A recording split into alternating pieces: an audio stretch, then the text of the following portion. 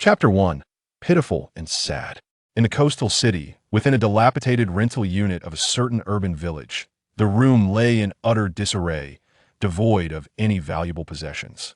A makeshift bed, constructed from iron frames, was cluttered with filthy garments, some belonging to an adult male, others to a young girl, emitting a foul odor that suggested they had lingered there for an extended period. The sofa was equally worn, resembling a piece salvaged from a refuse heap. A young man, rendered insensible by inebriation, lay motionless upon it.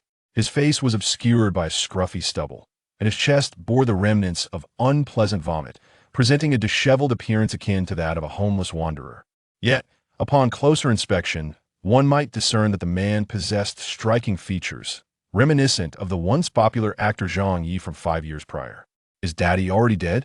murmured a filthy little girl from the corner, her voice tinged with timidity and fear. She sat curled up, a trace of blood at the corner of her mouth, her emaciated arms bruised and battered, a testament to prolonged neglect.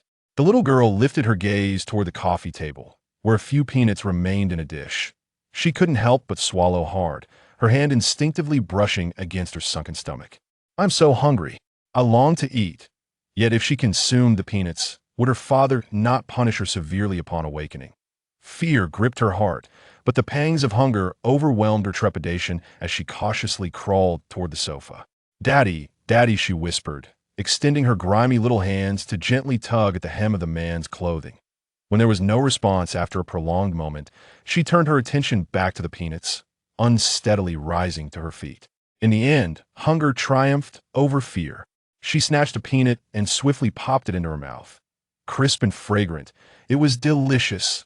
The little girl was so absorbed in her feast that she failed to notice the man behind her stirring suddenly, his inky black eyelashes fluttering and his deep, dark eyes slowly opening.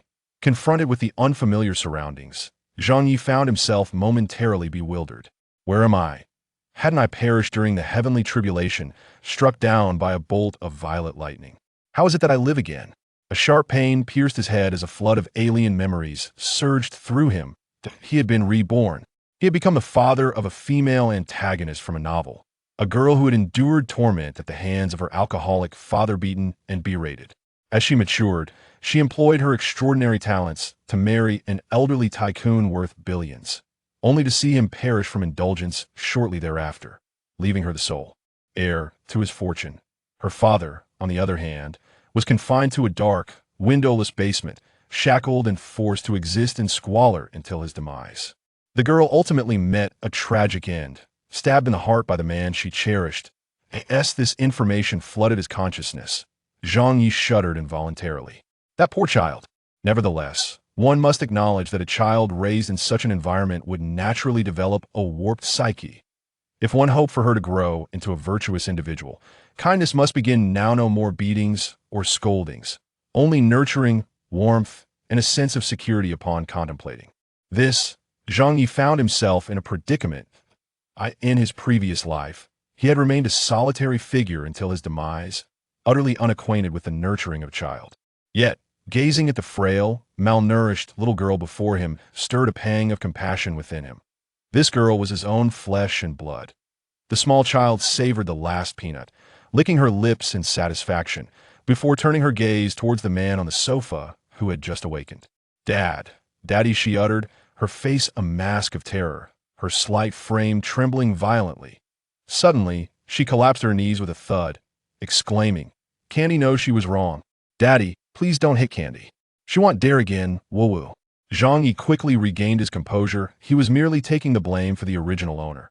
The previous persona frequently resorted to shouting and hitting his daughter, a common occurrence, whether in anger or joy, and especially when intoxicated. Observing the fragile and frightened little creature before him, Zhang Yi simply could not reconcile her with the cold-hearted and cruel villain she was destined to become. How does one console a child? Zhang Yi furrowed his brow, utterly lacking in experience. As he remained silent for a prolonged moment, Candy trembled even more, fearfully calling out, "Please don't hit Candy. Daddy, it hurts. Don't hit Candy." A sense of distress welled up within Zhang Yi. The original owner was indeed a scoundrel. He reached out and gathered Candy in his arms, patiently soothing her. "Daddy won't hit Candy. But Candy must promise not to cry anymore. Candy gasped in astonishment. Daddy, don't hit Candy. Candy will be very good. Daddy will not hit Candy. From now on, Daddy will never hit Candy again, but you must stop crying. With a blend of coaxing and gentle reprimand, Candy finally ceased her tears, her large, dark eyes gazing at Zhang Ye in bewilderment. What a tragedy. Such a delightful little girl. And her biological father had the heart to inflict harm, yet Zhang Ye could never bring himself to do so. Moreover, he felt an overwhelming urge to pamper her. Candy, be good. Daddy will never hit you again. Candace's eyes sparkled like stars, brimming with anticipation. Daddy, Candy will be good. I will go cook noodles for you right now. Zhang Yi was taken aback, such a young child, barely taller than the kitchen counter. As Candy rushed out a few steps, she suddenly recalled that there was no food left in the house. The last few peanuts had been consumed. Anxiously wringing her fingers, she timidly confessed, Daddy, I'm sorry, there's nothing to eat at home. As she spoke, her little stomach emitted a series of hungry growls. Zhang Yi approached her, crouching down in front of her, attempting to take her hand, but Candy stumbled back in fright. What a pity. What kind of world is it where a daughter is so fearful of her own father? With a long, heavy sigh, mindful of not startling Candy further, Zhang Yi endeavored to speak softly. You must be hungry. Wait here at home, Daddy will go earn some money right now. Once I have some, I will take you out for a grand feast. He surveyed the chaotic room, cluttered with a heap of foul-smelling, dirty clothes, resolving to tidy up later. Suddenly, his phone rang. Daddy needs to take a call. Zhang Yi picked up the device. Hello? Who is this? Is this Teacher Zhang Yi? Yes, it is. Teacher Zhang, I am Gao Jie, the head of the Mango Program team. Teacher Huang Zongqi invites you to participate in the latest episode of Taking Cute Kids to Make Money. If you have some free time, please hurry and get ready, as our team will set off early tomorrow morning to pick you and your daughter up. With the memories of the original owner in mind, Zhang Yi quickly discerned the identities of the two individuals. Initially, he had no intention of participating in any program. Yet his current financial predicament compelled him to reconsider joining the show would signify increased exposure, which could lead to substantial earnings to support his daughter. With the original owner now deceased, he could not simply abandon his responsibilities. Daddy, I don't want to stay home alone. I want to go with you. What if Daddy drinks too much again? Sister Lanchi warned that excessive drinking could lead to death if that were to happen. I would be left an orphan. Despite Daddy's frequent harshness towards her, she still wished to avoid such a fate. Candy bit her lip, cautiously tugging at Zhang Ye's shirt. Her eyes filled with longing, making it utterly difficult to refuse her. Zhang Yi sighed and reluctantly nodded in agreement. I truly find you irresistible. Chapter 2. The first earnings worried that Tang Guo could not keep pace with him. Zhang Yi picked her up, furrowing his brow. This little girl is far too thin. I must ensure she receives proper nourishment. Dad, do we really have to go after her money now? Tang Guo asked, her head lowered, visibly unhappy, as she did not wish to beg on the streets. Zhang Yi, oblivious to her thoughts, had already resolved on his course of action. He intended to set up a stall on the Overpass to tell fortunes. Having spent a century in the Taoist realm in his previous life, this was the only skill he possessed that could be of use. Moreover, he had already predicted that they would enjoy a hearty meal today. Of course we must go out to earn money. Otherwise, what will we eat? Weren't you just complaining about hunger? He replied, My dear, from now on, you must learn to trust your father.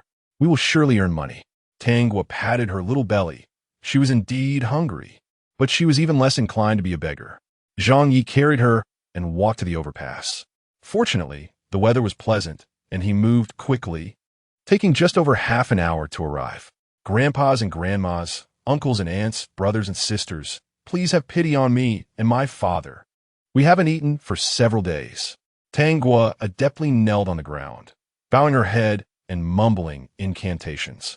Zhang Yi was momentarily stunned. What was happening? Surely, this child did not believe he had brought her out to beg. Tang Guo, quickly get up. We are not begging. He hastily helped her to her feet and patiently explained, Father can tell fortunes. Tang Guo glanced at Zhang Yi, puzzled by his words. In any case, we do not need to kneel and bow. Just sit beside your father and be adorable, he encouraged. Upon hearing the word adorable, Tang Guo's eyes sparkled. Was her father praising her? Ladies and gentlemen, do not miss this opportunity. Fortune-telling and divination. If it's inaccurate, you own nothing. Fortune-telling and divination. If it's inaccurate, You owe nothing. In an effort to secure a sumptuous dinner for themselves, Zhang Ye began to shout earnestly. This must be a scam, and they dare to claim it's free of charge. Removing the word bar makes it evident that he is a charlatan. Those who tell fortunes are usually elderly. Just look at him. Why must a young man engage in deceit? Hearing the remarks from passers-by, Tang Guo pouted, on the verge of tears, softly murmuring, "My father is not a scammer. He is not a scammer." Zhang Ye felt a surge of emotion at her words. This little girl's innate kindness was being forced into a villainous role by her own father. Just as he was about to comfort her, he noticed someone approaching. "Miss, please hold on." The woman he called to was a poised, middle-aged lady, clad in a black suit, black stockings, and elegant black leather heels. Chen Jing halted, turning her gaze towards Zhang Ye, her expression betraying both curiosity and caution. "Did you call me?" Zhang Ye remained seated on the ground, looking up to meet her gaze. "Yes, I called you." Chen Jing frowned. "I'm sorry, but I do not know you." With that, she attempted to walk away. 3 days ago, your son went missing, and there's been no news since. However, I can help you. I can find your son within 3 hours. Zhang Ye's words left Chen Jing momentarily stunned. Akin to a drowning person grasping their last straw, her breath quickening in anxiety. "Master, can you truly find my son?" Zhang Ye wore an inscrutable expression. Believe it or not, after a brief hesitation, Chen Jing gritted her teeth and inquired, "Master, may we speak in a different location?" Her son had been missing for 3 days. She and her husband had reported to the police, yet no leads had emerged. The longer they delayed, the more she feared for his safety. Without pretense, Zhang Ye promptly picked up candy and accompanied Chen Jing to a nearby CAF. Glancing at the little girl in Zhang Ye's arms, a flicker of curiosity crossed Chen Jing's face. "Master, is this your daughter? She is truly beautiful, like a porcelain doll." Zhang Ye smiled, affectionately kissing Candy's forehead as he replied, "Yes, she is my daughter, 5 years old now." Candy froze for a moment. Her eyes sparkling. "Daddy, did you just kiss me?" She shyly touched the spot on her forehead where he had kissed her, breaking into a bashful smile. Chen Jing managed a bittersweet smile. "My son is 13 this year. Though a bit mischievous, he is very sensible. He must have overheard his father and me discussing divorce." Candy interjected, "Does divorce mean that daddy and mommy don't live together anymore?" Zhang Ye chose to overlook Chen Jing's melancholy and urged her, "Miss Chen, please provide me with your son's birth date and time so that I can deduce his current whereabouts." Chen Jing requested paper and a pen from the waiter and wrote down her son's birth details for Zhang Ye. After a moment of contemplation, Zhang Ye's expression subtly shifted as he calmly stated, "Miss Chen, your son's disappearance is linked to your husband and the woman he is involved with. You must contact the police immediately and have them rush to the abandoned warehouse on the outskirts of the city. If you delay further, I cannot guarantee." Chen Jing's face paled. She had suspected her husband might be unfaithful, but had struggled to find evidence. Now that Zhang Ye had pointed it out, she remained skeptical. She and her husband had been young partners, married for 15 years without a single quarrel, maintaining a respectful distance. On holidays, he would always surprise her with gifts and transfers. Yet now, with her beloved son's life at stake, she felt compelled to act. Resolute, Chen Jing wasted no time. She picked up her phone and dialed the lead investigator, Xing. She then looked up at Zhang Ye, calmly saying, "Master, please provide me with your bank account details. I shall transfer the funds to you now." Upon hearing Chen Jing's intent to pay, Zhang Ye felt a wave of relief. With money, he could treat Candy to a hearty meal. "Miss Chen, please give me a deposit of 100 yuan, and I will take my daughter out for a nice meal. The remaining amount can wait until you see your son." He then sent her his phone number and bank account details. With her mind preoccupied with her son, Chen Jing hesitated briefly before handing Zhang Ye 100 yuan in cash. "Master, rest assured, once I see my son, I will transfer the money to you without delay." Zhang Ye smiled lightly, his tone nonchalant. "To be honest, Miss Chen, I am not concerned about you withholding the payment." The words, seemingly innocuous, fell upon Chen Jing's ears, eliciting an unmistakable sense of threat. Her heart quivered, and she dared not delve deeper in her thoughts. She hastily expressed her gratitude to Zhang Ye and left with great urgency. The quiet Candy looked up at Zhang Ye, her round, glistening eyes bright and clear, cautiously inquiring. "Daddy, have we made money?" Chapter 3. Mistaken for a human trafficker, observing the obedient and sensible little girl by his side. Zhang Ye could not help but curse the original owner of this body internally, deeming him more beastly than a mere animal. How could he have had the heart to harm such a delightful child? It was utterly devoid of conscience. Once he had money in hand, he resolved to purchase some nourishing food to properly care for his daughter. Zhang Ye lifted Candy onto his lap, causing her to instinctively struggle, her face filled with terror. "Daddy, please don't hit me. Daddy, please. Sweetheart, Daddy would never hurt you. I merely wish to hold you." Zhang Ye's heart ached. It was evident she had endured countless beatings and scoldings to develop such a conditioned response. "Daddy wants to tell you, I've earned money. Candy, please tell me what you wish to eat, and I will take you to buy it right now." With tear-filled eyes, Candy gazed at Zhang Ye, her expression still fraught with unease. Zhang Ye sighed in resignation, attempting to reach out to pat her head, but the moment he lifted his hand, she flinched away. "My dear, it was wrong of Daddy in the past. I apologize. If you harbor resentment, feel free to hit me as hard as you like." As he spoke, Zhang Ye presented his face to her. Candy stared at him for a moment before suddenly bursting into tears, as if seeking to release all the grievances she had endured. Being in a CEF, her cries attracted the attention of several onlookers. "How can he manage a child like this? She has crying so hard, and he doesn't even comfort her properly. Could he be a human trafficker? I've heard of children going missing in other places recently. Should we call the police? He doesn't look like one. He resembles a certain male celebrity who was quite popular years ago, though I can't recall his name. Let's call the police. Better safe than sorry. We cannot let him escape." Even though Zhang Ye had been reborn, his sensitivity to his surroundings was unparalleled, and he immediately sensed the hostility directed at him. Adhering to the principle of avoiding unnecessary trouble, he intended to leave with Candy in his arms. However, as he stood, a crowd of concerned citizens swiftly gathered around him. "Stop right there. We've already called the police. Don't say anything until they arrive. And make sure you explain everything clearly. You certainly don't look like a good person. This child must be one you've abducted. I assure you, you will not escape today." The crowd, fueled by righteous indignation, had collectively branded Zhang Ye as a human trafficker. Meanwhile, Candy continued to sob, her tear-filled eyes occasionally glancing up at her father. She sensed that he was indeed different from before. He smiled at her, kissed her, and even promised to take her out for delicious food, asking her what she desired. Zhang Ye remained unperturbed. He had calculated that this was merely a minor hiccup that would soon pass. After some time, Candy finally ceased her crying. However, she noticed that many people were watching her, and for a moment, she froze, gazing blankly at Zhang Ye, shyly burying her small face in his chest. Zhang Ye could not help but laugh heartily. The expression on this little girl's face was simply adorable. A human trafficker. How could he still have the audacity to smile? When the police arrive, I will see how he cries. Indeed, such a scoundrel must be punished. Little sister, do not be afraid. The police will come to rescue you soon. Just hold on a little longer. All of us here will protect you. Is there a misunderstanding here? I feel as if this man looks familiar, reminiscent of that once popular but later vanished male celebrity. What was his name again? Zhang Ye. Yes, that is him. His face bears a striking resemblance to those photos circulating online. Hearing this, someone remarked, "It does seem quite similar." The reason for his disappearance surely couldn't be something as absurd as having a child, could it? Wow, what a scoop. As if sensing the discussion about Zhang Ye, Tang would timidly lifted her head.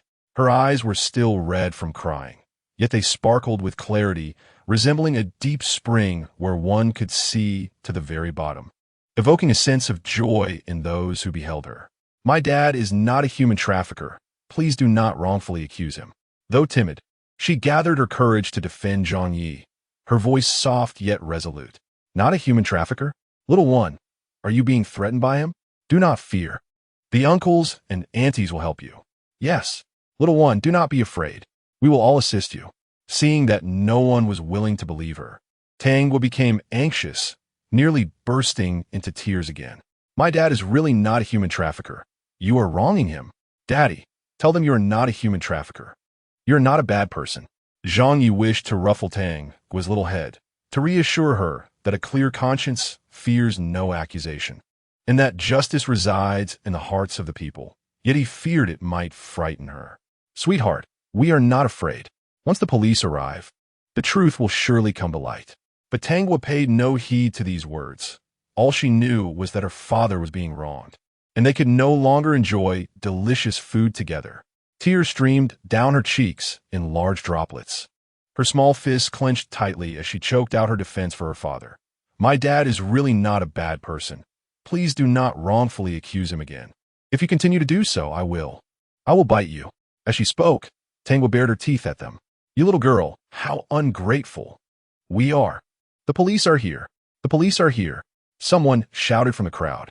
A woman, previously interrupted, rushed forward with urgency, speaking out unevenly. "Officer, there is a human trafficker here. You must arrest him quickly. This man is cunning and threatened the child to help him defend himself." Thankfully, we were numerous enough to stop him. Zhou Chaoyang glanced at Zhang Ye and then at the little Tangwa cradled in his arms. Before he could speak, Tangwa summoned her courage. Her face flushed, and with a sweet voice, she explained to the officer, "Officer, I am my daddy's biological daughter. I have lived with him since I was little. Please, do not take my daddy away. He is not a human trafficker." Yo Chao Yang Tog, which child recently abducted, would willingly defend a trafficker. This is undoubtedly a misunderstanding. Nevertheless, we must thank everyone for their enthusiasm. Please disperse now. Please disperse. Zhou Chaoyang instructed his colleagues to disperse the onlookers. Finally, he looked up at Zhang Ye and said, "Provide me with your ID number." Although he harbored doubts about whether Candy was indeed the child abducted by Zhang Ye, the procedural formalities had to be observed. Soon, the technical department sent the gathered information to Zhou Chaoyang. He glanced at the data before turning to Zhang Ye. "Please provide the child's specific details. If they match, it will prove you're not a trafficker." Zhang Ye immediately recited Candy's identification information. Despite the original owner frequently mistreating Candy, he clearly remembered her date of birth. With the crucial information aligning, it was evident he was not a trafficker. "Mr. Zhang, you may take the child and leave." Yo Chao Yang Ditlaret. Zhang Ye narrowed his eyes slightly, fixing his gaze on Zhou Chaoyang's face, then produced the last remaining coin from his pocket. "Officer Zhou, whether you believe it or not, within 3 days, you shall encounter a calamity. Keep this coin in your chest pocket, and do not remove it except when bathing." Chapter 4. Striving for a better life with Candy without waiting for Zhou Chaoyang's response, he pressed the coin into the officer's chest pocket, then embraced Candy and turned it apart. "Conceal your merits and fame." "A calamity?" Zhou Chaoyang furrowed his brow, examining the coin he had taken from his pocket, then gazing at Zhang Ye's retreating figure. Surely, this man was trying to frighten him. Yet, reflecting on his responsibilities towards his aging parents and young children, he realized that should anything happen to him, his family would undoubtedly be devastated. After a moment's hesitation, Zhou Chaoyang placed the coin back into his chest pocket. Leaving the CAF, Zhang Ye took Candy to a restaurant. He ordered 3 dishes, a mix of meat and vegetables, with over 30 remaining. After their meal, he intended to buy Candy a small cake. Earlier, they had passed a bakery, and Candy was captivated by the various cake designs. Yet, when he asked if she wanted one, she surprisingly declined, even though her mouth nearly watered at the sight. Zhang Ye sighed softly, lamenting the dire financial situation. "Daddy, you eat." As the dishes arrived, Candy adeptly served a piece of braised pork into Zhang Ye's bowl. Observing the tender, succulent meat, Zhang Ye felt a pang of guilt. Had he not appeared, how woeful would this considerate daughter's life have been? "Sweetheart, you must eat too. I promise you from now on, I will never let you go hungry again." Candy timidly glanced at Zhang Ye, then at the fragrant braised pork and minced chicken egg. Would she really not go hungry again? Noticing Candy's hesitation to pick up her chopsticks, Zhang Ye sighed again. "Darling, listen to Daddy. Let us eat quickly. We still have to tidy up the house afterward." In their current living conditions, he could no longer endure the filthy environment that exuded an unpleasant odor. Moreover, the production team would arrive early the next morning. The esteemed director had mentioned that the variety show would be broadcast live, allowing audiences nationwide to witness everything. Upon hearing the mention of cleaning the house, Candy's frail frame trembled with anxiety, and she eagerly volunteered, "Daddy, You rest when we get back. I will handle the cleaning. Zhang Ye was acutely aware that Tang Guo was trying to please him, which only deepened his discomfort. After the father and daughter had their fill, Zhang Ye took Tang Guo to a cake shop, where he requested the proprietor to recommend several treats favored by children. The total came to 78 yuan. As he rummaged through his pockets, he discovered a mere 30 yuan remaining, which was insufficient. In all his years, this was the first time he found himself thwarted by finances. Nevertheless, he was reluctant to disappoint Tang Guo. After a moment's hesitation, he approached the cashier, saying, "I currently possess 32 yuan. May I return later with the remaining 46? The cashier scoffed, her expression replete with disdain. "You are quite amusing. You dare to purchase so much without sufficient funds. Let me make it clear, credit is not an option. You can either take the items worth 32 yuan or leave empty-handed. Please, consider my situation. I assure you I will return with the money," he pleaded. The cashier's impatience was palpable, as if Zhang Ye were attempting to obtain something for free. Hearing the cashier berate him, Tang Guo's eyes glistened with tears, and she anxiously tugged at his sleeve, exclaiming, "Daddy, I don't want cake anymore. I don't like cake. Let's go." What child does not adore cake? Zhang Ye understood that Tang Guo was concerned for his feelings. Before he could comfort her, the cashier sneered, "You can't even manage a child. At least children have some sense of pride. You, as an adult." Before the cashier could finish her scornful remark, Zhang Ye's phone rang. He quickly glanced at the screen. It was Chunjing. "Master, I found my son. I cannot thank you enough. Without you, my son." Chunjing's voice trembled with emotion. "I'm relieved that he is safe," Zhang Ye replied, purposefully clearing his throat. "Miss Chun, might I remind you that the remaining payment is due?" Chunjing paused, then replied hastily, "I will transfer it now." Moments later. His phone chimed with a notification. Zhang Ye checked his phone. The digits after 123 amounted to 6 zeros, indicating 1 million yuan. Chunjing displayed a commendable sense of propriety. Shortly thereafter, Chunjing called again, her tone respectful. "Apologies, master. My current liquidity is limited. I can only provide you with 1 million. Your generosity is appreciated." In truth, he had not anticipated such a substantial sum. With this money, he could relocate to a better dwelling with Tang Guo, as he could no longer endure the chaotic rental unit. He also needed to purchase several lovely outfits for her, as the one she currently wore was far too large and ill-fitting, a gift from an unknown benefactor. "Master, may I visit you tomorrow? I have a few matters I wish to discuss." Zhang Ye replied in a measured tone, "I may be occupied over the next few days with a recording, but you're welcome to see me now." Chunjing's heart leaped with joy as she responded, "Master, where are you? I will come to you." Zhang Ye provided her with the address. "Please take your time, Miss Chun, but do remember to proceed cautiously at the intersection." As the call concluded, Zhang Ye settled the payment with his mobile device, cradling a bag of candy in one hand and carrying a cake in the other as he departed. Passing by a nearby real estate agency, he pushed open the door and stepped inside. Upon entering, a middle-aged man greeted him warmly, inquiring whether he was looking to purchase or rent a property. "Renting," Zhang Ye responded. "A two-bedroom apartment with a pleasant environment. Price is not a concern." With merely 1 million in hand, he realized that in this near first-tier city, it was impossible to acquire a decent home, thus opting to rent a more comfortable space for the time being. "Moreover, we intend to move in today." Upon hearing that price was not an issue, Liao promptly replied, "I happen to have an apartment by the river, 16th floor, 2 bedrooms, and a living room, an excellent layout, facing south. With summer approaching, you won't even need to turn on the air conditioning at night. It will be quite comfortable. If you find it satisfactory, we can view the property now, and if it meets your expectations, we can sign the contract immediately." Zhang Ye, who was indeed looking for a cozy residence and was eager to move in, readily agreed to Li Yao's proposal. Before setting off, he sent a message to Chunjing, altering their meeting location. An hour later, Zhang Ye finalized the rental agreement with Li Yao's agency and received the key code to the apartment. He merely needed to purchase essential items like bedding and towels before officially moving in with the candy. "Master, it seems Candy is a bit fatigued. Perhaps you should let her rest at home. If you require anything, simply provide me with a list, and I shall have my secretary procure it."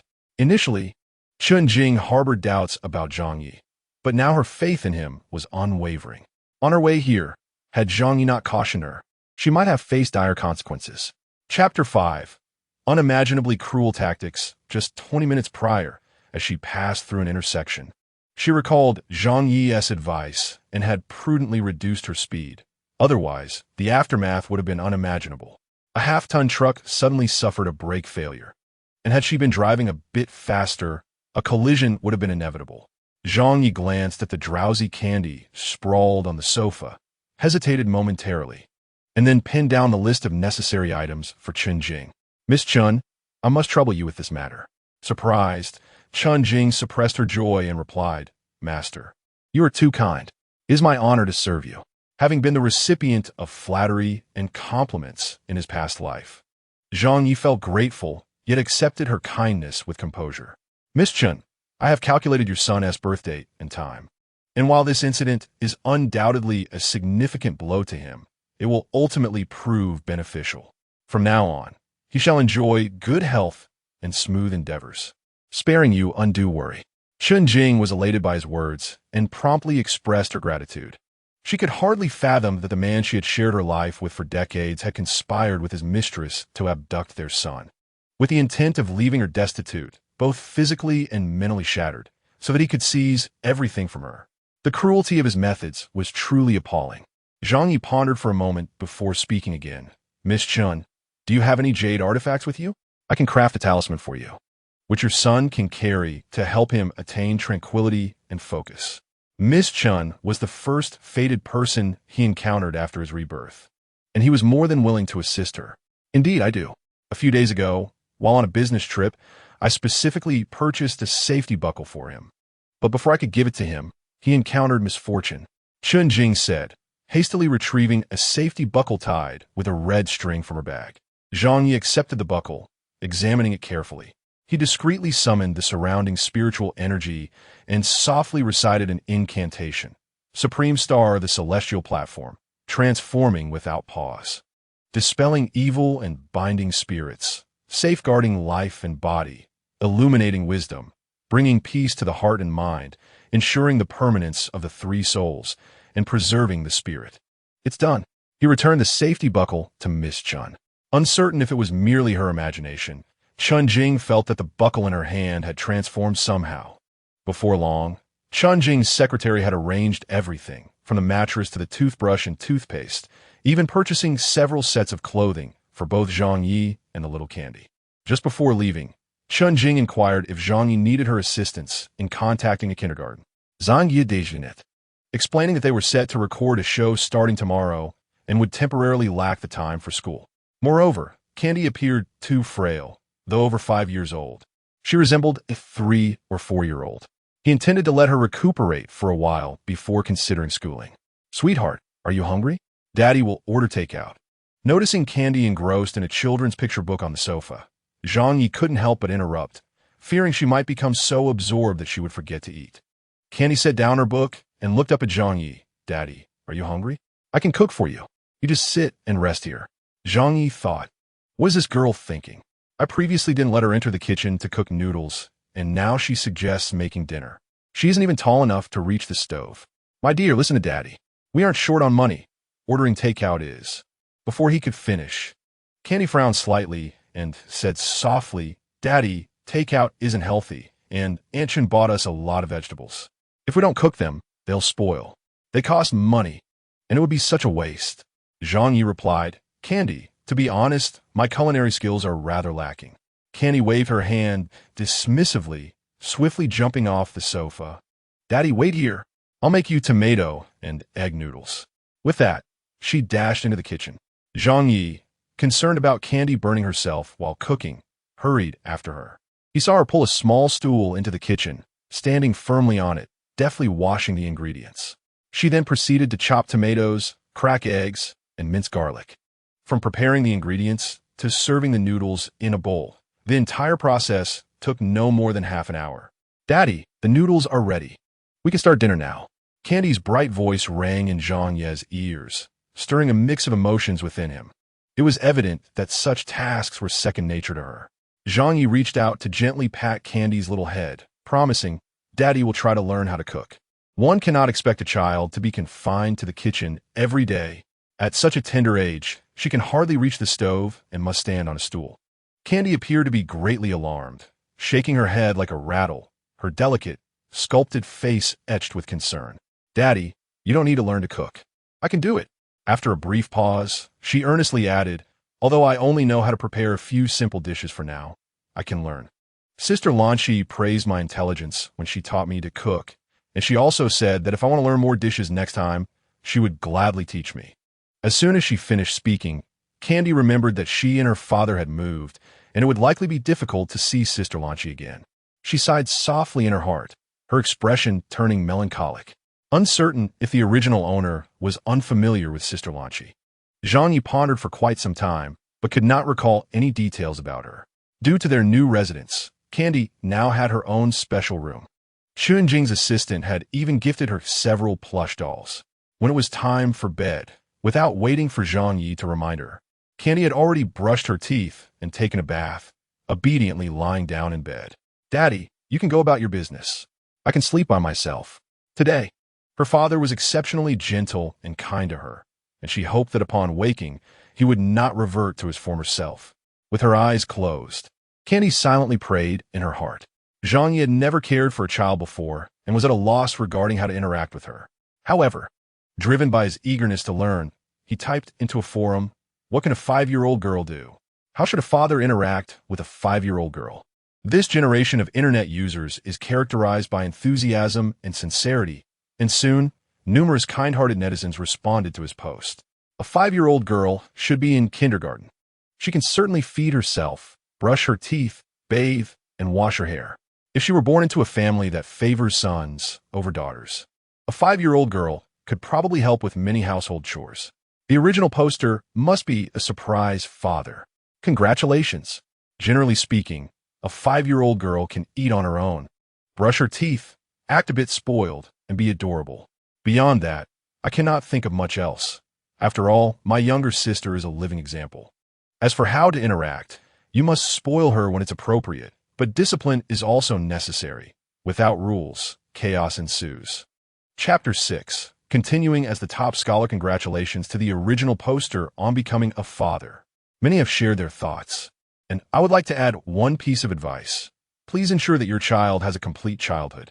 As for a girl, she must be cherished, otherwise, a careless boy might easily deceive her when she grows up. My sister just turned 5 this year and knows nothing, always passing the buck. Are you wealthy, original poster? If so, raise her with abundance, buy her whatever she desires, and take her wherever she wishes to go. Zhang Ye carefully read through the responses and ultimately concluded that he must indulge her. This, in turn, meant he would need to earn a substantial income and learn to cook, or else how could he spoil little Candy? As Zhang Ye prepared to retire for the night, he received a phone call from the production team of Going to Earn Money with Dad, informing him that an email had been sent to his inbox. This email contained important notes and preparations regarding the upcoming recording of a show. In his previous life, Zhang Ye was a distinguished figure in the Taoist realm, having achieved a breakthrough in the Great Tao before the age of 50. However, misfortune struck during his tribulation, as he was unexpectedly struck by a rare purple heavenly lightning, resulting in his untimely demise. Given a second chance at life, he initially sought to avoid the relentless struggle of his past. Yet the words of netizens echoed in his mind. He felt he lacked the luxury of complacency. This variety show spanned 21 days and was divided into 3 segments. The production team emphasized sincerity, primarily documenting the journey of fathers and their adorable children as they endeavored to earn a living. Half of the earnings generated from the show would be allocated to support underprivileged children. At the onset of each episode, the crew would provide a mere 100 yuan as seed money and accommodations, forbidding fathers and children from accepting assistance from fans. Their financial success would solely depend on their labor and efforts. That night, Zhang Ye dreamt of the immortal realm from his previous life, still embodying the prodigious talent he once was. As dawn broke, he rose early, noticing a faint, bag-like pattern imprinted on his arm that had not been there the night before. With a moment's hesitation, he gently pressed his finger against it, and a vast space materialized in his consciousness, filled with various items. Upon closer inspection, elation washed over him. He had discovered the Qianquan bag that had accompanied him for much of his former life. However, his current diminished strength allowed him to perceive only a small corner of the bag, with the majority of the space shrouded in white mist. Yet, even this glimpse brought him immense satisfaction. Changing into loose-fitting attire, he settled quietly on the balcony to meditate, soon immersing himself in a state of deep contemplation. Suddenly, a tender yet timid voice broke through his reverie. Dad, where are you?" It was Candy, her eyes glistening with unshed tears, standing before him with an expression of distress. In a moment, she managed to suppress her tears and cautiously inquired, "Dad, are you hungry? What would you like for breakfast? I can go buy it for you." Upon her arrival the previous afternoon, she had taken note of several breakfast shops near the entrance. Sighing internally, Zhang Ye reflected on how young she was, yet she bore such burdens, worrying about dinner and breakfast. He reached out to pat Candy's head, only for her to recoil in fear, clutching her small head and nearly crying out, "Dad, don't hit me. I was wrong." Zhang Ye sighed again, reminding himself to be patient and not to rush. He gently embraced Candy, soothing her with tender words. "My dear girl, the past was my fault. I apologize to you for it, all right? Father will never lay a hand on you again." Candy timidly raised her head, her eyes glimmering with suspicion. She scrutinized Zhang Ye for a prolonged moment, her little brow furrowed tightly. Had the ghost that clung to her father not yet departed? After lying in bed last night, Candy had contemplated extensively, arriving at a singular conclusion. Her father must be possessed by a spirit. Otherwise, how could such a drastic transformation occur? With wide eyes fixed on Zhang Ye, she pressed her lips together and hesitantly inquired, Could you possibly stay here forever?" Zhang Ye was momentarily taken aback. Could it be that this little girl had discerned something? Before he could respond, Candy swiftly covered her mouth, her expression cautious. "Do not be afraid. I want to divulge your secrets to anyone. If you doubt me, we can make a pinky promise. I would never deceive you." As she spoke, she extended her bony little finger. Zhang Ye felt an unsettling sensation. Was this child attempting to extract information from him? Had his transformation been so conspicuous that it aroused her suspicions? If that were the case, was she not exceedingly astute for her age? Contemplating Candy's future identity, Zhang Ye awkwardly tugged at the corners of his mouth. The story's most formidable antagonist must have been remarkable even in childhood. Clearing his throat deliberately, he sought to divert the conversation. "Well, my dear, you need not worry about the household matters from now on. Your father will take care of everything.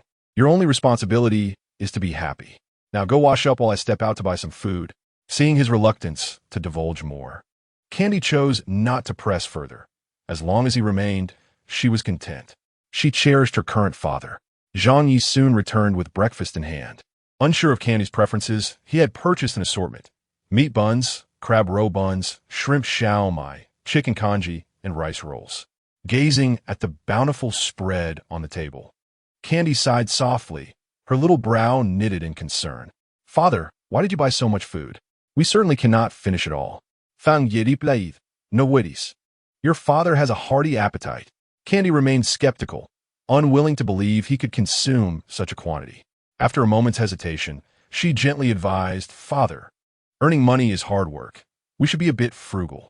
She did not wish to endure the hardship of living meal to meal, especially after their recent move, which had already drained their finances. Zhang Ye mused, "At such a tender age, you bear quite a burden of concerns. Do not fret about balding prematurely." Clearing his throat again, he spoke earnestly, "My dear, may I discuss something with you?" As she savored a delicious meat bun, Candy nodded eagerly, like a chick pecking at grains. "Father, please go ahead. I am listening." Chapter 7. Their goal is to earn money. Zhang Ye continued, "My dear, your father is capable of earning money. In the future, we shall move into a grand villa, and I will buy you many lovely princess dresses. Wherever you wish to travel, your father will accompany you. At that time, we will hire several professional chefs so you can have whatever your heart desires." Candy tilted her head, attentively gazing at Zhang Ye.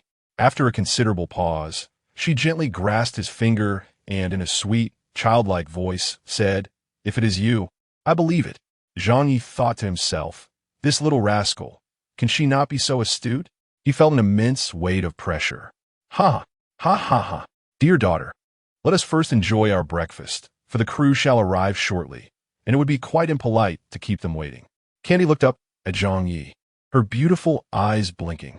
Daddy, I've already finished a large meat bun. Just a bit more porridge, and I shall be full. Zhang Ye furrowed his brow, glancing at the remaining breakfast, realizing they had indeed overpurchased. Suddenly, a knock resonated at the door. Daddy, you continue eating. I will answer the door. Candy nimbly slid off her chair and scampered toward the entrance. Zhang Ye, concerned for Candy's safety, trailed behind her, a half-eaten xiaomai in his mouth. Outside the door, several crew members stood, their expressions filled with confusion. This was no urban village. It was evidently a high-end residential area in Xiangqing, with an average price around 50,000. Even for rent, it would cost at least 8 or 9,000 a month. Before their arrival, they had heard Huang Zongqi mention that Zhang Ye's life had deteriorated significantly in recent years, living alone with his child in a rundown area, relying on a few old friends for sustenance, and struggling with alcoholism, neglecting his child. It was only due to Huang Zongqi's strong recommendation that the director considered him at all. However, in stark contrast to the peak of his career, Zhang Ye's current predicament was akin to a celestial body fallen from grace. Once, he traversed the world surrounded by admirers, residing in luxurious villas complete with private gardens and swimming pools, several of which, all located in major cities, were valued at over 100 million each. Regrettably, his descent began with a gambling addiction, leading to the loss of all his possessions and a debt of over 1 million in high-interest loans. Were it not for his ex-wife, Yang Xinyu, who out of sentimentality helped him settle this debt, he might have been cast into the depths of the ocean by now. Not only did he fail to appreciate her assistance, but he also accused her of deliberately plotting against him. In summary, his reputation within the industry had long been tarnished, with only kind-hearted individuals like teacher Huang willing to extend him a hand out of compassion. Soon, someone opened the door from within. A timid little girl stood at the threshold, her bright eyes shimmering like fireworks bursting in the night sky. Upon seeing the unfamiliar faces, Candy immediately became alert. "Who are you looking for?" "You must be little Candy. We're the crew of the show following Dad to make money. Is your father home?" "I know you. Daddy told me about you," she replied eagerly. Her father had mentioned that participating in this show could earn the money, and the thought excited her even more. Candy quickly invited them inside. Zhang Ye greeted them warmly. "Have you had breakfast? Would you care for some more? I seem to have prepared too much." The crew responded. "You mentioned being impoverished and relying on others for support, yet here you are with leftovers?" Most intriguingly, how was it that the Zhang Ye who had retreated from the spotlight for 6 years seemed to possess even more depth than before? His face remained unchanged, showing no signs of indulgence, yet it bore the marks of maturity, composure, and tranquility, imbued with an air of unworldly nonchalance.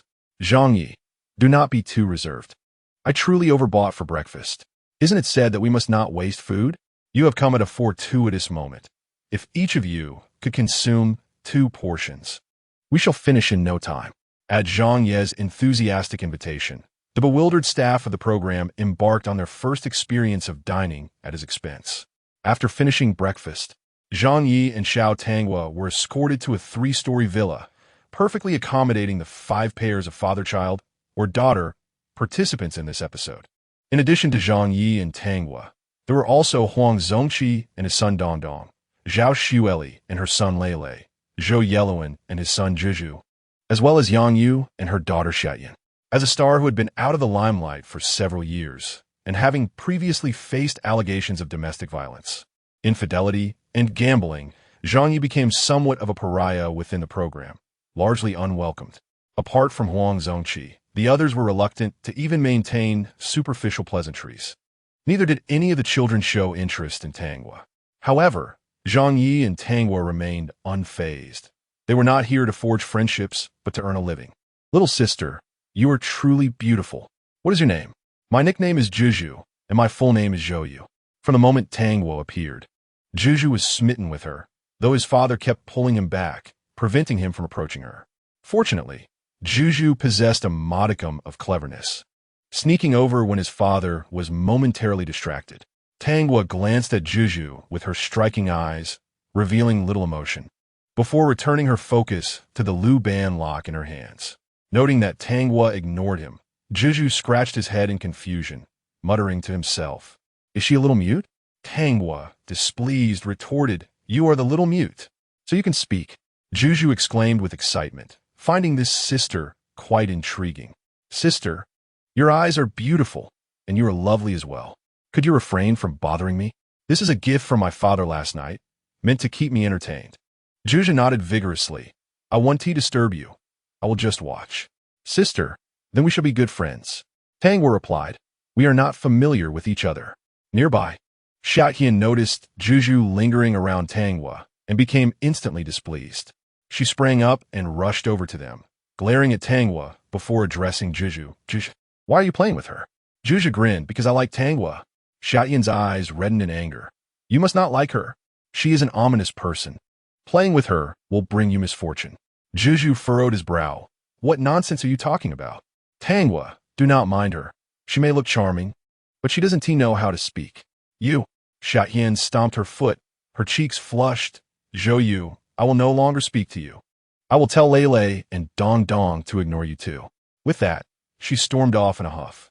Juju paid her no mind, continuing to gaze at Tanghua as she played with the Lu Ban lock. "Sister, may I play with it for a while?" Tanghua turned to glance at Juju, still saying nothing, yet she handed the Lu Ban lock to him. Chapter 8. Zhang Ye. The incorrigible scoundrel Jiu's eyes sparkled with excitement as she hurried to take the opportunity, showering compliments. "Sister, you are truly beautiful and kind-hearted. If anyone dares to bully you in the future, just let me know, and I will ensure they are taught a lesson." Tanghua tilted her head, her gaze towards Jiu shifting slightly, yet she remained silent and got up to find her father.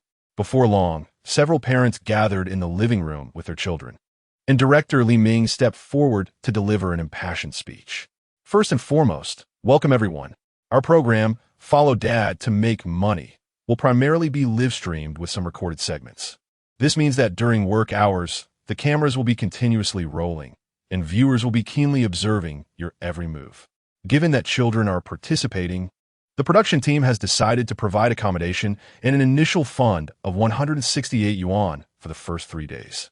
After that, you will be responsible for your own living expenses.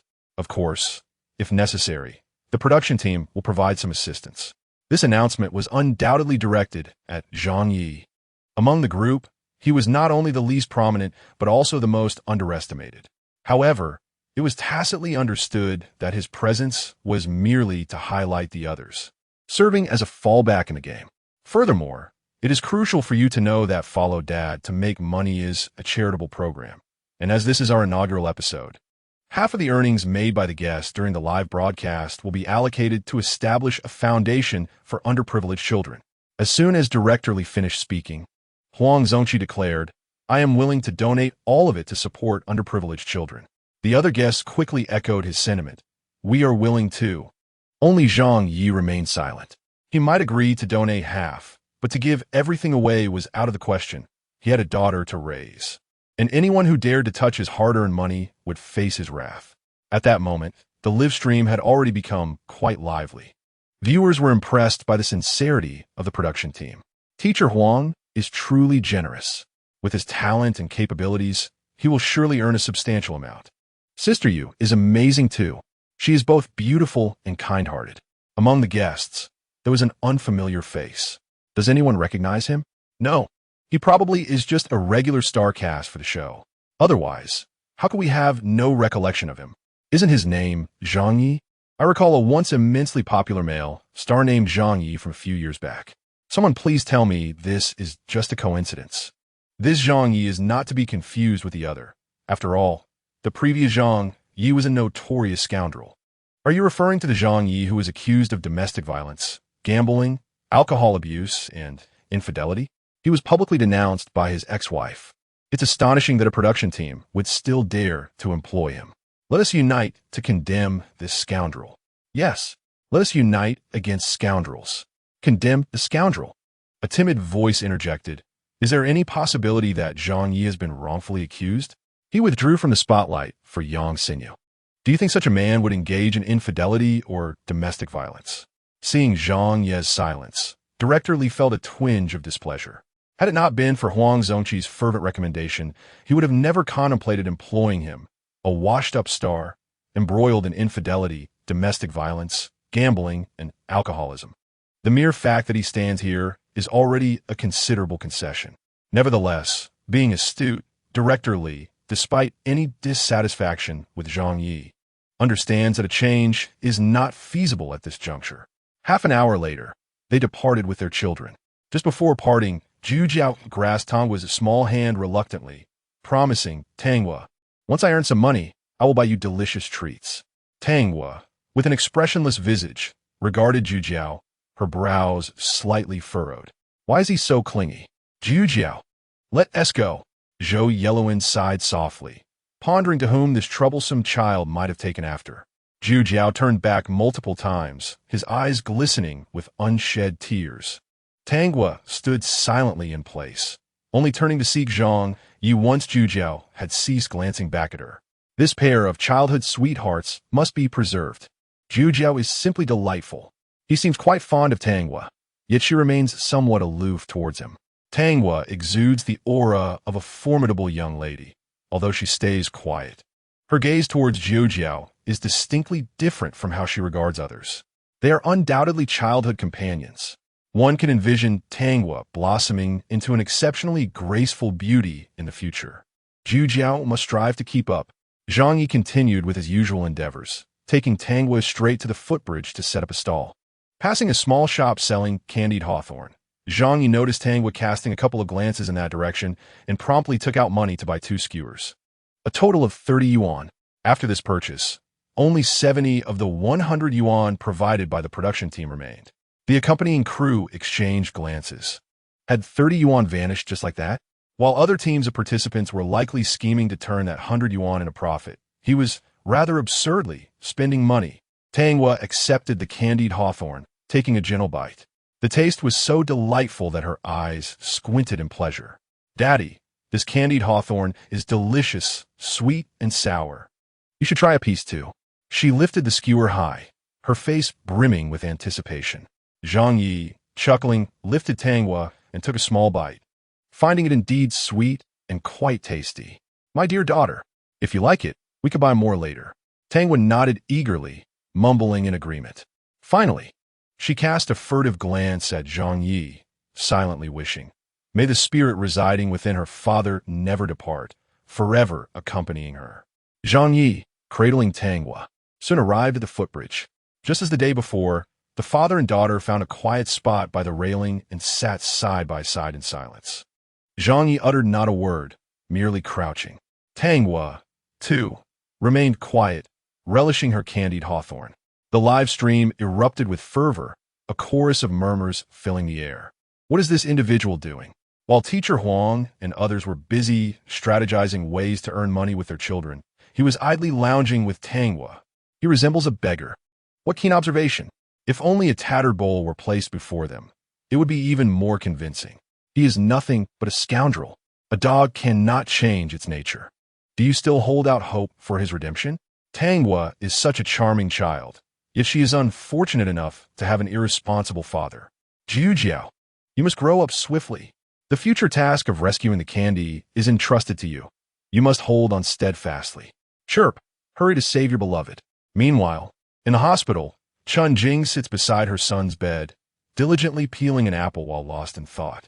When she inadvertently glances up, she is taken aback by the image displayed on her son Su Yexiao's tablet, exclaiming in astonishment, Master Zhang? Chapter 9. A case solved in a heartbeat. Su Yexiao looks at Chun Jing with curiosity, asking, Mom, do you know this person? Of course I do. He is Master Zhang. Had it not been for him, I would still be searching for you. Chun Jing candidly reveals to her son how she encountered Zhang Ye. Master Zhang is his savior, and he deserves to know this. As if a door to a new century has swung open. Su Yexiao gazes at Chun Jing in amazement and curiosity. Mom, is he really that remarkable? Chun Jing chuckles softly. What reason would I have to deceive you? Xiao Xiao, Master Zhang is your benefactor. and you must always remember that. Suddenly recalling something, she hastily sets aside the half-peeled apple and picks up her phone to call her friend Zhang Shumin. 3 years ago, Zhang Shumin's 5-year-old daughter was kidnapped. In her desperate attempt to rescue her, she paid the kidnappers a ransom of 5 million, yet she never saw her child again, and to this day, the kidnappers remain at large. Chen Jing is convinced that Zhang Ye can assist, just as he helped her find her son. He can also help Zhang Shumin locate her daughter. Half an hour later, Chen Jing brings Zhang Shumin to find Zhang Ye, who is selling goods on the overpass. Master Zhang, I'm truly grateful for your help regarding my son's situation. Chen Jing begins with small talk before introducing Zhang Shumin. Master Zhang. Shumin's daughter was kidnapped 3 years ago. The ransom was paid, yet she remains missing. I implore you to assist her. Though 3 years have passed, the mere mention of her missing daughter brings tears to Zhang Shumin's eyes. Master Zhang, I have heard about Jing's plight. If you can help me find my daughter, even if it is only her remains, I will reward you handsomely. I assure you, your efforts will not be in vain. Please, I beg you to help me. Observing the woman before him, whose tear-streaked face still exudes grace, Zhang Ye furrows his brow in contemplation. Yet, judging by her features, it seems she is destined to experience the loss of a child, though the depth of her philtrum suggests she will ultimately be blessed with children, leading to a joyful later life. It appears that once her daughter's matter is resolved, she will soon conceive naturally. After a moment, Zhang Ye speaks with a serious demeanor. Ms. Zhang, please provide me with your daughter's birth date and time. Suddenly, the previously sparse livestream room is flooded with viewers. What is happening? Don't tell me this domestic abuser can predict fortunes. It must be a setup. If he can really predict fortunes, I'll eat something unpleasant on my stream tonight. Hey, are you out of your mind? What if he genuinely can predict fortunes? Would you really eat something unpleasant? Goodness. The woman clad in a black professional attire whom I am acquainted with is my employer, a quintessential woman of strength. 3 years ago, her only daughter was kidnapped. The ransom was paid, yet the child remains missing to this day. Subsequently, her husband divorced her. In summary, despite her commanding a significant enterprise and possessing a fortune exceeding 100 million, her life is far from flourishing. Listening to the conversation from above, a flicker of recognition ignited within me. Indeed, there was such a news report 3 years ago. Could it be that the scoundrel, surnamed Zhang, truly possesses the ability to divine? Who knows? Let's observe. For the one who mentioned a live broadcast of consuming excrement is certainly not me. After acquiring the birth details of Ms. Zhang Shumin's daughter, Zhang Ye began to concentrate on his calculations. Mere seconds later, a wave of astonishment washed over him. It was evident that the fate foretold was one of early demise. Moreover, this fate had already manifested 3 years prior. Zhang Ye lifted his gaze to Ms. Zhang. Madame Zhang, what I am about to disclose necessitates the presence of the officer handling your case, so I kindly ask you to contact the police. Today, there shall be a resolution regarding your daughter. A chill ran through Zhang Shumin's heart, an ominous premonition enveloping her entirely as she turned to Chen Jing. Chen Jing, not lacking in wit, discerned from Zhang Ye's composed demeanor that he had already reached a conclusion. She grasped Zhang Shumin's hand, offering gentle solace. Shumin, 3 years have elapsed. This matter must find closure. You cannot perpetually dwell in the past. If this continues, there will come a day when you will collapse.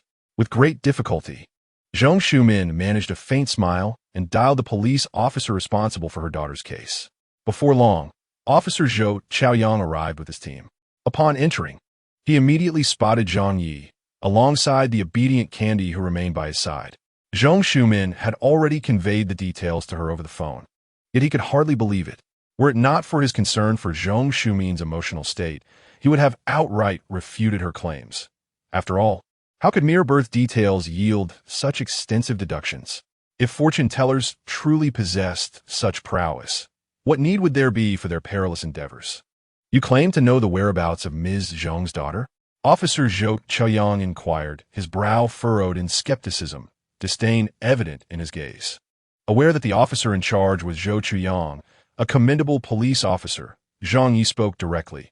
You must search to the west. 50 kilometers away lies a hillside.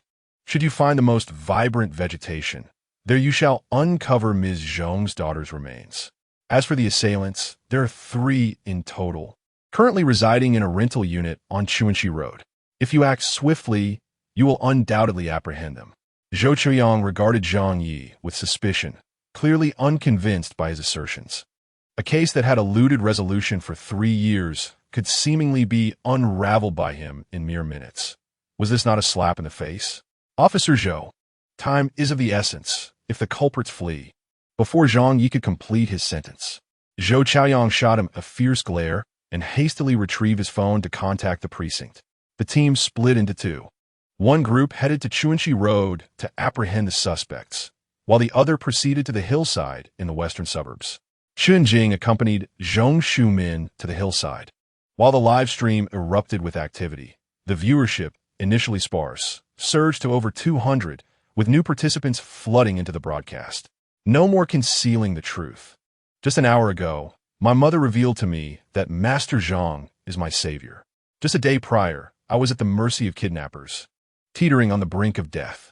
I believed my end was imminent, but it was through encountering Master Zhang that my mother learned of my plight, prompting her to alert the authorities for my rescue. Whether you believe it or not is of little consequence. I certainly do, and I am confident that Master Zhang will assist that lady in locating her missing daughter. Goodness, my dear brother, you have truly escaped from the jaws of death. Congratulations are in order. Those who survive great calamities are bound to find fortune ahead. To those above, you must be gullible to accept such fabricated tales. Clearly, this was prearranged. In any case, I would rather die than believe that a scoundrel could possess the gift of foresight. Are you suggesting that the police were also part of his scheme? Even he would not dare to engage in such audacity. Moreover, do you think that strong women are easily deceived? If Zhang Ye were bold enough to swindle, he would likely find himself behind bars for several years. Whether he truly possesses the ability to predict the future will soon be revealed. Just wait and see. Chapter 10. The significant decision of Candy tugged at Zhang Ye's sleeve, her voice soft as she inquired, "Daddy, is that lady's daughter still alive?" Zhang Ye embraced her, affectionately ruffling her hair, and replied, "That lady's daughter passed away 3 years ago." Instantly, Candy's spirits dampened. She wrapped her arms around Zhang Ye's neck, her voice muffled. "She must be very sad." After a brief pause, without waiting for Zhang Ye to respond, Candy leaned closer and whispered, "Could her daughter, like you, have gone into someone else? But she was so young. Surely, she would remember nothing." As she spoke, her cheeks puffed out like a little fish, and her brows knitted tightly together. Zhang Ye's mouth twitched in surprise. "What do you mean by like you? I cannot comprehend your words. Such matters must never be acknowledged. My dear, the cycle of life and death is a natural part of existence. Death is not to be feared, but oblivion is the true terror. You are still young and do not grasp these concepts." He had been incredibly unfortunate in his past life, having been so close to success, only to encounter an unexpected catastrophe. Candy pursed her lips, hesitating before asking softly, "Are you afraid your friends will forget you?" Zhang Yi pondered how to continue this conversation without causing distress. This little girl, can we still engage in joyful dialogue? Why must she delve into such heart-wrenching topics? Taking a deep breath to steady himself, he spoke earnestly, "My dear, you are overthinking. Death is simply death. There is no." Meeting Candy's bright, inquisitive eyes, he found it impossible to lie to her. Yet, could he truly share the experiences he had endured? Clearing his throat to subtly shift the subject, he asked, "Sweetheart, it's almost noon. What would you like to eat?" Candy pouted, momentarily displeased. However, she quickly remembered that Sister Lan she had mentioned everyone has their secrets in this world. Regardless of who he may be, she resolved to hold on to him and not let him leave alone. "I want to eat with Sister Lan," Candy exclaimed, her eyes sparkling with excitement as she sprang to her feet and dashed towards a young lady nearby. "Sister Lan, is that really you? At first, I thought I had misread the situation. Is that you, Sister Lan?" Zhang Yi quickly recalled the name, Su Lanqi, the landlord of the house he previously rented with Candy. She was beautiful and kind-hearted, in a stable financial situation, the only stranger who had ever shown them goodwill. He sat there, lost in thought, unwilling to greet Su Lanqi. "Mr. Zhang," she began, I mentioned before that if you encounter any difficulties, do not hesitate to speak to me. I will certainly do my best to assist you. But as she looked at Zhang Ye, who was sitting on a small stool begging, Su Lanqi bit her lip, feeling a deep-seated anger akin to disappointment at his self-destructive choices. He was so capable. Why must he squander himself like this? Zhang Ye sighed softly, contemplating the inevitability of fate. He raised his gaze to Su Lanqi, his expression calm and composed as he replied, Miss Su, I appreciate your kindness, but I am capable of earning my own living. Su Lanqi frowned, her face clouded with disappointment. Even though it was not her concern, she could not help but feel compelled. Is this truly your way of earning a living? You can't even afford the tuition for Candy's kindergarten. Zhang Ye thought to himself, is this girl being rather overbearing? What did his earnings have to do with her? If it weren't for her good treatment of Candy, he would hardly have bothered to engage with her.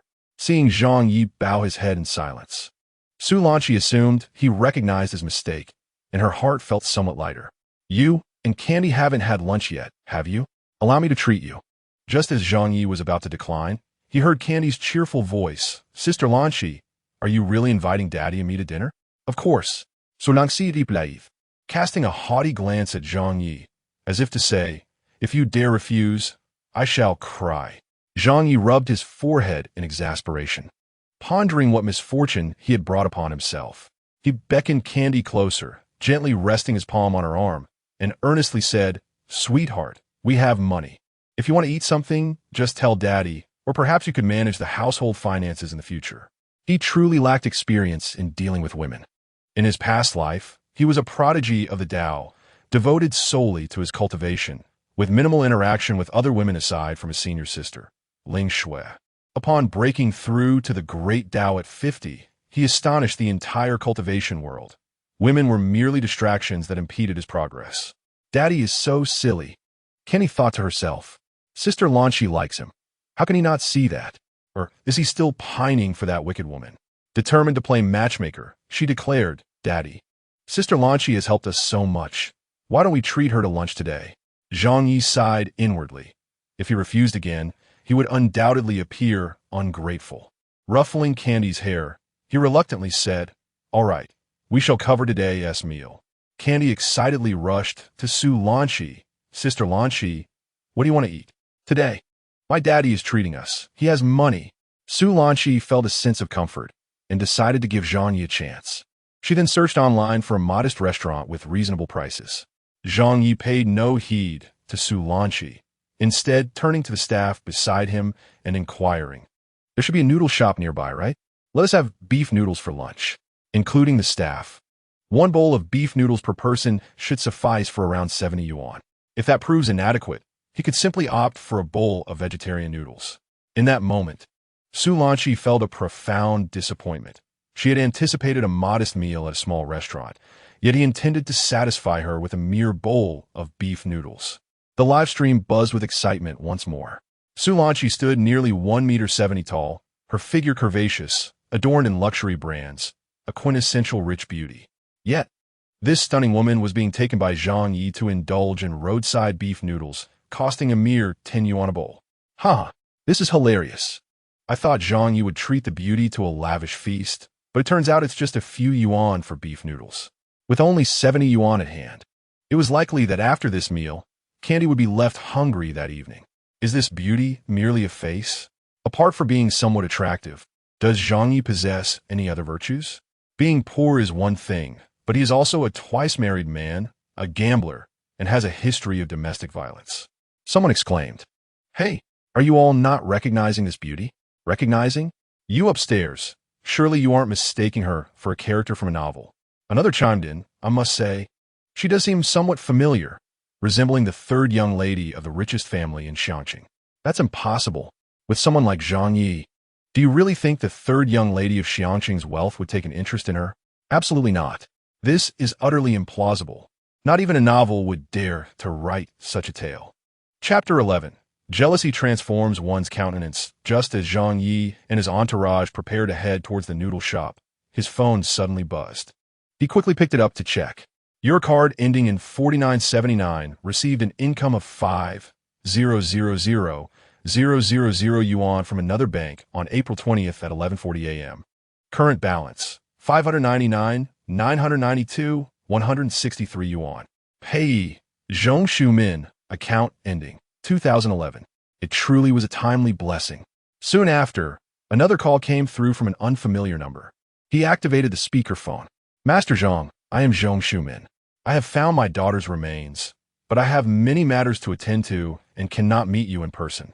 Once I lay my daughter to rest, I will certainly express my gratitude to you in person. The 5 million I just transferred is a token of my appreciation. While Zhang Ye could not fully empathize with Zhong Shumin's grief over the loss of her daughter, he offered reassurance. Ms. Zhong, do not be too sorrowful. Your daughter has already been reincarnated. Furthermore, I have observed your features. You are a person of great fortune. As long as you perform acts of kindness, you will certainly be blessed with children in this lifetime. Zhong Shumin's face brightened with hope as she eagerly inquired, Master Zhang, has my daughter truly been reincarnated? Indeed, it is true. Then I can rest easy. After concluding the call with Zhong Shumin, Zhang Ye turned to Su Lanqi, who seemed still dazed from the 5 million yuan, and smiled. Miss Su, we can now change our location for lunch. Su Lanqi stared at Zhang Ye, seemingly in a state of disbelief. Candy lifted her chin with an air of pride, her eyes nearly squinting with joy. During the phone call, Zhang Ye put the call on speaker, and every word spoken by Zhong Shumin was heard by everyone present. Zhong Shumin had transferred a staggering 5 million yuan to Zhang Ye. 5 million. The staff exchanged incredulous glances. It had barely been a short while, and Zhang Ye had already made such a fortune. Printing money could not be this swift. Is there anything you all wish to eat? Zhang Ye turned to the staff once more. They were momentarily dumbfounded. Even a simple thought could lead them to conclude that the most lucrative pairing today was undoubtedly Zhang Ye and Candy, the father-daughter duo. In just half a day, they had amassed 5 million. Thankfully, they had been clever enough not to end the live stream earlier. This spectacle had been captured by viewers on their phones. The popularity of the live stream was soaring, with new, bewildered viewers joining in. Who is this host? I've never heard of them before. It was no surprise that those upstairs were unaware. This was a variety show designed to catch viewers off guard. Here was a washed-up man who was actually setting up a fortune-telling booth on a variety show. Not only was he doing that, but he also possessed genuine skill, managing to rake in 5 million with just a few words. This was far more lucrative than what celebrities earn from acting. 5 million? How is that even possible? It must be a scam. Even if he were audacious, he wouldn't dare deceive the police. Regardless of what they thought from this moment on, Master Zhang was my idol. He had completely reshaped my understanding of earning potential. My buddy works at the local police station. This case had a bounty of 300,000 back in the day, yet it remains unsolved. The latest news is that the police have indeed captured those kidnappers in a rental near Chuanxi Road. And now they await the police to issue a bounty for Master Zhang. Unbeknownst to Zhang Ye, he had long anticipated such an outcome. His current concern was simply what to eat. Noticing that Su Lanqi and the staff were silent, Zhang Ye picked up his phone to check a review site, where bloggers frequently explored eateries, showcasing everything from lavish meals to affordable options. Quality was evident. Ultimately, Zhang Ye chose a well-reviewed private restaurant. The group hailed a taxi by the roadside. Half an hour later, the staff gazed in astonishment at the sign before them. Deep within the clouds lies a culinary gem. Ranked 5th in the Xiangqing food list with an average cost exceeding 2,000. They certainly would not spend money to dine in such a place. A casual meal for the few of them would easily run 17 or 18,000. Upon entering, however, they were informed by the waiter that patrons at this establishment required reservations unless they were members. With no other choice, Zhang Ye turned to the others, asking, "Is anyone here a member?" The staff replied, "Teacher Zhang, you overestimate us. This place is one we've talked about for decades. We've never even crossed the threshold." Just as despair set in, Su Lanqi cheerfully interjected, "As it happens, I am a member of the Deep Clouds establishment." The astonishment on the faces of the staff was no less than before. It turned out the impoverished ones were them. Zhang Ye, however, showed no signs of surprise, as if he had known all along. A few individuals successfully entered the private room. I had previously thought they would be unable to gain access, yet here I am. The fool. They must have just arrived upstairs. That enchanting lady is the third daughter of the wealthiest family in Shanxing. How could a mere establishment nestled in the depths of Baiyun possibly deter her? Poverty has indeed constrained my imagination. With an average expenditure of over 2,000, jealousy has transformed my visage, and I cannot help but inquire if they are still in need of additional staff. Candy, your childhood companion is indulging in inexpensive stir-fry at a roadside eatery. Are you not considering inviting him along? Without comparison, there is no pain. Truly, this is a place where the average cost per person exceeds 2,000. Each dish presented is a masterpiece of color, aroma, and flavor. Several staff members are savoring their meals with great delight. This work lunch is undoubtedly the finest they have experienced since entering the profession. Candy, too, is thoroughly satisfied with her meal. Zhang Ye finds the meal relatively satisfactory, yet pales in comparison to the culinary skills of his senior sister, Ling Shui. Noticing a grain of rice at the corner of Candy's mouth, he hurriedly reaches out to wipe it away. My dear, take your time eating if it's not enough. We can always order more. Daddy, this is really delicious, Candy exclaims, her eyes sparkling with delight, as she takes another piece to pop into her mouth. Her cheeks puffed like a greedy little squirrel. Daddy, you should have one too, she insists, promptly offering a piece near Zhang Ye's lips. Meeting Candy's bright, twinkling eyes, Zhang Ye opens his mouth to accept it, unable to suppress the thought. Who would have imagined that such a lovely and kind child would grow up to become a notorious villain? Thank you, my dear. Candy beams, her eyes sparkling. Daddy, you're too thin. You must eat more. She feels a sense of duty to be kind to him, treating him as though he were her biological father, especially since he has no family here. Chapter 12. Master Zhang is quite the character. Zhang Ye is deeply touched. Candy smiles, her eyes narrowing with joy. After finishing her bowl of rice, she sets down her utensils, indicating she has had enough. Is that truly all you've eaten? Zhang Ye furrows his brow, observing her. She has only consumed a small bowl. A child of her age should certainly eat at least 2 large bowls. Candy softly responds with a gentle hum, secretly thinking to herself, I cannot let him perceive me as a glutton. You've eaten too little. This simply one tea do. You must have another half bowl, Zhang Ye asserts, serving her another bowl and adding a generous portion of her favorite dishes. Finally, he earnestly advises, my dear, you are at a crucial stage of growth. Not eating enough could hinder your development. Candy obediently nods, I will listen to Daddy. When it comes time to settle the bill, Candy gasps upon hearing the total, unable to contain a soft murmur. That is far too expensive. It's enough to cover several months of living expenses. This simply cannot happen again. Next time, we must avoid dining at such costly places. She tugs at Zhang Ye's sleeve and leans in a whisper in his ear, Daddy, let us go to the supermarket to buy groceries this afternoon, and we can cook dinner at home tonight. Zhang Ye thinks to himself, this little girl must find this meal too extravagant. Remembering the hardships she endured with her original family, he feels a pang of sympathy. However, he refrains from pressing further and cheerfully replies, all right, Daddy will follow your lead. We will cook dinner at home tonight.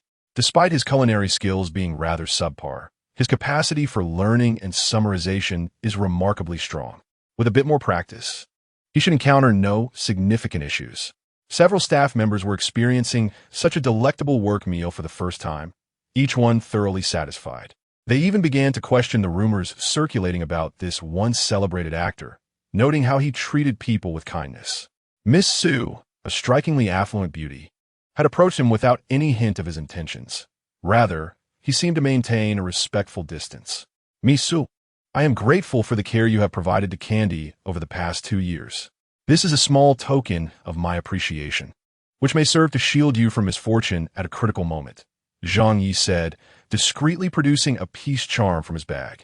Earlier, while dining, he had observed Su Lanqi's facial features and predicted that she would encounter a peril within 3 days. This charm was fortuitously suited to assist her. Su Lanqi did not hesitate to accept the charm, recognizing its exceptional quality. The jade was a brilliant green, devoid of any visible impurities. She dismissed his ominous remark, considering it merely a fine piece of jewelry with no deeper significance. Before she could respond, Zhang Ye continued, now that you have some free time, You could accompany your mother for a comprehensive medical examination. Su Lanqi paused, casting him a skeptical glance. Are you quite all right? The one with issues is you and your mother, not me. Zhang Ye, do you even know how to communicate properly? If you persist in this manner, I shall cease to engage with you. Zhang Ye frowned, bemused by the notion that honesty could be met with disdain in this era. After a brief silence, he maintained his composure and replied, Miss Su, I have stated my piece. If you choose to believe it, so be it. If not, I shall not impose my views upon you. With that, he disregarded her further and, taking Candy by the hand, headed to hail a taxi by the roadside. Su Lanqi felt a surge of frustration, tempted to confront Zhang Ye for a discussion. However, his demeanor suggested he was disinclined to elaborate further, and she refused to press herself against his indifference. The staff exchanged glances, having previously praised him. In the live stream, Zhang Ye's demeanor towards the captivating Miss Su left viewers feeling quite dissatisfied, yet they could not help but admire him. Truly, Master Zhang is remarkable. Anyone with eyes can see that Miss Su harbors feelings for him, yet he remains aloof. Master Zhang is indeed formidable, though one must admit he lacks conversational finesse. Were I in Miss Su's position, I would certainly feel displeased. Shall we place a bet? Let us wager on whether Miss Su will take her mother for a health checkup. Hey, I remember you. You said that if Master Zhang could locate Ms. Zhang's daughter, you'd livestream an outrageous stunt tonight. Be sure to let us know. I'll definitely come and cheer you on. You've mistaken me for someone else. Huh, I knew you would deny it, but I'm clever enough to have taken a screenshot. Meanwhile, Zhang Ye and Candy were the first father and daughter to return home. He coaxed Candy into a peaceful afternoon nap, and she soon fell into a tranquil sleep, her cherubic face filling him with joy. In his previous life, he had never even touched a woman's hand, yet in this life, fortune smiled upon him, bestowing upon him the role of father. Zhang Ye returned to his bed and commenced a period of meditation. Just moments ago, he had sensed a faint surge of mental energy. This energy, once absorbed, could be utilized for cultivation. If he could gather enough of it, perhaps one day he might return to his original world. However, he remained perplexed about the origins of this energy. After diligently practicing for over half an hour, he finally absorbed the last remnants of this elusive power. Slowly opening his eyes, suddenly, he noticed a significant improvement in his vision and hearing. It appeared that this mental energy was indeed beneficial for his cultivation.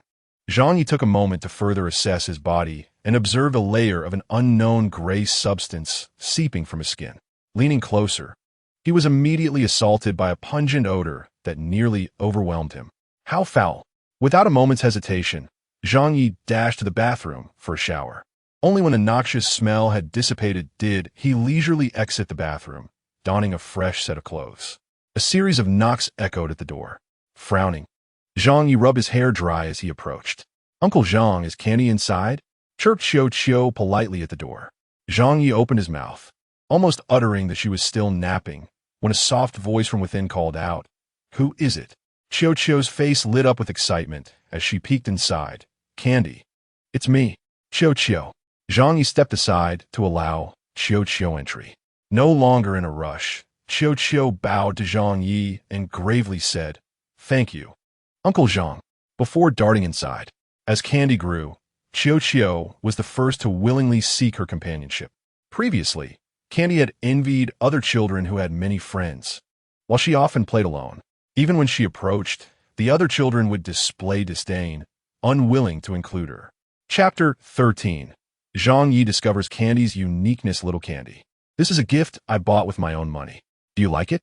Xiao Qiu proudly presented a doll, roughly the size of an adult's palm, with genuine admiration in her eyes. The doll's craftsmanship appeared rather ordinary, and its appearance was not particularly striking. Candy glanced at Xiao Qiu, her brow slightly furrowing in confusion as she inquired, Why are you giving me this doll? Xiao Qiu, resting her chin on her hands, responded earnestly, Because I like you. My mommy said that when you like someone, you should tell them boldly. Besides, I want to be good friends with you.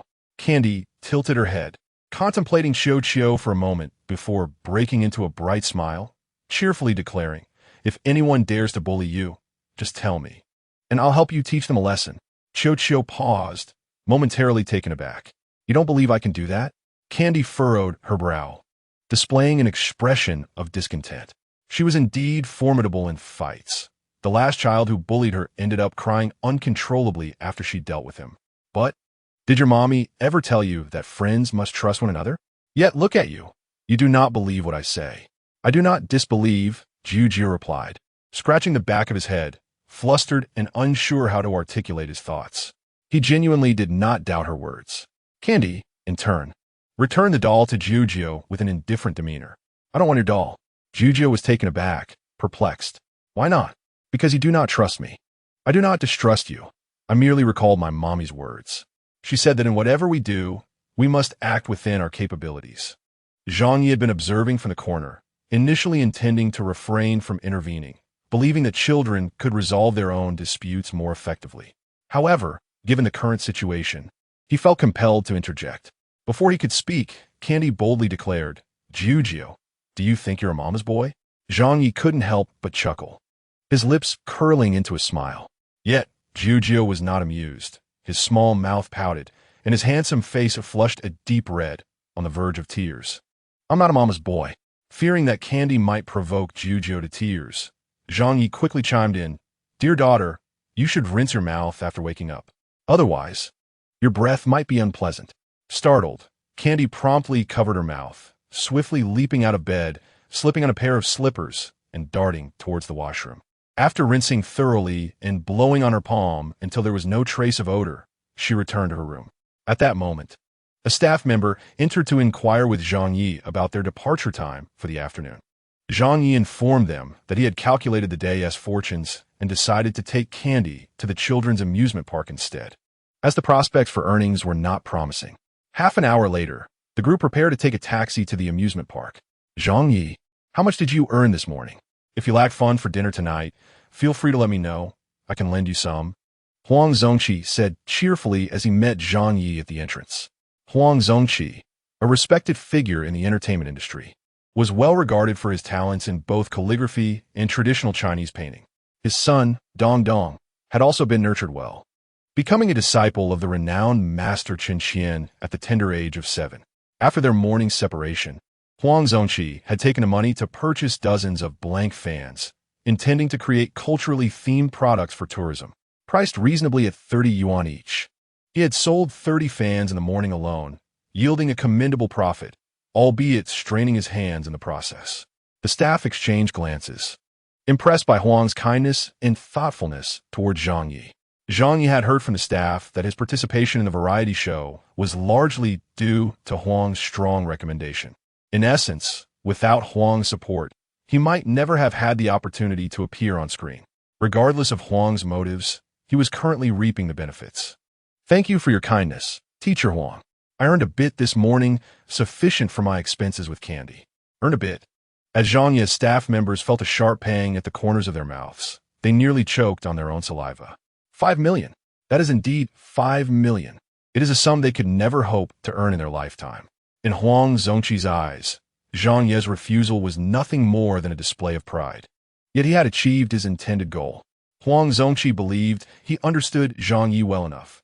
After all, Zhang Ye was not only past his prime, but also mired in scandal. In recent years, he had relied solely on a few old friends for sustenance, lacking any real means of income.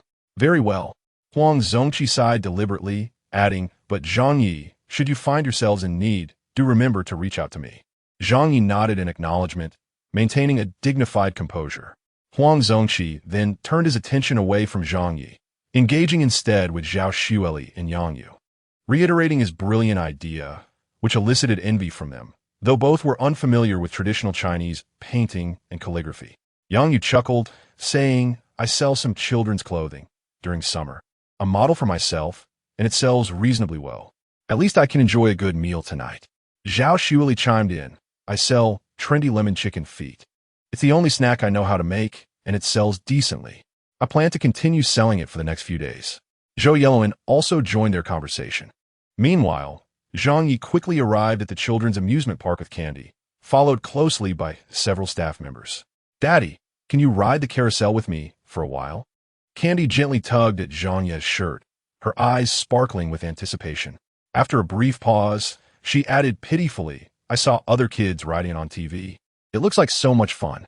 This little girl, is she deliberately seeking sympathy? She has him completely under her thumb.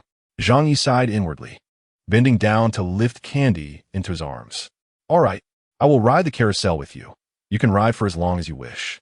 Candy nodded eagerly, her eyes turning into crescent moons with excitement.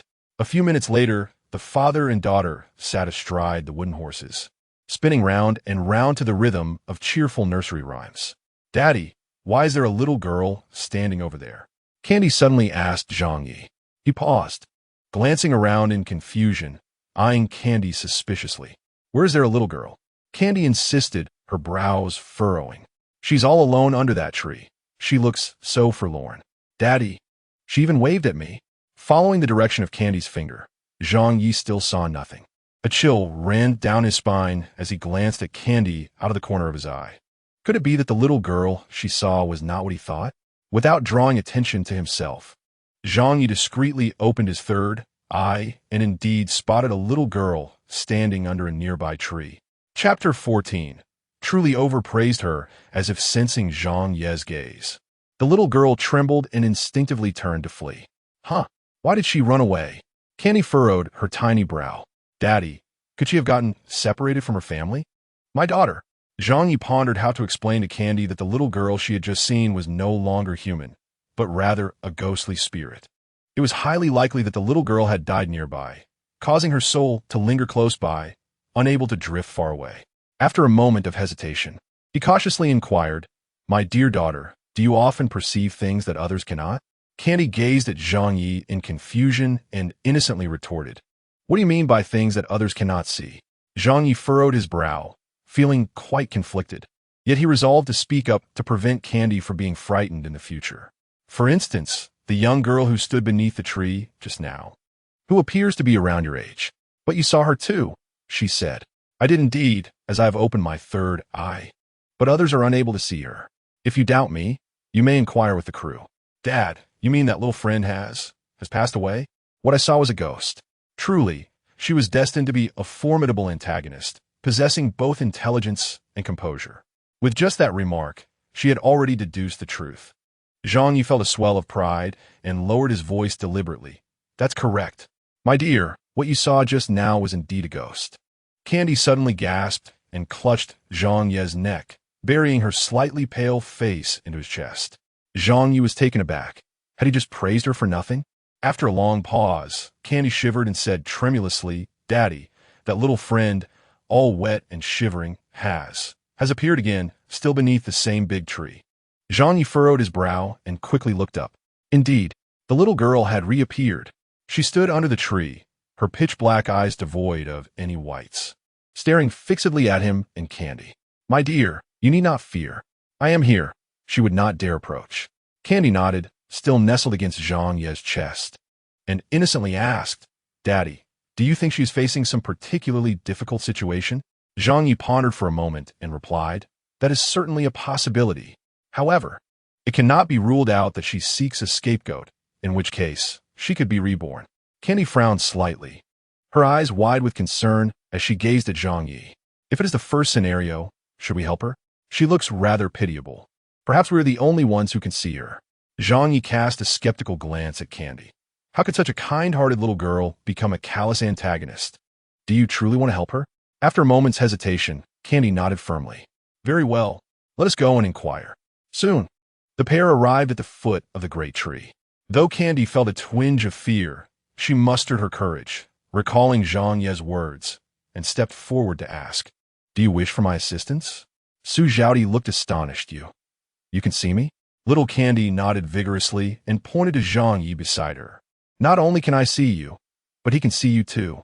By the way, what is your name? Why are you here all alone? Zhaodi. Su Zhaodi. Zhaodi? Do you have a younger brother at home? Su Zhaodi shook her head, her mood visibly dampened. It is because I could not bring a brother to my family that my father, mother, and even my grandparents do not like me. My grandmother even pushed me into the lake, where the water was very cold. She said that only if I drowned could my mother give birth to a brother. Zhang Ye pondered for a moment and inquired, How did you come to be here? Generally speaking, when one passes away, they are reborn. It is rare for souls to linger unless they encounter some unforeseen circumstance, such as being ensnared by a spell, rendering them unable to depart, or perhaps harboring unfulfilled wishes that tether them to this realm. The most pitiable of all is certainly the former scenario. Su Zhaodi's situation clearly falls into this category. Have you noticed anything peculiar about Teacher Zhang and Tanghua? One asked. What seems amiss? The father and daughter are simply enjoying their conversation. To be honest, Teacher Zhang has endured considerable hardship over the years, raising the child alone. Indeed, parenting is an arduous task. I, for one, could not manage it. I would rather work late, every evening. But something is indeed off. Typically, when we converse, we would gaze into each other's eyes. Yet if you observe closely, Teacher Zhang and Tanghua are not facing one another. Rather, they are looking into the void, as if conversing with the air. Oddly, it's broad daylight. Don't frighten us. A few staff members felt a chill run down their spines, swallowing hard in terror, while their eyes remained fixed on Zhang Ye and little Tanghua. Shall we start the live stream? If we truly encounter something unclean, we shouldn't be the only ones to live in fear. I think it's a good idea. Let's do it. Uncle, could you take me home? I haven't been home for many days, and my mother must be very worried about me. She doesn't know I fell into the lake. It was Grandma who took me out to play, and I accidentally. Su Zhaodi lowered her head, nervously picking at her waterlogged, swollen fingers, which soon revealed white, bony protrusions. Zhang Ye hurriedly intervened, his brow furrowed tightly. Stop that. Please stop. I can take you home, all right? He turned to little Tanghua, considering it from another angle. This was indeed a good thing, as they were now one step further away from the heartless villain. Su Zhaodi's face lit up with joy. Thank you, Uncle. But then she lowered her head again, her lips trembling. Uncle, I've tried. I cannot leave. My dear girl, take off the gourd pendant I gave you earlier and let Zhaodi stay in it temporarily. Upon hearing Zhang Ye's words, Tanghua promptly removed the jade gourd from around her neck. Here, Zhang Ye accepted the jade gourd and performed a simple incantation. In an instant, Su Zhaodi was drawn into the gourd. Little Tanghua stared curiously at the jade gourd in Zhang Ye's hand, devoid of fear. Did she go inside? Zhang Ye nodded and addressed Su Zhaodi within the gourd. There is still time. We shall go to your home now. You remember the exact address, do you not? Su Zhaodi replied eagerly. Uncle, I remember. My home is at Building 45, Lihu Villa, and I have an older sister who is 2 years my senior. All right. Uncle understands.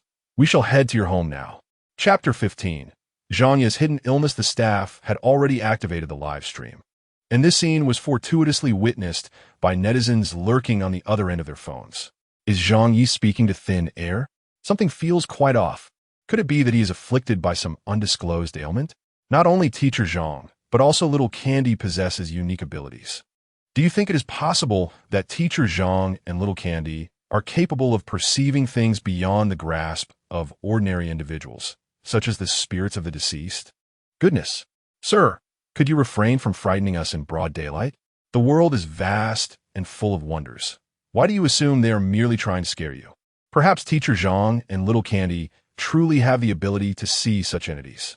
Teacher Zhang has previously mentioned his skills in divination, and now he seems to have acquired an additional talent.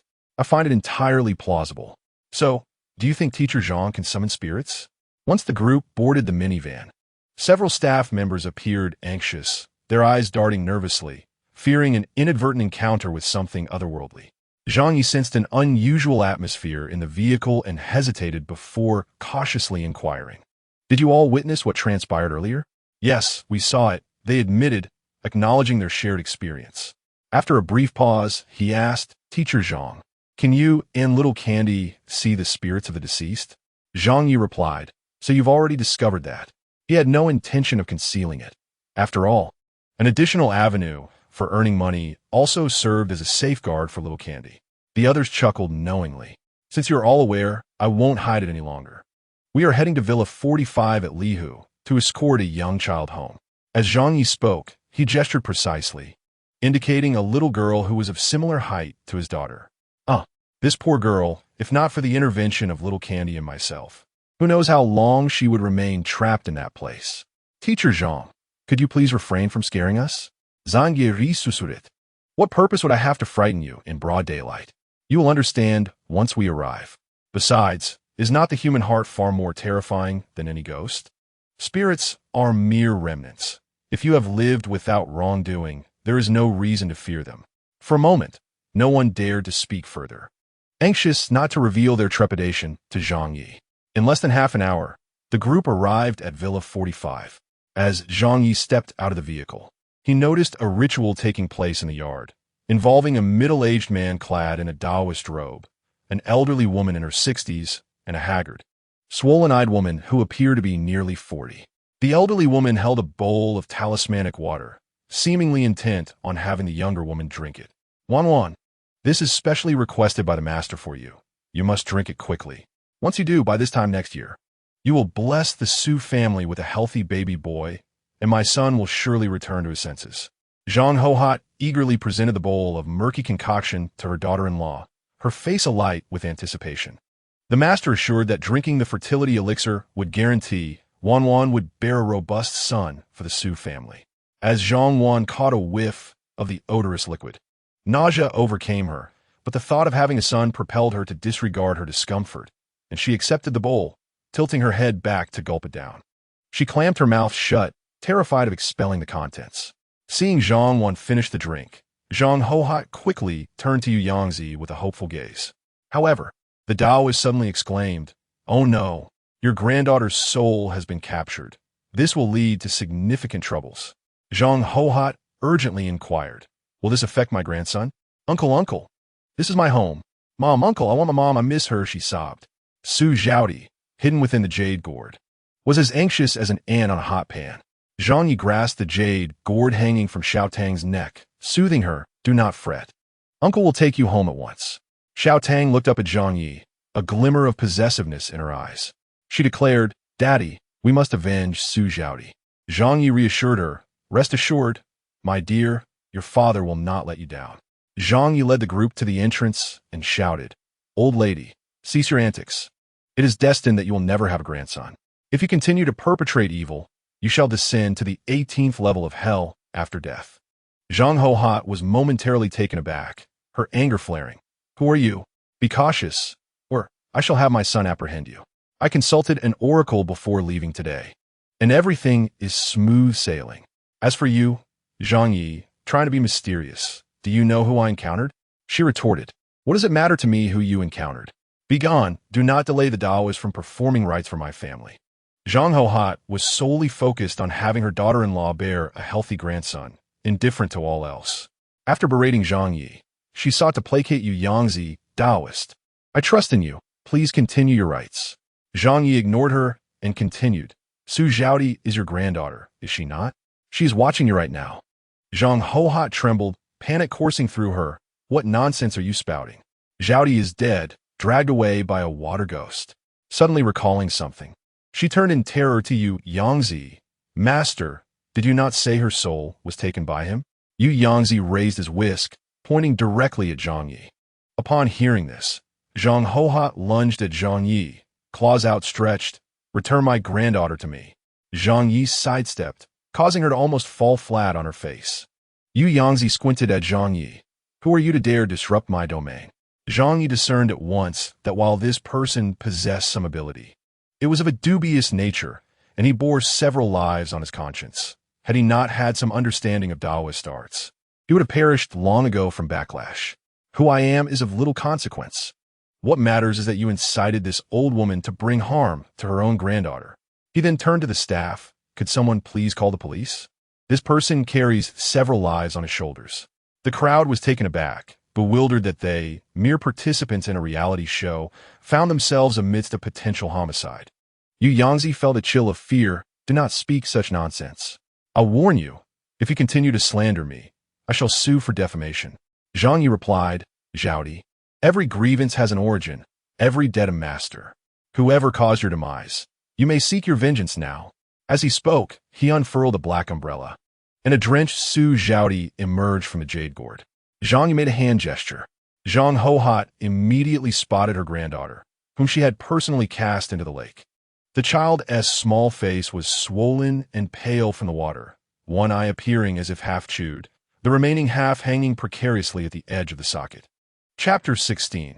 The little secret of Candy. In a state of panic, she rushed behind Yu Yangzi, exclaiming, "Taoist, aren't you quite formidable? Quickly, save her. I will pay you." Yu Yangzi too noticed Su Zhaodi. His expression darkened as he raised his whisk to perform a spell, chanting fervently, "The Supreme Lord teaches me to slay demons. With divine methods at hand, I invoke the Jade Maiden to capture the malevolent. As the mountain stones fracture, I command with urgency, as per the law." Su Zhaodi's countenance shifted to one of agony. However, this incantation was swiftly unraveled by Zhang Ye, who, upon receiving Su Zhaodi's grateful nod, turned her attention toward Zhang Wan, who stood frozen in shock. Mother, it's me, Zhaodi. Mother, it's me, Zhaodi." Zhang Wan took a long moment to regain her senses, fear driving her to retreat continuously. "You, stay away, don't come near." "Mother, I'm Zhaodi. Don't you recognize me?" Seeing Zhang Wan ignore her, Su Zhaodi's sorrow turned to tears, crimson droplets cascading from her eyes. Zhang Ye inwardly lamented the situation. The child was succumbing to the influence of malevolent spirits. As Su Zhaodi drew closer, Zhang Wan was paralyzed by fear, collapsing to the ground. "It wasn't me who caused your death. It was your grandmother. She insisted that only upon your demise could I conceive a son. I was left with no choice. Your father has a woman outside. If I fail to bear a son, he will surely abandon me. Zhaodi, I never wished to comply with your grandmother, but if you do not perish, you will never have a brother. Stay back. I acknowledge my mistakes. I acknowledge my mistakes." Zhang Wan, trembling in terror, could not bear to gaze upon her daughter. Su Zhaodi continued her slow advance, her blood-soaked tears flowing profusely, nearly forming a river beneath her feet. "Mother, did you ever truly love me? Do you not realize how cold the lake water is? I wish to return home, to be by your side." Zhang Wan gritted her teeth, her body shaking uncontrollably. "Do not approach. Stay away." Suddenly, Su Zhaodi crouched before Zhang Wan, her voice softening. "Mother, please look at me. Just look at me, will you?" "No. Go away. Get away." Zhang Wan cried out in horror, waving her hands in desperation, terrified of Su Zhaodi's touch. Su Zhaodi's expression grew increasingly grim, on the verge of transforming into a vengeful spirit. Fearing the situation would spiral out of control, Zhang Ye stepped forward, grasping Su Zhaodi's hand firmly. "Zhaodi, if you become a vengeful spirit now, you could take their lives, but in doing so, you would suffer in hell." Su Zhaodi slowly lifted her head, her eyes shrouded in a mist of blood. "Uncle, my mother does not love me. She does not love me." Zhang Yi sighed inwardly, suddenly reminded of Candy, who had become a ruthless antagonist due to her traumatic childhood experiences. "Zhaodi, if she does not love you, then do not cling to her," Candy declared proudly. Crossing her arms, Su Zhaodi paused, her head drooping in despair, looking utterly dejected. After a while, she seemed to come to a realization, the blood tears in her eyes no longer cascading down. "Uncle, let us depart. I shall not seek vengeance, nor do I harbor any love for her now." Little Candy immediately stepped forward and whispered into her ear, "Su Zhaodi, let me share a little secret with you. The man I call father is not truly my father. I am aware of this, for my real father does not love me either. As for that woman, she abandoned me when I was very young. Look at me now. I am thriving." Su Zhaodi furrowed her little brows. Although she did not comprehend the meaning behind Little Candy's words, she recognized that Little Candy was trying to console her. On another front, Yu Yangzi distinctly sensed that he was no match for Zhang Ye. Seizing an opportunity, he employed a diversionary tactic and quietly slipped away. By the time Zhang Ye noticed, Yu Yangzi had vanished without a trace. The police arrived shortly thereafter, taking Zhang Ye's statement on the scene. Not long after, authorities discovered a bloated child's corpse in the park's lake, unrecognizable in its disfigurement. However, based on the clothing, it was determined that the child was Su Zhaodi. Zhang Hohat and Zhang Wan were promptly taken into custody. The live-streaming room erupted in chaos. No one anticipated that an ordinary reality show would devolve into a criminal investigation. Moreover, the unfolding events revealed chilling scenes. Goodness, I have lived for 30 years, and this is the most thrilling reality show I have ever witnessed. I previously believed that such shows were scripted, but it seems I was mistaken. Who could possibly orchestrate such an event, enlisting police assistance for merely a reality show? Perhaps these officers are actors. There are so many temporary performers nowadays, and their fees are not exorbitant. Hey upstairs, can you refrain from being so cynical? Is it so difficult to acknowledge someone else's prowess? I was present at the scene. The incident occurred at my neighbor's house. Their little girl had played with my daughter before. Such a delightful child, so considerate. Who would have imagined that, after just a few days, she would fall victim to her own grandmother? It is truly unfathomable that in the 21st century, such a family could still exist, one that favors sons over daughters. Do they have a throne to inherit? Is this woman truly foolish? Can she alone dictate whether a child is a boy or a girl? Furthermore, does a man's desire to cheat have any bearing on whether she bears a son? To forsake her own daughter in pursuit of a son, she deserves her fate.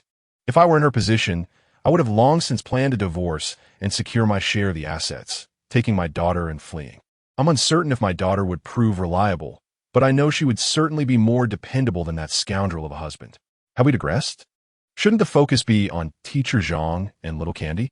I wager that Little Candy can also perceive those things. We've strayed. Let us return to discussing Teacher Zhang. Do you think Teacher Zhang possesses any skills we are unaware of? Thus far, he has only demonstrated fortune-telling, divination, and the ability to see spirits. Do you suppose he can perform rainmaking rituals? Who knows? Perhaps you could find an opportunity to inquire. Isn't he currently peddling on a bridge in Changchun? Zhang Ye has truly risen to prominence, with the viewership of his live stream surpassing 100,000 on just the first day. Together with Xiao Tanghua, he has already established a significant lead. Many viewers have migrated from neighboring live streams, driven by an innate curiosity, as Zhang Ye's content has completely redefined human perception. Dear friends in the live stream, there is no need to fear the recent occurrence. If one lives a life free of guilt, there is no need to dread the specter of the night. Yet, if you are particularly timid, placing a pair of scissors beneath your pillow while you sleep might provide some comfort. Chapter 17. Who will be the 3 fortunate netizens? Can anyone elucidate why there are so many individuals in this live stream? The host does not seem particularly renowned. While Teacher Zhang may not be widely recognized now, several years ago, he was undeniably a top-tier male star. It is likely that it won't be long before he ascends to the pinnacle of fame once more, as his talent is indisputable.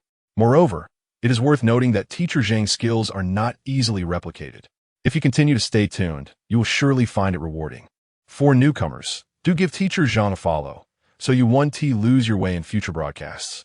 In the production room, the show's director, Li Ming, was taken aback. Zhang Ye had emerged as a dark horse, achieving over 100,000 viewers on his very first day. The next fortnight should only see this number grow. Stroking his chin, Li Ming resolved to provide Zhang Ye with additional opportunities.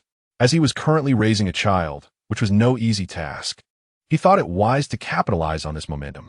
Once he returned to the villa, he planned to host a 30-minute live stream focused on talent performances to stabilize the viewership, followed by a charity auction.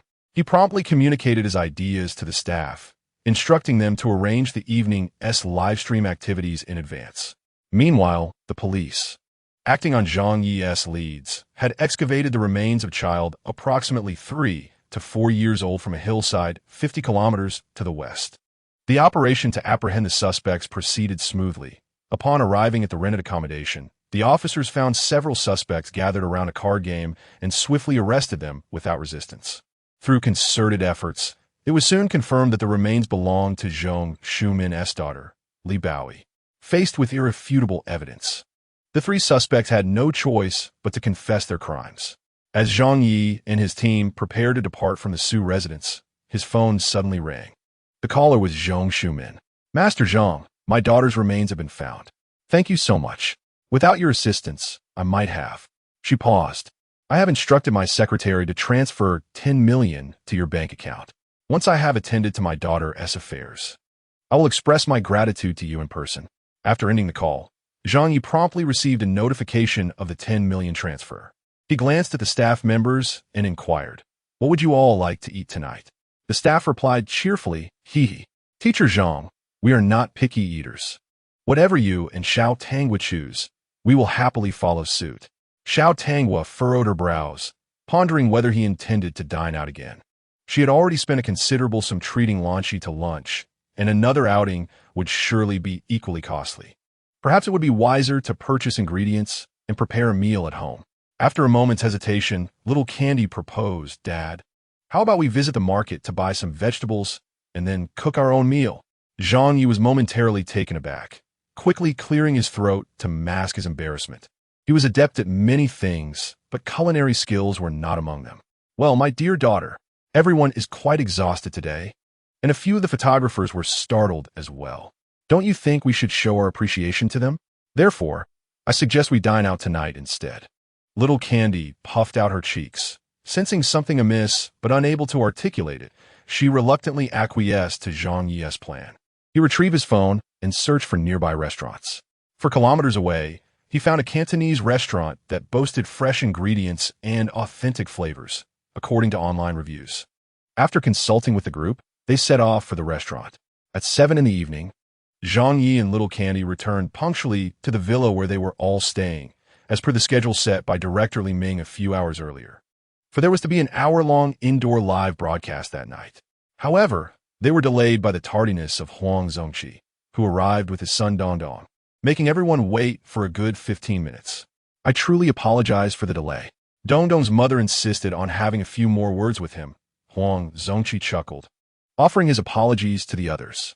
No one expressed dissatisfaction, understanding that such occurrences were inevitable. Zhang Yi remained silent, sitting quietly in a corner with Little Candy. Director Li briefly outlined the plan for the evening's broadcast before allowing them to return to their rooms to prepare. "Little Candy, this is for you," Qiu exclaimed, approaching Little Candy with a piece of chocolate. Little Candy glanced at Qiu without uttering a word and promptly ran back to her room. Qiu scratched her head, frowning in confusion. Why is she ignoring me? Is she still upset about what happened at noon? But it was her fault. Upon returning to her room, Little Candy found Zhang Ye meditating on the floor. She chose not to disturb him and instead sat quietly beside him.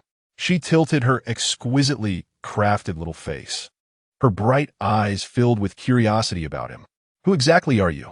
How do you know so much?" "You know, these past couple of days have been the happiest of my life." With a slight smile, she resolved to do everything within her power to keep him by her side forever. Little Candy's lips curled into a joyful grin, and she began to mimic Zhang Ye's meditative posture. During their meditation, Zhang Ye sensed a surge of energy, even more potent than before.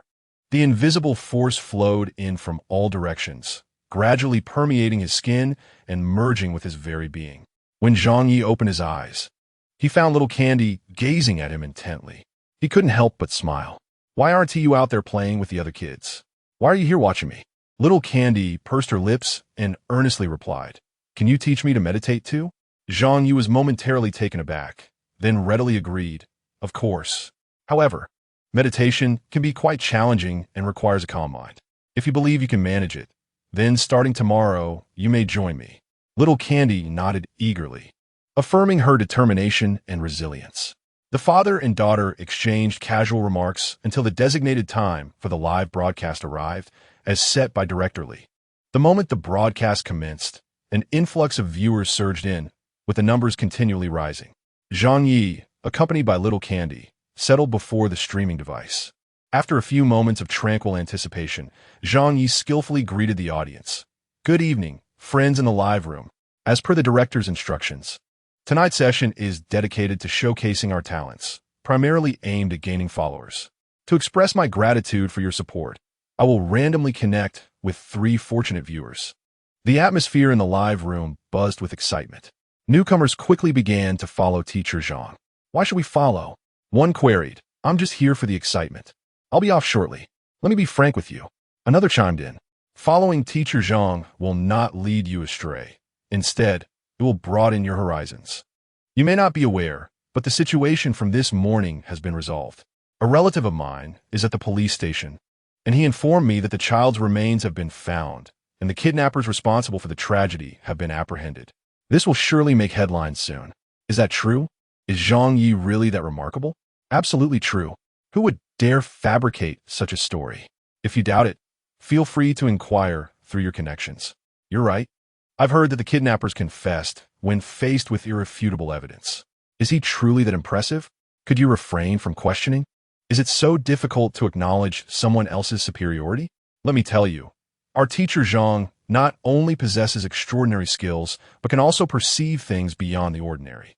That is preposterous. Surely, the director has crafted this persona for him. Do you think this reality show is akin to a film? I refuse to believe that anyone can see ghosts. The live room erupted into chaos, yet Zhang Ye remained unfazed, continuing his talent showcase.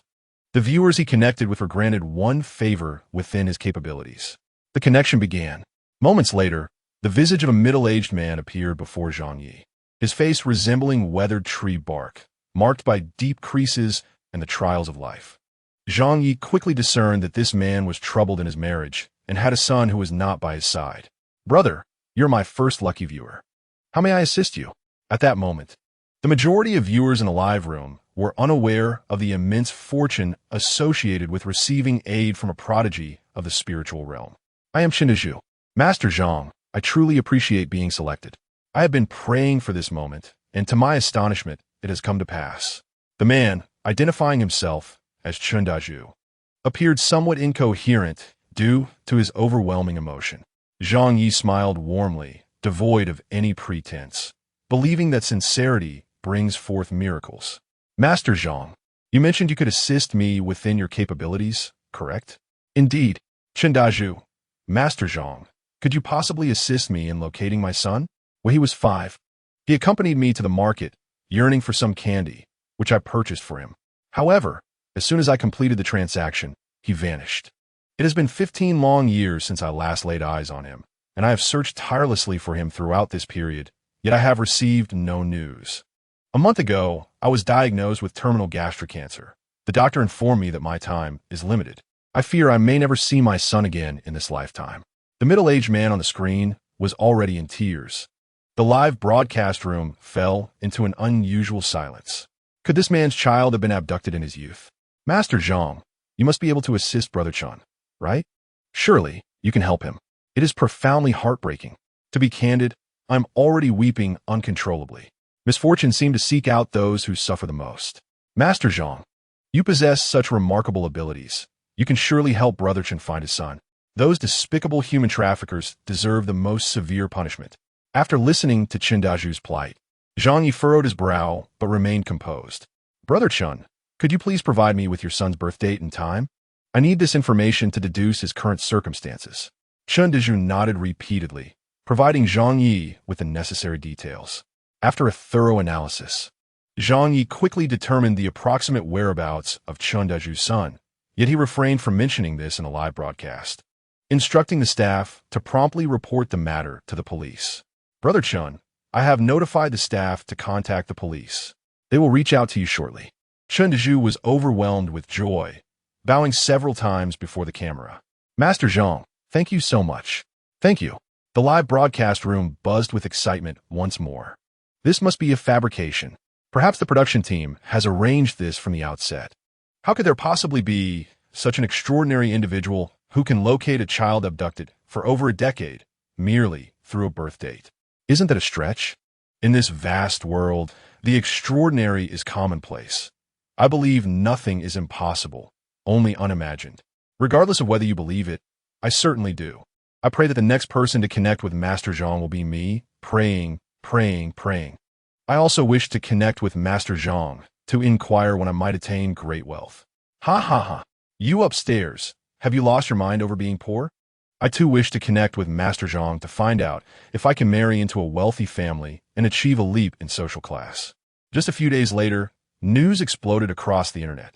Recently, the police received credible intelligence and successfully dismantled a human trafficking ring, reuniting families with children lost for over a decade and rescuing several recently abducted children. Of course, these events are merely a prelude. Zhang Ye soon began connecting with a second netizen. Moments later, a college-age girl appeared on the screen. "Zhang Ye, hello. How may I assist you?" "Yang Xiaohui, hello. Master Zhang, I never anticipated you would connect with me. I actually do not require any assistance." "Zhang Ye, classmate Yang, judging by your demeanor, it seems you have been troubled by a certain matter these past few days. Perhaps you might share it with me. I may be able to assist you." Yang Xiaowei appeared momentarily taken aback, hesitating before replying. You see, my family resides in the countryside. This year, my parents have contracted a considerable amount of land, but it has been raining incessantly these past few days. If this continues, not only will my family suffer, but many others will also face a harvestless season. I just wish for the rain to cease. As she spoke, a wry smile crossed her face. Mr. Zhang, I feel quite overwhelmed, and I couldn't help but voice my concerns. Neither Yang Xiaowei nor the audience in the live stream held any belief that Zhang Ye could remedy her plight. Zhang Ye then asked, Classmate Yang, could you provide me with your exact address? The more specific, the better. Upon hearing his request, the live stream erupted in excitement. Surely, Mr. Zhang does not intend to perform some sort of spell? What is this skill he possesses? Could it be that there are indeed matters in this world of which I am unaware? Truly impressive. Mr. Zhang is a role model for us all. If he manages to stop the rain, I shall live stream myself eating excrement. Upstairs, I remember you. You uttered the same phrase this morning. The police have already located the child's remains, and the suspect has been apprehended. Shouldn't you now proceed to your live stream? Where are you going? Don't run. If you have the courage, hurry and live stream yourself eating excrement instead of spewing nonsense here. Chapter 19. Candy's talent show with a face full of apprehension. Yang Xiaowei sent her family's address to Zhang Ye. After a brief pause, she added somewhat awkwardly, Mr. Zhang, I truly do not hold any hopes. Please, do not feel compelled. I recall hearing from the elders in my family during my childhood that engaging in such practices goes against the will of heaven and may invoke divine retribution. Zhang Ye perceived the girl's kindness and smiled reassuringly. Rest assured, I shall be fine. You need only call home in 10 minutes to inquire about the situation. Finally, he turned to look at the sparkling-eyed Candy, indicating that the next few minutes would be her time to interact with the audience. Suddenly assigned a task, Candy appeared momentarily bewildered, taking a moment to collect herself as the camera shifted to her. With a twinkle in her big, dark eyes, she thought, shall I greet them first? With newfound confidence, she raised her head and beamed a sweet smile, addressing the viewers, hello, brothers and sisters, uncles and aunts, and grandpas and grandmas. My name is Candy. Daddy just told me to interact with you all, and after some thought, I realized I possess no particular talents. So I've decided to share a ghost story. The moment her words left her lips, the comment section erupted in chaos. A 5-year-old is going to tell us a ghost story? Are you joking? Little Candy, are you sure you can narrate a ghost story? To be honest, I'm quite looking forward to what she has to say. A cute little one telling us ghost stories at night. What a delightful contrast. Were it not for my knowledge of her character, I might suspect this was a setup by the director. Little Candy, if your ghost story isn't terrifying, will you compensate me for my emotional distress? Above, do you truly believe you're not speaking in sarcasm? What is the situation? A little fellow intends to live stream ghost stories? Are you certain that the child in front of the screen is not a dwarf in disguise? The one above must be new. By saying this about Candy, you might displease Juju. Unfazed by the teasing of the netizens, Candy maintained a dignified posture, her little face tense. I shall begin. Once a woman moved to the city for work. Lacking funds, she rented a minuscule room, half underground. The landlord inquired if it was acceptable for a girl to share the space with her. The woman replied affirmatively, pleased to share the rent. But where was the girl? The landlord stated she would return at night. After the landlord departed, the woman suddenly realized that there was only one bed in the room. Where would the girl sleep? She hastily called the landlord to inform him that an additional bed was required. The landlord, perplexed, replied, isn't there a bunk bed in the room? The woman chuckled softly. No, there isn't. The landlord responded, I shall come by tomorrow to verify. The one on the lower bunk pays 1/3 of the rent, while the one on the upper bunk pays 2/3. You two should discuss who sleeps where. After hanging up, the woman found the landlord's words utterly nonsensical. Soon, night enveloped the city, and the woman sat reading in her room. As midnight approached, the girl still had not returned, compelling her to unpack her luggage and lay down on the bed. Just as she was on the cusp of slumber, Candy's voice suddenly turned eerie. Sister, you sleep on the upper bunk. You owe 2/3 of the rent. The woman jolted awake, chilled. The upper bunk? After a moment of contemplation, she sprang up, switched on the light, and peered beneath the bed. The sheets hung down, revealing only a dark crevice. She bent down slowly, lifting the sheets, and suddenly screamed, "Ah!" Beneath the bed lay the desiccated corpse of a girl. With the story concluded, the comments section erupted. "Wow, that was too captivating." I broke out in a cold sweat. "Truly, my sister Candy is impressive. I am certain I will have nightmares tonight." I was frightened as well. I even peeked under my bed, fearing I might see something dreadful. "From now on, I shall call you Sister Candy. Your storytelling prowess surpasses those ghost story bloggers." Sister Candy, perhaps tell us a ghost story every night? Although I'm quite scared, my fondness for listening prevails. Sister Candy, you are incredible. I was startled too, for that alone. I shall shower you with gifts. Let us buy you some candy. Sister Candy, are you not afraid at all? I am sleeping alone tonight and worry about a terrifying entity appearing beneath my bed. May I ask Master Zhang if you are in need of son-in-law? I am recommending my son. We have a house, a car, and savings. As the comments section exploded, netizens continued to shower gifts, with dozens of carnival icons dominating the entire screen. A group of staff members found themselves utterly bewildered by Candy's series of actions. One must ponder, which 5-year-old child would regale online viewers with ghost stories during a live broadcast? Shouldn't they be singing, dancing, or showcasing other talents instead? However, reflecting on the events of the afternoon, it became apparent that Candy's behavior was not entirely surprising. Meanwhile, in the control room, Director Li Ming was equally astonished. The viewer count for Zhang Ye and Candy's livestream had surged to 300,000, with more joining continuously. It was likely that the total would exceed 500,000 by the end. Yet, the content of Zhang Ye's broadcast was rather astonishing. If he failed to meet expectations, he would surely face the wrath of the viewers. "I have finished telling my ghost story. Thank you all for your support," Candy said, rising to courteously bow to the audience. Just then, Zhang Ye returned to the live stream, scooping Candy onto his lap and playfully asking, "My dear, how did you engage with the viewers while Daddy was away?" Candy tilted her little head and earnestly replied, "I told them ghost stories, and they loved it. They even asked me to tell one every night, saying they sleep better after hearing my stories." Zhang Yi responded, "Do these viewers really have such peculiar tastes?" "Teacher Zhang, a viewer named Yang Xiaowei has requested to connect. Should we allow it?" A staff member inquired anxiously, fearing that this Yang Xiaowei might expose him in front of over 200,000 viewers. Zhang Yi nodded gently, saying, "If I am not mistaken, this viewer's wish has been fulfilled.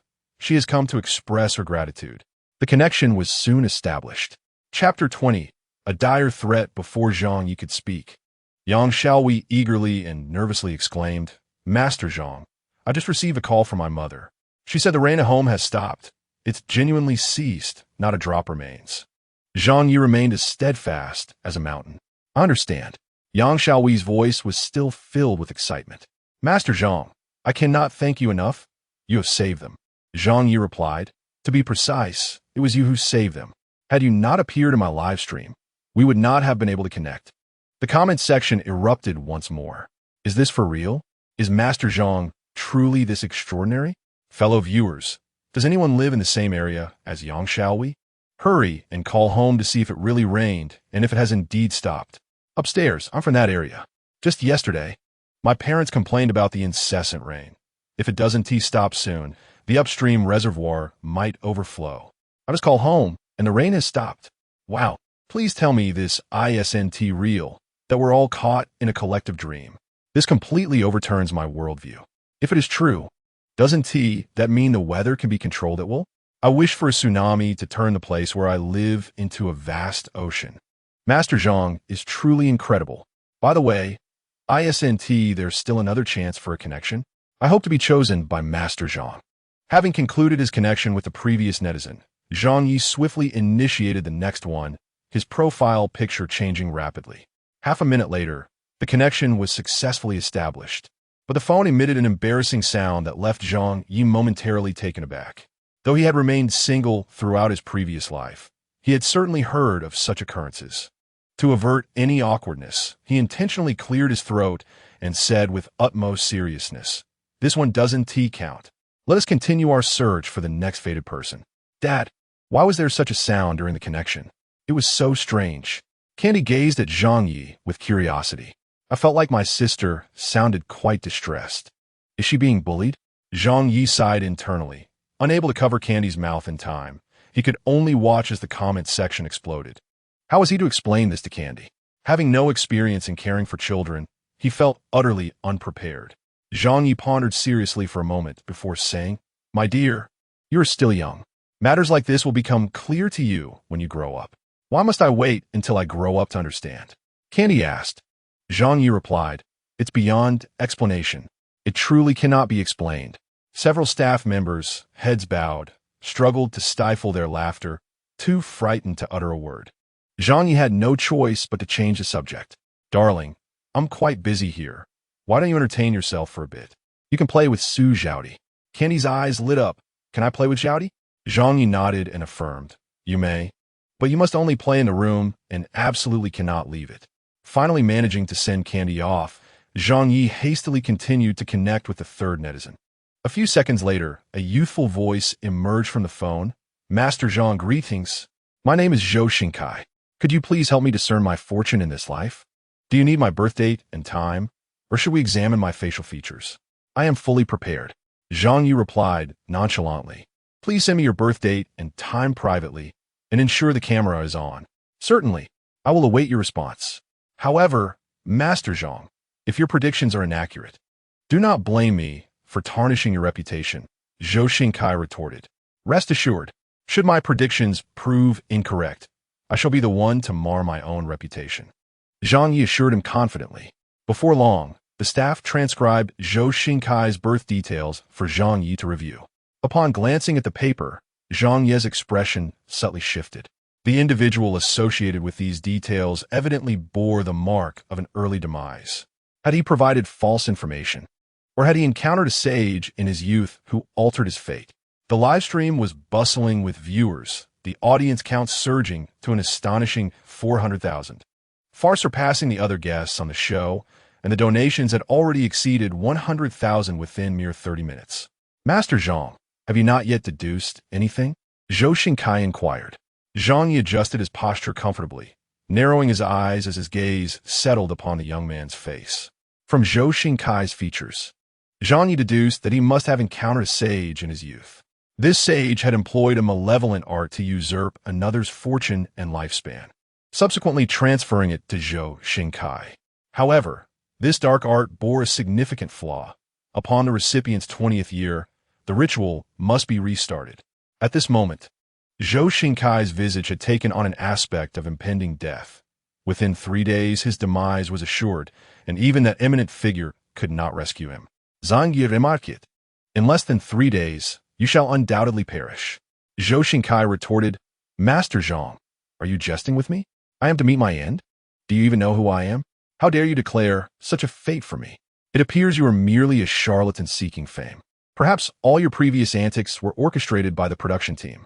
Zhang Yi chose to disregard his words, simply stating, "Believe it or not, Mr. Zhou, my silence on certain matters does not imply ignorance. If your parents were present, you might inquire with them.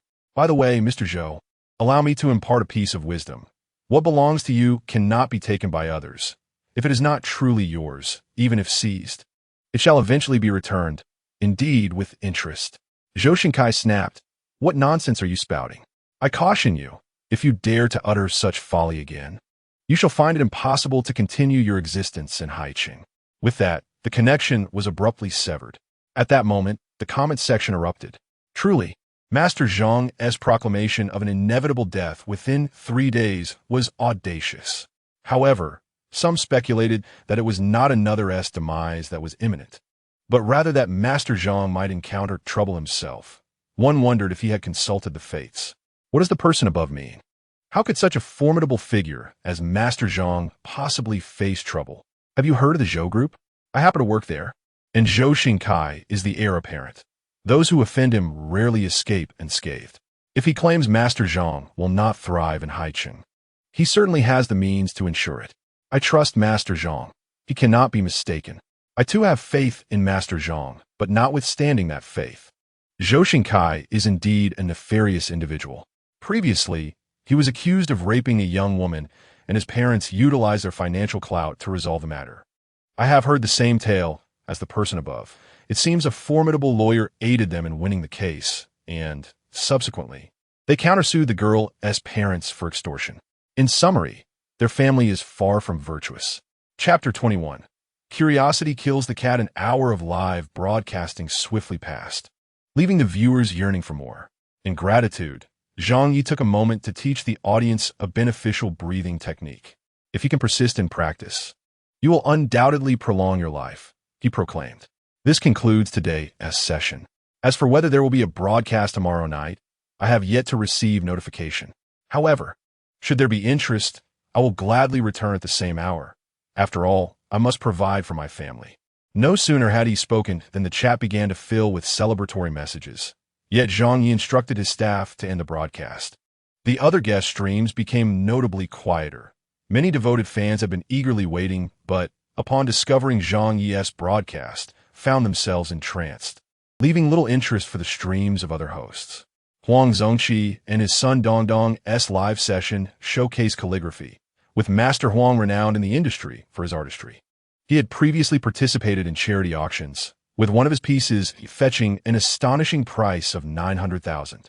Zhao Xueli and her son Lele engage in heartfelt conversations with their online followers, sharing the day's experiences with authenticity. Yang Yu and her daughter Xiaoyan livestream dance performances and Guzheng recitals, with Yang Yu often lazily observing while Xiaoyan takes center stage, alternating between dance and music. In Yang Yu's words, the capable should bear more responsibility. In contrast, Zhou Yeluan and his son Jujuan exert considerable effort.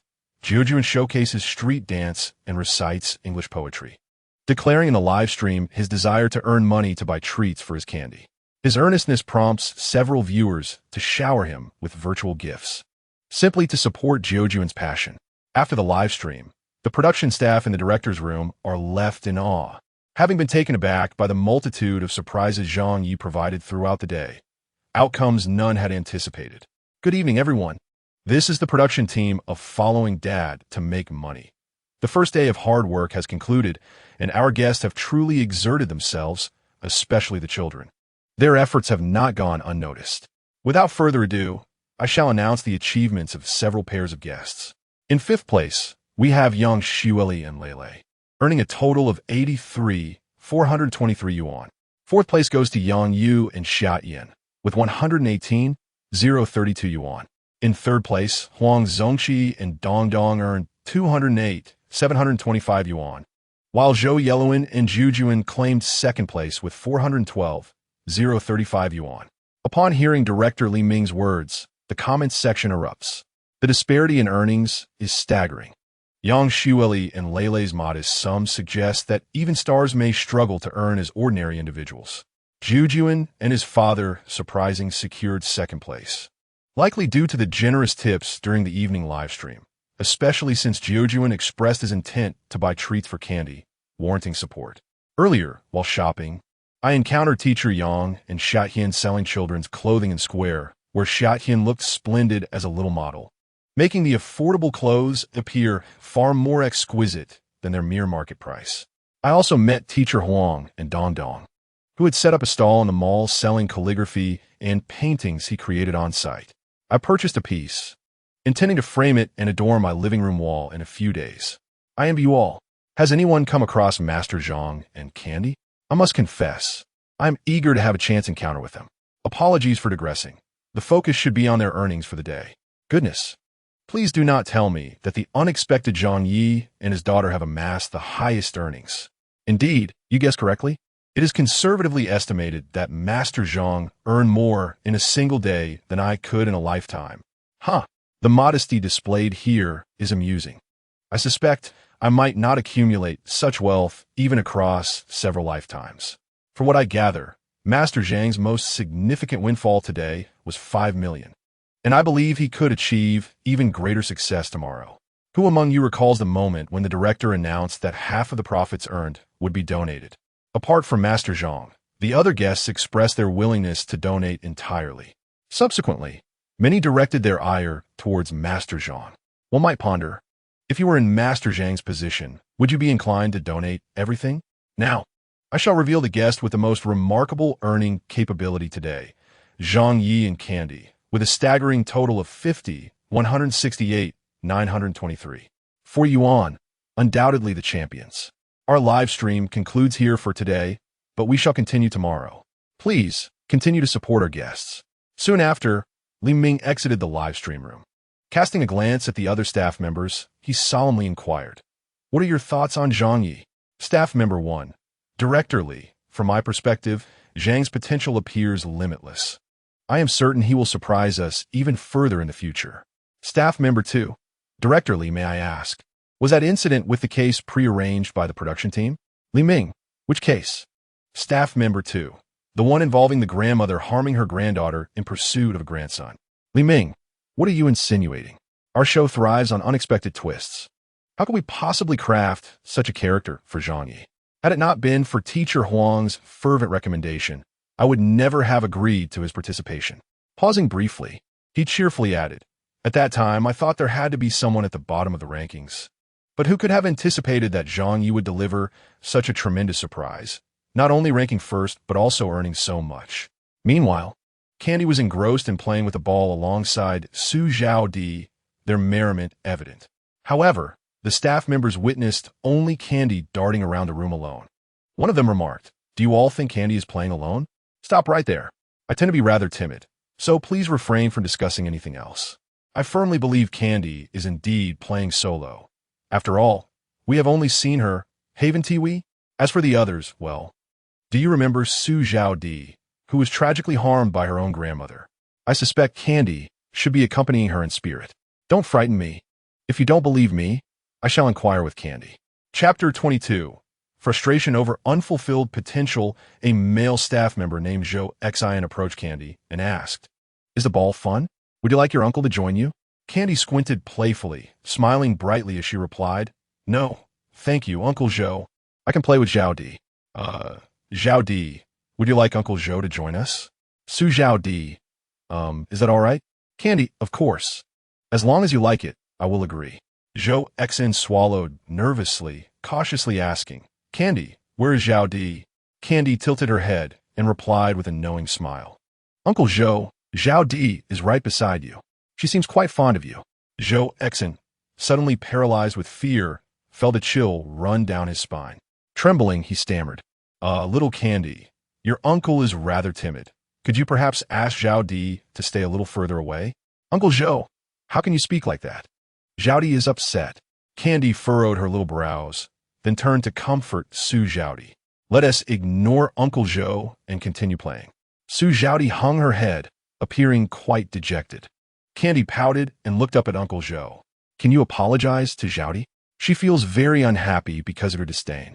Zhou Xian's face turned pale with fright as he hurriedly replied, "Apologize? I must apologize. Little friend Zhaodi." Candy insisted, "Uncle Zhou, Zhaodi is over here. You need to apologize to her directly to show your sincerity."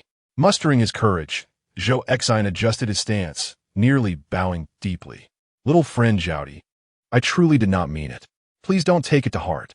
Candy chimed in, "Uncle Zhou, Zhaodi forgives you." Zhou Xian replied, "Well, if there is nothing else, I shall attend to other matters."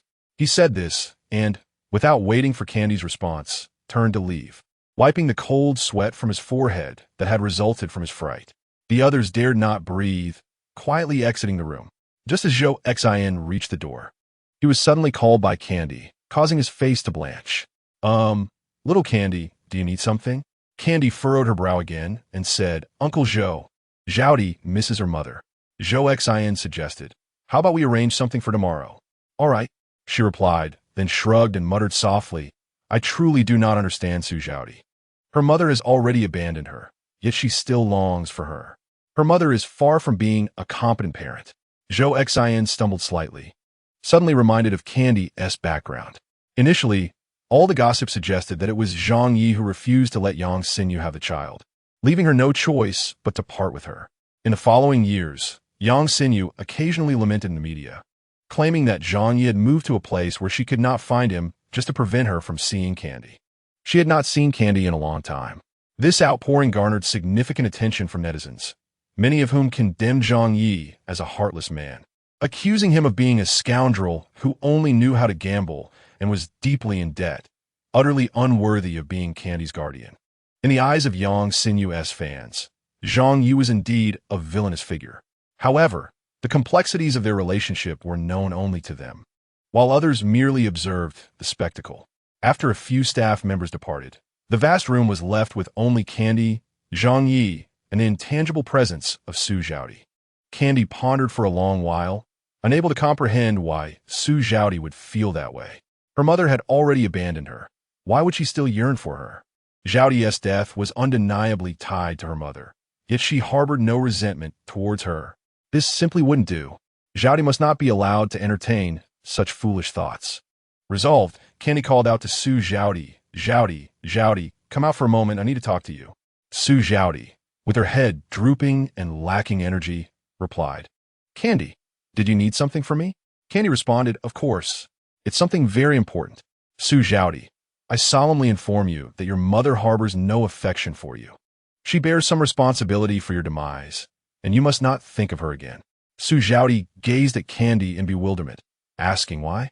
Candy let out a heavy sigh, her expression one of disappointment, saying, well, if you wish to think that way, then go ahead. Yet, still somewhat uneasy, she paused and patiently advised Su Zhaodi. In any case, you must not repeat this in your next life. You should only treat those who treat you well with kindness, those who do not deserve your attention.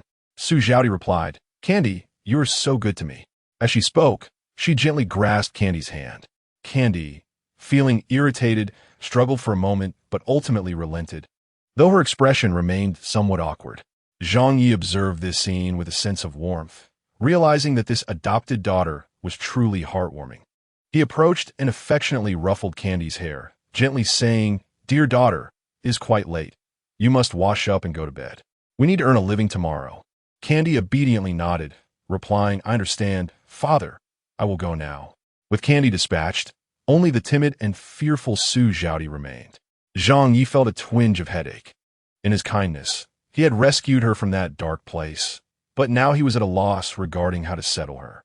Logically, she should be reincarnated swiftly. Lingering in a mortal realm for too long could weaken her spirit and make her susceptible to malevolent influences. However, being new to this realm, he was unfamiliar with its order and had previously found his attempts to be futile. The only opportunity now lay in the upcoming Zhongyuan festival, when he could capture a ghostly envoy to inquire about the specifics. Zhang Ye contemplated before speaking, Zhaodi, you are now within Candy's jade gourd.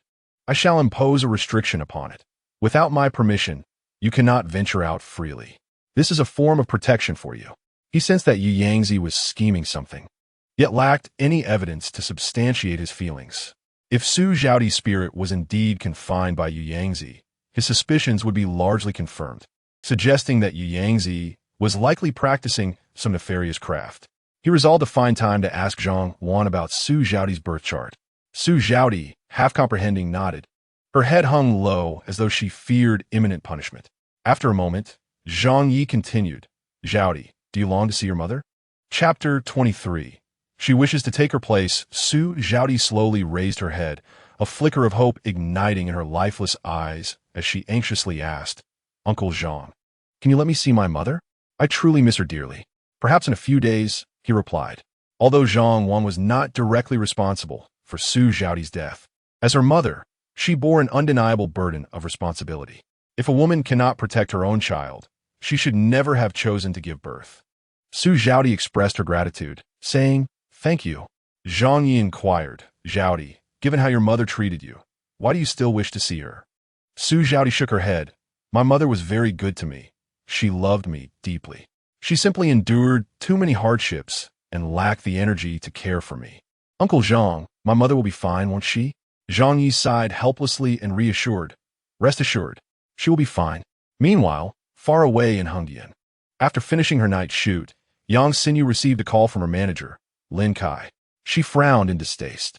Had it not been for the multitude of compromising information he held against her, she would have preferred to ignore him. Reluctantly picking up her phone, Yang Xinyu transformed her demeanor, her voice dripping with sweetness that could send shivers down one's spine. Kai Gu, how uncanny. I just finished filming and your call came through. Little enchantress, are you missing me? Lin Kai smirked, fully aware of the extent of her frivolity.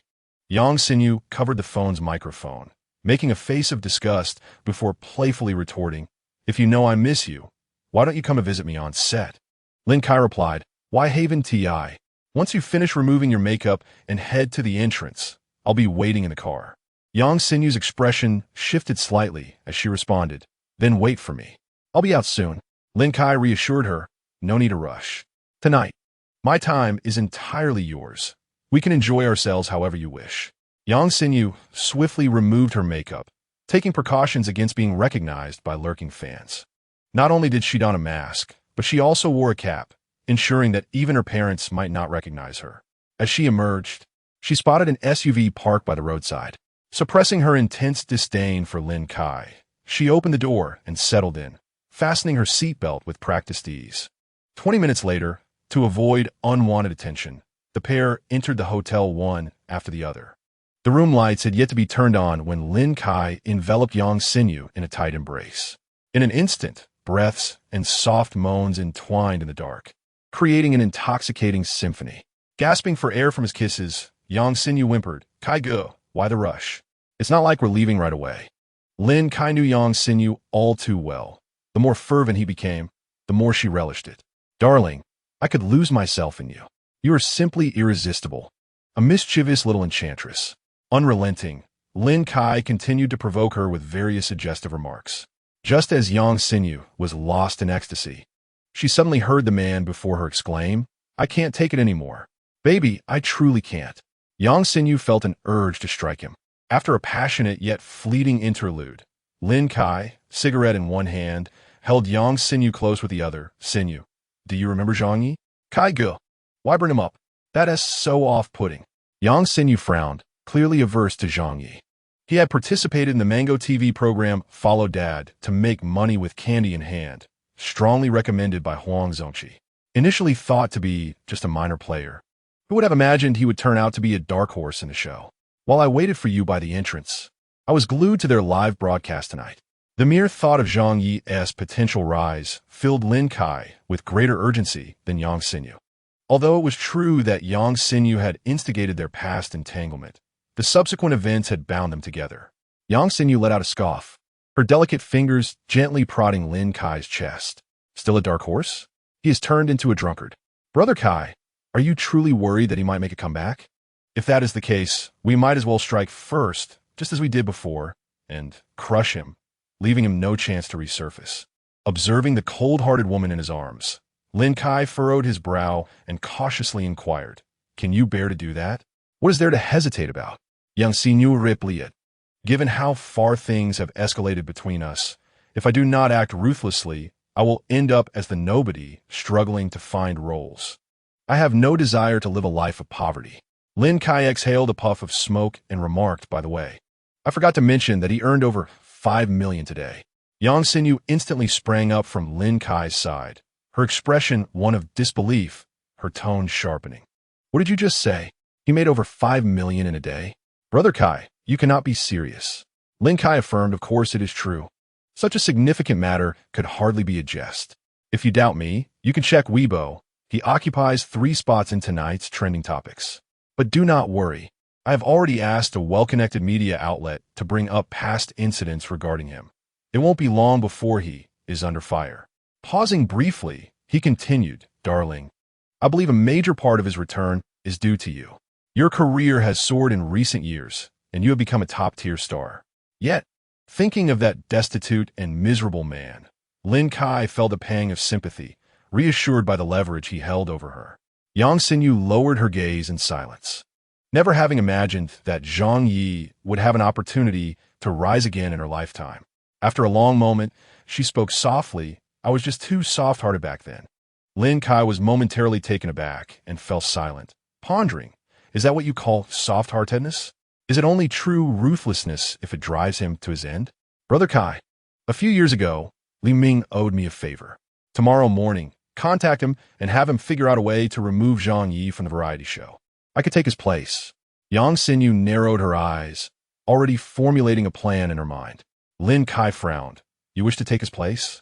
Yang Xinyu leaned against his chest, her voice sweetly coaxing. "Is that not permissible?" Brother Kai, are you questioning my professional capabilities? I am, after all, a top-tier star with millions of followers on Weibo.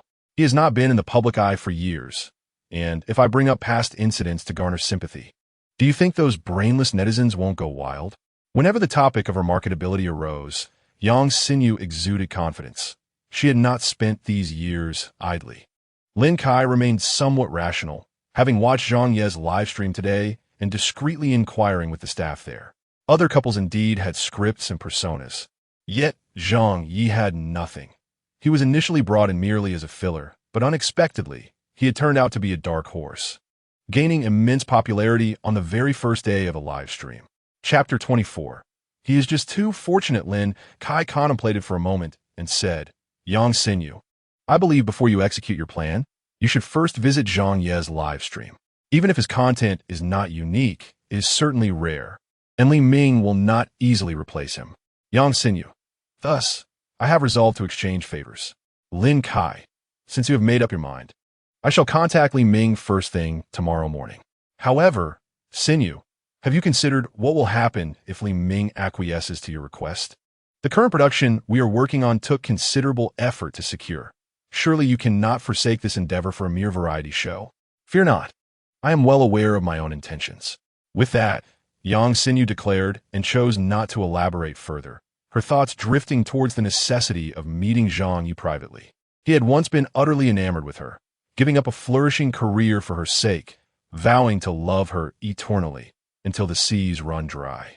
Meanwhile, Zhang Ye, having rested for 5 hours, was already engaged in meditation. He swiftly attained a state of deep focus, feeling a steady influx of energy from all directions. He could distinctly sense this energy penetrating his skin, ultimately converging in his lower abdomen. After a complete cycle of energy flow, it transformed into a golden seed. Candy, sleeping in the adjacent small bed, awoke to find Zhang Ye in his meditative state. She tiptoed out of bed and approached him, peering closely at his serene form. After waiting for a while without any response from him, she tilted her head in contemplation and imitated his posture, sitting cross-legged and gently closing her eyes. Gradually, she focused on her breathing, slowing down further, clearing her mind, and allowing her body to relax. Hearing a familiar voice, Candy resisted the urge to open her eyes and instead followed Zhang Ye's guidance into meditation.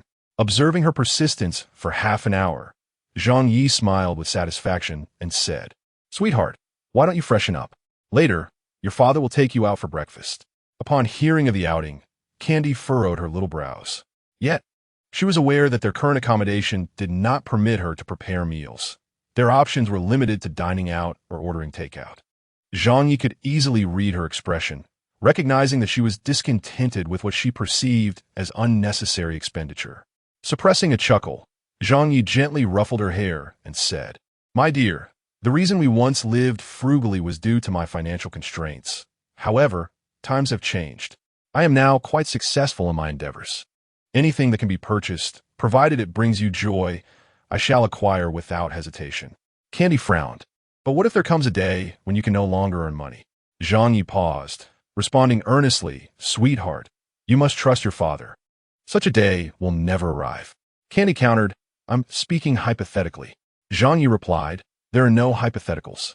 Candy pressed on, But what if there is?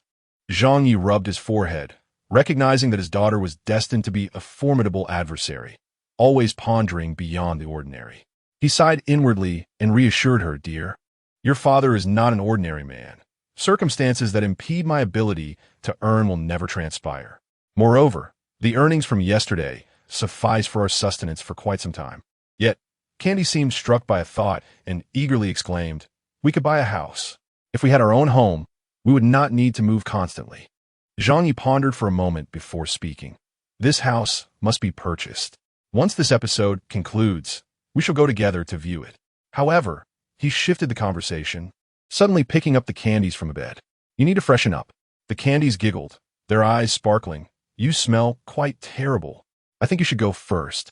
Zhang Ye turned to sniff the fabric of his pajamas, his brow furrowing deeply, realizing the odor was indeed quite overwhelming. Reluctantly, he set the candies down and said, Then I shall take a shower first. You can entertain yourself for a while.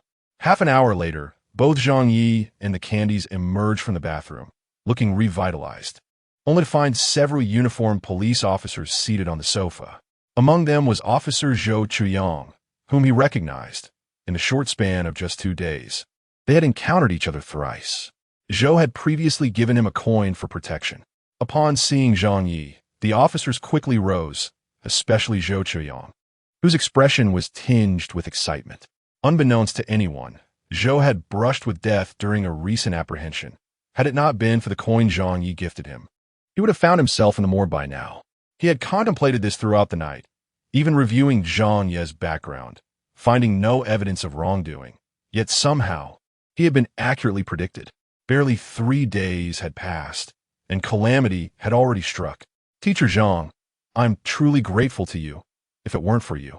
Zhou Chaoyang grasped Zhang Ye's hand, unable to contain his overwhelming emotions. Zhang Ye politely withdrew his hand, responding, Officer Zhou, you are too kind. May you live a long and prosperous life. Zhou retorted, Thank you for your good wishes. By the way, we have come to present you with a banner and a monetary reward. The case involving Ms. Zhong Shumin's daughter has been unresolved for 3 years. A significant burden on our hearts. Now that the culprits have been apprehended, we conducted immediate interrogations, and they confessed everything.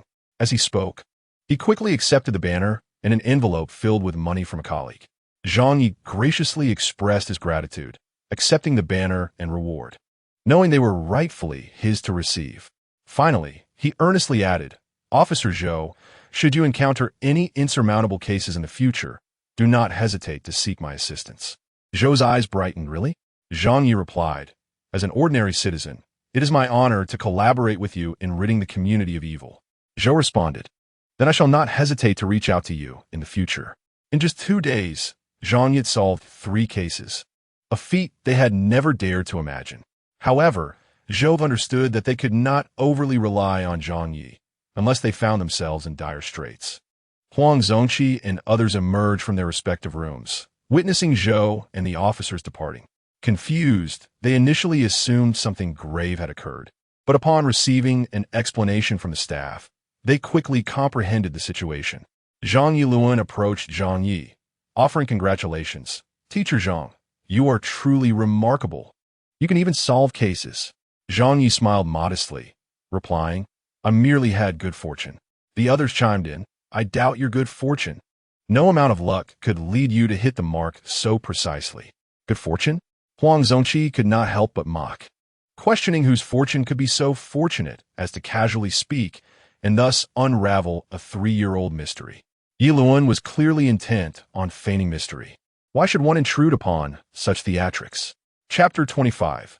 Those who are lost in dreams. Zhang Ye's humility appeared to Huang Zongqi as mere pretentiousness. A hint of embarrassment flickered across Zhou Yiluan's face as she prepared to speak, only to see Zhang Ye striding towards Huang Zongqi. A sense of foreboding gripped her heart. Was a confrontation imminent? The others were equally startled by Zhang Ye's approach. Previously circulated rumors suggested Zhang Ye had a penchant for domestic violence. Just as they braced for an irreconcilable conflict and contemplated intervening, they heard Zhang Ye say, Today, refrain from taking Dong Dong to the square to set up your stall. A change of venue would benefit both you and Dong Dong. Pausing, he coldly added, You may choose to disbelieve my words, but you must not endanger Dong Dong. Zhang Ye, what nonsense are you spouting here? Do you think that by involving my son, I will heed your advice? Huang Zongqi glared at Zhang Ye, who initially intended to utilize him to solidify his image of righteousness and emotional depth. Little did he expect that in just a day, Zhang Ye's prominence would overshadow his own, even earning the director's newfound admiration. According to insider information, Li Ming had already earmarked Zhang Ye as a guest for the 2nd season, a privilege Huang Zongqi felt he did not deserve. The mere thought of this ignited a fury within Huang Zongqi, and he was determined to show no kindness toward Zhang Ye. I tell you, all of this is mere superstition. In decades past, such beliefs would have led to imprisonment and public denunciation. Zhang Ye regarded the agitated Huang Zongqi with a bemused expression. The depths of this man's jealousy seemed boundless. Huang Zongqi's ire stemmed solely from the displeasure of having his earnings from the previous day surpass those of several others. However, Zhang Ye remained indifferent to Huang Zhongqi's disdain, for anger merely highlighted one's incompetence. Teacher Huang, I have said all that I needed to say. Whether you accept it is of no concern to me, Zhang Ye declared, turning to Candy and lifting her into his arms, cheerfully announcing, Darling, let us go set up shop on the overpass. Candy's eyes sparkled with excitement as she eagerly nodded like a chick pecking at rice. Under the astonished gazes of the onlookers, Zhang Ye took Candy to their dedicated vehicle, and soon they arrived at the bustling city center. The duo, one large and one small, leisurely set out their small stools and settled in, awaiting the arrival of kindred souls. Excuse me, good sir, if I may. I sense you have been plagued by nightmares of late. Would you like assistance in resolving them? No charge if it doesn't work. Zhang Ye called out to a hurried middle-aged man passing by. Fu Xinyang paused briefly, furrowing his brow as he turned to Zhang Ye. Are you speaking to me? Zhang Ye raised an eyebrow. Indeed, it is you I address. I observe your complexion is sallow and your brow dark these past few days. Has someone at home been in a deep, unyielding slumber with no discernible illness? Fu Xinyang felt a sudden jolt in his heart. Initially, he had dismissed such notions. Yet Zhang Ye's recent remarks struck a chord within him. During this period, not only had he been plagued by nightmares, but his son had also fallen gravely ill half a month ago, languishing in a hospital. Despite leveraging connections to consult numerous specialists, none could discern the underlying issue. Strangely, all of those experts unanimously declared, your son is not ill. Yet, if he were not ill, why could he not awaken? He had only this one son. His wife had passed away early on. Though he had always indulged his son, the boy was remarkably sensible and had never been a source of worry. Master, how did you know that someone in my family is trapped in a deep slumber? That someone is my son. Moreover, I too have been in torment. Every time I doze off, I experience vivid dreams, so vivid that I can scarcely distinguish between reality and dreams. This has persisted for 16 days, and my son has been in the hospital for the same duration. With a heavy sigh, Fu Xinyang poured out his heart's anguish. After a brief pause, he continued with resignation. To be frank, I have sought help from several masters, but rather than alleviating the situation, it has only worsened. Even a brief nap in my office leads to dreams. I am acutely aware that my circumstances are dire. I no longer dare to look into mirrors, nor can I bring myself to sleep, yet no amount of coffee can sustain me. I truly find myself at a loss for other solutions. As he spoke, Fu Xinyang, overwhelmed by despair, cradled his head and crouched on the floor, his complexion as pale as a freshly plastered wall. Zhang Ye remarked, I believe I have grasped your situation. We must visit your son at the hospital. His condition is likely far more perilous than yours. If he does not awaken soon, I fear he may never do so. Upon hearing Zhang Ye's intention to visit his son, Fu Xinyang sprang to his feet, urgency evident in his voice. I parked my car not far from here. I can take you there immediately. Zhang Ye replied, No need, we have our own vehicle. After a moment, he added, To be candid, we are currently live streaming. Your predicament is likely being witnessed by hundreds of thousands of viewers. Fu Xinyang was momentarily taken aback. He felt an impulse to express anger, but then reconsidered. This master must possess genuine skill, or he would not dare to stream live. If he failed to heal his son today, the master's live stream would be irrelevant. It's all right. I do not concern myself with the process. All I desire is a resolution. Master, you must save my son. He's my only child. If you restore his health, I shall reward you with 10 million. Without my son, all the wealth in the world would be rendered meaningless. Zhang Ye smiled and said, Mr. Fu, you are fortunate to have encountered me. Rest assured, I shall bring your son back to health. Moreover, the moment you paused to speak with me, I could see a change in your countenance. As long as you refrain from wrongdoing, you shall live a long life and have a son to see you off. Fu Xinyang, having seen much of the world, found his emotions steadied upon hearing that thousands were observing him. Despite the excitement bubbling within him at Zhang Ye's words, he managed to contain it. Master, I entrust the matters at home to you. In a live broadcast, when Fu Xinyang proclaimed that if Zhang Ye could awaken his son, he would reward him with a staggering 10 million as a token of gratitude, the chatroom erupted in frenzy. 10 million, an amount that an ordinary person could scarcely earn in several lifetimes. Yet Master Zhang achieved it in less than a day. Truly, I find myself envious, overwhelmingly so. If this continues, I fear I might succumb to jealousy.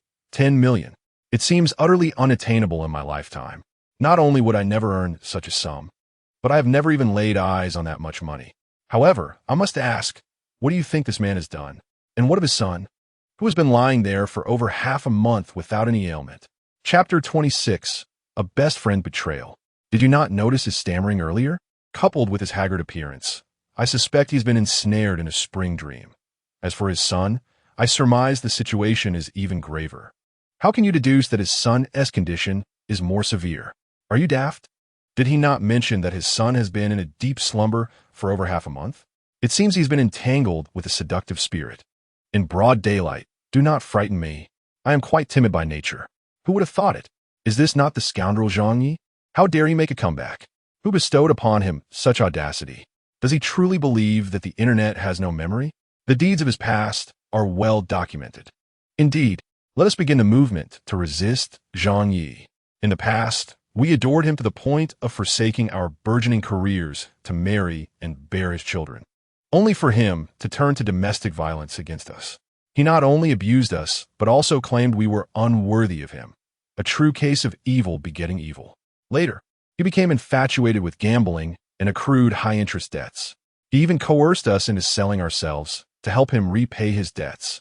Our beloved Sinew, kind-hearted and beautiful, withdrew her savings to settle his loans, leaving the child with him as a memento. In summary, I implore you not to be deceived by Zhang Ye's handsome facade. Though he possesses striking looks, his heart is malevolent.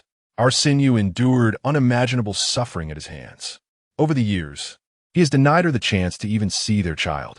Just think, a child so young, deprived of a mother, what a tragedy. Upstairs. Are you a fan of Yang Sinew? What truly transpired back then? Teacher Zhang has never come forth to clarify, nor have I ever heard him utter a single disparaging word about Yang Sinew. Conversely, she and her agent continuously leak various photos online. Any rational person would not believe their claims. Frankly speaking, they might very well be colluding to ensnare Teacher Zhang. I am no one's fan. I am merely an onlooker. Yet, I firmly believe that Teacher Zhang is neither a scoundrel nor an abuser. I was merely a bystander to the events of yesteryear. But now I share the sentiment of the individual upstairs. I wholeheartedly support Teacher Zhang. He is absolutely not that kind of person. As for Yang Sinew, her countenance evokes a sense of sharpness and bitterness. Allow me to clarify, I have a penchant for studying physiognomy. What era are we in, that there are still those attempting to exonerate a domestic abuser? I must convey to you that this matter is beyond redemption. It cannot be whitewashed. The photographs of our dear Sinew's injuries are still preserved, along with the videos of the assault. This incident cannot be obscured, and we shall not permit any attempts to do so. We stand resolutely against domestic abuser Zhang Ye. If you wish to protest, do so on your own. Do not entangle us in your affairs. We derive great enjoyment from watching Teacher Zhang's live streams. Your opinions are irrelevant to us. As Zhang Ye was urged by Fu Xinyang to rush to the hospital, he had no inkling that the viewers in the live stream had already erupted into a heated debate. In fact, a staff member tasked with monitoring the comments was overwhelmed with concern. He feared that some remarks might adversely affect Zhang Ye's mood. So he chose to slow down and discreetly message the director.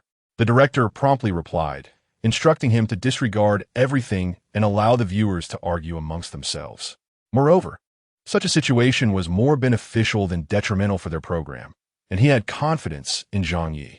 Someone like Zhang Ye, if he truly intended to confront Yang Sinew, would never grant her the opportunity to retaliate. The reason for his inaction was likely due to his infatuation with her. Otherwise, he would not have withdrawn from the scene for her sake. In his heyday, Zhang Ye was a sensation across the land. Zhang Ye and his companions soon arrived at the hospital.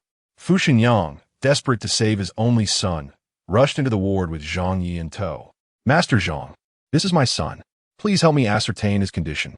He implored, anxiety evident as he gazed at his son, unconscious on the hospital bed.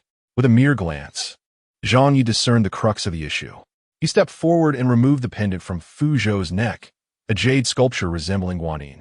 Strictly speaking, It bore a closer resemblance to the Dunhuang flying celestial, yet the craftsmanship differed fundamentally. Fu Xinyang's heart sank, and he anxiously inquired, Master Zhang, is there something wrong with this pendant? Zhang Ye, maintaining an impassive demeanor, toyed with it in his hand, deliberately withholding an immediate response. Instead, he posed a question. Where did this item originate? Fu Xinyang replied, I acquired it from a friend of mine, who claimed it could ward off evil spirits. I spent a considerable sum on it, and treated him to several meals before he agreed to sell it to me. Master Zhang, could this object be the cause of my son's unresponsiveness? Is it connected to my own troubles? At this juncture, his complexion had grown increasingly pallid. Zhang Ye cast a downward glance at the object in his hand, secretly invoking a spell. The energy contained within the pendant was tumultuous, likely the root of the unresolved issues despite Fu Xinyang's efforts. Mr. Fu, to be candid, what you and your son are experiencing is indeed intricately linked to this object, Zhang Ye stated, lifting his gaze to meet Fu Xinyang's. Did you harbor any deep-seated animosity with that friend of yours? Fu Xinyang was no fool. In fact, he was astute. Upon hearing Zhang Ye's words, he immediately grasped their implication. Someone not only sought to harm him, but also intended to endanger his son. Yet, he asked himself earnestly, had he ever wronged Li Zhao? Amongst so many friends, not bound by blood, but akin to brothers, he had never anticipated that this good brother he had accepted would wish for his ruin. After a moment's hesitation, Fu Xinyang respectfully implored, Master Zhang, could you please rouse my son first? Zhang Ye grasped the blood jade pendant with one hand, while swiftly forming incantations with the other. The pendant in his palm grew intensely hot, but as his gestures shifted, its temperature gradually diminished, and life returned to the figure lying on the hospital bed. Fu Xinyang hurriedly rushed to his son's side, his face betraying uncontainable excitement. Son, you have finally awakened. How do you feel? Is there any discomfort? If you feel unwell, you must tell your father. Fu Zhou struggled to prop himself up. Everything around him appeared entirely foreign except for his father, Fu Xinyang. Dad, where am I? Why are there so many unfamiliar faces? Chapter 27. Little Candy stands out again today, son. You are in the hospital. You have been lying here for over half a month. If you do not awaken soon, your father will be utterly shattered. Despite Fu Xinyang's usual strength, tears welled in his eyes at that moment. Fu Zhou furrowed his brow, feeling incredibly weak, his complexion pale as a ghost. I have been unconscious for more than half a month. He recalled his dream, the enchanting sister within it, and his ears involuntarily flushed with warmth. The dream felt as if it had just transpired. Dad, what on earth is happening? Why is my body so frail? Zhang Ye cast a knowing glance at Fu Zhou, a meaningful smile gracing his lips. This young man was feigning ignorance. He should be well aware of his actions. It seemed he was still reluctant to part with the celestial beauty from his dreams. What are you laughing at? Fu Zhou felt inexplicably self-conscious under Zhang Ye's gaze, unable to suppress his irritation. Upon hearing this, Fu Xinyang's expression shifted dramatically. Son, this is Master Zhang, your savior. If it weren't for his intervention, you would have perished within days. He could see the truth in his son's countenance. It was evident that his body was nearly drained by the dream's allure. If he did not awaken soon, even divine intervention could not save him. In any case, son, you must show Master Zhang the utmost respect. Doubt flickered in Fu Zhou's eyes, yet he knew his father would never deceive him. He had no reason to disbelieve. As for the beautiful sister from his dream, he instinctively touched his neck, his expression shifting in alarm. Dad, where's the pendant? What happened to it? That was my lifeline. I cannot be without it. Fu Xinyang frowned, his face stern. That pendant nearly caused your demise. How can you still think of it? Is that truly what you believe? Fu Zhou pointed an accusing finger at Zhang Ye. Dad, he must be a fraud. You spent 5 million to acquire that jade pendant. He must be coveting it and has concocted a story. Silence. Fu Xinyang nearly fainted from anger. Had he not encountered a similar predicament himself, he might have found it hard to believe Zhang Ye's words. Yet, the truth has revealed that Zhang Ye's assertions were indeed accurate. After he removed that object and performed his incantation, it was what enabled his son to awaken. Fu Zhou, you must promptly apologize to Master Zhang. If you do not express your contrition today, I shall no longer acknowledge you as my son." Fu Zhou, with a stubborn tilt of his neck, remained obstinate. Nearby, Tang Guo let out a soft sigh and innocently remarked, "Uncle Fu, my brother fancies that sister." The crowd responded, "Little Tang Guo, if you remain silent, no one will consider you mute." Fu Zhou's expression faltered, his guilt palpable, as he growled with a stern visage, "What nonsense is this little girl spouting?" Tang Guo retorted, "I am not speaking nonsense. I witnessed it with my own eyes. A beautiful sister was leaning on you." She then quietly added, "Doesn't that sister feel cold dressed so scantily?" The crowd exclaimed, "Little Tang Guo, you truly are a lively spirit. This live stream is bound to explode with excitement."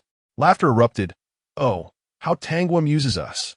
Can such words be carelessly uttered? Does young Master Fu possess no sense of propriety? Little Tang Guo is indeed a darling. I cherish her immensely. As for young Master Fu, one wonders why he does not glance in a mirror. His countenance betrays indulgence, suggesting he relished the experience. For how else could he express no gratitude and feel wronged? It seems he has been thoroughly pleased. Yet, this indulgence may come at a price. Had his father not fortuitously encountered Master Zhang, it is likely he would soon find himself in dire straits. Nevertheless, one must admit, to die beneath a peony is to enjoy a certain charm. This young master is clearly entranced, yet our Tang Guo remains the most delightful, laughing heartily. Her declaration of witnessing a beautiful sister upon him is nothing short of audacious. Today, little Tang Guo is indeed the center of attention. Fu Zhou, incensed, opened his mouth to protest, but found himself at a loss for words, his face flushed with an unusual hue. Zhang Ye reached out to affectionately ruffle Tang Guo's hair, a look of exasperation on his face. "My dear, some matters are best left unspoken. If you lay everything bare, this young gentleman will feel quite embarrassed." Tang Guo lowered her head, obediently acknowledging "Oh." Zhang Ye, unperturbed by Fu Zhou's demeanor, recognized he was there for the promise of a substantial reward. However, Fu Zhou's earlier outburst towards Tang Guo displeased him, causing his expression to harden as he stated, "Mr. Fu, your son has awakened, so the payment can be transferred to me now." Fu Shenyang, perceptive as ever, immediately discerned Zhang Ye's discontent.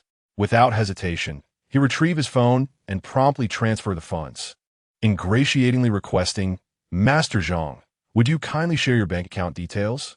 I shall arrange the transfer at once." Zhang Ye provided the necessary banking information, wishing to disengage from further involvement. Initially, he had intended to offer the boy some health restoration, yet it was clear the lad needed no such intervention. He simply had not indulged enough. "Mr. Fu, since your son has regained consciousness, my duties here are concluded. By the way, I shall return this item to you to avoid any perception of impropriety." Zhang Ye, while speaking, was about to return the jade pendant to Fu Shenyang. Yet, Fu Shenyang dared not accept it. Not only had his son been nearly harmed by that object, but he himself had also come perilously close to death. "Master Zhang," he exclaimed, "my son and I were nearly killed by this thing. How could I possibly return it to you? If you do not mind, I would rather gift it to you. Regardless, I cannot bear to touch it again." After a brief pause, Fu Shenyang added, "Master Zhang, I have an unreasonable request. Could you accompany me to find a friend who sold me this jade pendant?" Zhang Yi replied, "Mr. Fu, to be candid, I initially intended to assist you thoroughly, even contemplating helping your son with his health. However, given his current state, it is unlikely he will continue on a path of humanity. Your son, Mr. Fu, is your cherished one, just as my daughter is mine. If anyone were to harm her, I would suffer greatly. Therefore, it would be prudent for you to seek counsel elsewhere." Upon hearing this, Fu Shenyang's expression immediately changed. He raised his hand and delivered a resounding slap across Fu Zhou's face. Subsequently, he personally apologized to Tang Guo, saying, "Little Tang Guo, my brother has been spoiled by his uncle. I apologize on his behalf." Fu Zhou was utterly bewildered. Throughout his life, he had never been struck by his father in such a manner. To be precise, his father had always indulged him. Particularly after his mother passed away when he was 10, his father had showered him with love and had never even mentioned remarriage. Yet now, for the sake of an outsider, he had resorted to violence against his own son. Chapter 28. A gameplay by Zhang Yi. Tang Guo smiled. her eyes brightening as she said earnestly, "Uncle, let me tell you, one must not spoil boys too much. There are times when they must be disciplined. Look, your brother nearly jeopardized a significant matter for you." Her spirits were high, for her father had declared her to be his cherished one, and thus she did not mind speaking favorably of Fu Shenyang. Fu Shenyang's lips twitched awkwardly as he replied, "Little Tanghua, thank you. You truly are a wonderful child. Soon, I shall take you shopping, and whatever you desire, we shall buy." He then turned to Zhang Ye, saying, "Master Zhang, what do you think?" Zhang Ye responded, "I shall await your son's apology to my daughter." At that moment, Fu Shenyang realized that Zhang Ye was indeed a person of genuine skill. Prior to encountering Zhang Ye, he had sought the help of numerous self-proclaimed masters, expending considerable sums, yet none had been able to awaken his son. One master had even slumbered for 2 days and nights, only to awaken and leave without demanding payment. Rest assured, Master Zhang, I will ensure Fu Zhou apologizes to little Tanghua. For the sake of my son's future happiness, I will resort to coercion if necessary to compel my son to apologize. Furthermore, little Tanghua is so adorable.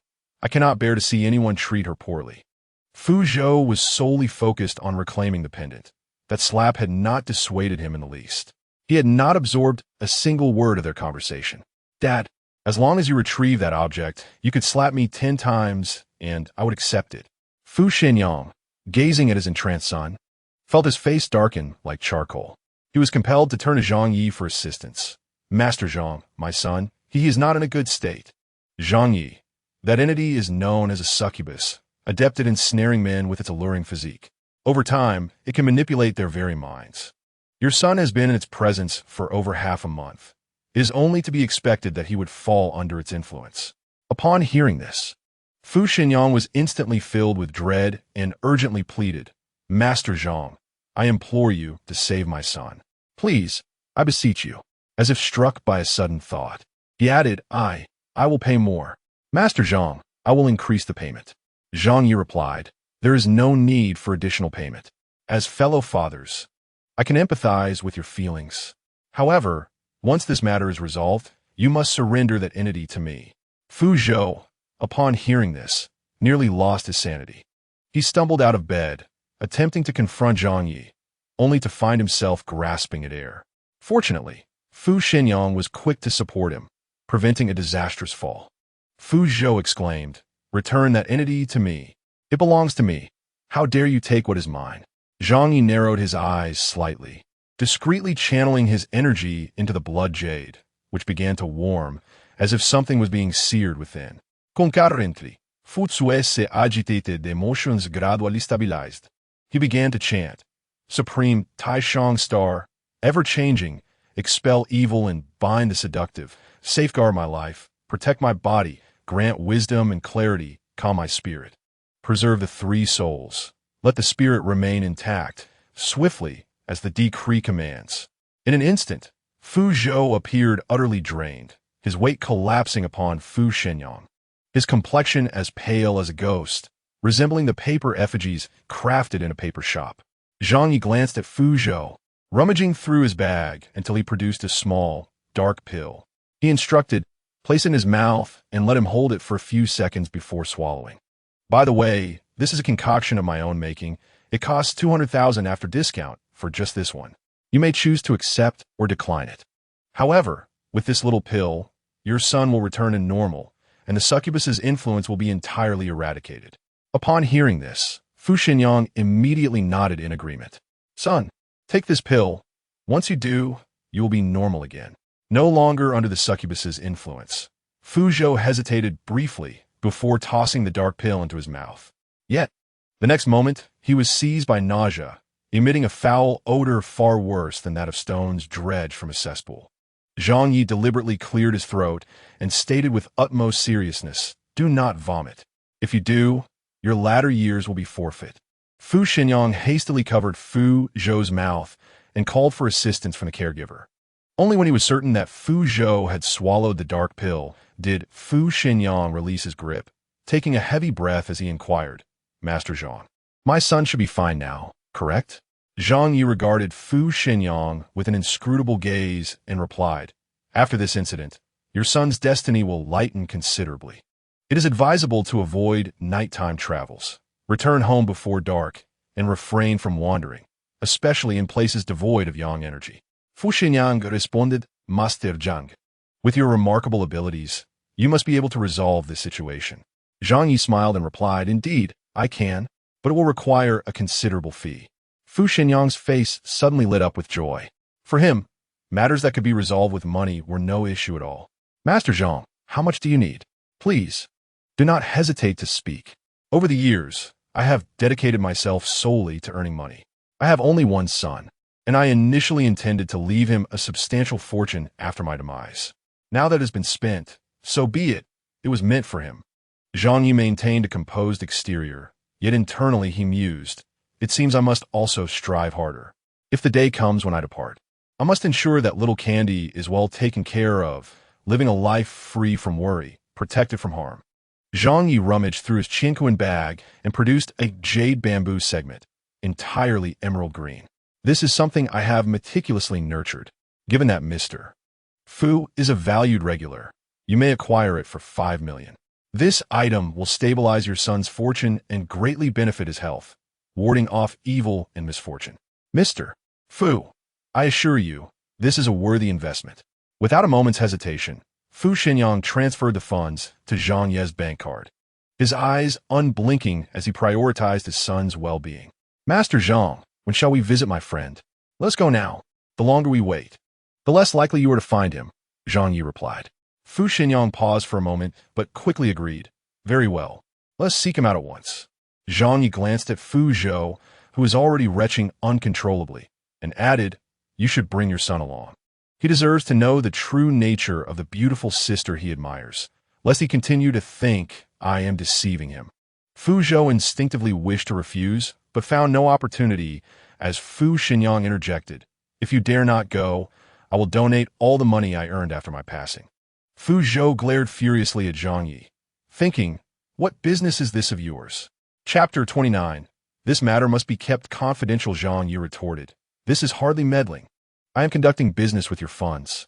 Should the task not be accomplished, it would tarnish my reputation. As for you, at such a young age, how is your self-control so lacking?" Fu Zhou was momentarily taken aback, wishing to counter, but finding himself speechless, as the truth of Zhang Ye's words was undeniable. Little Candy, cradled in Zhang Ye's arms, squinted her eyes and grinned mischievously like a cunning little fox. "Daddy, did we make a lot of money today?" Zhang Yi affectionately ruffled her hair, chuckling, "Just over 10 million. Not quite a fortune, my dear. Rest assured, I will work diligently to earn more, striving to provide you with the life you desire, free from worries about food, so you can buy whatever you wish. From now on, my darling, you may eat whatever you desire without concern for the cost, for all the money I earn is meant for you. Do not ever feel the need to save for me." Candy nestled against Zhang Ye's chest, her nose tinged with emotion, longing to cry. "Why is he so good to me? I hope he never leaves me. When he grows old, I shall care for him in return." Seeing Candy silently contemplating, Zhang Yi couldn't help but sigh internally, reflecting on how such a thoughtful little girl could face such a tragic fate. "My dear child, do not overthink, my dear. You are still young, and your mind cannot accommodate too much." Tanghua inhaled deeply, wrapped her arms around Zhang Ye's neck, and buried her little face in the crook of his neck, asking softly, "You won't leave me, will you?" Zhang Yi gently patted her head and replied nonchalantly, "My dear girl, you are indeed letting your imagination run wild. How could your father ever bear to leave you? That will never happen, unless one day you decide you no longer want me." Tanghua tightened her embrace, shaking her head vigorously. "I will never not want you. Not ever. So, you must leave me. If you do, I will surely bring you back." The father and daughter shared their whispered secrets, soon stepping out of the hospital room. However, as they reached the doorway, Dr. Zhou, the attending physician, hurriedly approached them, exclaiming, "What are you doing?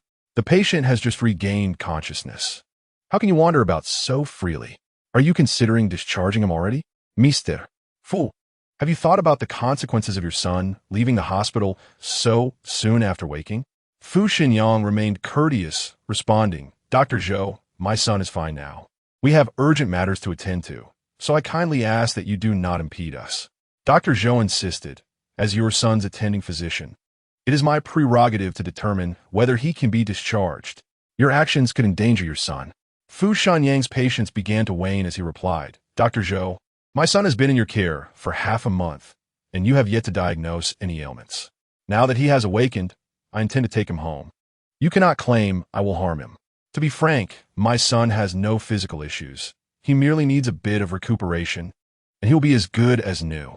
Dr. Zhou attempted to interject, but Fu Shenyang cut him off impatiently. Dr. Zhou, I appreciate the care you have provided my son during his stay, but I truly have pressing matters to attend to. If Li Dongjie escapes, he will become a significant problem, and we must recover that 5 million. Before long, they exited the hospital. Zhang Ye hesitated for a moment before addressing the staff. We will not be broadcasting this afternoon. Enjoy a half-day off. By the way, you all have my WeChat, correct? I will send you some pocket money shortly. Take it and enjoy yourselves. The staff beamed with joy, thanking Zhang Ye. Thank you, Teacher Zhang. Please feel free to call us if you need anything. Upon hearing that the broadcast was ending, the viewers in the live stream expressed their dissatisfaction. Master Zhang, you've only been streaming for a little over an hour. Why are you ending it now? We haven't had enough yet. Don't go. Master Zhang, I will send you a cruise ship. Do you really think Master Zhang is short on money? He earns in 2 hours what we could never hope to earn in a lifetime. However, I am more curious about how much pocket money he will give those staff members. Teacher Zhang can make money because he possesses true talent. I do not envy him in the slightest. After all, such skills are not easily acquired. However, I do envy the staff who work with him. Their meals are worth thousands each, and I bet the pocket money he gives them 1 TB insignificant. Upon your mention, I too find myself envious of those who accompany him, not for any other reason than the allure of the work meals and the occasional pocket money that can be quite tempting. Who knows? If Teacher Zhang were to be in high spirits, he might just point me towards a lucrative path, ensuring my lifelong security in terms of sustenance and comfort. Ah, how delightful! Amidst a myriad of envious comments, there exists a fair share of vitriolic language, incessantly dredging up past events to malign Zhang Ye, branding him as a scoundrel and an abuser, hurling all manner of disparaging epithets at him. After a brief discussion among a few staff members, they resolved to keep this from Zhang Ye. Before long, their phones began to chime in succession. To their astonishment, Teacher Zhang had indeed sent a red envelope. A generous sum of 20,000 yuan. How extraordinarily magnanimous. This exceeds our earnings for an entire month. Indeed, Teacher Zhang's generosity is unparalleled. We have scarcely been with him for a day and a half, and yet he bestows such a substantial gift upon us. Previously, he also treated us to an extravagant meal. I can assure you, should this news circulate, it would evoke envy beyond measure. Teacher Zhang is not only of commendable character, but also exceptionally generous. No, this must remain a secret. I cannot allow anyone to vie for my position. While the staff members clutched their hefty red envelopes, professing their intent to keep it confidential to avoid competition, they promptly shared their chat records on social media. The joy evident on their faces even through the screen. 20,000 yuan. This act incited envy among those who assisted other guests, as yesterday they enjoyed a lavish meal, and today, a grand red envelope. Without comparison, there is no harm. Thus, it became imperative to mute their social media posts.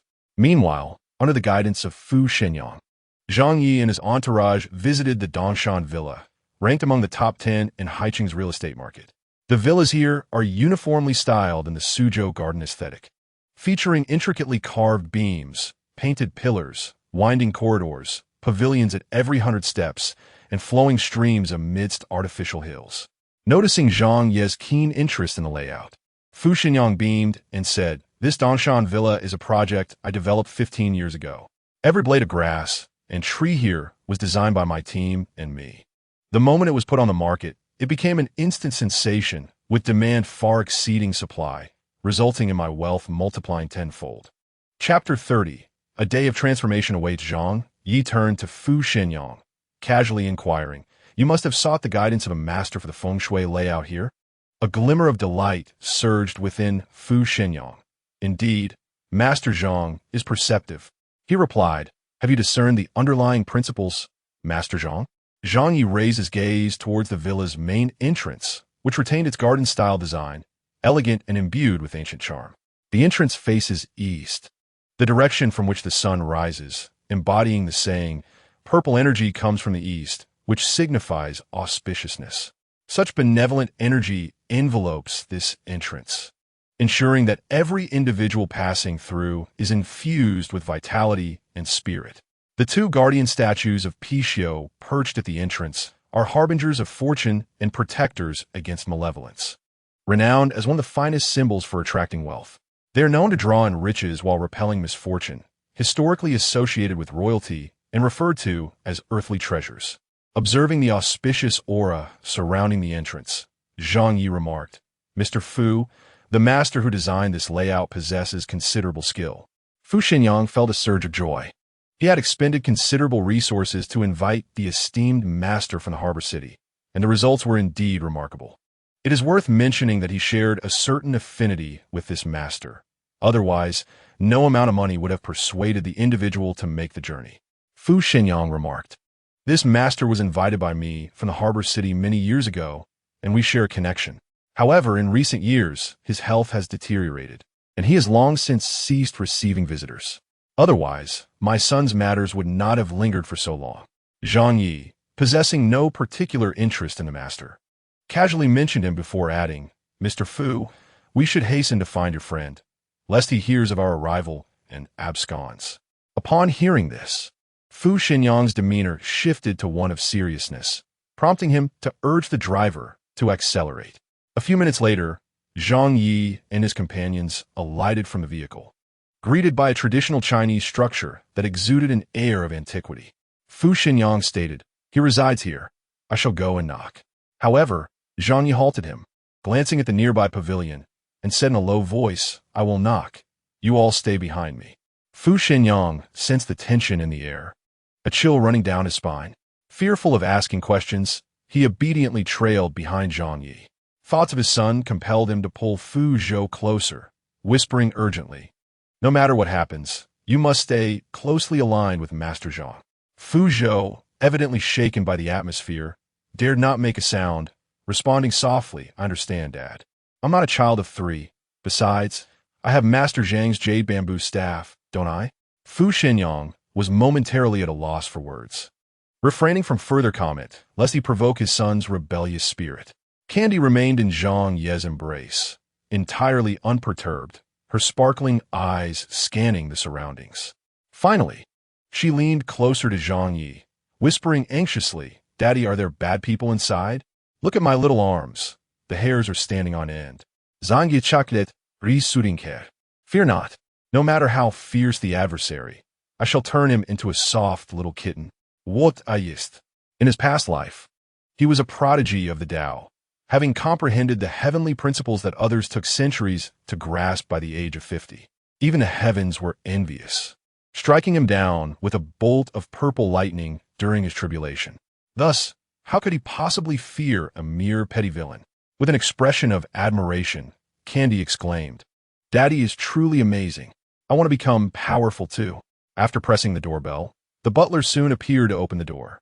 Upon seeing Zhang Ye's unfamiliar face, the butler immediately adopted a wary stance, asking, "Who are you? Who do you seek?" Zhang Yi stepped aside slightly, prompting Fu Xinyang to quickly advance, stating, "Butler Zhang, it is I. I have an urgent matter to discuss with Dongjia. He should be home at this hour." He then proceeded to introduce Zhang Yi. "This is my newly acquainted friend. He wishes to make a purchase." Upon hearing of Zhang Ye's intent to buy, the butler's demeanor transformed, his face brightening as he exclaimed, "Ah, distinguished guest. Please come in. Come in." Under the butler's guidance, the group swiftly made their way into the hall. "Please wait a moment. I shall notify the master at once." After Butler Zhang concluded his words, he proceeded inside. Zhang Yi politely nodded, subtly surveying the hall. Since his entrance, he had discerned that the architectural design of this traditional Chinese pavilion was meticulously crafted. The presence of 5 emperor coins, a bagua mirror, and the trees in the courtyard collectively hinted at a desire to suppress something. Furthermore, He could unmistakably sense that something was concealed beneath the ground, potentially linked to the object he possessed. Master Zhang, Fu Xinyang was about to speak, but Zhang Ye quickly gestured for him to remain calm. Ever since absorbing psychic energy multiple times, he had grown exceedingly sensitive to his surroundings. The moment he stepped into the hall, he felt as if someone were spying on them. In a room within the basement, dim crimson lights enveloped the space, which was plastered with talismans.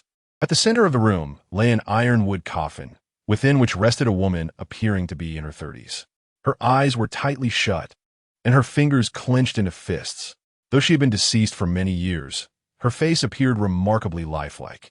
In addition, a middle-aged man and a man resembling a Taoist priest sat before a computer screen, their gazes fixed upon it. The screen prominently displayed Zhang Ye and his companions. Had Zhang Ye been present at that moment, he would have instantly recognized the Taoist as Yu Yangzi, the very individual who had escaped right under his nose. It was indeed him. What an unexpected twist of fate. Yu Yangzi glared at Zhang Ye, his eyes brimming with deep-seated hatred. Li Dongjie paused, casting a dubious glance at Yu Yangzi. "Master, do you know him?" Yu Yangzi shot a cold glance at Li Dongjie and sneered. "It is him who has thwarted my plans. I was merely a step away. Had I succeeded, I could have extended my life by 20 years. At this, Yu Yangzi's pupils darkened entirely. Upon hearing that a method to prolong life existed, Li Dongjie immediately became intrigued and said flatteringly, "Master, do you seek revenge? I could lend you a hand, but in return, you must reveal the method of extending your life." Yu Yangzi scrutinized Li Dongjie for a moment, then let out a sinister chuckle. "If you assist me in dealing with this person, I shall share with you the secret of prolonging life." Li Dongjie replied, "It is a promise." Yu Yangzi warned, "Dongjie, I must inform you beforehand that this individual possesses genuine skills and will not be easily dealt with." Chapter 31. "I consider you a brother, you consider me a grudge." Li Dongjie, with an air of arrogance, declared, "Master, do you doubt my abilities? I have navigated High City for 30 years. If I cannot handle one person, then all my efforts would have been in vain." Seeing Li Dongjie's insistence, Yu Yangzi refrained from further objections.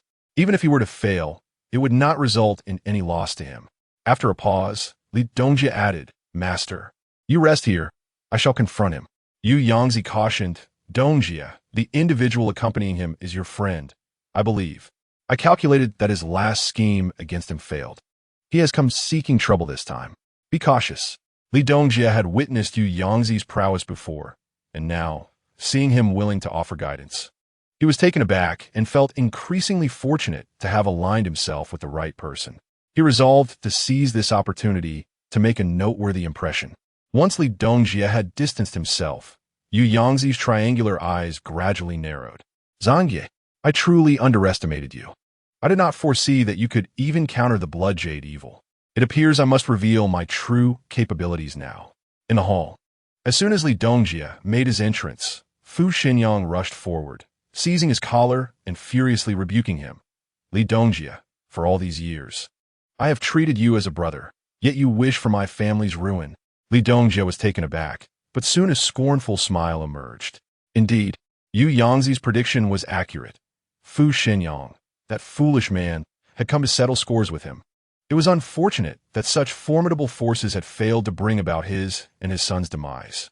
The butler, witnessing the scene, prepared to intervene, but Li Dongjie halted him, repeatedly exclaiming his innocence. "Xinyang, how can you say such things? If I truly wished you harm, you would not be standing here." Fu Xinyang scoffed, shoving Li Dongjie aside, his expression icy. "Li Dongjie, cease your attempts at self-justification. I will no longer place my trust in you. I am here to seek justice for myself. I shall not hold you accountable for the cost of those meals, but that 5 million must be returned to me, no matter what." Previously, he had placed his faith in Li Dongjie's words, nearly leading to his family's ruin. To trust Li Dongjie again would be sheer folly. Li Dongjie furrowed his brow, subtly redirecting the blame towards Zhang Ye, imploring, "Xinyang, have you forgotten how many years we have been brothers? 20 years, 2 full decades. Do you truly wish to place your trust in a stranger over me? You accuse me of wanting your family's downfall. Tell me, what benefit would I gain from that? Yet this outsider, I can see he is no good. Xinyang, did he plant these thoughts in your mind? It must be him, right? You have truly disappointed me. Li Dongjie silently observed his act. In the past, he might have been swayed, but not anymore. The truth had revealed that Master Zhang's words were indeed correct.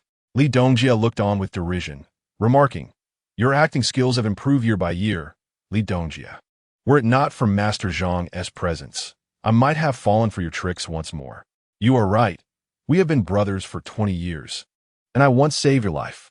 Yet, ask yourself, have you ever regarded me as a brother?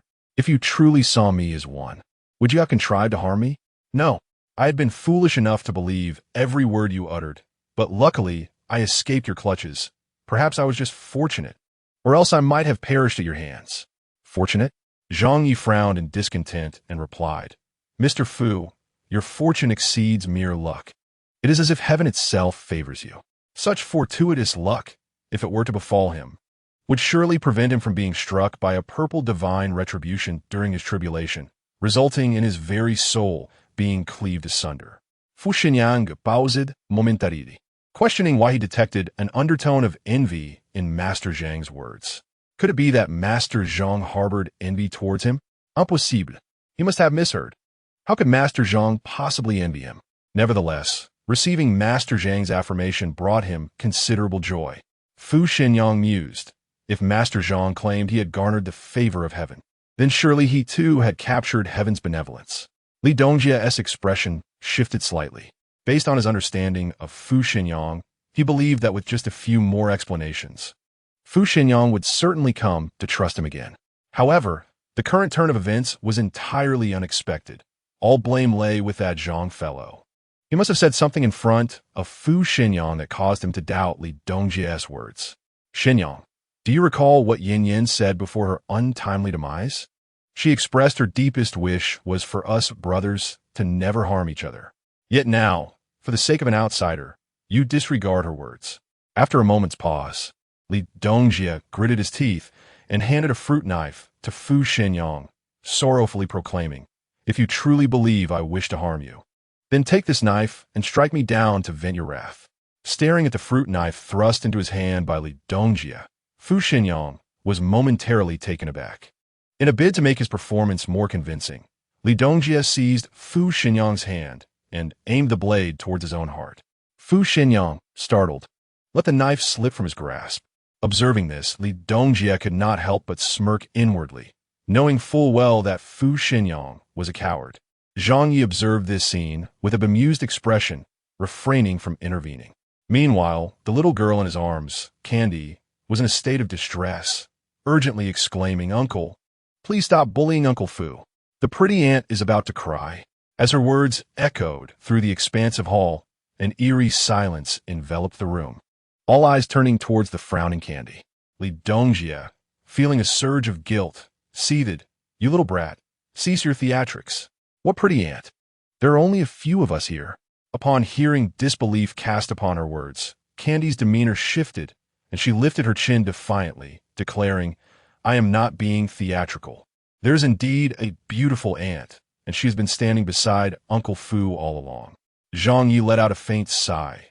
Initially, he wished to remain uninvolved, but with Candy speaking up, he, as her father, could not stand idly by and watch others bully his daughter. He had to resolutely take her side. After a brief pause, Candy continued loudly, "That aunt told me her name is Song Yin, and she is Uncle Fu's wife." Fu Xinyang's countenance instantly shifted. "Yan Yan? Yin Yin? Is it truly you?" Chapter 32. The overly concerned little Candy, though Fu Zhou remained silent, his eyes glistened with unshed tears. Li Dongjie, seemingly overwhelmed with guilt, continued to scold Candy for her fanciful tales. Once again, with earnest persuasion, Fu Xinyang implored, "Xinyang, that father and daughter are undoubtedly con artists. They must have investigated your affairs beforehand. Otherwise, how could they possibly know about Yin Yin's existence? Yin Yin has been gone for nearly a decade." Tang was scoffed disdainfully and remarked, "Uncle Fu, you cannot see the beautiful lady, but she can see you and hear your words. By the way, Uncle Fu, the beautiful lady said she was killed by your good friend, and her body lies within this villa in a dimly lit room. If you think I am merely playing tricks, Just wait until you see what I can do to frighten you. Furthermore, Tangwa added, Uncle Fu. The beautiful lady also mentioned that you love to call her baby. Upon hearing this, Fu Xinyang was already in tears, murmuring the woman's name, Yin Yin, Yin Yin. In contrast to Fu Xinyang's emotional outburst, Fu Zhou remained remarkably composed. He abruptly stood up and strode towards Li Dongjie, towering nearly a head taller at almost 1.90 meters. With reddened eyes, he fixed an unwavering gaze upon Li Dongjie, his stare akin to a dull knife, gradually dissecting the flesh from Li Dongjie's being. You are the one who caused my mother's death, aren't you? Li Dongjie, startled, quickly denied it. Zhou, I am your Uncle Li. You should know how I usually treat you. Don't believe that little girl. She is deceiving you and pretending to be supernatural. Fu Zhou advanced step by step, his gaze sharp, insisting, no, she cannot be deceiving me. Tangwa interjected, you are quite the clever one. I would never deceive you. What would I gain from tricking you when there are no sweets involved? Li Dongjie shot a fierce glare at Tangwa, you little rascal. Just wait and see how I deal with you. Fu Zhou continued to stare intensely at him, his eyes burning with rage. Thus, the man he had called uncle for so many years was, in truth, the architect of his mother's demise. Li Dongjie, why did you cause my mother's death? Were you not her neighbor and brother? How could you bear to harm her? As he spoke, Fu Zhou suddenly lunged forward, intent on delivering a fierce blow to Li Dongjie. However, he was no match for Li Dongjie. Before he could even touch the hem of Li Dongjie's garment, he was swiftly knocked to the ground. Seeing Li Dongjie prepare to strike with lethal intent, Fu Xinyang rushed forward. Zhang Ye, with a sigh of resignation, stood up, placing Tangwa onto a chair before stepping in to mediate. Grabbing Li Dongjie as if he were a mere chick, he lifted him effortlessly. When the butler attempted to assist, Zhang Ye showed no courtesy, delivering a kick that sent the butler sprawling to the ground with a thud. Li Dongjie completely underestimated Zhang Ye's strength. Suspended in midair, he struggled like a turtle caught in a grip. But to no avail, as Zhang Ye maintained a firm hold on the back of his collar. Zhang Ye then tossed him to the ground, muttering disdainfully, so pathetic. You think you can harm others? Li Dongjie grimaced in pain. Before he could regain his composure, Fu Xinyang and his son approached in unison, delivering powerful kicks to his person. Li Dongjie, the greatest regret of my life is having known you. Fu Xinyang was filled with rage, his teeth clenched in fury.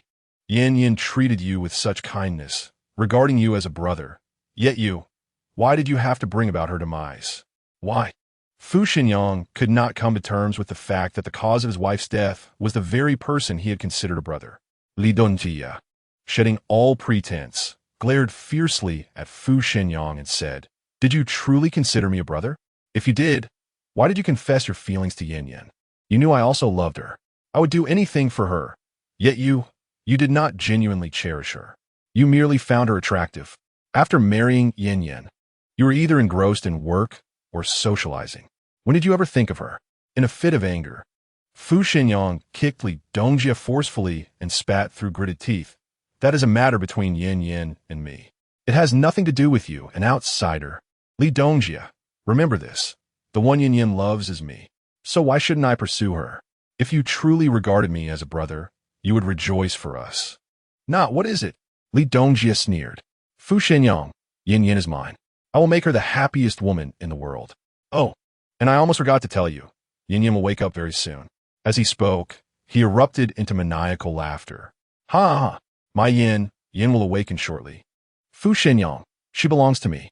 Suddenly, his expression twisted into one of malevolence, his bloodshot eyes fixed menacingly on Fu Xinyang. If you attempt to take her from me again, I will ensure your demise. Zhang Ye furrowed his brow and sighed in exasperation. Is making money not enjoyable? Are the delicacies unappetizing? Or are the dramas not captivating? Some individuals are willing to forsake their very humanity for a woman. Fu Xinyang, weren't you here for money? If you don't hurry, the police will arrive soon. Those past events pale in significance compared to the matter of money. Fu Xinyang ignored Zhang Ye's words, urgently questioning Li Dongjie about how he had caused Song Yan's death. Years ago, the police had ruled it an accidental fall into the sea, and when the body was found, it was unrecognizable, save for a mole on her waist. That single mark led him to identify the corpse as Song Yin. Fu Xinyang, do not attempt to frame me. Yin Yan's death was not my doing. I, Li Dongjie, would never be foolish enough to confess to being the murderer of Song Yin. If she hadn't drunkenly called me to vent her sorrows, I would never have sought her out, let alone harbor any ill intentions, much less accidentally kill her. However, none of that matters now, for my Yin will awaken soon. Tangwa frowned, visibly displeased. Daddy, why is he so fond of lying? The beautiful aunt said he was the cause of her death, yet he still refuses to admit it. Zhang Ye reached out to gently ruffle Tangwa's hair, smiling helplessly. My dear, why must you worry so much? Tangwa replied, because I dislike him. Not only is he incredibly unattractive, but his heart is also wicked. He pales in comparison to Uncle Fu. It's only natural that the beautiful aunt does not like him. If I were in his shoes, I would not harbor any fondness for him either. Zhang Ye mused. This little rascal, does he possess an excess of understanding?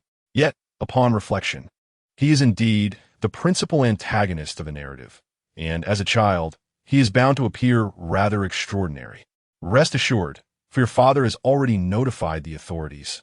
I suspect the police are nearing our location. Chapter 33. Is resurrection truly possible? When the police arrived, Li Dongjie bore the marks of a brutal beating at the hands of Fu Xinyang and his son, his face a canvas of bruises. Nevertheless, he continued to cackle maniacally, as if possessed, repeatedly uttering, My Yin is about to awaken, my Yin is about to awaken. Soon, several officers managed to restrain him. Meanwhile, Zhang Ye and the police uncovered Song Yan's lifeless body in a dimly lit room in the basement. Upon entering, the officers were immediately engulfed by a bone-chilling cold, their skin prickling with goosebumps. Had Zhang Ye not been in the lead, they believed they might have frozen solid on the spot. The room was not only eerie but also bizarre, dominated by a pitch-black coffin placed at its center. Not only was the coffin encircled by talismans, but the entire room was also adorned with similar charms, seemingly meant to suppress some formidable malevolence. As they approached, they were struck dumb by the scene before them. The woman lying in the coffin, though devoid of life, appeared astonishingly lifelike, as if merely in slumber. Fu Xinyang, recognizing the familiar visage, stood transfixed, a mix of shock and dread washing over him. Master Zhang, if this is indeed my wife, Song Yin, then whose remains were cremated a decade ago? Zhang Yi turned to him and replied, Whether this woman is your wife will require forensic verification, but that process will not take long. However, you must refrain from disturbing the body for now. This admonition was directed not only at Fu Xinyang, but also at the nearby officers. Zhou Chaozhong furrowed his brow and promptly voiced his curiosity. Master Zhang, could you enlighten us as to the reason? Zhang Yi gestured towards the talismans surrounding the coffin and stated, You perceive these as mere talismans, yet you likely remain unaware of their true purpose. Earlier, while apprehending Li Dongjie, you should have heard him exclaiming that his Yin was about to awaken. The Yin he referred to must be this very body. At this revelation, the others collectively gasped, instinctively retreating a few steps. Zhang Yi continued, However, the notion of resurrection is a fallacy. Moreover, this body has been dead for a full decade. Even if she were to awaken, she would not be a true human. She would not breathe nor require sustenance. Yet, she would thirst for blood, subsisting on it, akin to the legendary drought demon. Gazing at the lifelike countenance within the coffin, Zhang Yi couldn't help but feel a twinge of melancholy, lamenting that encountering him was a harbinger of inevitable failure. Upon hearing the term drought demon, the expressions of the others morphed into sheer terror. While they had never witnessed a true drought demon, they were well acquainted with its cinematic portrayals and historical accounts. It was said that the daughter of the Yellow Emperor ultimately became a drought demon, bringing desolation wherever she roamed, rendering the land a hellscape. Yet, a flicker of unrestrained joy crossed Fu Xinyang's face. As long as Yin could awaken, what did it matter if she became a drought demon? In a hospital, an abundance of stored blood raises the question of whether there will be a shortage when needed. However, such matters hold no relevance for him. His sole desire has always been the woman he cherishes.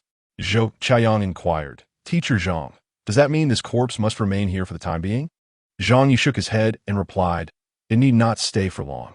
I observed the celestial phenomena last night, and tomorrow promises to be a glorious sunny day. At noon, when the sun's energy is at its peak, we shall incinerate her within the Bagua formation, thus resolving the matter satisfactorily. However, should any unforeseen events occur." His gaze fell upon the body in the casket, contemplating the possibility of her true resurrection. Zhang Ye was uncertain if he had merely imagined it, but he thought he had seen her fingers twitch just moments ago.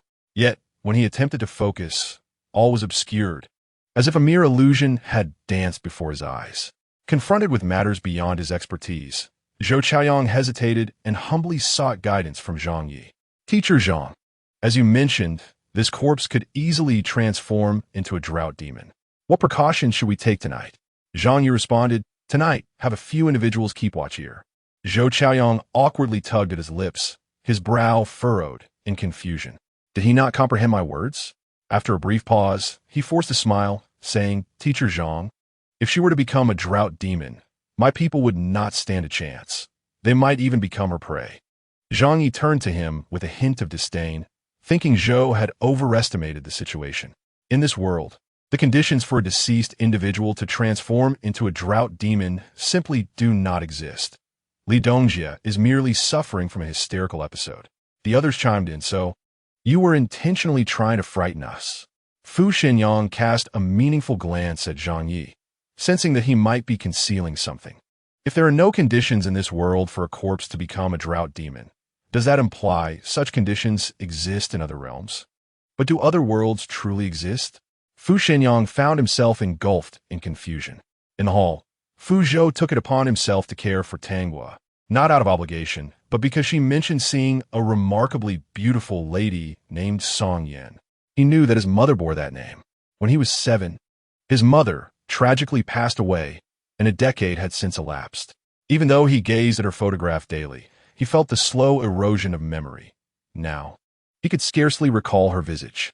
He only knew she was a gentle woman who had cared for him deeply. "Tanghua, I apologize. I promised to treat you to dinner tonight and take you to buy something you like. Will you forgive me?" Tanghua pouted, shooting him an annoyed glare. "I know you are the son of the beautiful lady, so in light of her, I shall forgive you this time. But if there is a next time?" Fu Zhou shook his head vigorously, insisting there will definitely not be a next time. "I will never scold you again. If anyone dares to bully you, I will certainly stand by your side." Tanghua's eyes narrowed into a smile, her gaze bright and joyful. "All right. Oh, by the way, the beautiful lady mentioned that you must behave and not let your mind wander unnecessarily. You are still just a child."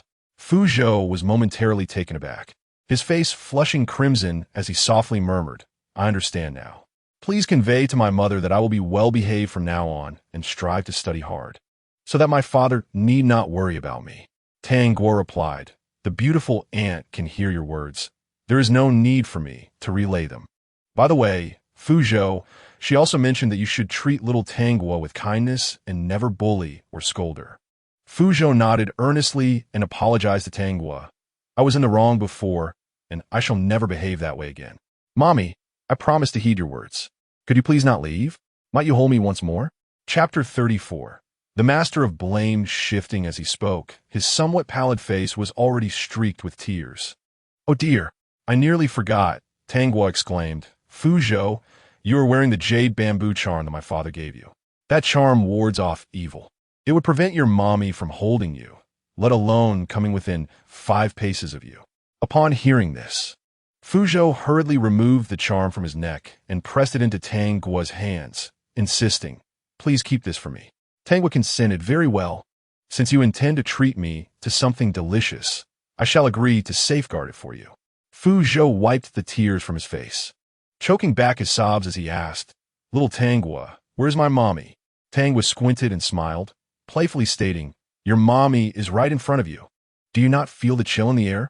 Fu Zhou's tears fell anew as he opened his arms wide, feebly embracing the air. "Mommy, I truly miss you." "How touching." Tanghua sniffled, but the next moment she lifted her small chin with feigned pride, muttering softly, "Where's the touching part? It's not touching at all. I prefer being a child without a mommy. All I need is my father." After a pause, Tanghua said with a hint of irritation, All right.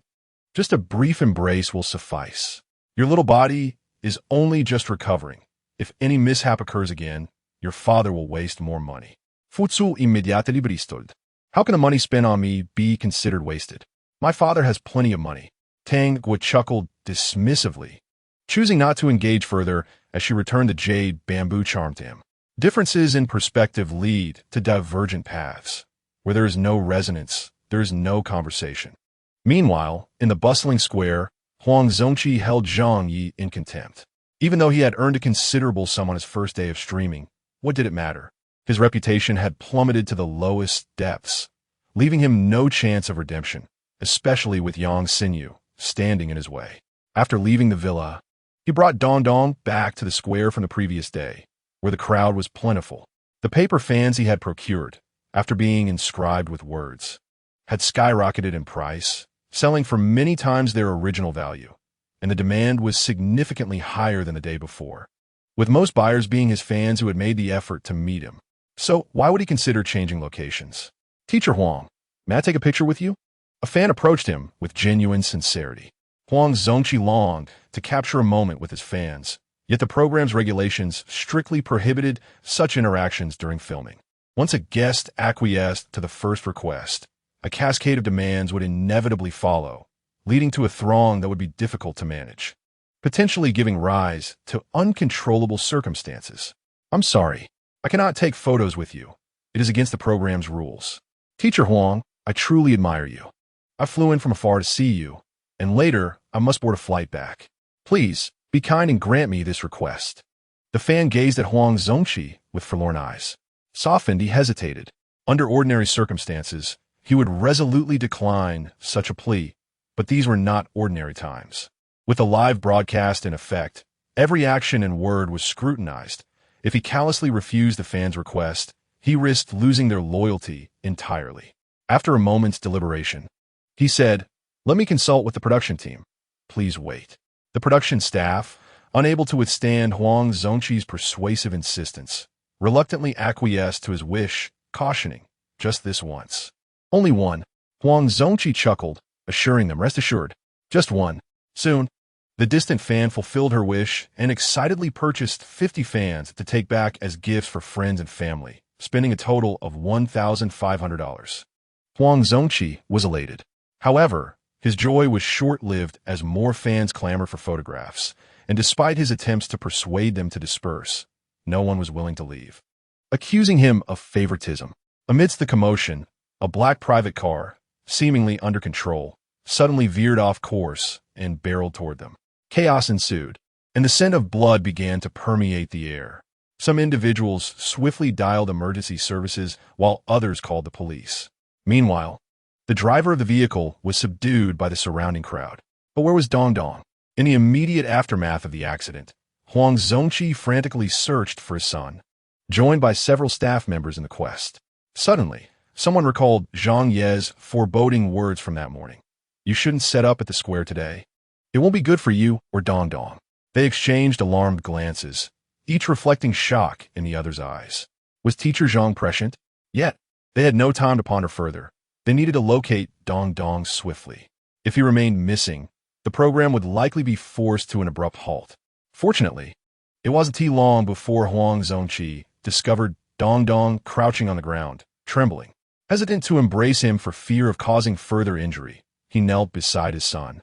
"Dong Dong, are you all right? Are you hurt anywhere?" Dong Dong slowly raised his head, looking pitifully at his father before bursting into tears. Upon witnessing this, Huang Zongqi quickly gathered him in his arms, gently soothing, "It's okay, my son, everything is all right." Without a moment's delay, he carried Dong Dong toward the vehicle. The live broadcast was abruptly interrupted at the very moment the accident occurred, leaving everyone in the dark about the unfolding events. Once the police and ambulance arrived, the scene was swiftly secured, and the injured were promptly transported to the hospital. Tragically, an elderly man in his 60s succumbed to his injuries on the spot. Zhang Ye returned with candies, and upon entering the living room, he sensed an unsettling atmosphere. However, it hardly concerned him. After politely greeting everyone, he intended to retreat to his room for a brief respite. Before he could turn away, Huang Zong stood up in a sudden burst of anger. his eyes fixed intently on Zhang Ye as he gritted his teeth and demanded, "Zhang Ye, tell me, did you know we would encounter trouble all along?" Zhang Ye furrowed his brow, his displeasure evident as he replied, "And if I did, what of it? I recall warning you this morning." "You?" Huang Zhong narrowed his eyes, his complexion darkening. "If you were aware that an accident was imminent at the square, why didn't you alert the traffic police beforehand? Had you done so, they would have taken preventive measures, and it wouldn't have had to come to this." Zhang Yi suddenly laughed, casting a derisive glance at Huang Zhong. "Teacher Huang, don't you find your accusation rather childish? I warned you early this morning not to take Dong Dong to the square for the market. Did you heed my advice?" Chapter 35. Discussing matters with Zhang Yi. Huang Zhong was momentarily at a loss for words, struggling to respond. After a brief pause, Zhang Yi continued, "Everyone has their own fate. If I were to intervene in everyone's affairs, how could I possibly manage? Moreover, I had no knowledge of an impending accident. I merely foresaw that you and Dong Dong would face a fright." In truth, aside from Huang Zhong, no one felt that Zhang Yi was responsible for the incident. Having been publicly reprimanded by Zhang Yi, Huang Zhong's face flushed with embarrassment. "Zhang Yi, you truly are something else. All these years, I have misjudged you. I never imagined you possessed such a heart of stone." At this, the expressions of those present shifted dramatically, and even the director stepped forward to mediate, cheerfully stating, "Zhong, calm down. This incident is not Zhang Ye's fault. He certainly did not wish for such a situation to arise." Huang Zhong cast a cold glare at the director. "Who should we blame then? Should I bear the brunt of it?" The crowd responded in unison, "Isn't it your fault? Teacher Zhang explicitly advised you to steer clear of that location. It was your refusal to listen that led to this." Zhang Yi wished to avoid further entanglement with Huang Zhong. He bid farewell to the group and retreated to his room, clutching his candies. Huang Zhong, his face ashen with fury, lashed out, "Director Li, it seems you have taken a liking to Zhang Yi for the profits he brings, hence your unwavering support for him. But have you forgotten who initially recommended him to you?" Li Ming frowned, maintaining his composure as he replied, "Zhong, this matter is now in the past. No one is to blame." Huang Zhong fell silent, aware that the issue would not simply fade away, at least not in his eyes. As for Zhang Yi, he remained indifferent to Huang Zhong's attitude. His sole purpose for participating in the program was to earn money and to swiftly establish his reputation, allowing him to accumulate greater wealth. He was no longer an isolated individual. He could not afford to be the only one satisfied while others went hungry. "Father, how many people can reside within this jade gourd of mine?" Candy fiddled with a pendant hanging from her neck, gazing expectantly at Zhang Yi. Inside it resided Su Zhaodi and the beautiful aunt. Zhang Yi reached out to gently pat her little head, smiling with a touch of helplessness. "My dear daughter, you cannot always worry so much. Excessive concern might lead to hair loss. And I presume you do not wish to become bald, do you?" Startled, Candy quickly shook her head. "I don't want that." Zhang Yi reassured her, "Do not fret. My dear, this jade gourd is quite spacious. Even if more come, there will be room. What you need to do now is to sleep quickly. When you awaken, we must take Su Zhaodi to meet her mother." Candy furrowed her small brows, a look of disdain on her face. Her mother does not love her at all. Why would she still be concerned about her? She continued, "I have already told her many times that we should be kind to those who treat us well, and those who do not, we must eliminate from our lives and never see again." Zhang Yi hesitated for a moment before asking, "My dear, tell me honestly, do you miss your mother?" Candy shook her head vigorously, responding with determination, "What do I need to miss her for? I don't want her. I'll just pretend I'm like Sun Wukong." "Born from stone?"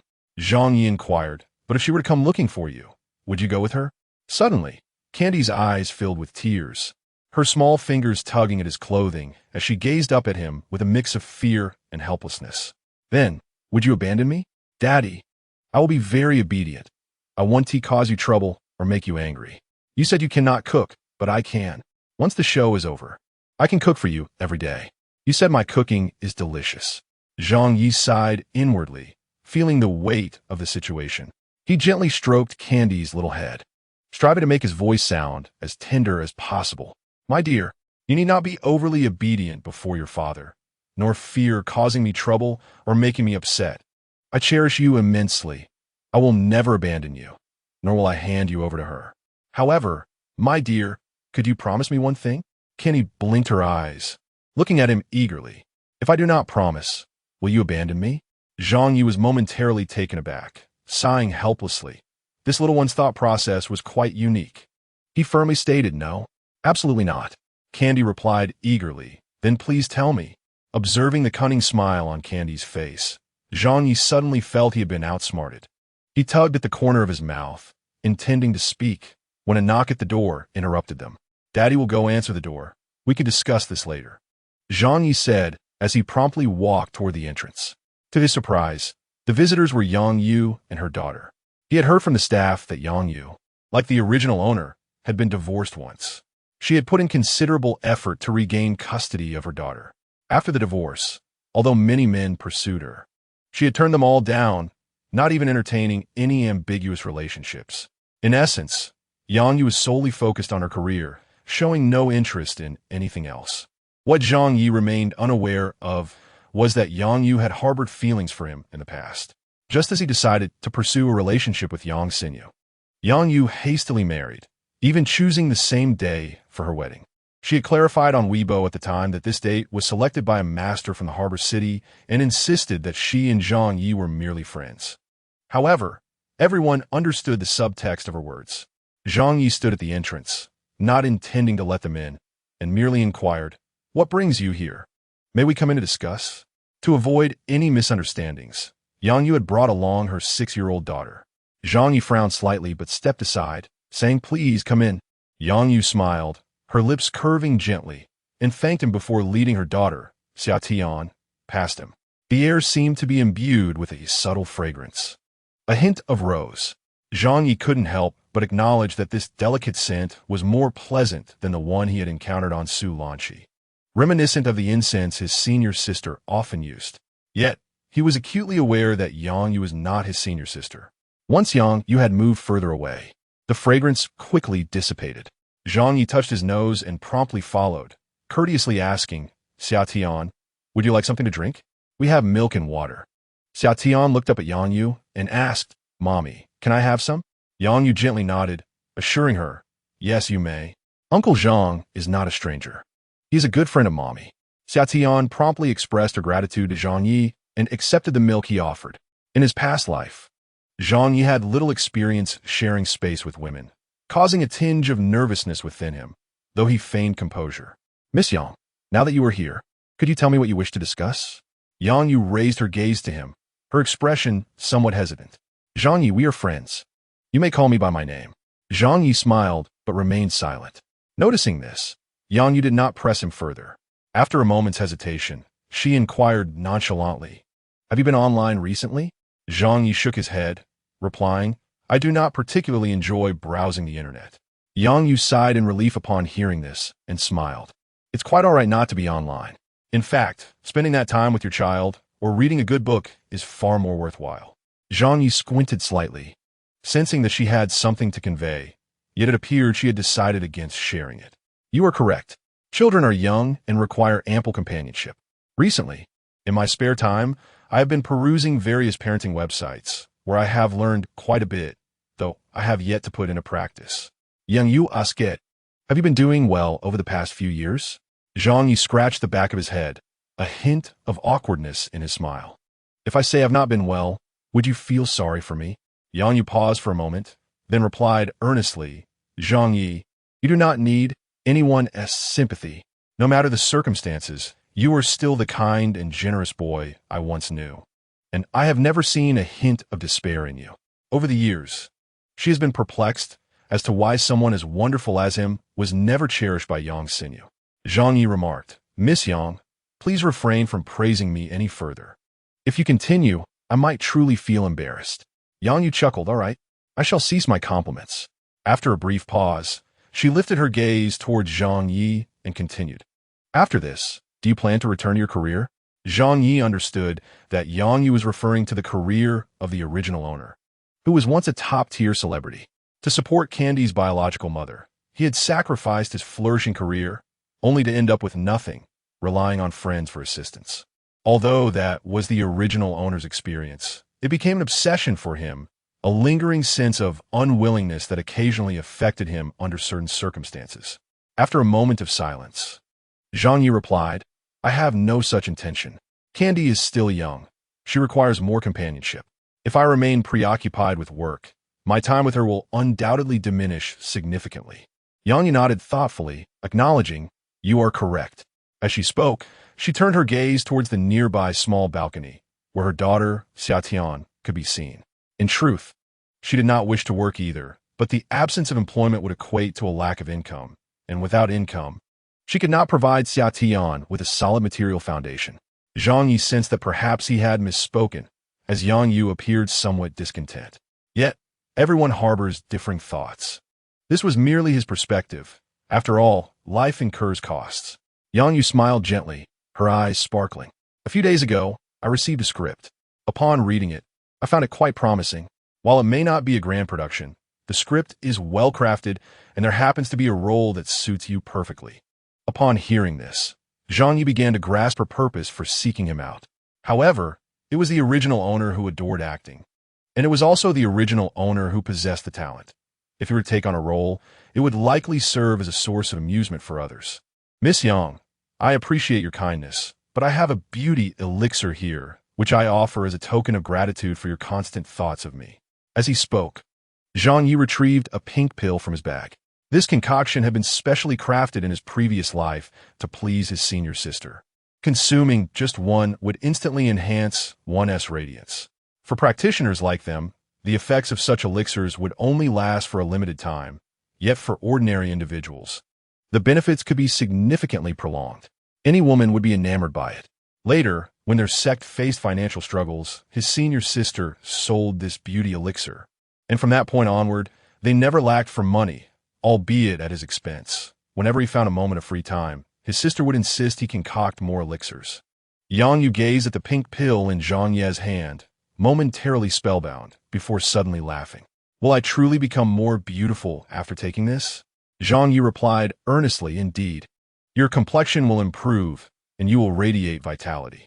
Seeing his sincerity, as if fearing he might retract his offer, Yang Yu snatched the pill with a bright, crisp voice. Thank you.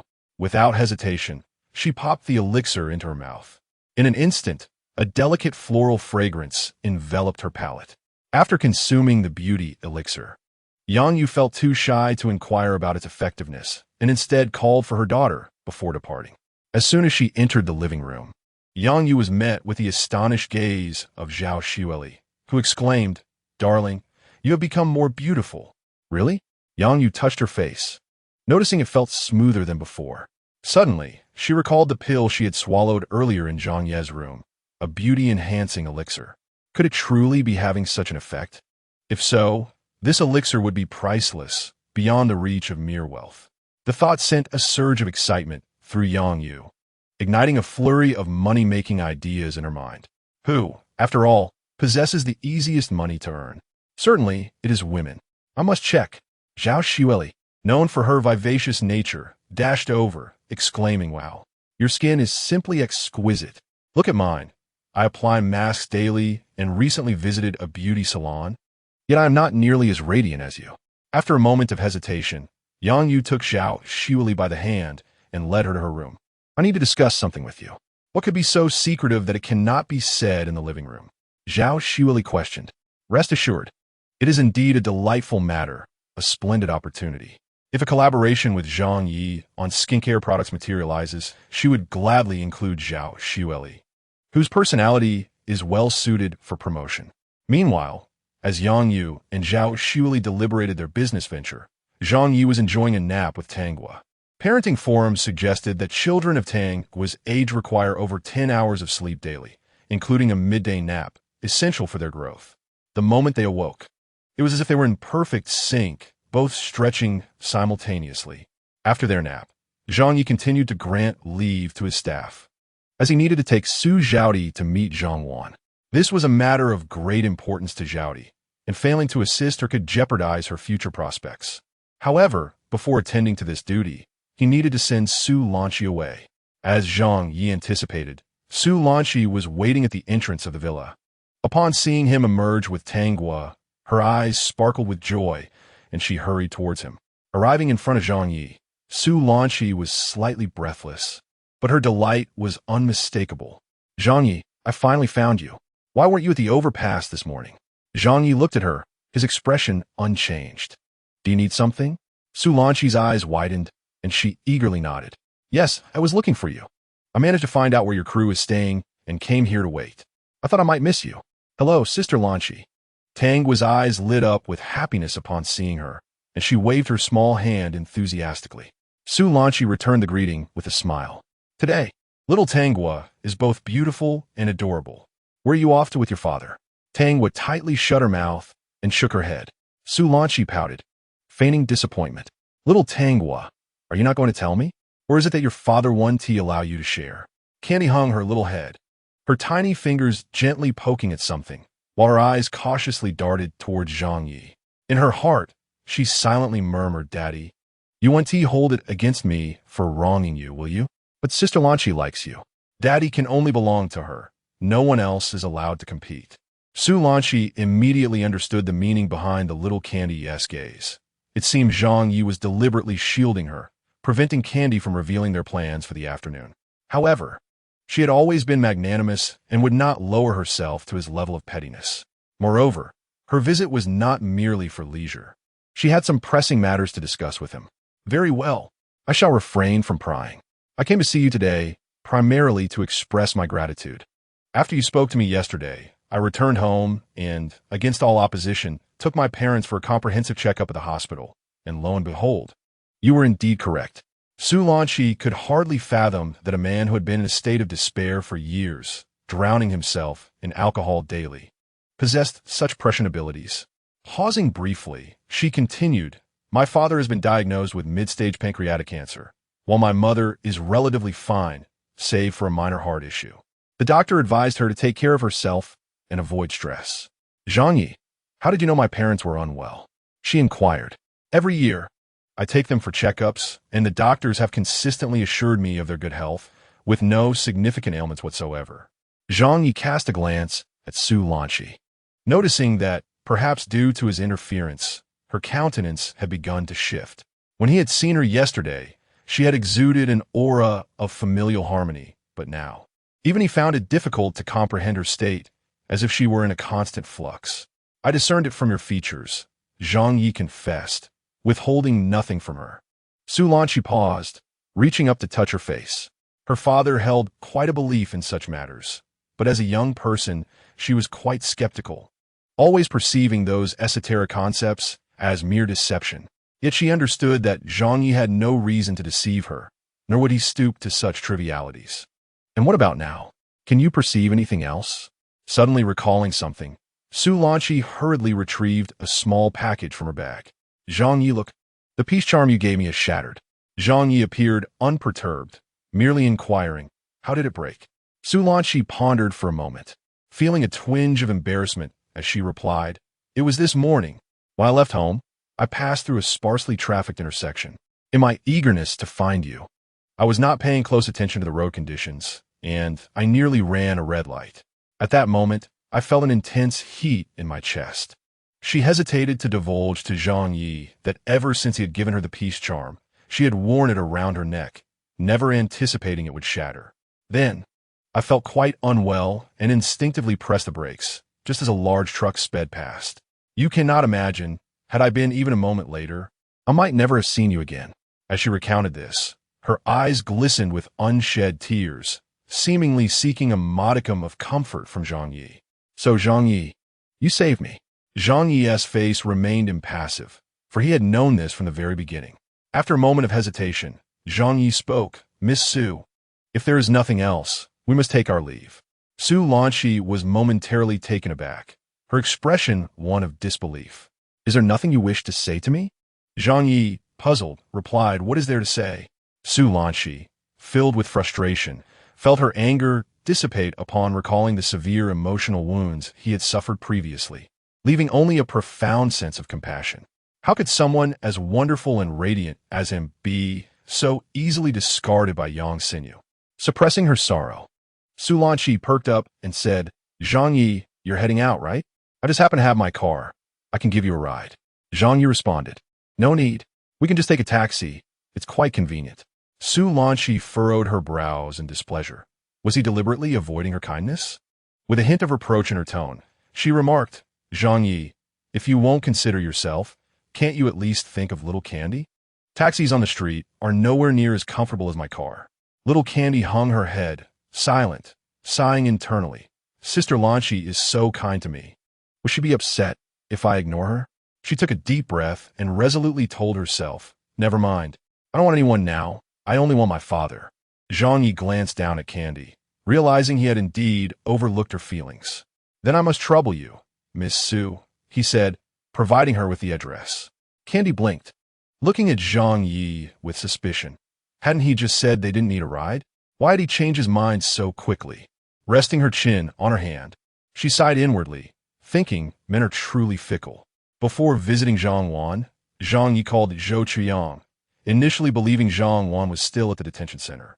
However, Officer Zhou informed him that Zhang Wan had been released the previous evening, as investigations revealed she had not been involved in the plot against Su Zhaodi. Half an hour later, at Lihu Villa, Zhang Yi rang the doorbell. After a while, a middle-aged woman, resembling a housekeeper, emerged. She scrutinized Zhang Yi and his companions with caution. Where her gaze fell upon Zhang Yi, her expression shifted, and she lowered her voice, saying, I remember you. If it weren't for you, that heartless old which might still be unpunished. By the way, who are you looking for? Zhang Yi smiled and replied, Madam, we are here to see the lady of the house, Ms. Zhang Wan. Is she home? Upon hearing they were looking for Zhang Wan, the housekeeper couldn't help but express her surprise. You may not know, but after the madam returned from the police station last night, she was thrown out by her husband. She looked quite pitiful. Zhang Yi frowned. Thrown out? The housekeeper confirmed, yes. She was thrown out without even having the chance to pack her belongings. Just as she finished speaking, a young woman, well-proportioned and snacking on sunflower seeds, emerged from the villa. With an air of arrogance, she exclaimed, Auntie, who are you talking to here? We didn't invite you over just for idle chatter. You're here to work, not to chat while I do the chores. Upon hearing the words, the nanny was taken aback and quickly turned to say, You have the wrong door. Please leave at once. Our new lady has quite the temper. And if she finds out you are here for Zhang Wan, she will surely be displeased. With that, she promptly closed the door. However, the young woman clearly did not believe the nanny's words and swiftly prevented her from shutting the door, exclaiming, Stop! I must see with whom you are conversing. The young woman stepped forward, lazily leaning against the doorframe, her silk nightgown casually open, revealing a generous expanse of skin, accentuating her alluring curves that could ignite any heart. Tilting her head, she gazed at Zhang Yi, intentionally exposing a considerable length of her fair thigh, her voice dripping with sweetness. Which building are you headed to? Though I'm not familiar with this place, I am the owner, and I can have the security escort you. Zhang Yi frowned, but before he could respond, the impatient Miss Su San immediately retorted. Since when did the owner of Lihu Villa become so lowly as to solicit guests in broad daylight? She then directed an irate look at Zhang Yi. What are you still doing here? Are you not afraid of leading little Tang go astray?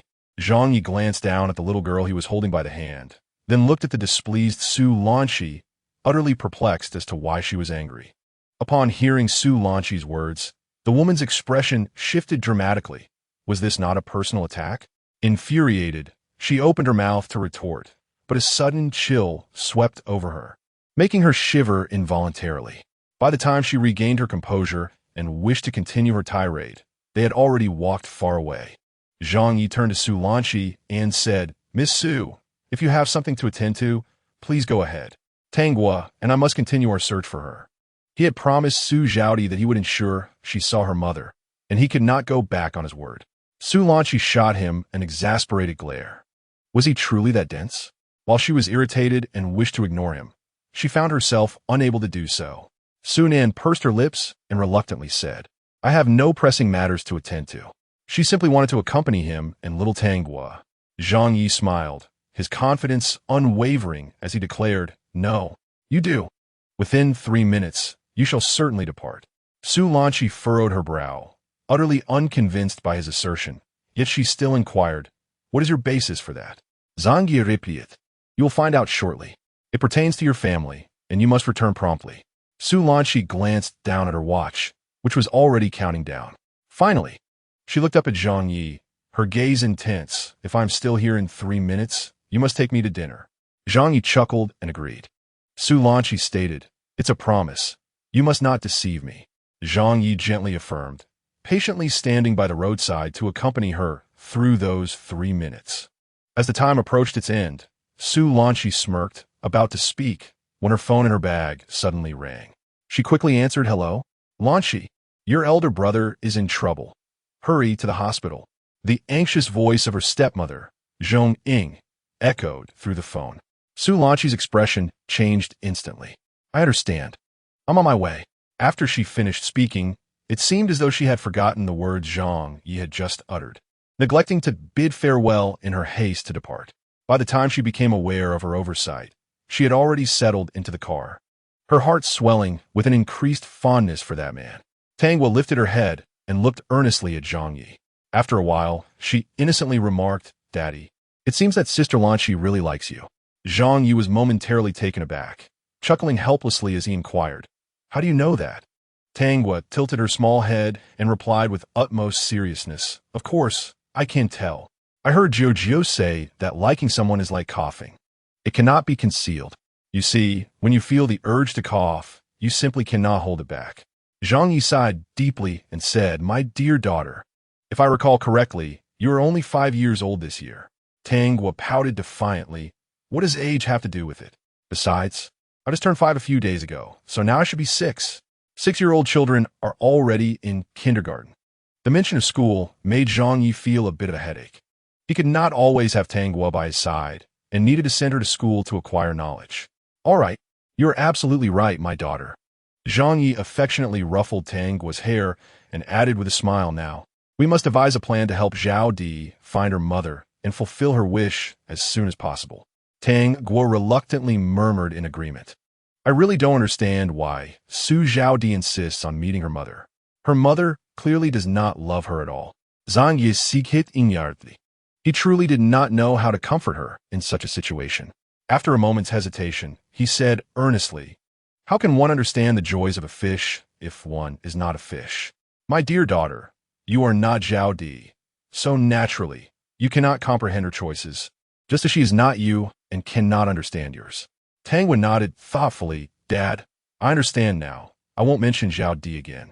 With the absence of Su Lanqi's car, the father and daughter had no choice but to walk. A few moments later, Tangwa's sharp eyes spotted Zhang Wan hiding behind a thicket. At that moment, Zhang Wan's mental state had deteriorated significantly. Upon seeing Zhang Ye approach with Tangwa, she recoiled in fear, curling her body tightly and clutching her head with her hands, not daring to look at them, evidently terrified. She kept muttering, no, don't come near. Zhao Di, Mommy knows she was wrong. Mommy truly knows she was wrong. Mommy should not have neglected you. Please forgive me, all right? Tangwa glanced up at Zhang Ye and said, it seems she has mistaken me for Zhao Di. You should hurry and bring Zhao Di out. A sudden chill swept through the air. Zhang Wan suddenly froze, her gaze fixed on a spot just a few steps away, murmuring, Zhao Di, is it you who has come to take me away? I'm sorry. Mommy knows she was wrong. Will you forgive me? Chapter 39. A treasure beyond the grasp of ordinary mortals. Tangwa sighed, deeply and disdainfully remarked, had I known this would be the case, why bother from the beginning? Late love is truly more contemptible than weeds. Upon hearing the little girl's exasperated mutterings, Zhang Yi furrowed his brow. Did this little one know too much? Su Zhaodi stood silently to the side, her heart aching as she gazed at the delirious Zhang Wan. Zhaodi, mother knows you are here. Could you let me have one more look at you? It is all my fault. I am to blame. Zhaodi, take me away. Please come and take me away. In her final utterance, Zhang Wan collapsed weakly to the ground, her grimy face suffused with profound sorrow. How did it come to this? Why has it turned out this way? It is her. It is her. How I wish Zhaodi were a boy. If only Zhaodi were a boy. I wouldn't he have to endure so much suffering. Yes, it is because of her that I endure such pain. It is she who deserves to die. Master Yuyang has said that only when she is gone can I bear a son. Yes, that is it. I want to have a son. I will find a man to father my son. I want to have a son. A son? Zhang once struggled to rise, leaving behind any attachment to that place. Stumbling toward the road, she was emaciated, her form swaying, her lips still murmuring, "I want to have a son, find a man to have a son. Once I have my son, ha ha ha ha, once I have my son, he will not hit me anymore. Asson, asson." Watching her mother recede into the distance, Su Zhaodi, who had remained silent, shed a stream of blood tears, gradually enveloped by a dark aura. Zhang Ye sensed trouble.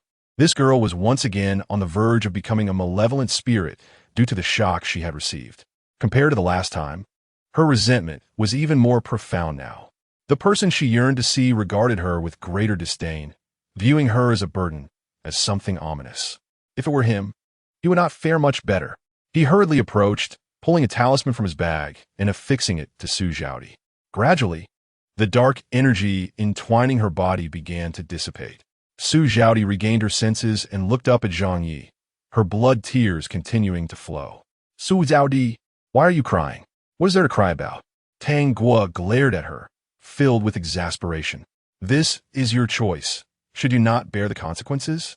I told you long ago not to seek her out, but you refused to listen. Now you see, in her heart, there is no place for you. She does not love you at all." This time, Su Zhaodi did not retort, for Tang Guo spoke the truth. Her mother did not love her. Tang Guo, both angry and pained, quickly moved to Su Zhaodi's side and enveloped her in a warm embrace. There, Su Zhaodi, I'm doing just fine without a mother. Aren't I? You must be strong, you must be brave." Su Zhaodi nodded gently. At last, Zhang Ye fulfilled his promise to Su Zhaodi. Glancing at the time and seeing that it was still early, he contacted the staff, planning to host another live stream.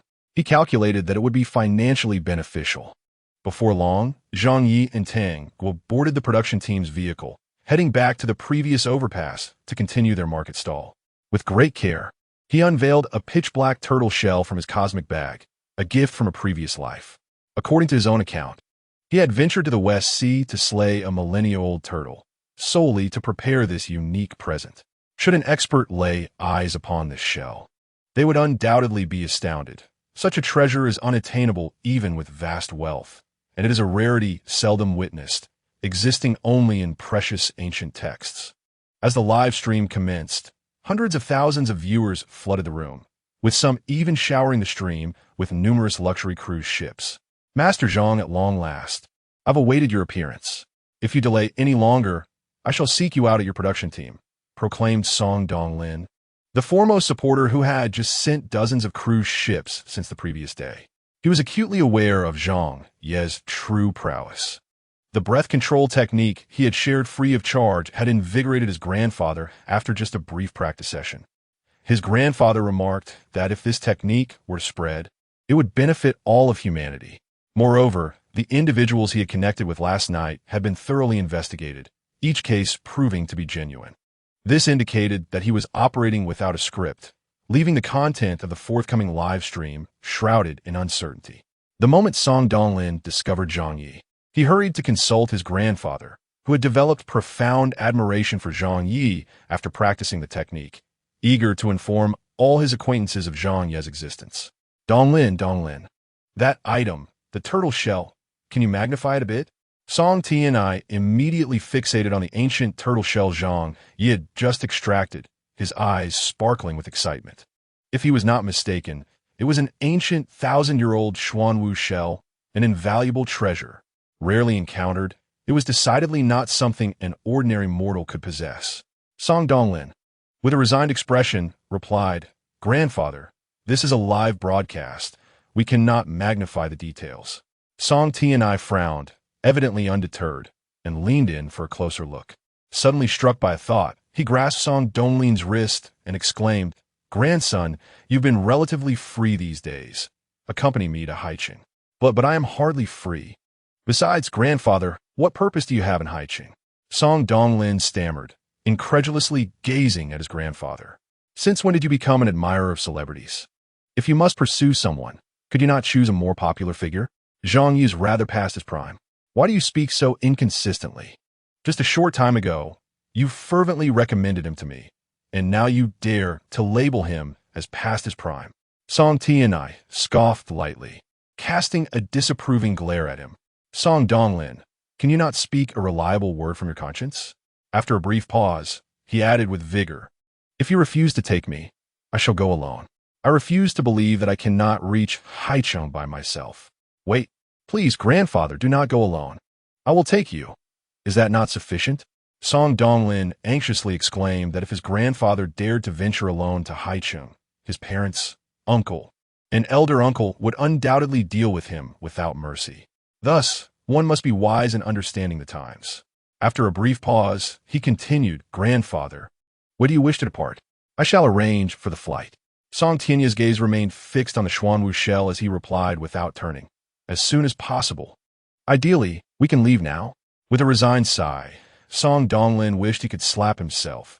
Had he not recommended Zhang Ye to his grandfather, the latter would not have whimsically decided to rush to Haicheng. Very well. I shall make the arrangements right away. You carry on with your task. Chapter 40.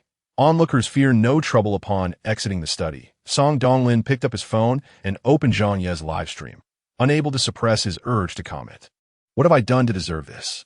My grandfather, nearly 80 and never a fan of celebrities, after watching the live stream of Teacher Zhang, insists on going to Haicheng to see him. If I do not accompany him, he will be quite displeased and threaten to tell my parents and uncles. Can you believe this madness? Ha! You have dug your own grave, my friend.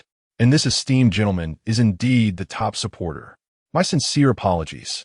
Frankly, if I were not in need of funds, I would also seek out Teacher Zhang for a fortune-telling to see if I might strike it rich. Life has been unbearably challenging of late. Who isn't in the same boat? These times are indeed difficult. That esteemed gentleman. Don't think your 80-year-old grandfather is the only one wanting to meet Teacher Zhang.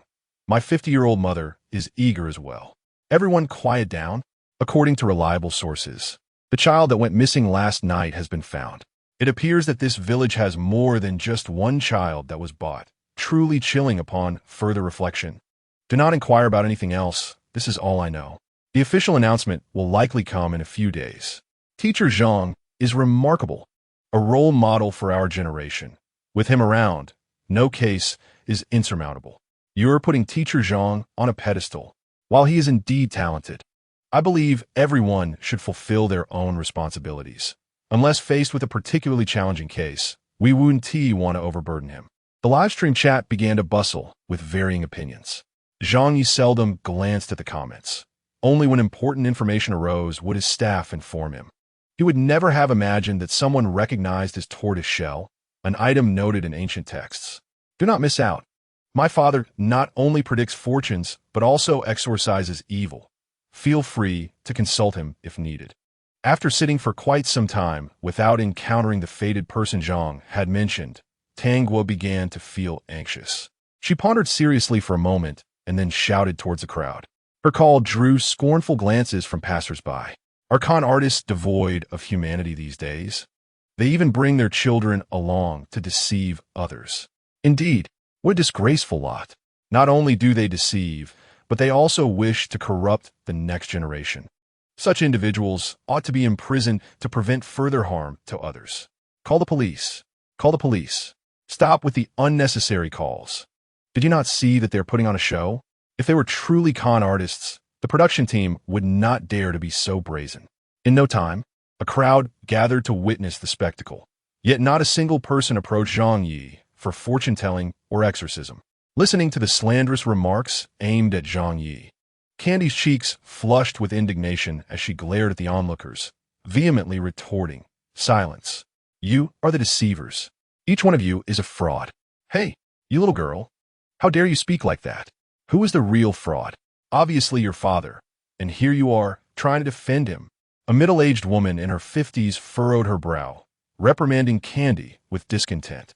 Those who reveled in the chaos echoed her sentiments. This little girl may be young, but she certainly seems formidable. Unfazed, Candy defiantly raised her chin and declared, What of it if I am formidable? Have I ever eaten your ice? Unbelievable. You are going to drive me to my grave. The woman exclaimed, panting heavily. Oh dear. My chest aches. I feel as if I am about to perish. Observing the woman's theatrics, Zhang Yi sighed in exasperation and said, Madam, if you do not return home soon, your little grandson may find himself in grave danger. The woman, on the verge of collapsing, changed her demeanor upon hearing Zhang Ye's words. Pointing an accusatory finger at his handsome face, she shouted, You are the pervert who has been stalking me.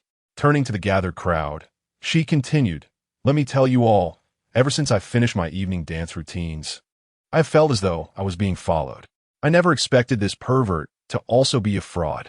You are the pervert. Your entire family are the perverts. Candy fumed, her nose nearly crinkling with anger. Zhang Ye gently patted her head, signaling her to remain calm, and coldly addressed the woman, Madam, I must remind you once more, if you do not return home, your grandson's life may be in peril. I understand that you wish to draw attention to yourself, the woman replied, proudly lifting her chin. But let me tell you, it is futile. You may look decent, but I would never be attracted to a pervert who stalks me. Zhang Ye fell silent, having said all that he could. If she refused to listen, there was little he could do. Everyone is an adult and must be accountable for their actions. Both he and Candy chose to remain quiet, their heads bowed as they intently observed the ants scurrying about. The viewers in the live stream were on the verge of erupting. This woman's grandson was undoubtedly in danger, and she was willing to risk his safety for the sake of attention. TSK. One can only wonder which unfortunate woman has to deal with such a dreadful mother-in-law. Upstairs, I share your sentiments.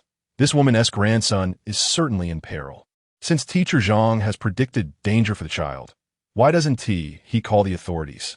Is he really going to stand by and watch the child come harm? I will unfollow anyone devoid of compassion. Capture a saintly hypocrite. Everyone, come and take a look. How does that saying go? In chaotic times, the saintly must perish. Oh dear, madam, you should promptly unfollow. Having a fan like you is a grave insult to our Teacher Zhang. Did you not hear? Teacher Zhang has already warned her twice that if she does not return, her grandson will be in peril. It is her refusal to heed his advice that has led to this predicament. It is not the concern of others. Madam, we're all adults here, preoccupied with our own lives. Who has the time to meddle in your family affairs? Can you guess what happened to my aunt's grandson in the end? You cannot. However, based on my understanding of Teacher Zhang, he should survive, albeit enduring some hardships, which should serve to reveal her true nature to her daughter-in-law, preventing future dangers. Chapter 41. Zhang Ye awaits his fated encounter, yet my aunt remains relentless, standing before the camera, hurling accusations, demanding compensation for her emotional distress. Zhang Ye remains remarkably composed, betraying not a hint of fear. After a few minutes, he lets out a resigned sigh, gazing up at the fierce-looking aunt with a glimmer of pity in his eyes. Every pitiful soul bears their own faults. After this incident, she will be sent to the countryside by her son and daughter-in-law, and until her eventual demise. She will never see her grandson again. The incessantly cursing aunt abruptly falls silent. Her phone rings. She lifts it to her ear. Hello? What is it you want? An anxious voice from the other end replies, Jufin, where have you gone? Your grandson is in grave trouble. You must return at once. Grave trouble? What sort of trouble? When she left, her grandson was sound asleep, and based on her usual experience, he would require at least 2 hours of slumber. She had calculated the time. 2 hours had not yet passed. Come back and see for yourself. Hurry. What is the rush? I have matters to attend to. Just a few minutes. It will be quick. What are you waiting for? Jufin, your grandson has fallen from the upper floor, and his fate hangs in the balance. You must return immediately. No one knows what was said on the other end of the line, but they heard the aunt scream and then break into a wail, fleeing towards her home without a moment's hesitation. The onlookers, realizing there was no longer any spectacle to behold, began to disperse. Zhang Ye glanced in the direction the aunt had taken, contemplating whether he should say something to the viewers in the live stream, but hesitated and ultimately chose silence. The viewers of his live stream were presumably all adults, and, as such, they should possess the ability to discern right from wrong and take responsibility for their actions. If they lack even this fundamental capability, how can they truly be considered adults? Having grown weary of watching ants scurry, Zhang Ye turned his attention to the passers-by. Daddy, when will we meet our fated person? Candy asked, furrowing her little brows as she looked up at Zhang Ye. Zhang Ye gently ruffled her hair, smiling as he responded. Are you in a hurry? Candy replied, I'm not in a hurry, just a bit bored. Suddenly inspired, her eyes sparkled as she cheerfully declared, I can craft the ghost story I plan to tell tonight right now. This time, I must concoct a tale that is even more terrifying. Ideally one that will haunt them into nightmares. The young storyteller furrowed her brow in concentration as she pondered her narrative. Meanwhile, at the airport, a weathered old man, accompanied by several bodyguards, descended from a private jet. As he stepped down, his secretary approached with a tablet in hand, smiling as she said, Mr. Li, Master Zhang is live streaming from the Overpass again. Should we head to the hotel first, or go meet Master Zhang? No rush to the hotel, Li Guoyang replied. Instruct them. We shall visit Master Zhang first. He cleared his throat twice, seemingly unwell, and added, You haven't informed anyone about my return, have you? At his age, he found socializing increasingly tedious. Even a simple meal became a chore. His secretary, Zhang Shui, chuckled softly. Rest assured, Mr. Li, I haven't revealed a word about your return. However, she continued with a resigned shrug, considering your stature, it's only natural that those eager to converse with you would seize this opportunity. Li Guoyang frowned. It must be those young rascals. At my age, all I desire is to return home and visit my family. Yet they... Zhang Shui interjected, Mr. Li, you cannot fault them. They are merely looking out for you. Your safety is paramount, no matter where you are. Enough. Enough. I understand, he said, just as a group of sharply dressed, middle-aged men approached. With a heavy sigh, Li Guoyang realized he could no longer evade the situation and stepped forward to greet them. After exchanging pleasantries, the group made their way to the overpass where Zhang Ye was live streaming. Li Guoyang's return had two purposes: to pay respects to his parents and to seek out his long-lost fiancée. He yearned to know how she had fared over the years and whether she had married. At 20, he had been swept away by the tides of time to the island of Taiwan, and it wasn't until over 30 years later, when policies between the two shores shifted, that he had the opportunity to return. However, that visit had been so hurried that he hadn't even located his parents' graves, let alone sought out his missing fiancée. Just half a month prior, he had been diagnosed with late-stage lung cancer, and he knew he must fulfill these two wishes within the confines of his limited lifespan. This had become his sole aspiration for the remainder of his days. Fortunately, fate had smiled upon him, revealing Zhang Ye's existence, and he believed that with his influence, assistance was surely within reach. The group soon arrived at the overpass. Zhang Ye stood up, courteously greeting the elder, who was the very person he had awaited that afternoon. Mr. Li, I am aware of your desires. I know the location of your parents' graves and the whereabouts of your fiancée. From Li Guoyang's visage, one can discern that this elder had a biological son who has long since passed away. Yet, he is destined for immense wealth and prosperity. In his youth, he endured much hardship, but upon reaching middle age, his career flourished, and his fortune ascended to unprecedented heights. However, in matters of the heart, he seems to have fallen short. Fate brings those with a bond together from afar, while those without it may never meet, even when face to face. Upon hearing Zhang Ye's words, Li Guoyang felt a sudden pang in his heart. Without uttering a word, he had already anticipated Zhang's response. Master Zhang, to be candid, my return is indeed for these two matters. Can you assist me? After a brief pause, without waiting for Zhang Ye to speak, he continued, Master Zhang, whatever assistance you offer, the price is at your discretion. As his words fell, the live stream erupted with excitement. We're hitting the jackpot. The price is whatever you want. Do you know who this elder is? His name is Li Guodong, worth billions, a renowned beverage magnate from the beautiful island. Many drinks we consume are produced by his conglomerate. Someone in the chat, filled with envy from Master Zhang, inquired, Master Zhang, are you in need of a daughter? To which another retorted, why not check the mirror first?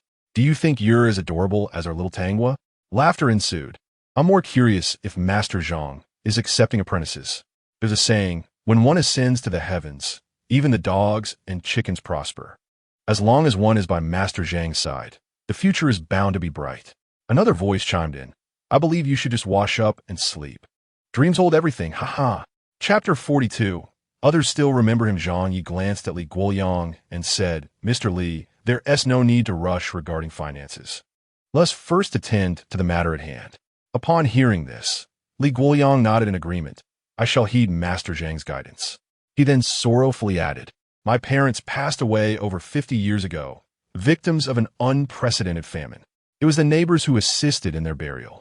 Due to our poverty, they were laid to rest in a simple coffin, without even a gravestone. All these years later, that site has transformed into fertile land.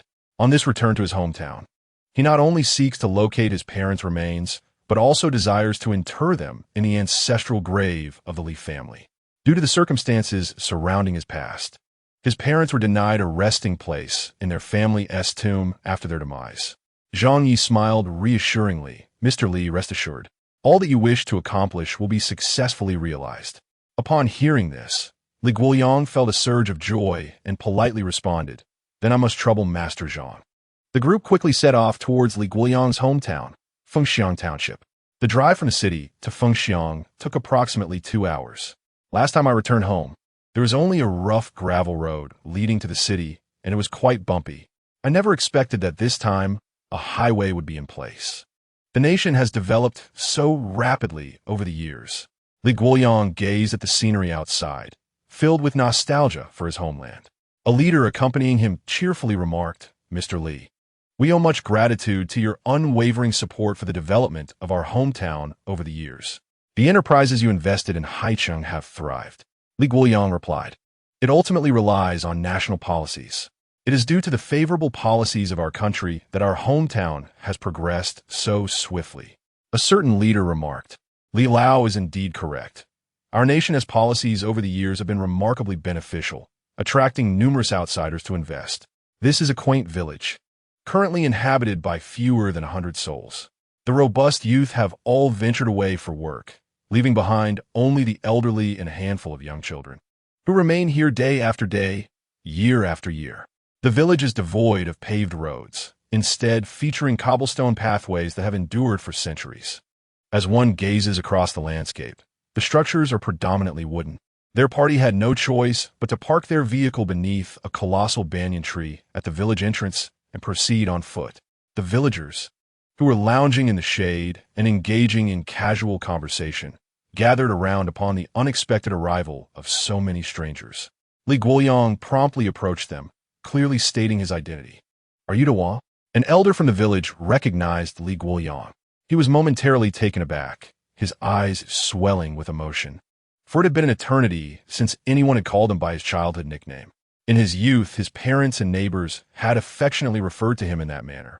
Yet after so many years, he could scarcely recognize the aged, hunched figure before him. Nevertheless, he understood that this person must have been a companion from his childhood. He quickly stepped into the crowd, firmly clasping the elder's calloused hands, his voice quivering as he exclaimed, Yes, I am Dawa. I'm indeed Dawa. The elder beamed with delight, saying, You don't look aged at all. I recognized you instantly. Li Guoyang nodded repeatedly, much like a chick pecking at grains. The elder chuckled, You surely wouldn't recognize me now. I am Guzi, Li Ergu. In our youth, I always delighted in trailing behind you. Li Guoyang feigned annoyance, exclaiming, How could I possibly not recognize you? Of course, I remember you are Guzi.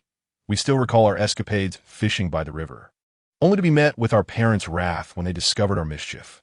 Li Erga laughed so heartily that tears streamed down his face. He hastily wiped them away, saying, Indeed, I can't believe you still remember those moments. The last time you visited, I was busy in the fields and missed you. All these years, I have awaited your return, worried that I might not see you again. If that were the case, how could I ever explain it to Yihua? As he spoke, he used his faded sleeve to wipe his face.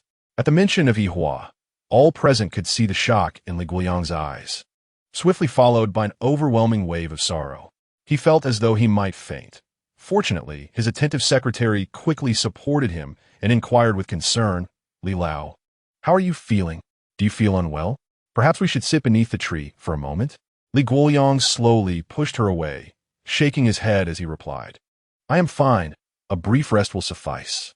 Yet, it was evident to all that he was grappling with profound grief. Li Ergu continued, Dawa, if you wouldn't mind, please come to my home for a visit. I have photographs of Yihua. You should take a look. It has been decades since you last saw her. You might not even remember what she looks like. Li Guoyang pressed his hand against his chest, forcing himself to nod in agreement amidst his sorrow. Very well. Let's first visit your home. He paused for a moment, turning to his secretary, Xia Shui. Please distribute the items I brought back to everyone. And don't forget the red envelopes. Each elder and child here deserves one. No one should be overlooked. Xia Shui replied, Rest assured, Mr. Li, I will ensure that not a single person is missed. In the live stream, viewers were on the verge of a frenzy. Oh my, this is making me tear up. That He Hua must be Mr. Li's fiancé. One suggested, let us engage in a prize-winning guessing game. Predict whether He Hua remarried after Mr. Li's departure. Another chimed in, seriously. How boring can you be? The new China has already been established, and He Hua had no formal engagement with Mr. Li. If she chose to remarry later, that would be entirely normal. To be frank, I would prefer for her to remarry. I suspect she did not, for in those times of slow transportation, one might only love a single person throughout their life.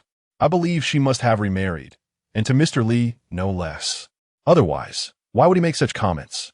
They recalled how He Hua was mentioned, and, subsequently, 2 children were to greet him. Could it be possible that when He Hua married Mr. Li, she was already carrying Mr. Li's child?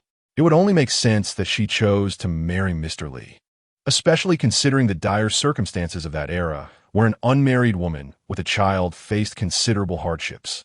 I think she ought not to have remarried. Mr. Li remained unmarried for her sake. Mr. Li is Mr. Li, and He Hua is He Hua. Can we not consider the historical context when analyzing such matters? A group, led by Li Ergo, arrived at the front of an aged wooden house. Although it appeared quite old, it was notably clean. Inside resided 2 young children, one aged 8 and the other 5. Chapter 43. Those dusty memories. The 2 children, somewhat shy, retreated to their room upon noticing the influx of strangers. Li Ergo chuckled helplessly, stating, Those 2 are Li Wei's children. After the new year, he and his wife moved to the city for work, leaving me to care for them. I'm just a rough man and don't know how to tend to children. I can only ensure they don't go hungry. By the way, Dehua, Li Wei is He Hua's grandson. Li Guoyang was taken aback, casting a suspicious glance at Li Ergo. Before he could speak, Li Ergo continued, Dehua, wait a moment. I will call the 2 children out to greet you. Li Guoyang, aware of the children's shyness, quickly called out to Li Ergo. No need. It's unnecessary. Li Ergo chuckled, saying, How can it be unnecessary? You are their great-grandfather. They must greet their great-grandfather. Li Ergo whispered, and though others did not catch it, Zhang Ye, with his heightened sensitivity to the external world, did. Upon seeing the 2 children, he immediately sensed their blood relation to Li Guodong. Zhang Ye spoke, Mr. Li, there is something I believe you ought to know. Li Guoyang was momentarily taken aback, then politely remarked, if Master Zhang can conceive such thoughts, then I must certainly be informed of this matter. Zhang Ye replied, The 2 children you saw earlier are your own great-grandsons. Li Guoyang, overwhelmed with excitement, grasped Zhang Ye's hand and anxiously inquired, Is what you just said truly the case? Upon uttering the question, he immediately felt apologetic and glanced toward Zhang Ye, saying, I beg your pardon, Master Zhang. I am simply overwhelmed by such news. Zhang Ye, unfazed by his reaction, understood that despite Li Guoyang's worldly experience, he could not suppress his emotions upon encountering such a profound familial connection. Li, yes, you. I am not deceiving you. Those 2 children are indeed your great-grandsons. You also had a biological son, their grandfather, but he has since passed away. Li Guoliang, Astunisha, Raturta. I had another biological son? Zhang Yi continued. Old Li, this matter is best conveyed by Grandpa Li himself, as he is a direct participant in the entire event. It is most fitting for him to share this with you. Li Guoyang recognized that, despite his urgency, he could not rush this revelation. Thank you, Master Zhang. Had he not informed me, I might have believed that He Hua had broken our original vow and married another. As he spoke, he discreetly wiped away a tear. Zhang Yi hesitated before stating, Old Li, you have not misjudged. He Hua has indeed married, and she wed Li Ergo. How can this be? Li Guoliang responded, perplexa. Suddenly recalling something, he chuckled helplessly. He Hua was the most beautiful girl in our village. Besides my affection for her, Ergo also admired her, along with several other young men from the village. However, Upon learning of my relationship with Hua, they all proceeded to marry, leaving only Li Ergu. Before Li Guoyang could finish his thoughts, Li Ergu entered the main hall with siblings Li Xinxin and Li Xiangrong, and softly instructed, Xinxin, Xiangrong, bow to your great-grandfather. Although the children were somewhat shy, they complied without hesitation. They both knelt and bowed vigorously, simultaneously exclaiming, Greetings, great-grandfather! Xinxin and Xiangrong pay their respects. As Li Guoyang observed Li Xinxin's face, which bore a resemblance to Hua's, tears streamed down his cheeks. He hastily attempted to retrieve something from his clothing, but then remembered that all he had brought was in the car. He turned to a nearby attendant and instructed, Go, bring the items from the car, including the red envelopes. Finally, Li Guoyang personally helped the children to their feet and joyfully said, Good, you are both well-behaved children. Although he had grandchildren and great-grandchildren on the treasure island, none resembled Li Xinxin and Li Xiangrong. Li Ergu turned away to wipe his tears and added, After you left that year, we had no news of you. However, Hua became pregnant. You know the customs of our village.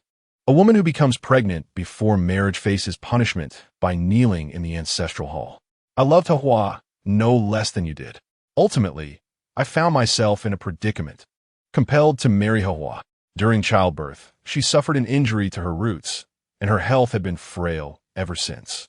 When our child turned 5, it was an exceptionally cold winter, and food was scarce. Upon my return home from work, I discovered that she had passed away, with our child lying beside her. After a brief pause, Li Ergu continued, Hua is gone, yet my child and I must carry on with our lives. From that moment, it was just the two of us, relying on one another. I provided for my child, watched him marry, and I take solace in knowing that I honored Hua in my lifetime. Yet, fate seems to delight in tormenting us. Just after my child became a father, he was tragically killed on the construction site by a falling object. Within a year, his wife remarried. Li Wei was raised by me, though I lacked the means to offer him a comfortable life, and after finishing middle school, he ventured out to work. When you last returned, I was toiling in the fields, and by the time I learned of your arrival and sought you out, you had already departed.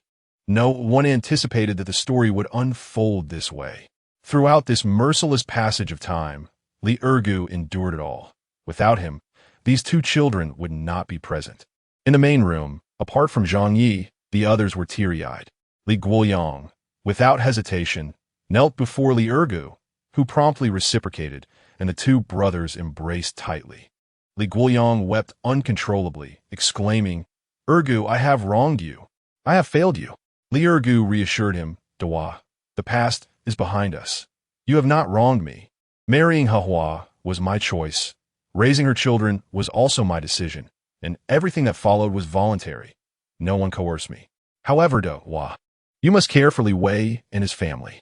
They are your grandchild and great-grandchild. If you neglect them, I swear I shall haunt you as a ghost. Li Guoyang patted Li Ergu's back and replied, I will not only care for them, I will also look after you, Brother Ergu. Once I conclude my affairs, you will return with me to the treasure island. Li Ergu responded, Dua, I return this time to locate your parents' grave. Li Guoyang affirmed, Indeed, I wish to relocate them to the Li family's ancestral tomb. While they were alive, I lacked the opportunity to honor them properly. Now that they have departed, I must fulfill their wishes. Chapter 44. Zhang Ye's methods. The group lingered at Li Ergu's home for a while longer, and as dusk approached, they hurriedly followed Zhang Ye to search for the grave. On his previous visit, Li Guoyang had inquired with the village elders. But decades had passed, and no one could provide a precise location. Due to the brief nature of his last visit, he had to temporarily abandon the search. This time, he refrained from setting a return date for himself. He would leave for Treasure Island whenever he felt inclined. If Li Ergu was unwilling to accompany him, he would remain, striving to develop the village and entice the young people who had left to come back to work, thus eliminating the need for anyone to leave their home. Master Zhang, the approximate location should be around here. I will need your assistance moving forward, Li Guoyang politely addressed Zhang Ye. Zhang Ye calculated thoughtfully and, moments later, pointed to a corner of the rice field, stating, It lies just beneath this spot. We must dig down approximately 2.5 meters to uncover the coffin. Upon hearing the depth required, The crowd could not help but murmur in concern. The foremost dread was that should they dig and find no coffin, it would all be for naught. Noticing the neighboring village youths, who had previously agreed on the price, standing idle, Li Guoyang furrowed his brow and, radiating an air of authority, declared, "If you are unwilling to dig, then hand me the hoe. I shall do it myself." The secretary, alarmed, hastily intervened. "Li Lao, your health. What can I do?" Li Guoyang retorted, rolling up his trousers, his wise eyes brimming with disdain. "This is my parents' grave. If they refuse to descend, I shall take it upon myself. Dawa, I will accompany you in the excavation," chimed Li Ergu, also rolling up his trousers. The accompanying leader was left dumbfounded, quickly turning to Zhang Ye for assistance. After observing the events unfold, he realized that Li Guoyang held immense faith in this young man. Almost every word from Zhang Ye was accepted without question. "Master Zhang, please dissuade Li Lao. He is of advanced age, and if he were to fall ill, the responsibility would be too great for anyone to bear." Secretary Zhang Shui also implored Zhang Ye for help. Zhang Yi smiled reassuringly. "Rest assured, with me here, Li Lao shall encounter no troubles. His Qian Kuan pouch holds not only remedies for myriad ailments, but also elixirs for longevity. It is no challenge for him to live another decade."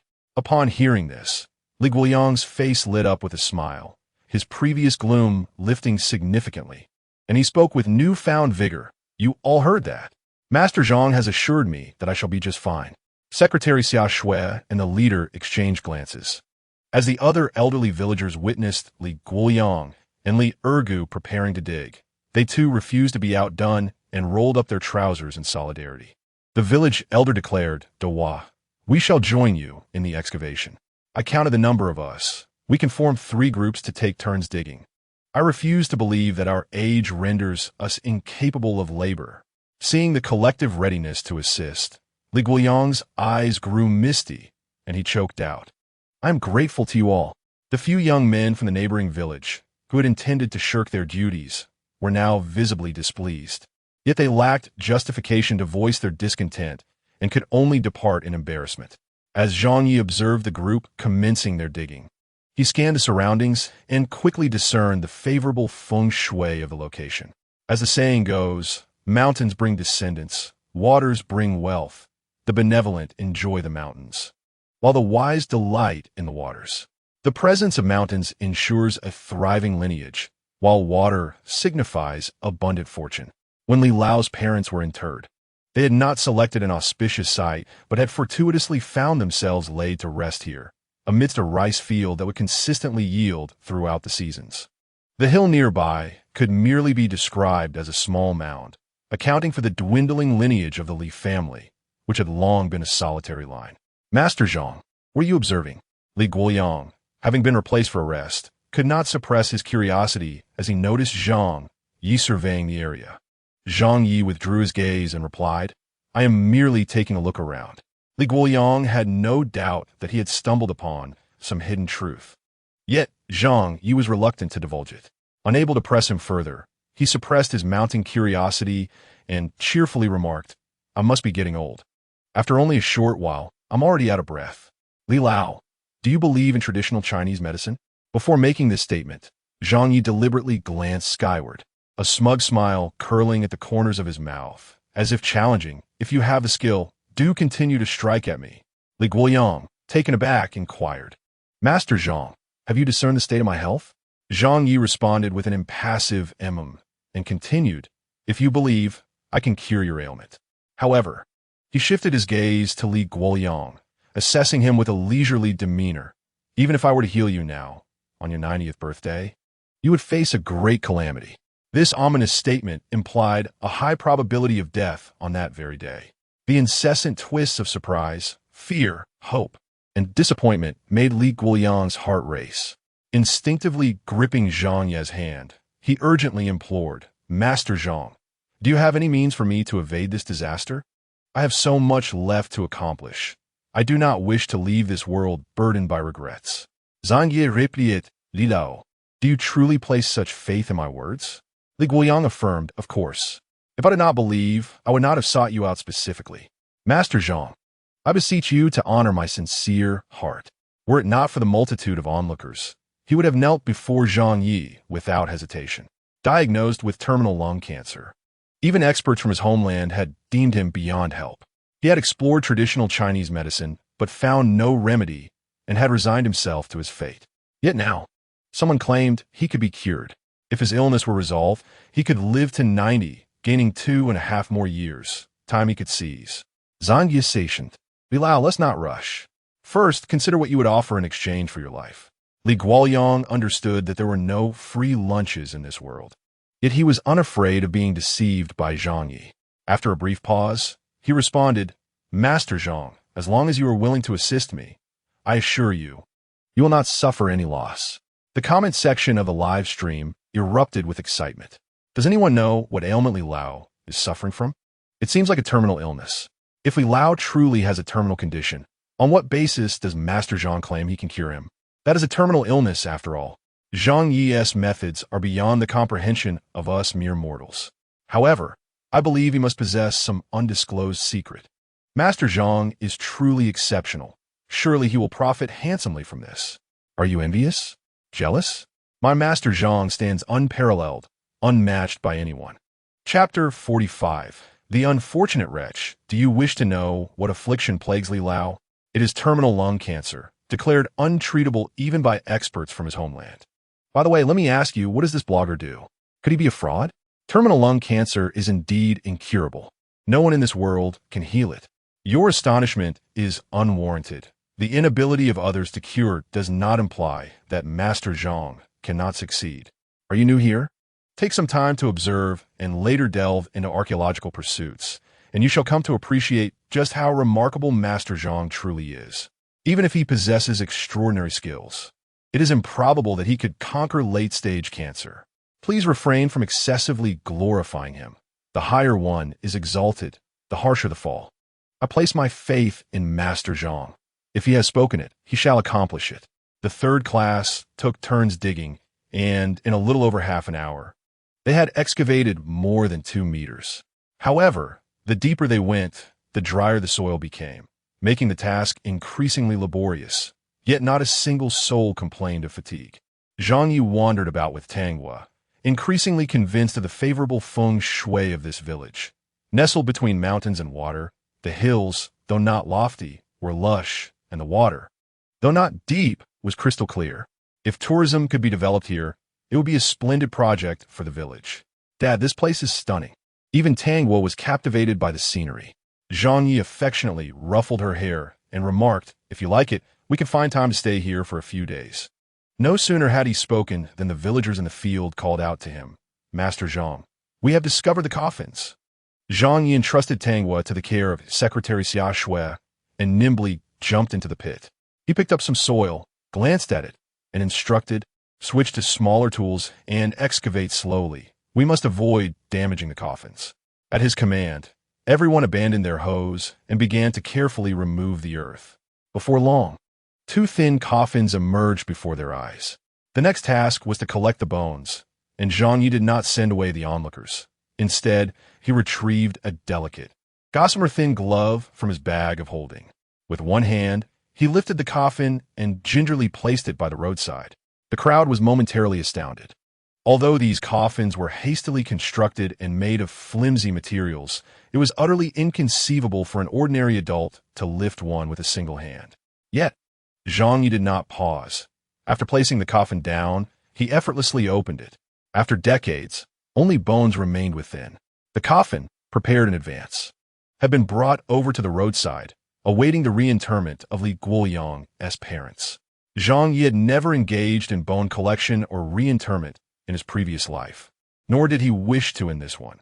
He entrusted the task to Li Guoyang's relatives, as long as the 8 characters did not clash. They were more than capable of bearing this responsibility. Subsequent events unfolded with remarkable simplicity. There were no thunderous drums. Only the simple villagers observed as the remains of Li Guoyang's parents were transferred to the ancestral grave of the Li family. By the time they departed from Li family village, it was quite late. Not only did Zhang Ye and his companions leave, but Li Guoyang also departed, taking Li Ergu and the 2 children back to Haicheng. As soon as they boarded the vehicle, A staff member hurriedly inquired. The live broadcast time is approaching. Should we skip tonight's session? Before Zhang Ye could respond, Tangwa was the first to vocalize her dissent. No, I promise to tell them ghost stories. If we don't broadcast, it would mean I have broken my promise, and I refuse to do that. The staff found themselves in a predicament and had no choice but to turn their gaze toward Zhang Ye. Teacher Zhang, what do you think? He resolutely upheld every decision made by his daughter, insisting that all her choices be followed without question. This had become Zhang Ye's guiding principle. Seeing that he had acquiesced, the staff felt disinclined to voice further objections and swiftly began to set up the live, streaming environment inside the vehicle. The likelihood of a video stream was minimal, as the movement of the car rendered stability elusive, compounded by the insufficient lighting within the cabin. However, an audio-only broadcast seemed perfectly feasible. For both Zhang Ye and Tangwa, there was little distinction between audio and video streaming. Before long, the live stream commenced. Instantly, a torrent of devoted fans surged into the room, with numbers swelling to 100,000, 200,000, 300,000, and still climbing. Clearing his throat, Zhang Ye announced, Tangwa and I are currently en route back to Haicheng. We hadn't planned on streaming, but Tangwa disagreed. She insisted that she promised you all a bedtime ghost story tonight. The viewers in the live stream immediately showered gifts upon Tangwa in appreciation of her commitment. Little Tangwa is such a good child, but why is this obedient little one telling us ghost stories? Oh no, I'm so scared. After hearing her ghost story last night, I kept peeking under my bed. Laughter erupted from above. Isn't that a bit exaggerated? How timid can one be? Silently, they prayed for a successful connection with Teacher Zhang. Longing for wealth, Teacher Zhang must know the winning numbers for the next lottery, right? They continued to hope for a successful interaction. I came to hear little Tangwa tell a story. If I happen to connect, so be it. My luck has always been poor. Growing up in the countryside, I often stepped in dog waste, and now in the city, I can trip even on smooth paths. I frequently arrive late to work for various reasons, and I just got divorced last weekend, receiving a green hat from my wife. Thankfully, she did not contest custody of our 2 children. Isn't that a bit too much? Someone remarked. What are you making up? What am I fabricating? This is all true. I have nothing else to do after dinner but spin stories with you. Zhang Ye interjected. Our process will remain the same as last night. We will randomly connect with a lucky viewer. I will count down from 10, 10, 9, 6, 5, 4, 2, 1. They successfully connected with the first fortunate viewer. Teacher Zhang, I'm quite excited right now. I never expected to be chosen. My name is Song Yuman, a middle-aged man who has just experienced a failed entrepreneurial venture. By the way, I left a message in the chat earlier, lamenting my perpetual misfortune, failing in business, being betrayed. And my father suffered a heart attack upon hearing of my divorce, necessitating a hospital stay. As Song Yuman spoke, his voice trembled, revealing the weight of his despair. After a brief pause, he continued, Teacher Zhang, I truly feel I cannot bear this any longer, but I have 2 children to care for and an elderly father. I just want to ask, will I be doomed to a life of perpetual misfortune? If so, then in chapter 46, a man yearning for wealth. Song Yuman choked on his words, grappling with the thought of death. In that moment, he believed that if he were to die, he could forget all his painful experiences. From Song Yuman's tone, Zhang Ye sensed his despair, his sense of loss, and the helplessness intertwined with reluctance. It was evident that he was contemplating suicide. Zhang Ye responded, Song Yuman, have you ever considered that the moment I successfully connected with you, the gears of your fate began to shift? If your luck had been consistently dismal, how could you possibly have encountered me? No one could be as unfortunate as you. You stumbled upon an opportunity to change your destiny. Yet you were struck by a once-in-a-millennium purple lightning, landing in this bewildering world and, astonishingly, becoming a father. Bear in mind, you had never even touched a woman's hand in your previous life. A jolt of realization surged through Song Yuman, and his emotions suddenly intensified. He eagerly inquired, Master Zhang, has my fate truly changed? Zhang Ye affirmed, indeed it has. Although we cannot observe your fortune tonight, please send me your birth date and time. Song Yuman promptly complied, sharing his birth details in a private message to Zhang Ye. Upon review, Zhang Ye quickly deduced Song Yuman's fate. It was clear that his earlier years had been fraught with misfortune, His mother had passed away early, his father had raised him alone, and after finally marrying and having children, his wife sought a divorce. To make matters worse, the two children left by his ex-wife were not even his biological offspring. Fortunately, starting tonight, his luck would drastically improve. The latter half of his life would be filled with enviable success in both career and romance. Zhang Ye, there is one last unfortunate revelation awaiting you. Would you like to hear it? If you choose to listen, I will inform you. If you decline, then I suggest you rest well, for upon waking tomorrow, your destiny will undergo a remarkable transformation, and both your career and love life will flourish. Upon hearing Zhang Ye's words, the live chat erupted with excitement. Could it be true? Those two children left by his ex-wife, are they really not his biological children? If that is indeed the case, it's rather tragic and reveals that his ex-wife is a woman prone to infidelity. This is quite a revelation. If neither child is truly his, would he not go mad? If I were in his shoes, I would surely lose my mind. How could I bear to discover that the children I cherished were not my own? Hey, do you really care so much about blood relations? Even if they are not your biological children, they still call you dad. Wow, it's astonishing that there are people who do not prioritize blood ties. You must be morally obtuse to utter such words. If it were me, I would consider those children a disgrace. Raising them would be impossible, and I would demand my ex-wife compensate me for emotional damages. This is not merely a matter of blood relation. It's about deception. My greatest disdain in life is being deceived.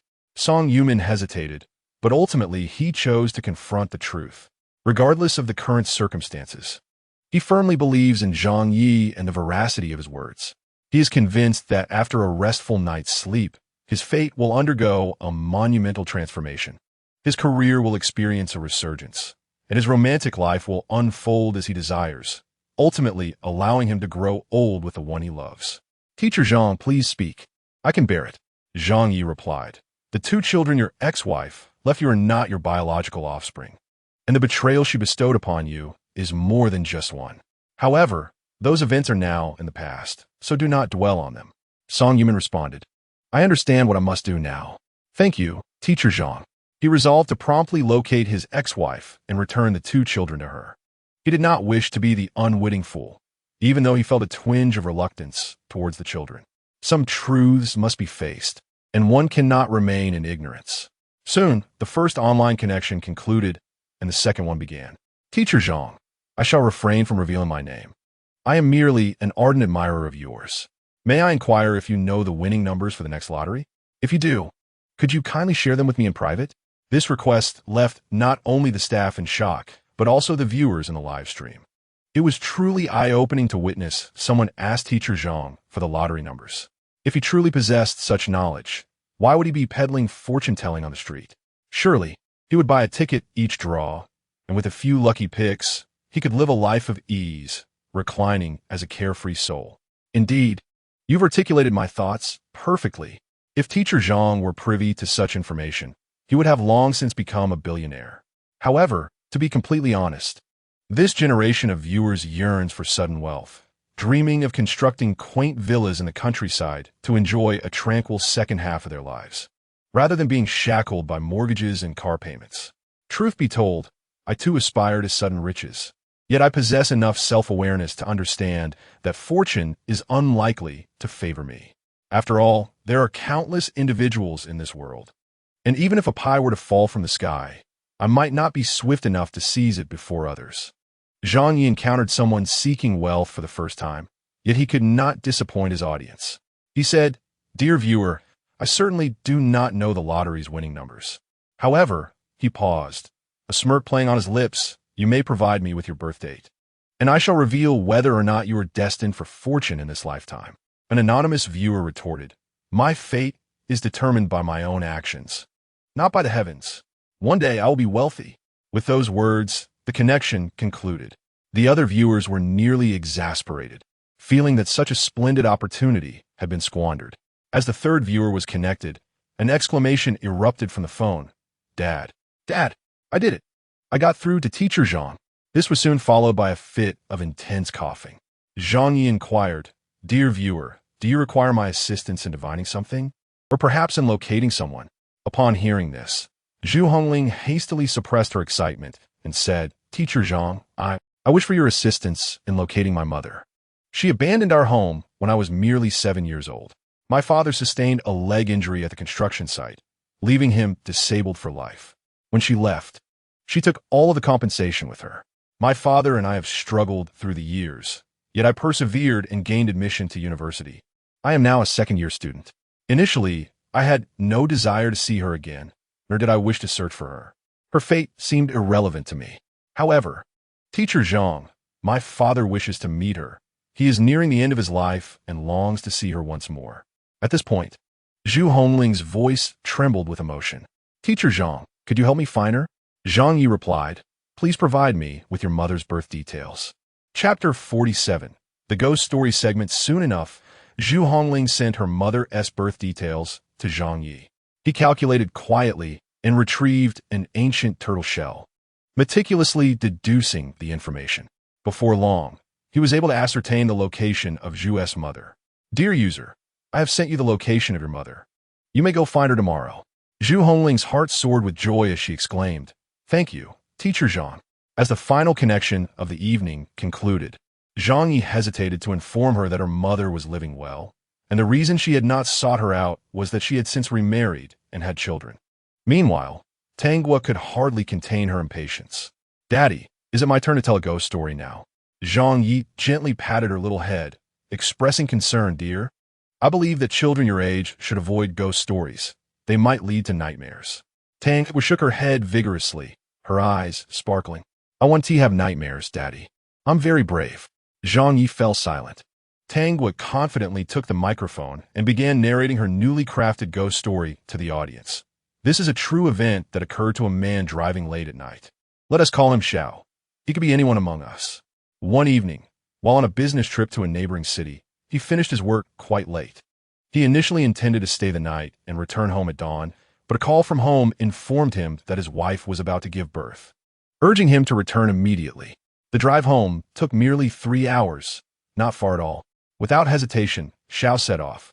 However, upon reaching a curve in the road, he spotted a woman in red waving at him. Being a kind-hearted individual who often followed the news, he assumed she had quarreled with her husband and had been left behind. He thought to offer her a ride as an act of kindness, considering his wife was about to deliver. Yet, as he pulled over, the temperature inside the car plummeted. When he turned to glance behind him, he noticed the woman had entered the vehicle, but he distinctly remembered that he had locked the doors. How had she gotten in? Xiao dismissed it as fatigue-induced hallucination. Yet the chilling atmosphere persisted, despite it being autumn and with no air conditioning running. Dread began to seep into his mind as he recalled ghost stories he had heard before, amplifying his fear. Throughout the journey, Xiao's eye dared not glance back. And just as they were nearing the exit of the highway, the woman behind suddenly spoke, "Kind stranger, I've arrived. Please stop the car." As she uttered these words, Tanghua intentionally elongated her tone and softened her voice. The night was dark, and they were still on the road, causing several staff members to shudder in fright, their skin crawling. The live stream erupted in chaos. "Tanghua, please don't scare me. I'm currently driving on a highway all alone, surrounded by darkness. I can only pray not to encounter anyone. I'm particularly timid. Don't mention it. I'm also driving right now, heading back to my hometown to pick up my pregnant wife. I couldn't bear the thought of her traveling alone, so I decided to drive after work to fetch her. I, too, am terrified while lying snugly in my bed. Yet, I relish this feeling. It's exhilarating. Just thinking about it sends a thrill down my spine. Have you ever captured a pervert? Speaking of which, have you ever encountered any particularly supernatural events in your life? Those inexplicable occurrences that defy scientific explanation? You've all heard the saying that science leads to theology and metaphysics. Haven't you?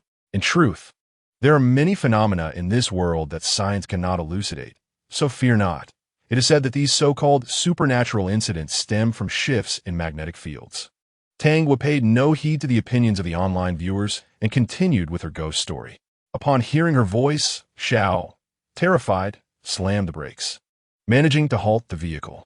Summoning his courage, he glanced back, only to find no trace of the woman in the rear seat. However, upon raising his gaze, he was met with the visage of a woman Guo's face pressed against the windshield, grinning at him. Xiao nearly lost his wits, letting out a scream as he pressed the accelerator.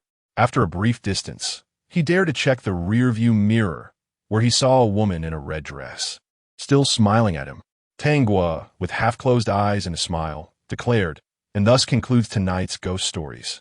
I wish you all sweet dreams. For in dreams, anything is possible, even the presence of a sister in a red dress." Having finished her tale, Tang Guo yawned lazily, showing no signs of lingering, and handed the microphone to Zhang Ye, lamenting, "Daddy, I'm a bit sleepy. May I lean against you for a while?" Zhang Ye gently patted her head. "Sleep? My dear, when we reach our destination, I will awaken you." Hearing himself addressed as Daddy sent a shiver down his spine. In just a few days, he had become accustomed to this role, uttering Daddy at every turn. If that fellow found out, he would surely be the subject of ridicule. Beneath his serious demeanor lay a certain shyness, quietly harboring a daughter.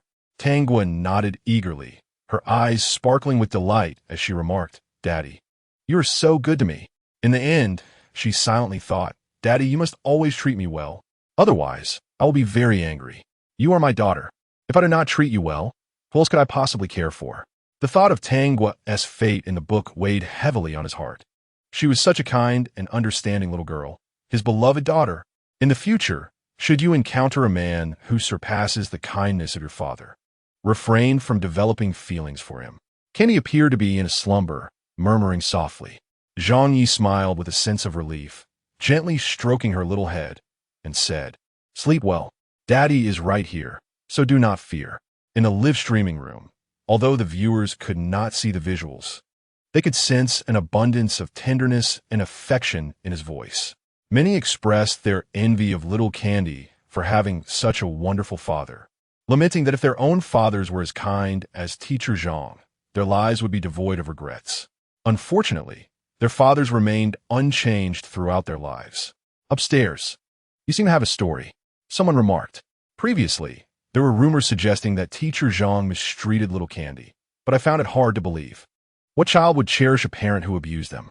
Moreover, I recall Yang Xinyu disclosing during a program that Teacher Zhang had a drinking problem and would take out his frustrations on little Candy when intoxicated. She mentioned wanting to reclaim custody of Candy, yet, out of nostalgia for their past, she could not bear to treat Teacher Zhang poorly. At that time, I sympathized with her, but it now appears she was merely seeking pity through her fabrications. In Chapter 48, Zhang Ye's words came to fruition. Regardless of Yang Xinyu's actions, I have always supported Teacher Zhang. Throughout their divorce and beyond, Zhang Ye never spoke ill of Yang Xinyu in front of others. In contrast, Yang Xinyu frequently brought him up in discussions. Our Teacher Zhang possesses a broad-minded nature, choosing not to stoop to her level. Personally, I share no fondness for Yang Xinyu. I have never watched her dramas, always sensing a deceitful nature lurking within her. Upon returning home, it was already late at night, and the other children had long since fallen asleep. Except for Jiu, despite yawning repeatedly, kept his eyes fixed on the doorway, his brow furrowed in concern. "Daddy, why hasn't little Candy returned yet?" Jiu asked Zhou Yellowin with an eager expression. Zhou Yellowin sighed in exasperation. His son was quite stubborn, insisting on waiting for Candy's return before going to bed, and he wanted to personally present her with a gift. "She should be back soon." Jiu yawned again, and the next moment, he spotted Candy appearing at the door. Instantly, he became wide awake and dashed towards her, his eyes sparkling with delight. "Little Candy, you're back." Candy looked up at him, her voice soft. "Did you need something from me?" Jiu felt a flush of embarrassment as he stammered. I bought you a gift." "Little Candy, please wait a moment. I'll fetch it for you." He dashed back inside, and, upon reappearing before Candy, he held a charming little plush toy. "Candy, I bought this with my own money. I hope you like it." Candy frowned slightly and did not accept the gift, saying, "But I have no gift to exchange with you. I think I will pass." Meanwhile, Zhou Yellowin chuckled as he spoke to Zhang Ye. Jiu has been waiting for little Candy all night, insisting on giving her the gift tonight. Zhang Ye showed no aversion to other children interacting with Candy, recognizing that it would be beneficial for her development. Most importantly, he did not expect a child of just over 5 years to be overly mature. In the evening, while seated in the car, Candy narrated ghost stories, leading him to ponder whether she, like him, harbored the soul of an adult within her youthful form. Otherwise, how could she conjure such spine-chilling tales? Zhang Ye chuckled and remarked, "Thank you for your sweet little Zhu.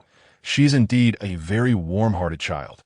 Zhou Yellowin paused momentarily, before responding with a cheerful demeanor, "Your little Candy is quite an endearing child. Not only does Zhu adore her, but I find myself quite fond of her as well." He had initially perceived Zhang Ye as aloof, akin to his past demeanor, yet was pleasantly surprised by his affability. In terms of their respective entry into the industry, Zhou actually followed Zhang Ye, and he had yet to receive any accolades. Zhang Ye turned to glance at his daughter, his eyes brimming with affection, as he stated, "I too have a deep fondness for her." Zhou Yellowin regarded him with a hint of skepticism, though fortunately, he did not dwell on it too long. After exchanging pleasantries for a while, they eventually retreated to their respective quarters as the hour grew late. Candy, still a mere child, quickly succumbed to slumber after her evening routine. Zhang Ye, on the other hand, made his way to the small balcony, seating himself cross-legged. He felt a continuous surge of mental energy flowing toward him, permeating his skin and flesh, ultimately absorbed by the golden seed within his sea of consciousness. In an instant, the seed erupted in a golden radiance, though the brilliance faded swiftly. An hour later, Zhang Yi ceased his cultivation, having lost the sensation of the mental energy. Opening his eyes, he gazed up at the night sky. The moonlight was splendid, perfect for a drink, yet being alone dampened his enthusiasm. After standing on the balcony for a moment, he returned to the bathroom to take a shower. Meanwhile, in a lavish villa district of Magic City, Zhou Xingkai reclined triumphantly on the sofa, flanked by alluring women, each more captivating than the last. Growing weary of one, he would swiftly replace her without a trace of psychological burden, all while enjoying the company of friends. "Akai, aren't you going to deal with that fraud? That kid seems to be living on borrowed time. Why provoke anyone else when he dares to challenge our Kai-Ge? Kai-Ge, just say the word, and I'll certainly find someone to handle him for you. Make him kneel and apologize." "Count me in," exclaimed a friend. "What is he?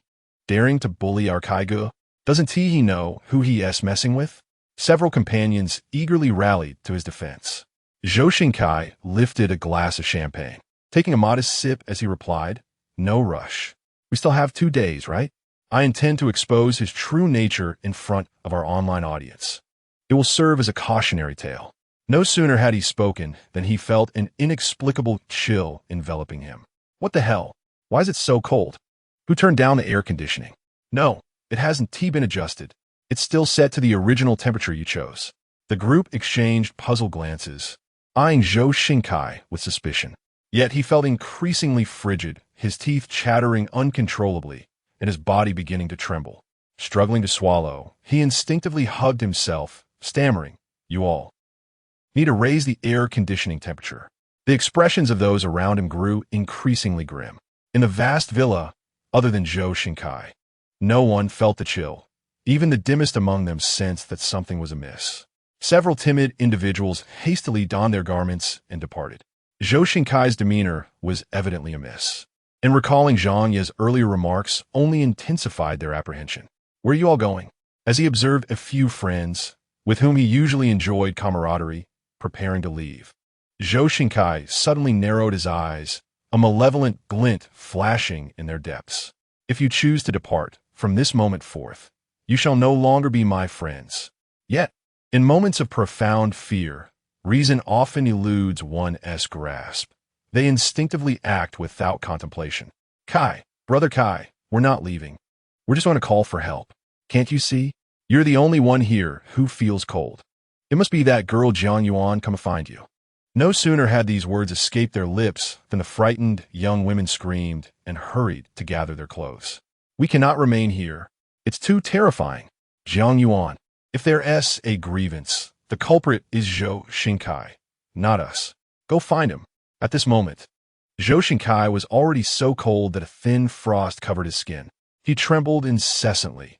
His towering frame, over 1.80 meters, was now curled up in agony, the bone-chilling cold rendering his blood seemingly frozen. Ultimately, someone dialed for emergency assistance. By the time the doctors arrived, Zhou Xingkai was barely clinging to consciousness.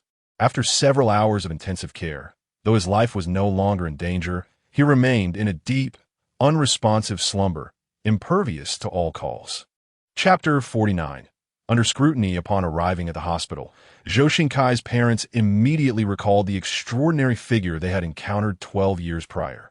Back then, Zhou Xingkai was merely 8 years old and gravely ill. Despite extensive financial expenditure, his condition remained unhealed. Eventually, they met an enigmatic healer who revived him, leaving behind a foreboding warning. When Zhou Xingkai turned 20, his powers must be reignited, or he would surely perish. As the cherished only child of his parents, Zhou Xingkai was bright and endearing, and the family had always indulged him. Following his near demise, their affection intensified, and they endeavored to fulfill his every whim. No matter how unreasonable, each time trouble arose, his parents were the first to mitigate the fallout. Over time, this cultivated an arrogant demeanor in him, leading him to believe that wealth could resolve all matters. In the wake of the incident, Zhou Xingkai's parents promptly reached out to the healer from years past. However, upon hearing of Zhou Xingkai's condition, the healer could only express his impotence. Yet, swayed by their entreaties, he reluctantly revealed that if anyone in this world could save their son, it would undoubtedly be Zhang Ye. Meanwhile, Zhang Ye, busily tending to his stall in the overpass, was acutely aware that someone had him in their thoughts, yet he maintained an air of calm, watching the ants as they busily relocated their home. "Master Zhang, how delightful!" Upon hearing a familiar voice, Zhang Yi looked up and cheerfully greeted Li Lao. "Have you come specifically to see me?" Li Guoyang replied. Nothing escapes Master Zhang's keen perception. Zhang Yi merely smiled in silence. Li Guoyang lowered his gaze, deliberately softening his tone as he inquired, "Master Zhang, might we find a more private venue to converse?" As noon approached, Zhang Yi casually suggested, "Shall we have a meal together?" He was well aware of Li Guoyang's intentions and recognized the profound connection they shared. Most importantly, he knew Li Guoyang to be an upright man, unlikely to venture into dubious paths. Since Li was so courteous, Zhang felt it would be remiss not to comply. However, glancing at his entourage, he continued, "I have quite a few people with me. If you don't mind, we can set off right away." Li Guoyang beamed at Zhang's acquiescence. As long as Zhang was willing, he would gladly host not just a few staff members, but the entire crew. The group swiftly boarded their vehicle. Viewers in the live stream, witnessing Li Guoyang's second initiative to seek out Zhang Yi, became increasingly animated. I can only guess that Li is approaching Teacher Zhang regarding his illness. Was there any doubt? Wealthy individuals fear one thing above all: death. Li Guoyang, suffering from late-stage lung cancer, faced a terminal diagnosis in the realm of modern medicine, impervious to any cure. Yet, Teacher Zhang could potentially provide a remedy, prompting curiosity about what Li might offer in exchange. The analysis upstairs was astute. Everyone fears death, particularly the affluent. They would go to any lengths for a chance to prolong life. The notion that death renders all equal was indeed narrow-minded. Let us speculate on what Li might barter with Teacher Zhang. It is, after all, a matter of life itself. If cured, he could enjoy several more years. Given Li's stature, his remaining days would be spent savoring life. For him, each additional day is a treasure, unlike us laborers, where an extra day translates to merely more work. I believe Teacher Zhang lacks for nothing, save perhaps for a woman, one who reciprocates his affections. Are you so certain he lacks a woman rather than a man? Perhaps a past relationship wounded him deeply, leading to his current disinterest in women. They arrived at a traditional Chinese garden-style clubhouse, its crimson entrance adorned with the calligraphic phrase Bu Xian Xian, which translates to "not envying immortals." This inscription, crafted by a contemporary calligraphy master, was of considerable value. As their vehicle halted, the clubhouse staff approached with utmost respect and courtesy. A few crew members, gazing at the impressive characters nearby, nearly buckled at the knees. They had only heard of this place and seen it online, never having set foot in it before. Unable to contain their excitement, they whipped out their phones to capture the moment. The live stream erupted in chaos. "Wow, Bu Xian Xian, do you know why this place is called Not Envying Immortals?" because those who enter feel that their lives surpass even that of deities. Li Guoyang was generous indeed to bring teacher Zhang to such an esteemed locale. There was palpable envy directed at the crew accompanying teacher Zhang. Many wished to inquire whether the production team was hiring. To be honest, I'm genuinely curious how teacher Zhang plans to treat Li Guoyang's ailment. That is indeed cancer, in its advanced stage, a terminal diagnosis proclaimed by the medical community. Yet, he dares to assert that he can cure Mr. Li. Do you not perceive that he is deceiving us? Furthermore, he is merely an outdated middle-aged actor. Does he possess any medical expertise? To those above, regardless of your opinions, I remain an ardent admirer of teacher Zhang. I believe that if he claims he can achieve something, he undoubtedly can. I have faith in teacher Zhang. He is a person capable of miracles, and he will surely heal Mr. Li. A group of deluded fans. Whom do you insult? If you harbor doubt, let us wager. Do not always assume that what you deem unattainable is equally beyond others. There are always mountains beyond mountains and individuals beyond individuals. I perceive you as a frog confined to the depths of a well. In seclusion, drinking only the finest Preaching West Lake Longjing tea, which is produced in limited quantities each year. Apart from a few magnates, the remainder enters the auction market, where the highest bidder prevails, valued as highly as gold. Zhang Ye, having sampled it, found the tea delightful, although it could not quite compare to his usual fare. Suddenly struck by a thought, he retrieved a small jar from his bag. Both his senior sister and Shang Cheng were well aware of his fondness for tea.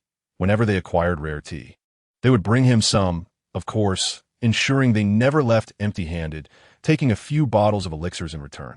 Reminiscing about past lives, Zhang Ye felt a profound sense of nostalgia, pondering whether he would ever return in his lifetime. Master Zhang, how do you find this tea? Li Guoliang Inkita Cherfuli. Quite splendid, Zhang Ye replied with a smile, handing over the rare tea he had just produced. Mr. Li, I happen to have some tea leaves from my hometown's high mountains. Do give it a taste. Li Guoyang paused momentarily before instructing the server to brew the tea Zhang Ye had provided.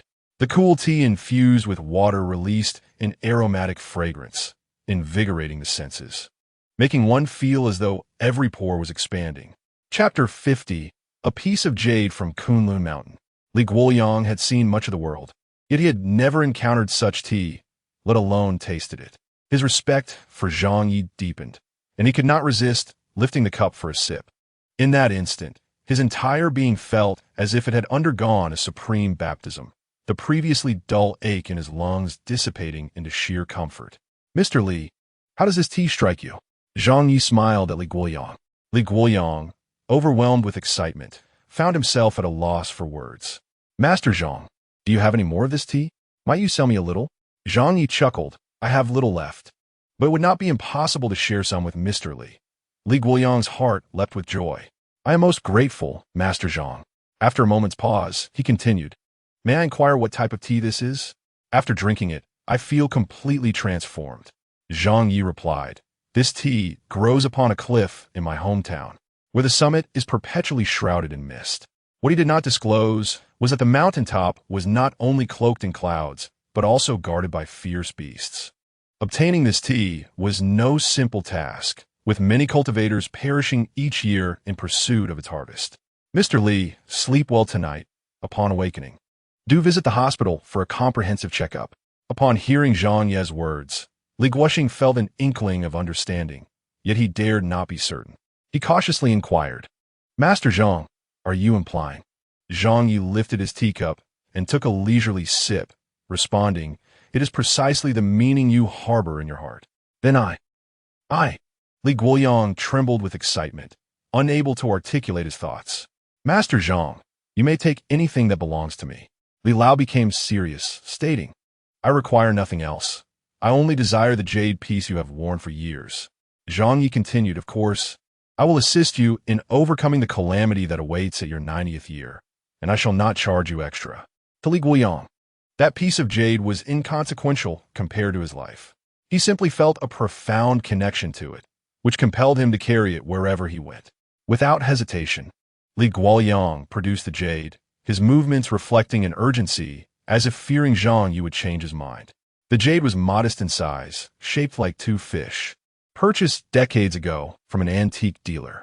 The dealer had claimed it was acquired from an elderly man in a small village at the foot of Kunlun Mountain. Li Guoyang had anticipated Zhang Ye would demand a hefty price. However, to his astonishment, he asked solely for the jade.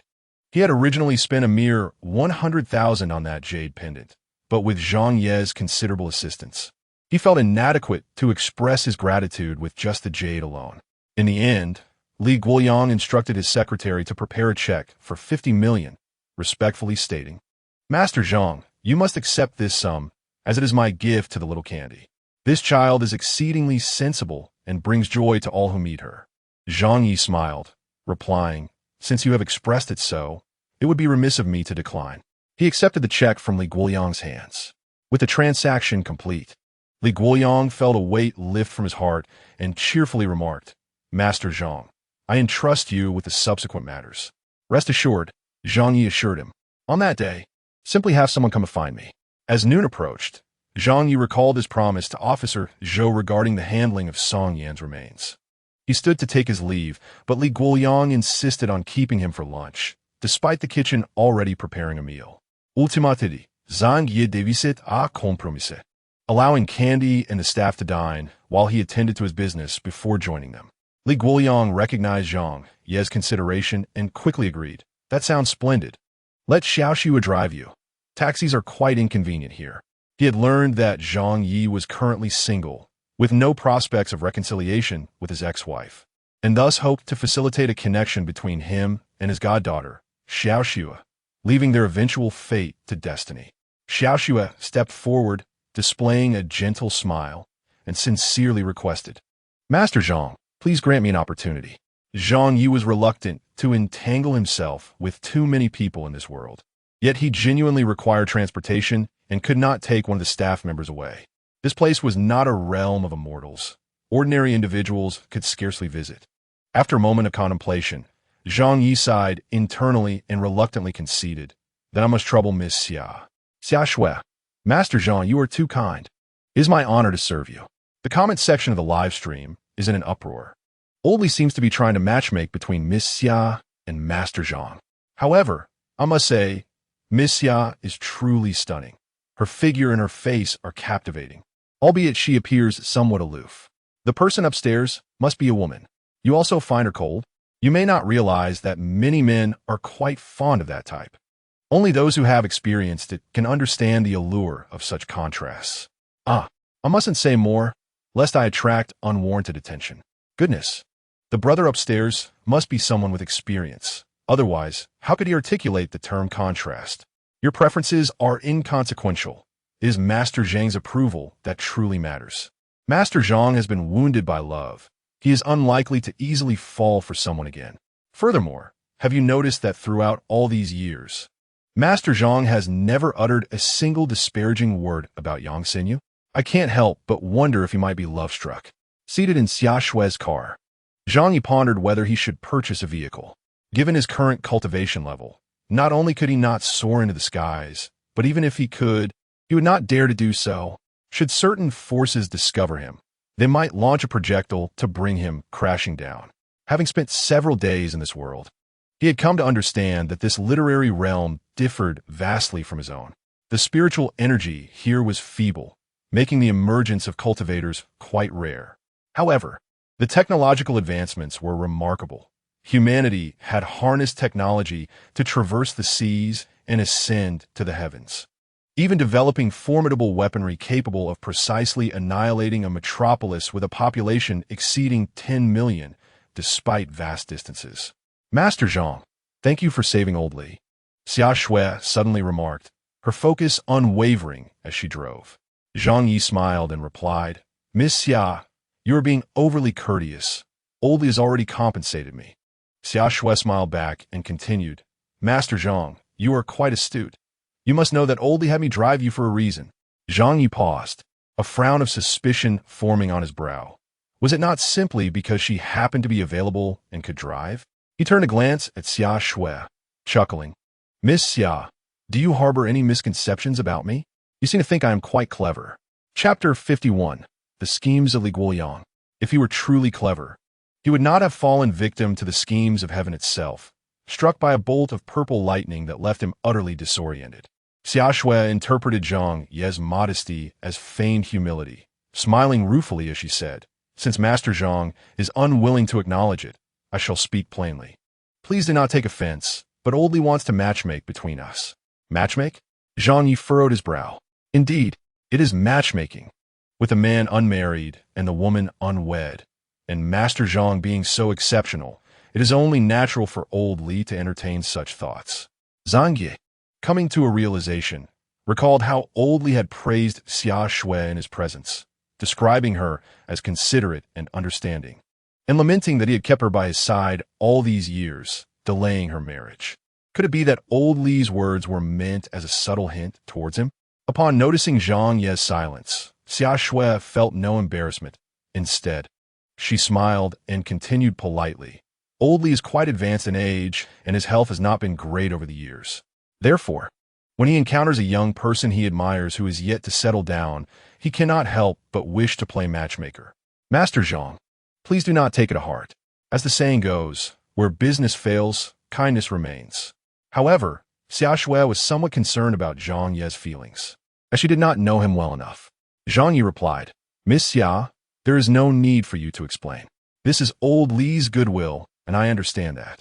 Stealing a glance at Zhang Ye, she noticed he was not upset, which allowed her anxious heart to finally settle. Yet, she was still curious about Zhang Ye's thoughts towards her. Exceptional individuals are welcomed everywhere, and Xia Shui could not help but admit she harbored some affection for Zhang Ye. She was indifferent to his past marriage or the fact that he had a child. After a moment of hesitation, Xia Shui discreetly inquired, "Zhang Ye, I wish to know your thoughts about me." She no longer addressed him as Master Zhang, but rather by his name. Zhang Ye was momentarily taken aback, feeling an inexplicable sense of unease. "Miss Xia, you are a wonderful person, kind, gentle, and emotionally stable. However, I'm not looking for a partner at this time, and have no expectations regarding marriage. My sole focus is raising my daughter, and I will not entertain other matters." Xia Shui smiled softly, nodding in understanding. "I see. Zhang Ye, you are indirectly rejecting me." Zhang Ye choked momentarily, wishing to clarify, yet he truly had no desire to pursue a relationship with her. After a brief pause, he said, "A person as exceptional as you, Miss Xia, will surely encounter someone who admires you as much as you admire them." Xia Shui's expression shifted. She had often been told her standards were too high. Previously, when Old Li introduced her to potential suitors, she obediently met with them, but none captured her interest, all being turned down. Zhang Ye was the only one to refuse her, and the first in many years to stir her heart. "Master Zhang, do you not possess the ability to read fortunes? Perhaps you could take a glance at mine? Will I marry in this lifetime?" Zhang Ye could not help but glance at her face, noting her bright eyes and radiant smile, akin to blossoms in spring. He had to admit that Xia Shui was exceptionally beautiful, and her aura conveyed a unique charm. Suddenly, Xia Shui laughed and said, "I apologize, Master Zhang. I have put you in a difficult position. From your perspective, you can only see my profile. Why not wait until we exit the vehicle? You could help me look into my past. When I was very young, Old Li had someone read my fortune, and that master told me." She paused briefly before continuing, "In my 25th year, I would encounter my one true love, yet I would love in vain, ultimately leading a solitary life. By the way, Master Zhang, I am currently 25. Xia Shui added with a smile. Zhang Ye did not refuse her, saying, "Since it will be unrequited love, then let go completely and do not seek love." After a hurried journey, they finally arrived just before noon. Had he delayed any longer, Officer Zhou would have set out in search of him. Concerned for Xia Shui's comfort, Zhang Ye instructed her to wait in the car. Xia Shui declined his proposal and followed closely behind him, making her way towards the dim and eerie room below. Zhang Ye cast a glance at the state of the corpse. Under the suppression of the talismans, the once resilient skin had developed mottled patches, particularly on the face, where the discoloration nearly consumed its entirety. "Master Zhang, how could there be a corpse here?" Xia Shui's face paled slightly, her voice trembling as if she longed to collapse into Zhang Ye's embrace. Yet she refrained, maintaining a facade of composure. Zhang Ye briefly explained the situation to her, then instructed several officers to carry the coffin into the yard. Zhou Xiaoyang immediately took the lead. Once they had moved the coffin outside, Zhang Ye affixed talismans to each corner, reciting incantations. Suddenly, the corpse within the coffin ignited in white flames, fire erupting from its 7 orifices, swiftly engulfing the body. The temperature plummeted, the dark coffin appearing as if cloaked in a layer of frost. Though it was midday and the sunlight was abundant, everyone except Zhang Ye shivered with cold. "Chief, what is happening? Why has it suddenly become so cold?" Zhou Xiaoyang, who was also feeling the chill, had encountered inexplicable phenomena during his investigations, but never anything quite like today. Anxiety gnawed at him, yet he maintained his composure, responding, "How should I know? But with Master Zhang here, there is nothing to fear." "I understand, Chief," one officer replied. Zhou Xiaoyang then quietly admonished them, "Do not dwell on this. Forget you ever saw anything." No one dared to voice their thoughts, fear of the unknown lingering in their hearts. Xia Shui's teeth chattered from a cold.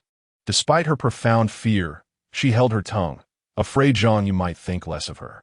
Before long, all that remained in the dark coffin was a layer of human-shaped ash.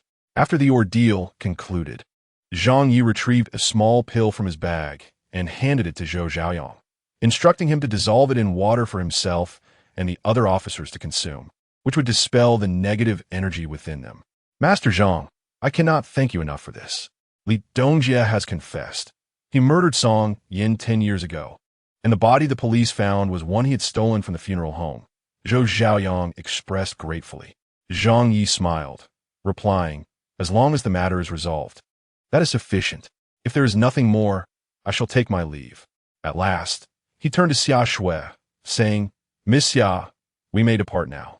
Xia Shui quietly exhaled, stepping closer to Zhang Ye. As he prepared to leave, Zhou Xiaoyang hesitated and remarked, "Master Zhang, Fu Xinyang has been here. His demeanor seems quite unstable. I feared he might cause trouble, so I had him restrained." "Officer Zhou, your judgment is indeed sound. Fu Xinyang harbors impure intentions." Zhang Ye affirmed without hesitation. Chapter 52. The Peach Blossom cursed Zhang Ye and Xia Shui returned to the car, perhaps still reeling from the terror of the recent events. Xia Shui gripped the steering wheel tightly, her feet somewhat unresponsive as she slowly closed her eyes. "Are you frightened?" Zhang Ye turned to Xia Shui, a smile playing on his lips as he inquired. Xia Shui felt a sudden jolt in her heart and quickly shook her head, saying, "I am not afraid. It's just that my hands and feet seem a bit unresponsive." Zhang Ye replied, "It is entirely normal to feel frightened when encountering such situations for the first time. It signifies that you are a human being." Xia Shui was taken aback and looked at him with suspicion.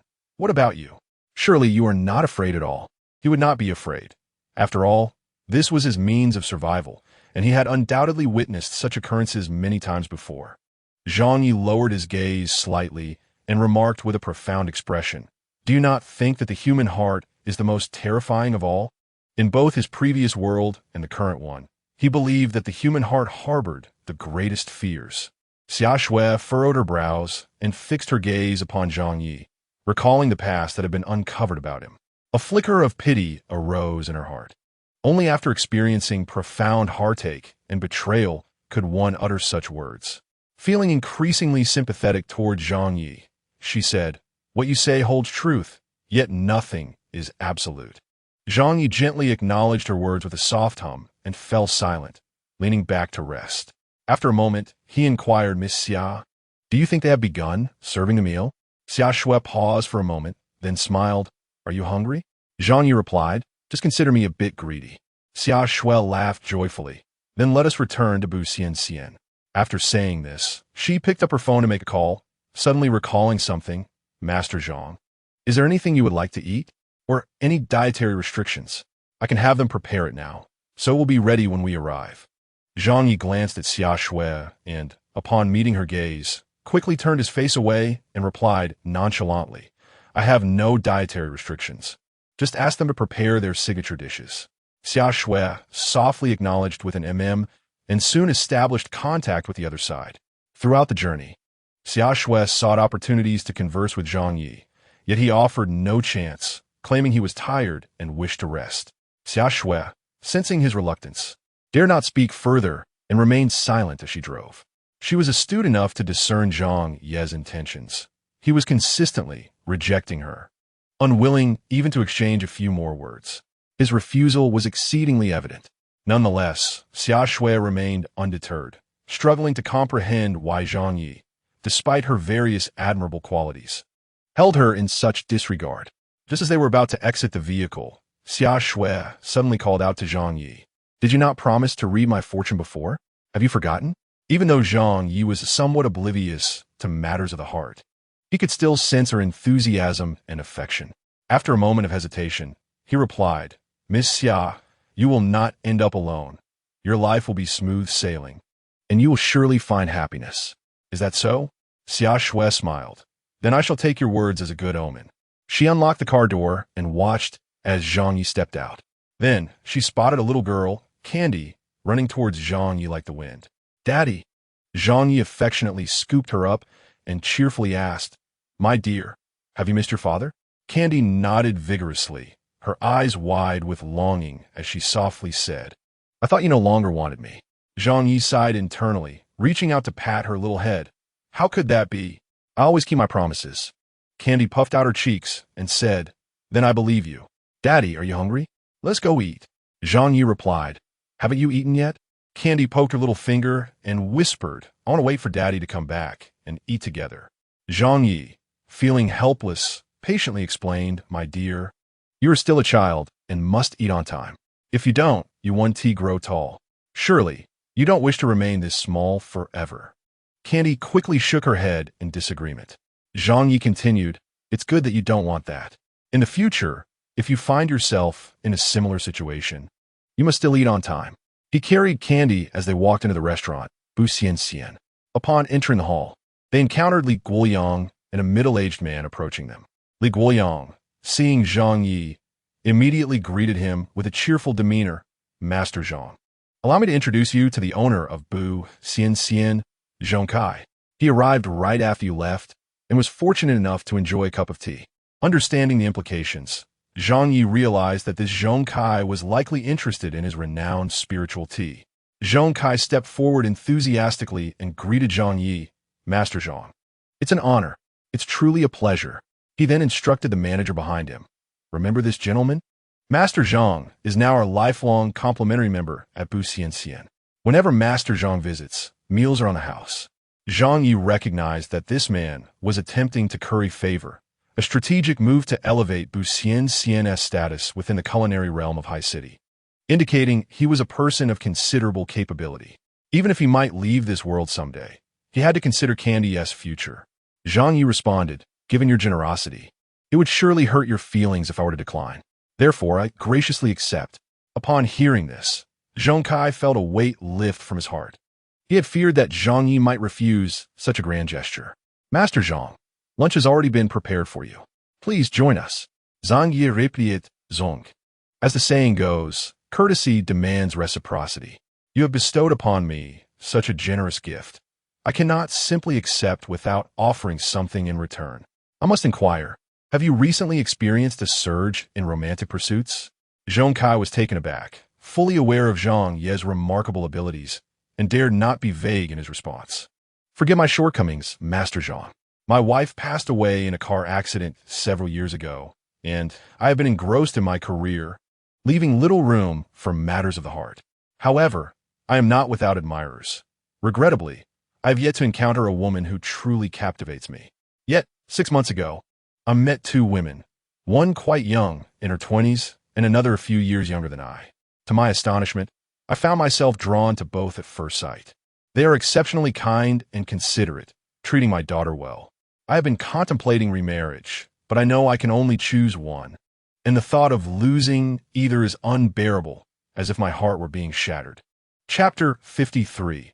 Anomaly breeds mystery. Zhang Ye glanced at Zhong Kai and revealed the underlying truth.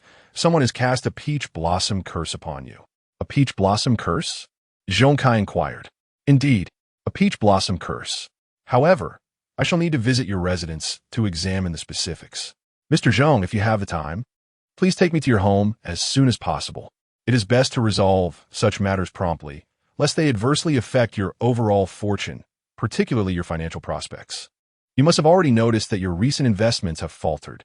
Upon hearing Zhang Ye's words, Zhong Kai immediately sensed the gravity of the situation.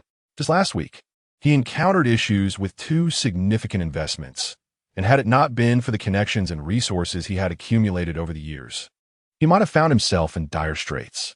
With this thought, a cold sweat broke out on Zhong Kai's forehead as he urgently said, Master Zhang, I am available this afternoon. Could you accompany me back after lunch? Zhang Ye agreed and added, let us head over right after the meal. Your matter cannot be delayed. Zhong Kai felt a surge of relief and promptly replied, all right, we shall go after lunch. He had initially feared that Zhang Ye might wish to take a nap, so he hesitated to suggest it, but was pleasantly surprised that Zhang Ye genuinely considered his predicament. After their meal at the restaurant, they drove to Zhong Kai's residence. Zhang Ye was taken aback to learn that Zhong Kai also resided in May Garden, a development created by Fu Xingyang and his friends, where he had just been earlier that day. He truly felt a connection to this place. He intended to inquire with Fu Xingyang about any available properties for sale, preferably the one near the mountain peak. Master Zhang, what do you think of the houses here? I developed this place with a friend a few years back. Just then, Zhong Kai noticed Zhang Ye's interest in May Garden and immediately made a decision. Zhang Ye paused for a moment and asked with a smile, is your friend named Fu Xingyang? Zhong Kai was astonished. Master Zhang, do you know my friend? Zhang Ye replied, do. Given that Zhang Ye only offered this brief acknowledgement, Zhong Kai refrained from probing further and subtly shifted the topic. Master Zhang, if you like this place, I happen to have a vacant house that has been beautifully decorated but remains unoccupied. Perhaps you could consider it as a reward for helping me resolve my romantic troubles? Zhang Ye was impressed by Zhong Kai's perceptiveness. Individuals like him were quite pleasant to engage with, and he was eager to maintain their association. Then I shall graciously accept. Zhong Kai beamed and said, Master Zhang, it is my honor for you to accept this house. Before long, Zhong Kai welcomed the group into his home. As Zhang Ye glanced around, he immediately noticed two peach trees blooming vibrantly in the courtyard. Although the peach blossoms had long since withered at this time of year, the trees in Zhong Kai's yard were strikingly different. When unusual occurrences arise, there must be something amiss. Unaware of the severity of the situation, Zhong Kai cheerfully introduced the trees to Zhang Ye. These two peach trees were transplanted last year. A master told me that to enhance my romantic prospects, I must plant two peach trees in the southeast direction. He even helped me select this rare variety. Zhang Ye turned to him and asked, are you aware of the significance of peach blossoms? Zhong Kai, feeling a twinge of unease, looked at Zhang Ye with suspicion and cautiously replied, Master Zhang, could the issues I am currently facing be related to these two peach trees in my yard? Zhang Ye did not respond to his question immediately. Instead, he redirected the conversation. Take me inside to have a look, particularly at your bedroom.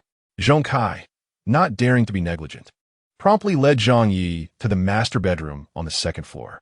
As soon as Zhang Ye entered, he was greeted by a subtle fragrance reminiscent of peach blossoms, akin to that wafting from downstairs.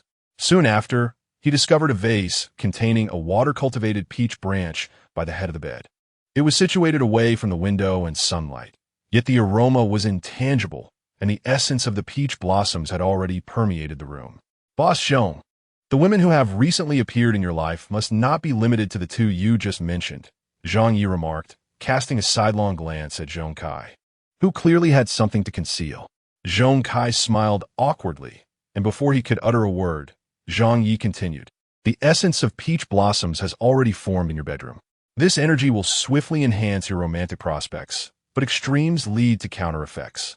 Over time, this energy may become overwhelmingly potent, transforming into your peach blossom calamity.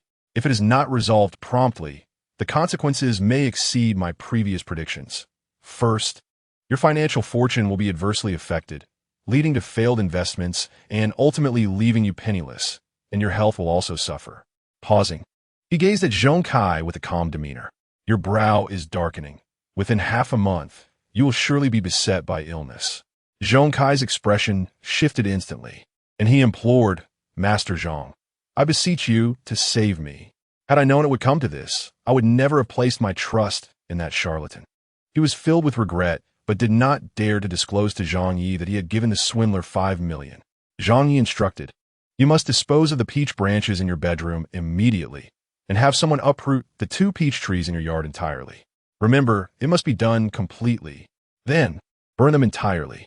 If you wish to mend your disrupted financial fortune, you must dig a pond in the place where the peach trees once stood and introduce several live creatures into the water, as water governs wealth. Your previous losses will return to you." Zhong Kai, who was naturally fortunate in wealth, had merely been affected by the peach blossom calamity in his recent investment failures. He nodded vigorously, his demeanor lacking the usual confidence.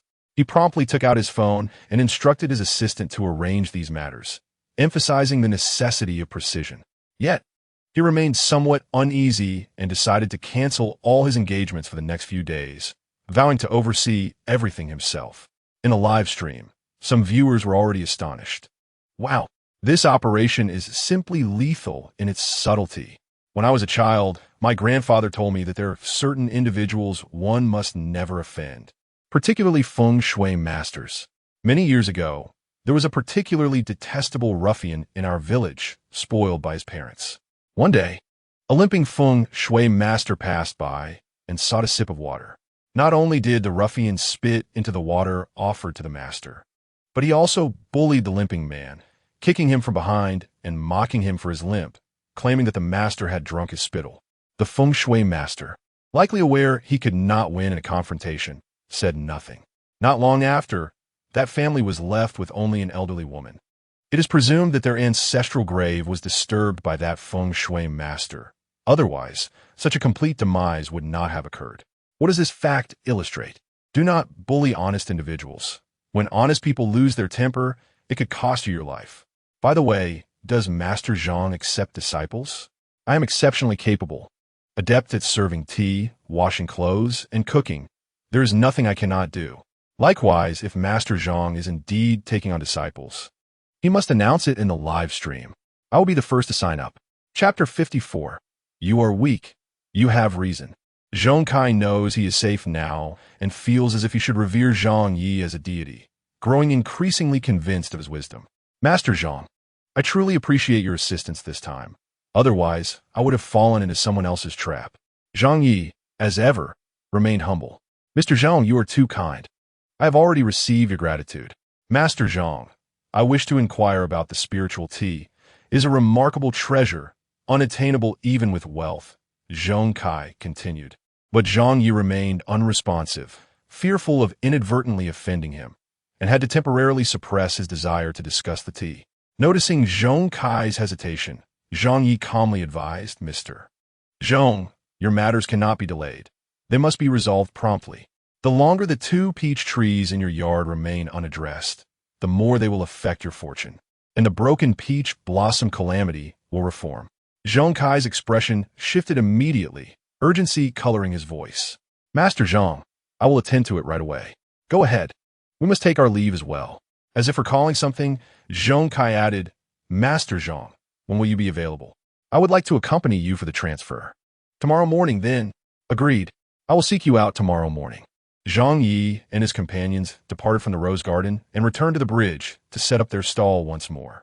Although he was initially reluctant to go, he had consulted an oracle and learned that a fellow practitioner had traveled a great distance to meet him. With the mat laid out and the stool positioned, the two began observing the small creatures on the ground. This time, it was not ants, but a black caterpillar, slowly inching its way along the earth. "Daddy, do you think this caterpillar can see us?" Candy looked up, her voice sweet and childlike. Zhang Yi gently patted Candy's little head, smiling as he replied, "Caterpillars and humans are entirely different beings. The caterpillar structure is simplistic and minuscule, while our human anatomy is complex and significantly larger. Even if they could perceive us, it would only be a fragment. From their perspective, they cannot grasp our entire form." Candy nodded, seemingly grasping the concept, and chirped, "In my next life, I want to be a caterpillar because they can climb trees." I found her naivety rather amusing. Upon death, how could one simply choose their next form? Lastly, she murmured softly, If that were truly the case, I wouldn't want to reside in Zhang Ye's body. Zhang Ye thought to himself, this little girl certainly thinks too much. My dear, you are still young. Life and death are significant matters, and you need not concern yourself with them yet. Candy drooped her little head, her voice soft yet resolute. Being young is no excuse. The young can die too. Look at Su Zhaodi. She was about my age, and she died. And it was such a tragic end. Zhang Ye choked momentarily, rendered speechless by the accusation. It was him. He is the reason my grandson jumped from the building. Officer, you must apprehend him immediately. If not for him, my grandson would not have sustained such grave injuries. A woman in her 50s rushed forward, followed closely by several police officers. The staff recognized her as the individual who attempted to extort Zhang Ye the previous afternoon. To their astonishment, rather than reporting the incident, she had the audacity to bring the police along to lodge a complaint. Unbeknownst to all except Zhang Ye, this woman had been cast out by her own son and daughter-in-law. Her presence here was merely a ploy to extort money from Zhang Ye in hopes of winning back their favor. You pervert! Stalker! You can't escape. I have brought the police with me. You must compensate for my grandson's medical expenses. If it weren't for you, he would not have fallen from the building. Sun Jufan glared fiercely at Zhang Ye, her eyes darting around anxiously. Upon spotting the ancient tortoise shell on the mat, a flicker of joy illuminated her face. Acquiring that object would ensure her grandson's safety. Zhang Ye frowned, casting an impatient glance at Sun Jufan before observing the slowly wriggling caterpillar on the ground. Sir, someone has reported that you are stalking him. Before the officer could finish his sentence, Zhou Chaoyang quickly interjected, casting a knowing glance at him. The situation was crystal clear.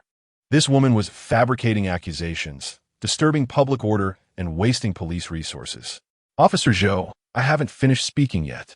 Zhou Chaoyang was incensed, exasperated by the officer's inability to discern the obvious. After a brief pause, he courteously addressed Zhang Ye. Teacher Zhang, please excuse our personnel's rudeness. What are you all still doing here? The station has numerous cases awaiting your attention, yet you squander time on this. Zhang Ye rubbed his hands, straightened his posture, and calmly inquired, Officer Zhou, do you not harbor any suspicions about me? Zhou Chuyang, taken aback, quickly shook his head, saying, Teacher Zhang, that is simply preposterous. Who could possibly mistake you for such a person? Not only are you distinguished in appearance, but your methods of making a living are unparalleled. Even Mr. Lee from the Treasure Island regards you with esteem. How could you possibly stalk a woman in her 50s? Furthermore, do you have the time for such nonsense? You, as a police officer, dare to defend a villain. Have you lost your humanity? Sun Jufan stomped her feet in frustration, glaring at Zhang Ye. Let me make myself clear. If you do not compensate for my grandson's medical expenses, do not expect to set up your stall here. I will wait for you every single day. Suddenly, she seemed to recall something sinister. That little girl must be your daughter, right? If you refuse to pay for my grandson's medical expenses, I shall curse your daughter every day, wishing her a miserable fate. Zhang Ye's expression darkened immediately, his narrowed eyes revealing a glint of coldness as he replied with a sardonic smile. Sister, one must have a conscience in life. You came here yesterday, claiming I was stalking you. Where is your evidence? As for your grandson, did I not advise you to return home earlier? It is you who refused to return, choosing instead to create chaos in my presence. Now that your grandson is in trouble, you audaciously attempt to shift the blame onto me. The fate you find yourself in today is truly deserved. I warn you, should you dare to curse my daughter even once, I will ensure you understand the meaning of being unable to live or die. Just a moment ago, Sun Jufan was wailing and causing a commotion, and in the next instant, she suddenly trembled violently, clutching her body tightly, incoherently muttering, Cold, so very cold. Chapter 55. The frightening power of candy. Upon witnessing Sun Jufan's reaction, the crowd quickly retreated, fearing they might become entangled in her plight.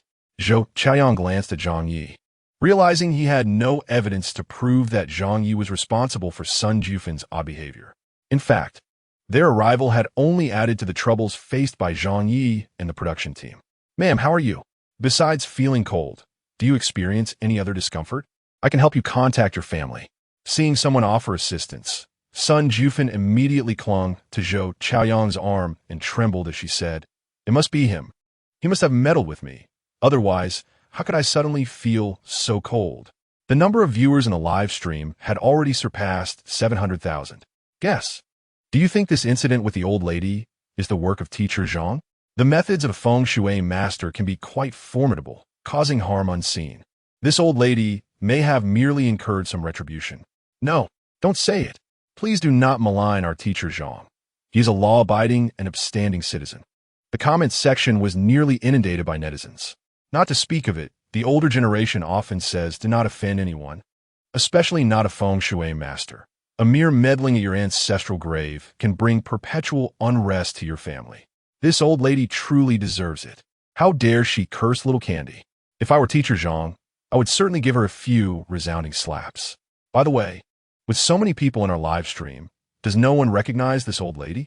Indeed, I know this old lady. She is from our village. A couple of years ago, she went to the city to help her son, and when the villagers learned she was leaving, several families set off firecrackers that very night. Goodness, is this old lady so detestable? Suddenly, Candy, who had remained silent until now, stepped forward and ominously stated, "Those who live without guilt fear not the knock of ghosts at midnight. Grandmother, you have committed far too many misdeeds in your life. They are countless. Those who have perished because of you have already come seeking retribution. So do take care." At this moment, the sky had darkened, the sun retreating behind the clouds, and an inexplicable chill arose, stirring the dry, yellow leaves on the ground. Sun Jufan glared with malice and cursed, "You wretched girl, speak no more nonsense here, or I shall tear your mouth apart." Candy's pale face bore little expression, her tone calm and composed. "On your left shoulder rests an unformed child. She calls you grandmother. She wishes to know why you sought her demise. Her death has caused her mother much anguish." Sun Jufan seemed to have recalled something dreadful, covering her face with trembling hands. You are speaking nonsense. It was my daughter-in-law who fell on her own. It has nothing to do with me." Then, with a quivering voice, she added, "There was another, your neighbor, whom you reported back then. Unable to bear the humiliation, she hanged herself. Grandma, she has come to find you. Don't you feel a tightening around your neck?" Candy remained unervingly calm for a child of her age. Terrified, Sun Jufan shook her head vigorously. "No, it wasn't me. It was her own doing. Who told her to succumb to suicide? It's her own fault." Almost immediately, a large wet patch appeared in her pants, an unidentified liquid dripping down, filling the air with a strong stench of urine among the crowd. Zhou Chaoyang, concerned for Sun Jufan's well-being, quickly exchanged glances with Zhang Ye and forcibly led her away. Candy shrugged, her expression one of resignation as she remarked, "She really can't take a fright. There is nothing interesting about it." The viewers in the live stream felt as if they had turned to stone. "My dear Candy, how could you scare that old hag so thoroughly? Did you hear what little Candy said? She mentioned 2 incidents, and the old woman's face grew increasingly grim. I have a feeling that Candy knows everything. Oh my, don't scare me. Could it be that Candy can see unclean things? If that is the case, she is quite remarkable. Teacher Zhang and little Candy make an extraordinary duo."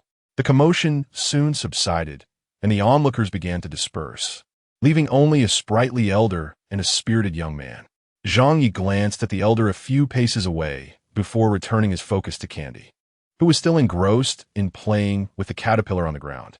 The lively elder remained silent, crouching before Zhang Ye's stall, his gaze fixated on a piece of ancient-looking tortoise shell lying on the mat. Song Donglin stood to the side with his arms crossed, feigning indifference. Yet his peripheral vision frequently scrutinized Zhang Ye, pondering, "Isn't he supposed to be able to read faces? Can he not discern my grandfather's identity? Or is it that all he has done before was a fade constructed by the production team?" Contemplating this, Song Donglin's expression subtly shifted. Had it not been for his grandfather's repeated warnings before leaving, he would have genuinely considered challenging Zhang Ye. Zhang Ye squinted slightly, lifting his gaze to nonchalantly regard Song Donglin, his demeanor tranquil and devoid of any fluctuation. At that moment, Song Donglin also turned to look at Zhang Ye, internally startled, and discreetly averted his gaze.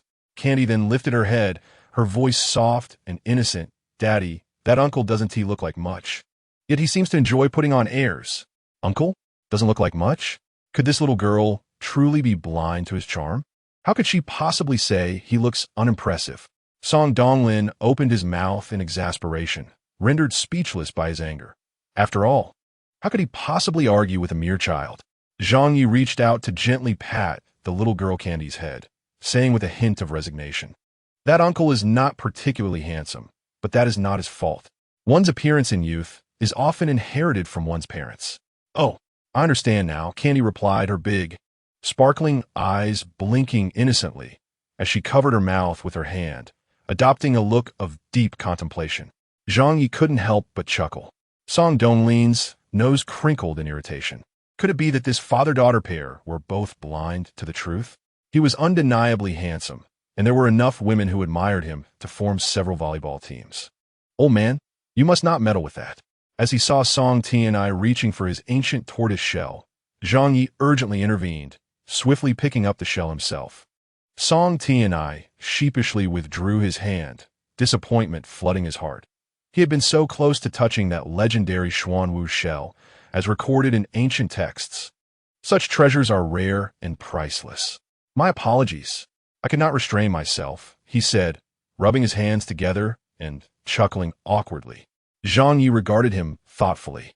To the untrained eye, the value of this item would remain undetected, suggesting that the old man likely possessed some knowledge, perhaps even shared the same scholarly pursuits.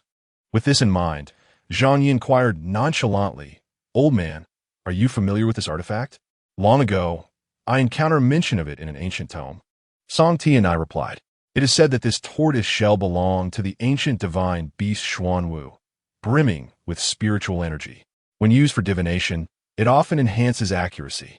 For many years, I have sought the shell described in those texts, and yesterday, when I saw yours, it bore a striking resemblance." Song Tianai did not conceal his excitement as he spoke, his eyes fixated on the tortoise shell in Zhang Ye's hand, filled with longing, akin to a famished wanderer gazing upon a feast. "Truly, this is remarkable," he exclaimed with a sigh. "Such artifacts from ancient texts are something I have never encountered in my many decades of life." Zhang Yi cast a skeptical glance at Song Tianai, his brow slightly furrowing. "Is it truly that extraordinary? It's merely the shell of a millennia-old tortoise. Yet you speak of it as if it were something divine, claiming it enhances divination accuracy. That seems rather lacking in discernment." Little did Song Tianai realize that Zhang Yi was indeed oblivious to the shell's true worth. In a fit of frustration, he replied sternly, "If you deem it worthless, then name your price, and I shall buy it from you."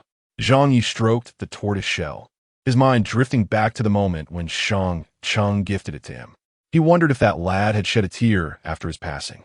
Now, this shell was his only remaining connection. "There's no way I could part with it," he declared. "Old man, this item was given to me by a friend. I could never sell it. Besides, I'm not in need of money at the moment." Upon hearing this, Song Tianai immediately abandoned the thought of purchase. A gentleman does not covet what others cherish, yet he could not suppress his desire for the tortoise shell. He tentatively asked, "May I touch it?" Zhang Yi could naturally perceive Song Tianya's fondness for the turtle shell in his hand. Had it not been for the item gifted to him by Shang Chung, parting with it would not have been a significant matter. After all, this venerable elder was the first peer he encountered in this world. Glancing at the turtle shell, Zhang Yi casually extended it, saying, "All right, you can play with it for a while." Song Tianai quickly reached out with both hands to accept it, his gaze almost fervent. After all, this was the shell of the Xuanwu. Ancient texts recorded that the Xuanwu was a spiritual entity formed by the combination of a turtle and a snake. The term Xuanwu originally meant mysterious dark, with Xian signifying the color black and Wu denoting the concept of the yin. Xuanwu is one of the 4 celestial spirits in solitary mythology, also known as the turtle snake, its back a pure black. When diviners utilize its back for divination, they often find their efforts yielding remarkable results. Yet, the Xuanwu is a divine beast, known for its tenacious vitality and formidable strength. Thus, the Xuanwu shell is not an object that an ordinary diviner can possess. It is said that if an inept feng shui master attempts to use it to interpret omens, over time, the spiritual energy will erode his very soul, ultimately leading to his demise and rendering him a mere puppet of the Xuanwu. The more Song Tianai examined the turtle shell, the more mysterious it appeared, the ancient aura almost palpable. After a moment of hesitation, he deliberately lowered his voice and inquired, "Master Zhang, may I be so bold as to ask where your friend acquired this item?" Zhang Ye replied. According to him, he ventured to the West Sea, also known as the Misty Sea, where he hunted down a millennium-old turtle and took its shell. The West Sea? The Misty Sea? Hunting? A millennium-old turtle? Song Tianai repeated these incredulous phrases, his eyes alight with fervor, burning with intensity. After a considerable pause, he suddenly snapped back to reality, fixing his gaze intently upon Zhang Ye's face. Then, with a tightly furrowed brow, he murmured to himself, "Impossible. How can this be? Absolutely impossible." Zhang Ye chuckled, speaking slowly. "Elder, in this world, nothing is absolute. What you have not encountered, what you have not seen, does not necessarily mean it does not exist. Just like those ordinary people who will never come across our sect, the things that are commonplace to us are certainly beyond their belief, yet they are undeniably real. For instance, the spiritual tea I offered to elderly. You have certainly never seen it, yet it exists." Song Tianai stared blankly at Zhang Ye, and after a while, he came to a sudden realization. In that instant, he felt as though his cultivation had ascended to a new level, rendering him profoundly enlightened. "Young Zhang, you are much younger than I. Do not mind me calling you that. I truly thank you. You have been an immense help to me. Our conversation has been more enlightening than 10 years of study." Song Tianye's heart brimmed with joy and excitement as he firmly grasped Zhang Ye's hand. Zhang Ye, somehat fastidios, swiftly withdrew his hand, smiling as he said, "Elder, congratulations. You might have gained a few more years to live." Song Tianai gazed at Zhang Ye in astonishment, then burst into hearty laughter, for he had the fortune to unravel the secrets of the heavens, and not only had he survived a great calamity, but he would naturally enjoy several more years of life. Indeed, this was a matter worthy of congratulations. I shall organize a gathering soon, and you must join us. His decision was undoubtedly correct. Otherwise, such a tremendous opportunity would not have arisen. Zhang Ye readily agreed, seizing the chance to inquire about the laws of this world from fellow practitioners. An excellent idea. He would also request the elder to facilitate an introduction. Song Tianai hastily waved his hand, saying, "Young friend Zhang, I cannot presume to introduce you. If those old fellows were to learn of your visit, they would be utterly delighted. The breathing technique you taught us has already been practiced by us for the past 2 days. Although it has only been a short time, we have all reaped considerable benefits." A flicker of surprise crossed Zhang Ye's eyes, for he had not anticipated that anyone would persist with that technique. He smiled and replied, "If you enjoy it, please continue. The promise of longevity is certainly not mere rhetoric." Song Tianai was suddenly invigorated, his heart brimming with joy, and he insisted on treating Zhang Ye to dinner. Song Donglin had never witnessed his grandfather exhibit such courtesy towards anyone. Zhang Ye was the first and likely the last. He found Zhang Ye to be quite remarkable, yet he had not expected him to inspire such fervor in his grandfather. His grandfather's expertise in feng shui was among the best in the country, having met with prominent figures frequently seen on television, not to mention other influential individuals. Yet, Zhang Ye was an exception. Chapter 57, A Familiar Presence. The little silver serpent Song Donglin regretted introducing Zhang Ye to his grandfather. Not only was this man lacking in manners, but he audaciously congratulated his grandfather, suggesting he could live for several more years. Did his grandfather not know how many years he had left? Live longer? Suddenly, Song Donglin seized upon the most critical phrase, and his gaze toward Zhang Ye transformed, becoming even more fervent than that of his grandfather. He quickly stepped forward, knelt before Zhang Ye without hesitation, and earnestly declared, "Master Zhang, I wish to become your disciple. Although my talent is lacking, I am willing to endure hardship and will certainly not bring you shame." Zhang Ye had sensed a profound connection with this pair of grandfather and grandson, particularly with the young man before him. However, he did not immediately consent, merely stating, "Please rise. We shall discuss your apprenticeship later." Song Donglin felt a surge of joy, knowing that there was hope in this matter, and promptly stood up. In their line of work, there was a formal procedure for taking on a disciple, and he had witnessed such ceremonies when others sought his grandfather's guidance, somewhat cumbersome, yet rich in ritual, instilling a sense of reverence. Meanwhile, Song Tianai was utterly stunned. Before and during their journey, he had not mentioned wanting to become Zhang Ye's disciple. Yet here, upon their first meeting, without exchanging a single word, his grandson had knelt in submission. "Donglin, do you not wish to reconsider?" The conversation about apprenticeship remained unfinished as Song Tianai, with a reluctant sigh, shifted the topic. "Zhang Xiaoyu, my grandson truly lacks talent. He has inherited none of my virtues. If you accept him, I genuinely worry he may become a burden." "Grandfather!" Song Donglin was nearly exasperated to the point of collapse. It was one thing not to offer assistance, but quite another to hinder his progress. The viewers in the live stream were in fits of laughter. I understand now why the old man opposes this. It is likely that he desires to be a disciple of Master Zhang himself. If his grandson were to be accepted first, how could he bear the shame of being his junior? Ha ha ha. The analysis from above is quite insightful. The old man must indeed be thinking along those lines. Does anyone know this esteemed elder? I sense his status is not ordinary. From the Song family. He is one of the foremost experts in feng shui in the country. They usually maintain a low profile, but when it comes to action, do you remember the top-ranked brother? That lad, who wishes to study under Master Zhang, is quite ostentatious in his endeavors. Today, I shall take the chance to be the top-ranked brother in his absence. Do you think Master Zhang will take on disciples? Who knows? Let's wait and see. Regardless of how many disciples Master Zhang accepts, it won't be my turn anyway. This matter relies on talent. Do not be misled by that lad's seemingly carefree demeanor. He possesses significant prowess. Zhang Ye was inclined to accept Song Donglin as a disciple, yet he did not require the validation of the online spectators. And he had his own protocols for accepting disciples. The group tidied up their live streaming equipment and drove to their dinner destination. At this moment, Song Tianai was thoroughly impressed by Zhang Ye. Throughout the journey, he persistently posed professional inquiries, to which Zhang Ye provided answers, insights he had never encountered before. As Zhang Ye remarked, just because one had not encountered, heard of, or seen something, did not imply its non-existence. "Zhang Xiaoyu, I won't conceal it from you. I previously wished to become your disciple, but I have come to realize that at my age, even if I were to live a few more years, it would only be a fleeting few. However, for Donglin, should he become your disciple, it would be an exceptional fortune."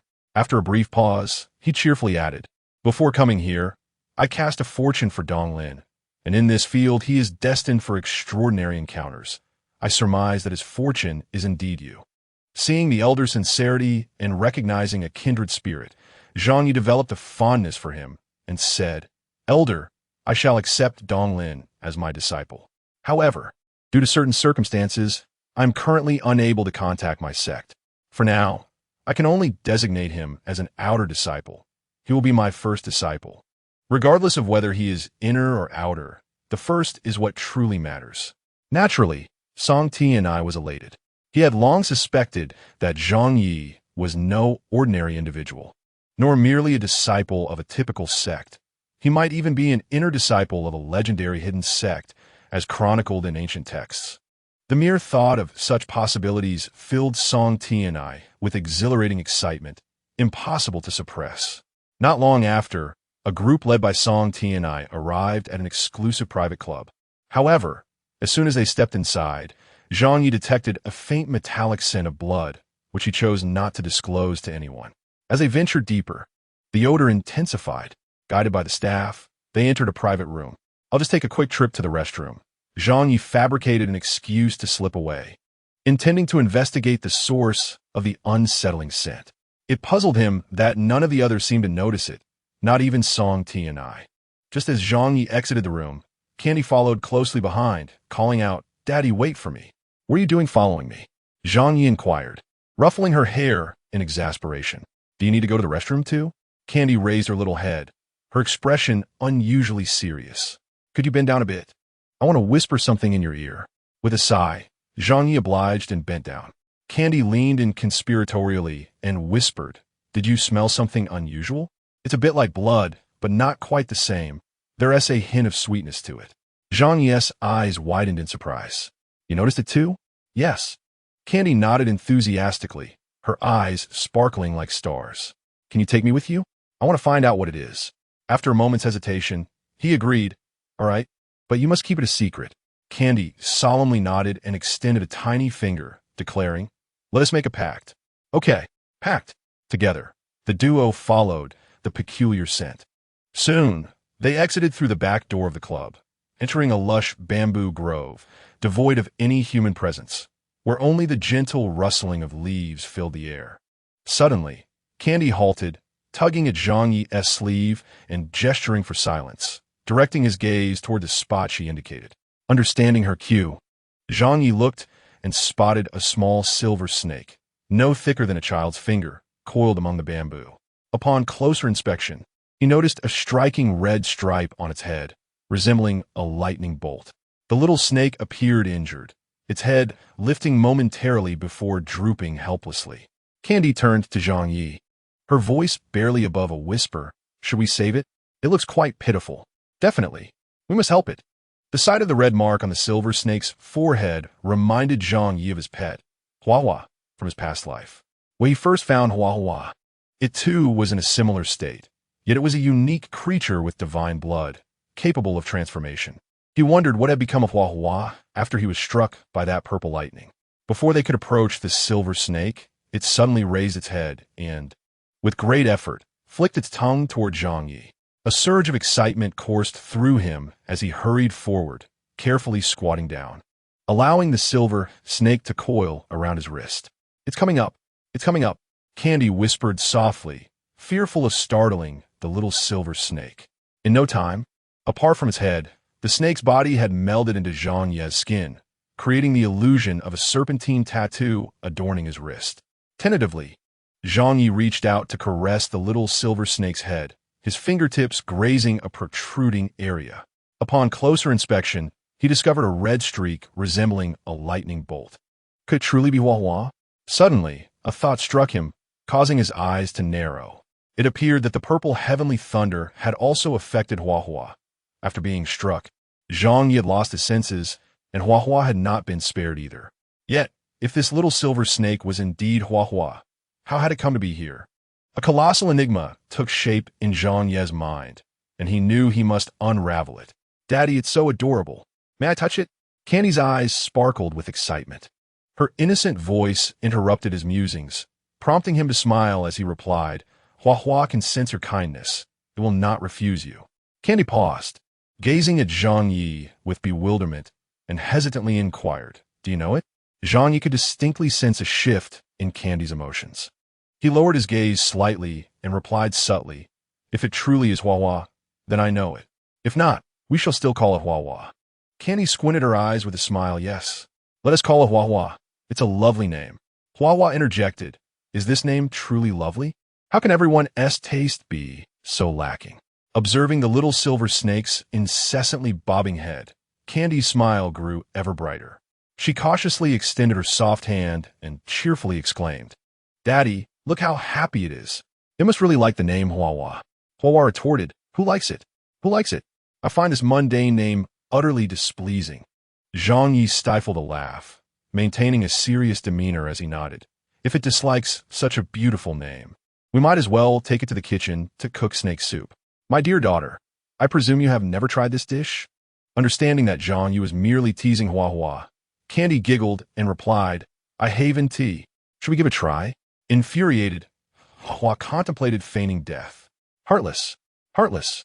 I have traversed great distances to find you in this world, sacrificing all my powers, and yet you wish to consume me. Old Zhang, I shall no longer acknowledge your existence. Furthermore, this little girl, did old Zhang just refer to her as his daughter? In his past life, old Zhang had never even touched a woman's hand, and now he had a daughter. Shouldn't Hua Hua present her with a gift upon their meeting? Noticing Hua Hua lying motionless on his wrist, Zhang Ye couldn't help but chuckle. He reached out to pat its little head and casually remarked, "You little rascal. You've made no progress. You always resort to pretending to be dead." Huahua protested, "I am not pretending. What else can I do? I possess no strength at all." Candy hung her head, saying nothing, but silently thought, he must be quite happy now. His old friend has come to find him. "Daughter, what are you thinking?" To prevent Candy from spiraling into unfounded thoughts, Zhang Ye bent down and lifted her into his arms. Candy gazed at him with longing, her heart heavy and her eyes glistening with unshed tears. She shook her head in a haphazard manner and asked, "Daddy, after you have Huahua, will you ignore me?" Zhang Ye was momentarily taken aback, reaching out to gently pat her little head, and replied, "Of course not. With Huahua, you will have another person who adores you." "No, Huahua is not just a person. She is a divine beast capable of transformation, and having her means you gain an additional playmate. In any case, Huahua will surely treat you well." "Really?" Candy seemed skeptical. "Indeed," Zhang Ye affirmed. "Have I ever deceived you? Never, right?" Candy pondered for a moment, then earnestly nodded her head, adding, "But if one day you leave here, will you take me with you?" Zhang Ye was stunned. Although he had spent little time with this little girl, he had gathered a general sense of her disposition. She was one who responded better to gentleness than to force. If he were to say he wouldn't take her, she would undoubtedly be upset. Yet, if he were to lie and say he would take her, the disappointment would be unbearable if that promise could not be fulfilled. After a moment of hesitation, Zhang Ye deliberately cleared his throat, speaking with heartfelt sincerity. "My dear daughter, can we discuss this matter at a later time?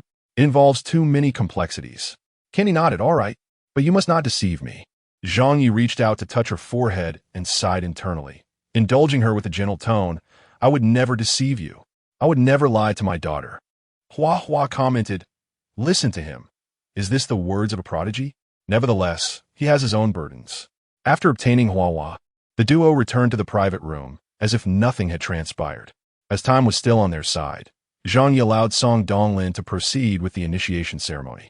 Song Donglin, filled with reverence and admiration, approached with utmost seriousness, bowing deeply with each gesture.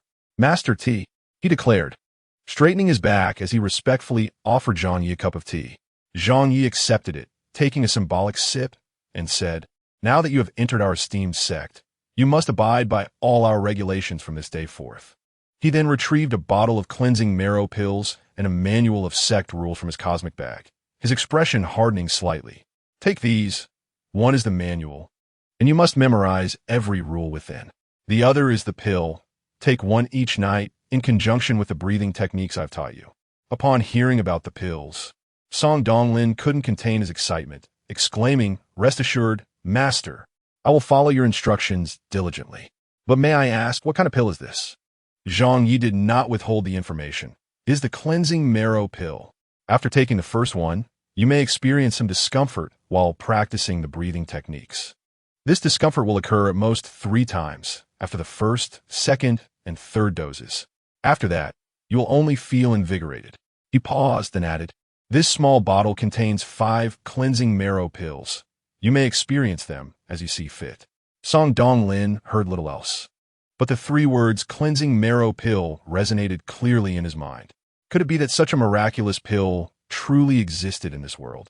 In the past, he often visited Tomato Network to read novels, and the concept of the washing marrow pill was nothing new to him. It was merely a familiar notion from a fictional realm.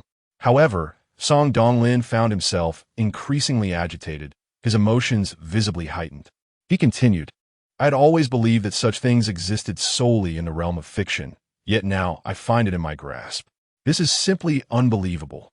Zhang Ye repeat, since you think the washing marrow pill exists only in fiction, have you ever considered that, for some, the world you inhabit might also be a fabrication, and that its inhabitants are mere illusions?"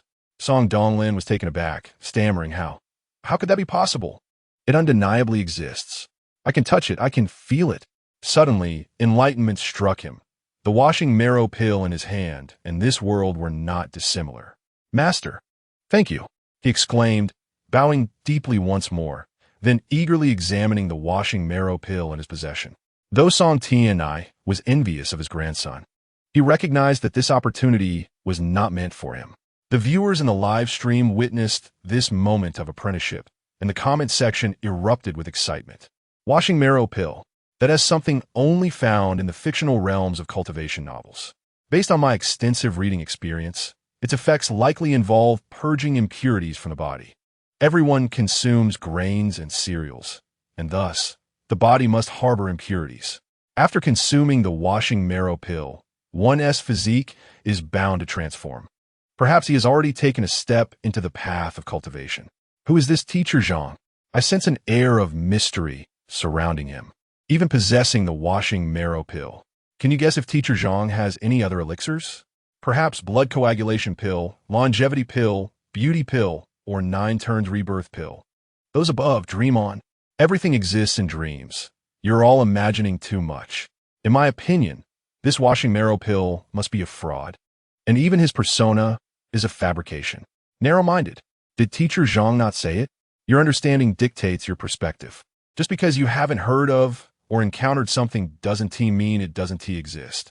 If you deem the washing marrow pill a hoax, then what of your own world?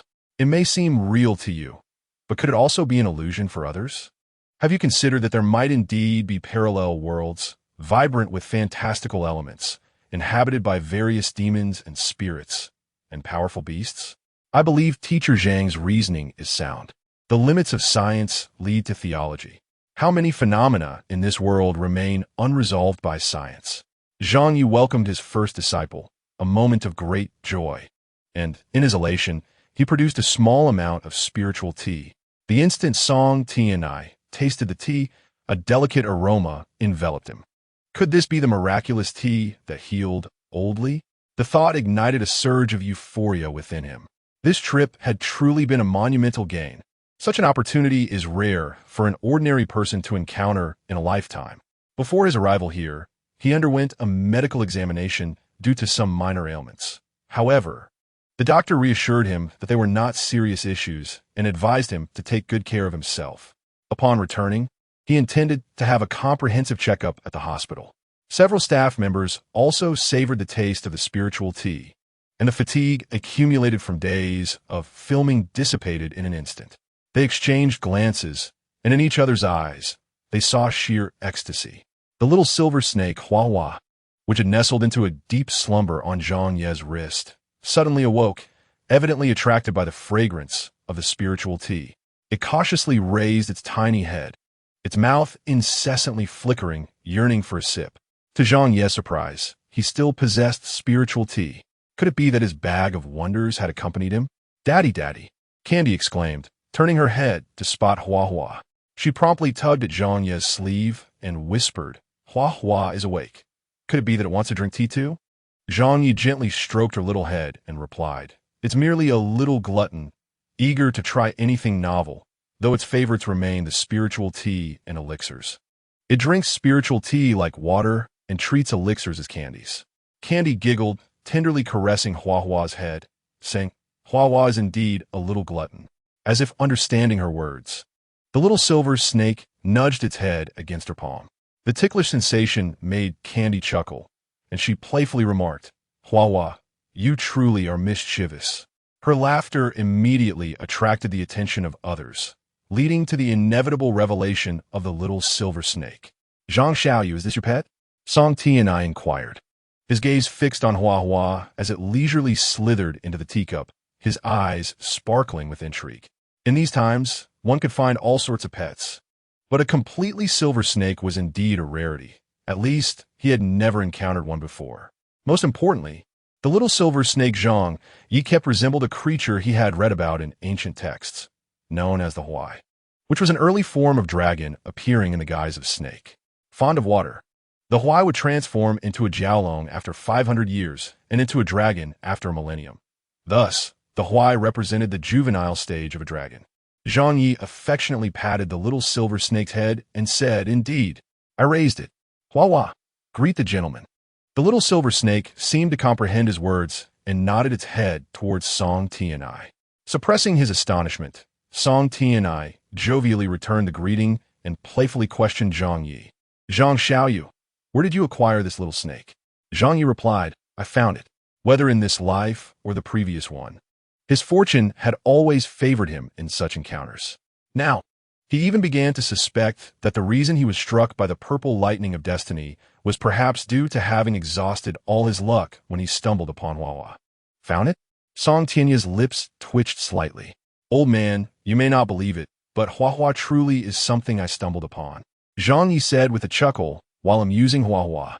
Chapter 60. The most challenging grace of a beautiful woman. Song Tianyi understood that with Zhang Ye's cultivation, he would never stoop to deceit. Thus, it seemed this little silver snake was not the Huai described in ancient texts. Perhaps he had misjudged it.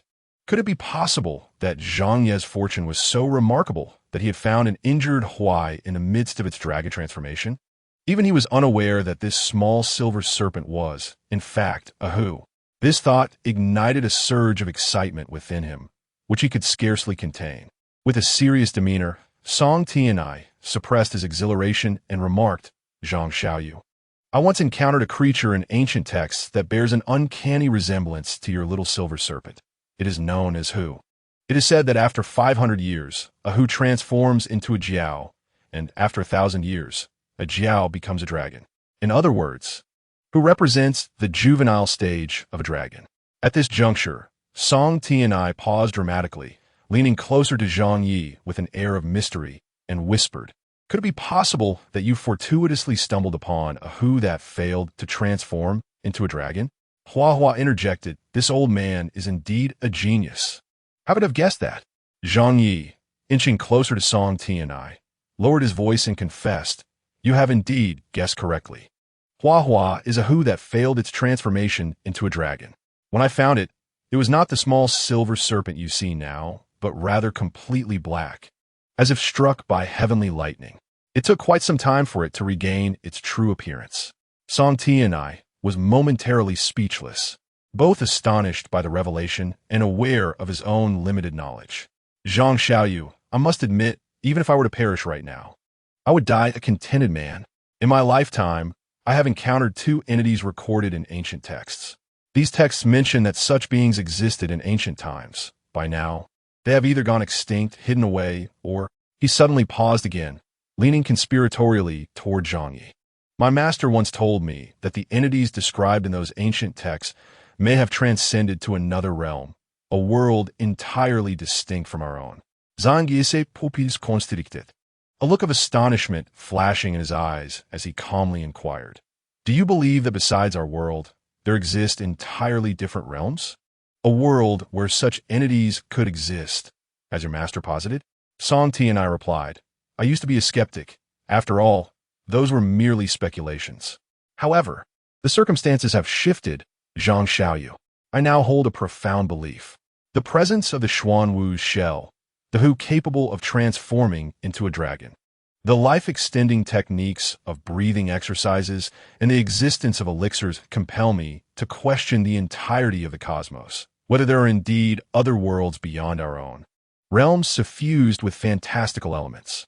Zhang Ye, unable to suppress a smile, responded, Old man, your thoughts are indeed valid. The vast universe is filled with wonders beyond imagination. Following that evening, Song Tianyi became Zhang Ye's most ardent admirer, claiming that Zhang Ye had elevated his cultivation, vision, and understanding to unprecedented heights. When it came time for their party to part ways, Song Donglin insisted on accompanying Zhang Ye. However, Zhang Ye, citing the production team's refusal to accept him, sent him back with a promise to visit him in Kyoto after the current episode concluded. As Zhang Ye journeyed home with the staff, his phone suddenly rang. Upon glancing at the unfamiliar number, he hesitated briefly before bringing the phone to his ear. Who is this? Teacher Zhang, this is Yang Yu. The gentle voice emanating from the phone momentarily caught Zhang Ye off guard, prompting him to inquire, How may I assist you? Yang Yu, I have matters to discuss with you, but not at this moment. Teacher Zhang, Yang Xinyu has arrived and is seated in the villa's living room. If I am not mistaken, she is likely here for you and Tanghua. After a pause, she anxiously added, Zhang Yi, are you planning to stay out tonight? Yang Yu felt that the likelihood of Zhang Yi prevailing against Yang Xinyu was exceedingly slim. He had finally gained a chance to rise, and it was possible that Yang Xinyu would suppress him again, making any future resurgence exceedingly difficult. Miss Yang, Could you enlighten me as to why Yang Sinyu's presence means I cannot return with Tanghua? Zhang Ye was perplexed by Yang Yu's thoughts and found them rather odd. Yang Yu furrowed her brow, momentarily uncertain how to persuade him. After a moment's hesitation, she resolutely closed her eyes, as if making a decision to take the plunge. Never mind, you should bring Tanghua back. Rest assured, if Yang Xinyu dares to make things difficult for you, I will forego this program rather than allow you and Tanghua to suffer any grievances. Miss Yang, I appreciate your kindness, but I do not recall knowing the woman you mentioned. Yang Xinyu? Zhang Ye truly could not recall who she was at that moment. Yang Ye was taken aback. You do not remember Yang Xinyu? Zhang Ye raised an eyebrow and replied, Should I remember her? Miss Yang, I genuinely appreciate your goodwill, but I can manage my own affairs without you needing to do anything on my behalf. Previously, Shang Cheng often told him that the most challenging burden to bear was a beauty's favor. At the time, he did not comprehend this statement and even mocked him for it. Now, immersed in the situation, he realized that enduring a beauty's favor was indeed arduous. He did not wish to hurt Yang Yu, yet his unintentional demeanor and actions might have already caused her pain. After a moment, Zhang Ye added gratefully, Miss Yang, thank you for everything you have done for me, but there is no need for any further assistance. There is a prolonged silence on the other end of the phone before Yang Yu finally responded with a smile. Zhang Ye, do you misunderstand my intentions? I wish to assist you because I believe you are a wonderful person deserving of help, not for any other reason. I understand now. If you have time later, feel free to come find me. Given this, he could indeed lend her a hand. Yang Yu smiled and remarked, Zhang Ye, you will surely encounter a girl who not only captures your heart, but also cherishes you in return.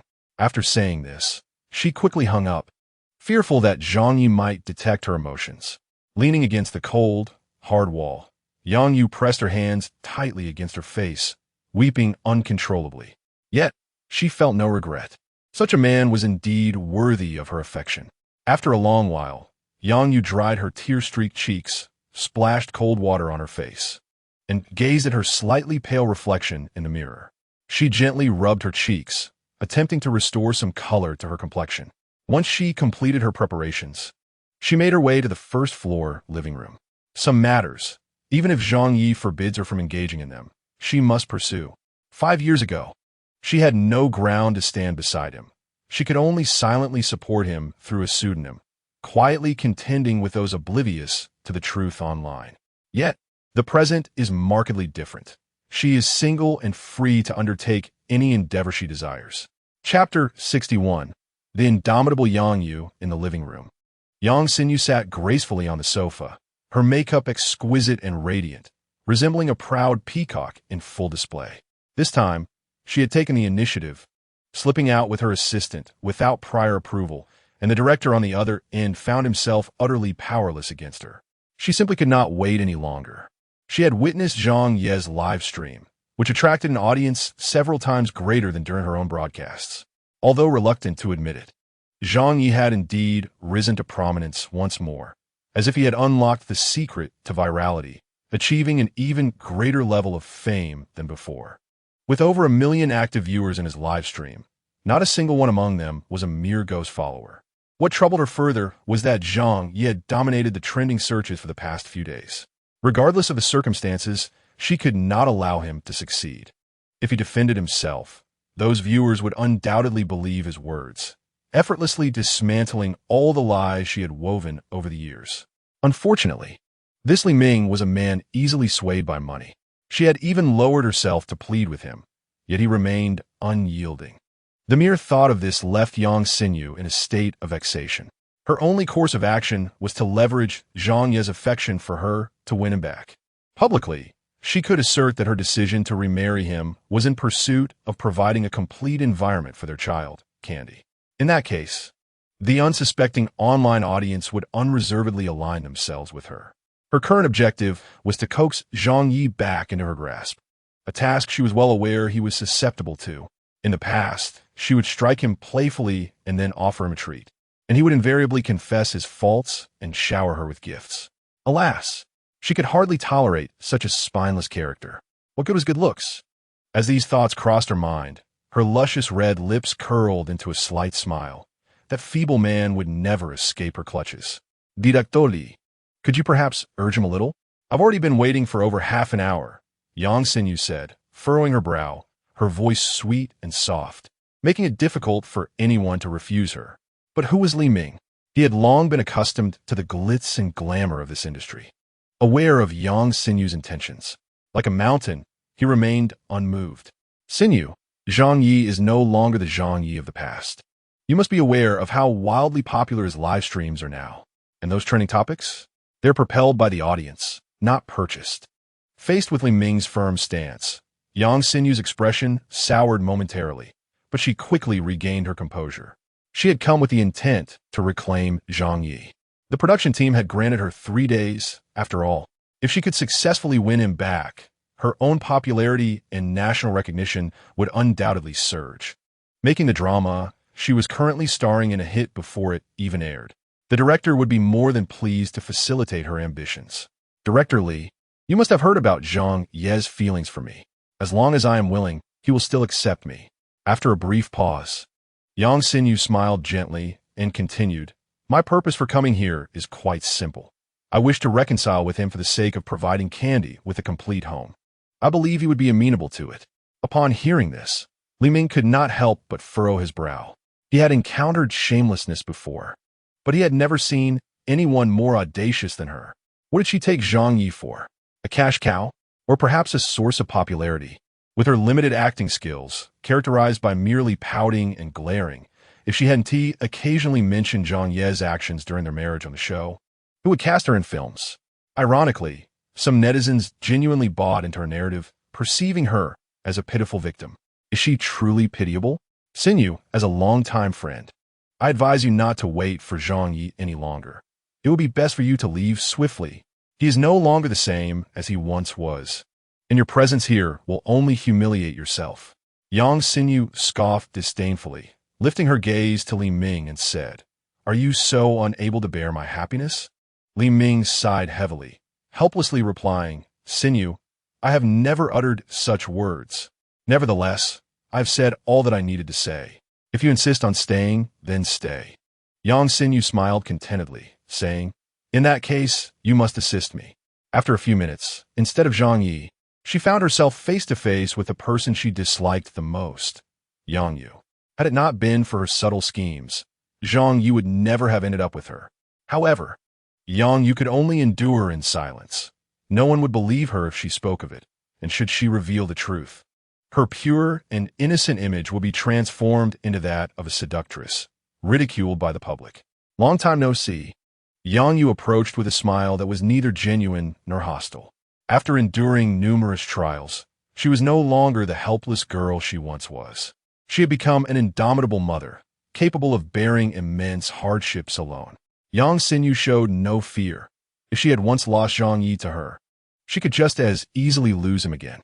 Yang Yu, even if you manage to ingratiate yourself with the production team, what difference does it make? Zhang Ye still would not want you. With a heart as cold as steel, Yang Xinyu never showed mercy to her adversaries. She would stop at nothing to achieve her desires. Yang Yu's expression shifted slightly, as Yang Xinyu's words pierced her heart like a multitude of sharp needles. Yet, to prevent Yang Xinyu from reveling in her victory, she feigned a light-hearted demeanor, saying, How about I make you a bet? Yang Xinyu was taken aback. What do you wish to bet on? Yang Yu smirked, her lips curling up, and spoke meaningfully. I bet you cannot win Zhang Ye back. I bet he no longer harbors feelings for you, and I bet he may have already forgotten you. Yang Yu. Yang Xinyu's face flushed with anger. Yang Yu provocatively gazed at her, unafraid. What? Are you too timid? Yang Xinyu, do you truly believe the fabrications you share with the netizens? Those are nothing but lies. You take advantage of Zhang Ye's retreat from the industry and his lack of a team, and you brazenly slander him. Yang Xinyu, the one at fault is clearly you. You have been secretly involved with your manager, Lin Kai, and you have slandered him as a gambling addict and accused him of domestic violence. Before Yang Yu could finish her words, Yang Xinyu, regaining her composure, interrupted her furiously. Yang Yu, you are slandering me. You can expect my lawyer's letter. I will definitely sue you. Swime? Yang Yu Laogit. Yang Xinyu, have you lost your mind? If I had no evidence, would I dare to speak such words? Do you think everyone is as ignorant of the law as you are? Slander and framing are both criminal offenses. Chapter 62. The bet between two women. Yang Yu. Yang Xinyu's heart trembled. She began to feel a sense of fear. If Yang Yu possessed evidence, would all her efforts over the years be in vain? No, this cannot happen. I must not allow my career to end here. Yang Yu, stop spewing nonsense. I know you like Zhang Ye, and your participation in this show is for him, right? Unfortunately, he will never look at you. The one he will always like is me. Yang Yu did not wish to debate this matter. Ultimately, it was Zhang Ye's feelings that mattered, even if they fought to the bitter end. A single word from him could render their struggles meaningless. Yang Xinyu, why not accept my bet? If Zhang Ye does not like you, then I implore you to vanish from his world entirely, never to reappear. Yang Xinyu steeled her heart and replied through gritted teeth, let us place a wager. If I win, Yang Yu, I will ask you to never show yourself near Zhang Ye again. Rest assured, I do not indulge in baseless fabrications and will keep my promises. But I hope you too can be true to your word, Yang Yu remarked. Yang Xinyu cast a glance at her, a faint unease swelling within her. Outside the villa, Candy was so exhausted that she had dozed off during the journey. It was not until their chauffeur-driven car came to a halt that she slowly stirred awake, rubbing her tired eyes and softly inquiring, Daddy, have we arrived at our place? Zhang Ye scooped Candy up in his arms, smiling as he replied, we are here. When we get back, you should take a bath in your room while I handle some matters. Candy furrowed her small brows and asked, can I help you? Zhang Ye responded, this is an adult matter. You are still little. Just focus on your own responsibilities for now. Candy puffed out her cheeks, slightly displeased. After the new year, I will be 6 years old. 6 is a big age, and big kids can do many things. Daddy, please let me go with you to handle things, okay? Do you really want to go? Zhang Ye asked. Candy nodded vigorously, her wide eyes sparkling. Yes, I truly want to go. No matter what happens, I will stand by your side, and I won't let anyone take you away. Zhang Ye was momentarily taken aback, then affectionately ruffled her hair, teasing, what they insist on taking me away? Candy bit her lip, her expression darkening. She gripped Zhang Ye's hand tightly, her eyes reddening as if tears were about to fall. Right now, I am no match for them, but I will grow up.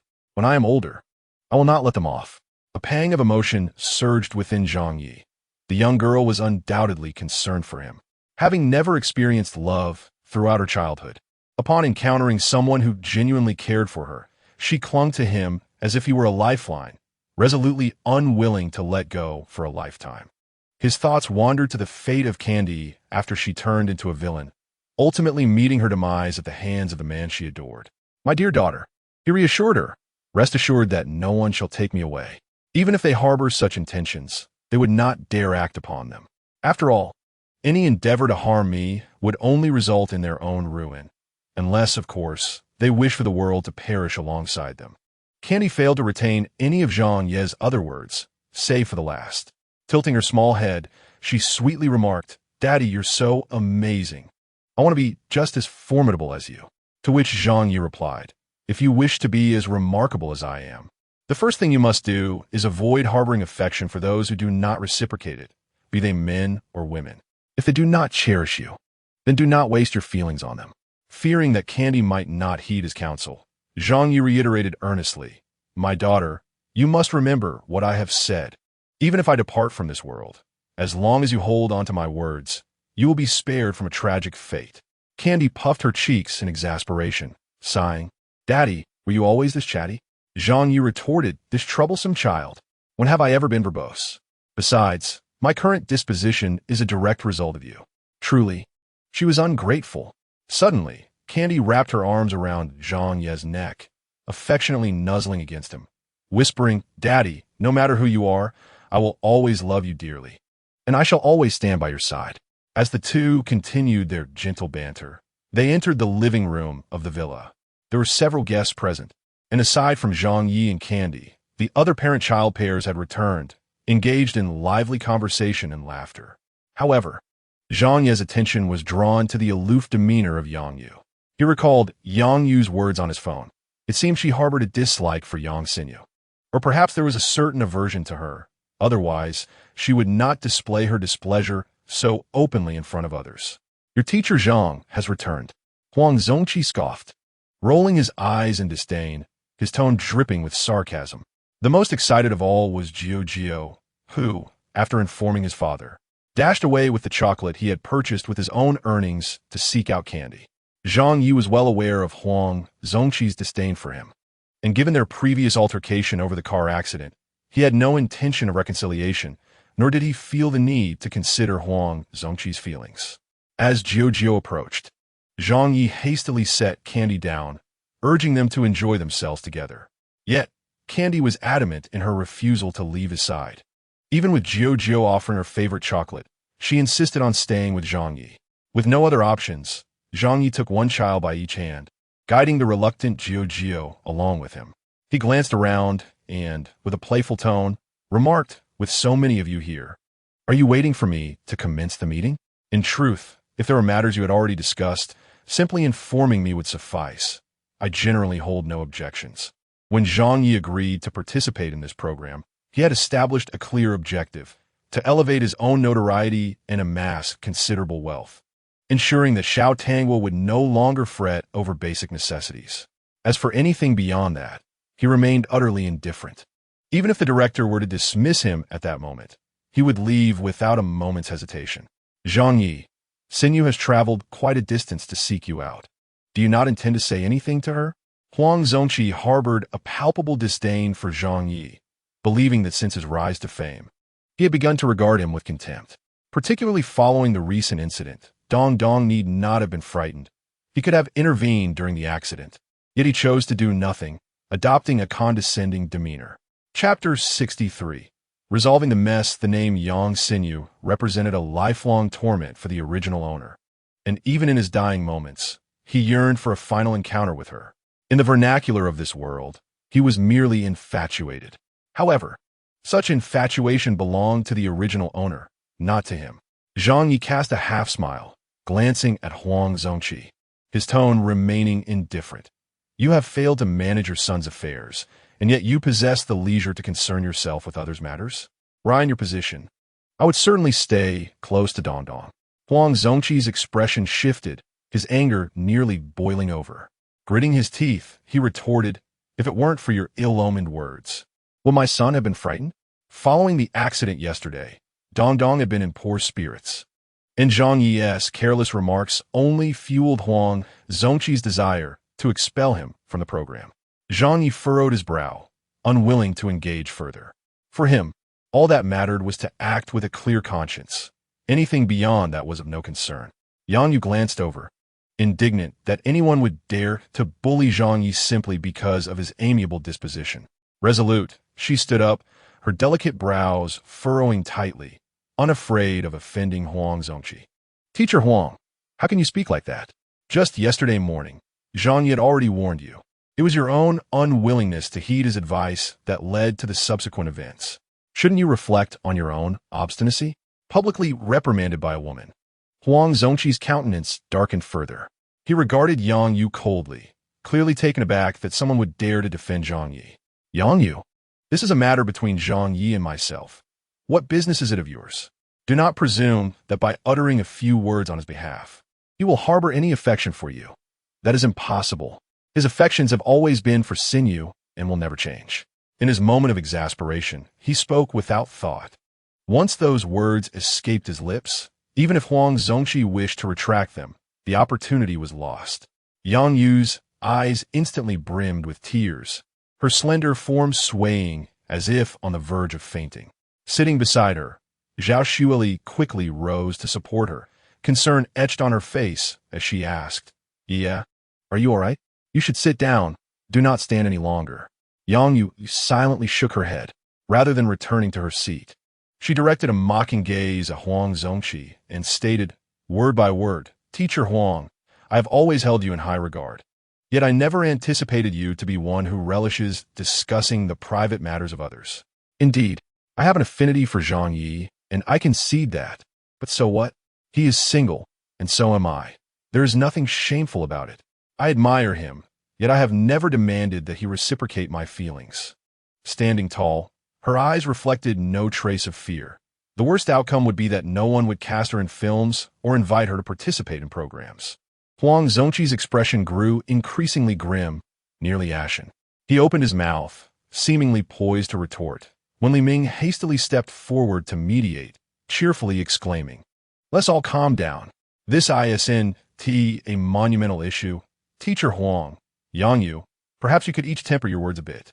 With Li Dao's intervention, regardless of who it was, everyone felt obliged to grant him some leniency. Consequently, both Yang Yu and Huang Zongqi fell silent. Yet the rift between them had been firmly established.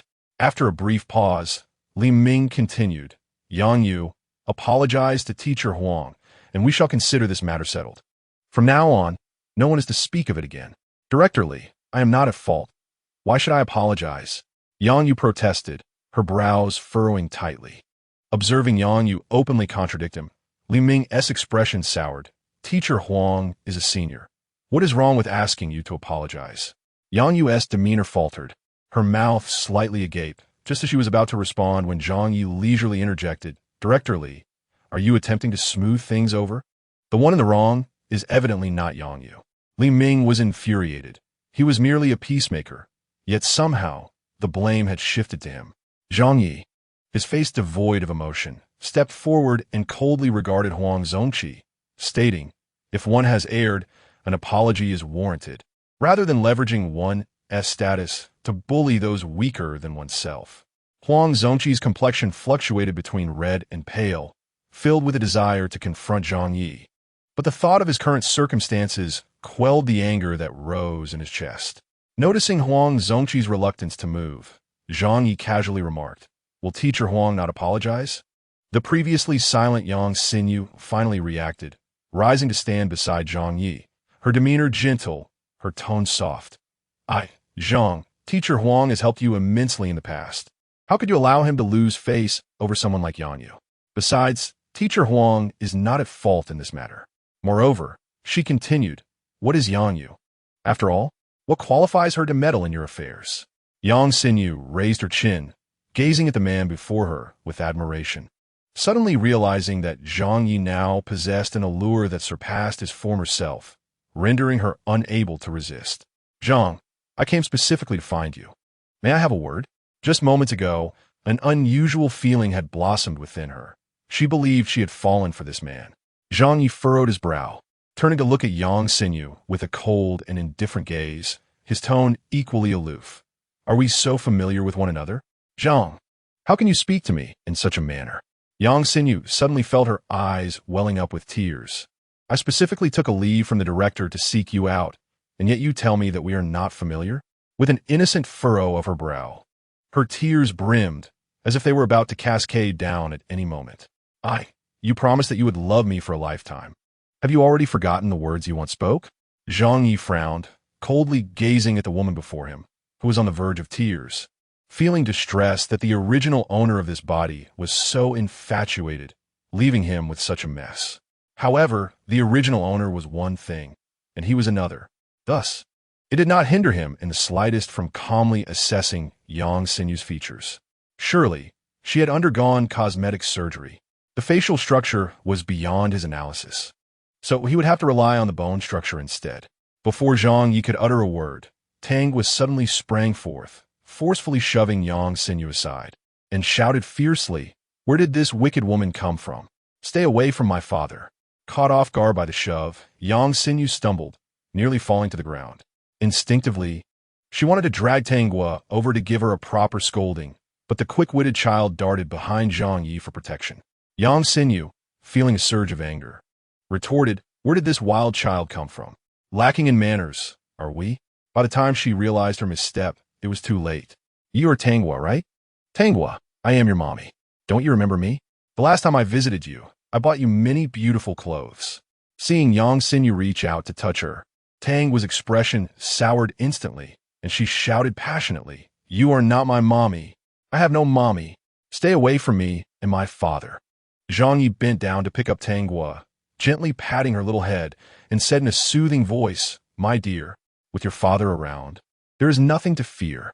If you do not like her, we can simply send her away." "Tanguo notet vigo dusin." "Miss Yang, we are not acquainted, and my daughter is equally unfamiliar with you," Zhang Yi stated coldly, his expression still impassive. "By the way, Has anyone ever assessed your features? After a brief pause, he continued, it doesn't matter if you haven't. I shall reveal it to you now. To be precise, I will be examining your bone structure, as your facial features have evidently changed due to surgery. But rest assured, I can assess the bone structure, albeit with a bit more difficulty. The onlookers exchanged glances, deciding to remain silent and enjoy the spectacle. Yang Xinyu was taken aback, and once she regained her composure, she hastily covered her face, indignantly retorting, "Stop spouting nonsense. My face is entirely natural. I have never undergone surgery." Zhang Ye, with a bemused smile, disregarded her explanation and replied, "Miss Yang, based on your bone structure, your fortune will take a sharp downturn from this moment forward. No one will be willing to support you, and those friends of yours from the past will seek to distance themselves from you. As for your marriage, you will only experience one in your lifetime, and it will be fleeting.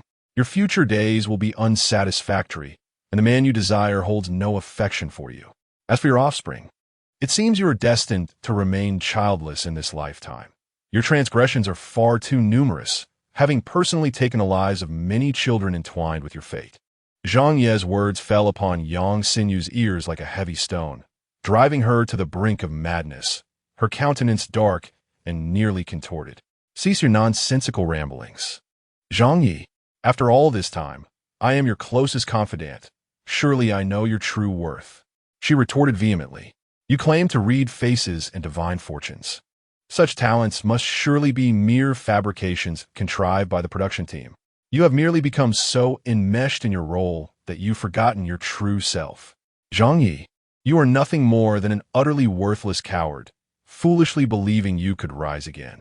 Let me enlighten you. Cease your delusions." In a moment of emotional upheaval, she bellowed at Zhang Ye. By the time Yang Xinyu's assistant grasped the situation and attempted to intervene, it was far too late. The gentle and charming Yang Xinyu, who had previously graced the public eye, now resembled a shrew, lashing out at Zhang Ye. Her meticulously maintained visage, which required an extravagant monthly expense, began to distort under the strain. Struck at her most vulnerable point, her self-assurance brutally shattered. She struggled to comprehend whether Zhang Ye's behavior in the live stream was genuine or merely a fade. Director Li Ming understood this best. A persona? How could that be a mere act? Were such a persona real, he would not be relegated to the status of a has-been celebrity. Determined to avoid being implicated, the director opted to remain a passive observer this time. The assistant, flustered, urgently grasped Yang Xinyu's arm, nearly in tears. "Sister, please stop. Have you forgotten our purpose here? You came to reconcile with teacher Zhang, not to provoke him." A pang of realization struck Yang Xinyu. She pressed her palm against her forehead, swaying unsteadily. A look of agony etched across her face. In the next moment, she gradually collapsed to the ground. The assistant sighed inwardly, recognizing that while her acting skills were lacking on set, her fainting spell was quite convincing in reality. Yet, such thoughts were kept to herself, for she dared not voice them. Knowing Yang Xinyu's temperament, she would likely retaliate fiercely if she sensed such sentiments. Sister, what ails you?" The assistant cried out in desperation upon witnessing Yang Xinyu's faint. She turned to Zhang Ye for assistance, yet could not fathom that he did not even spare a glance at Yang Xinyu, leading Candy away towards their room, as though the unfolding drama bore no significance to him, merely a passerby in the chaos. After taking a few steps, Zhang Ye suddenly recalled something.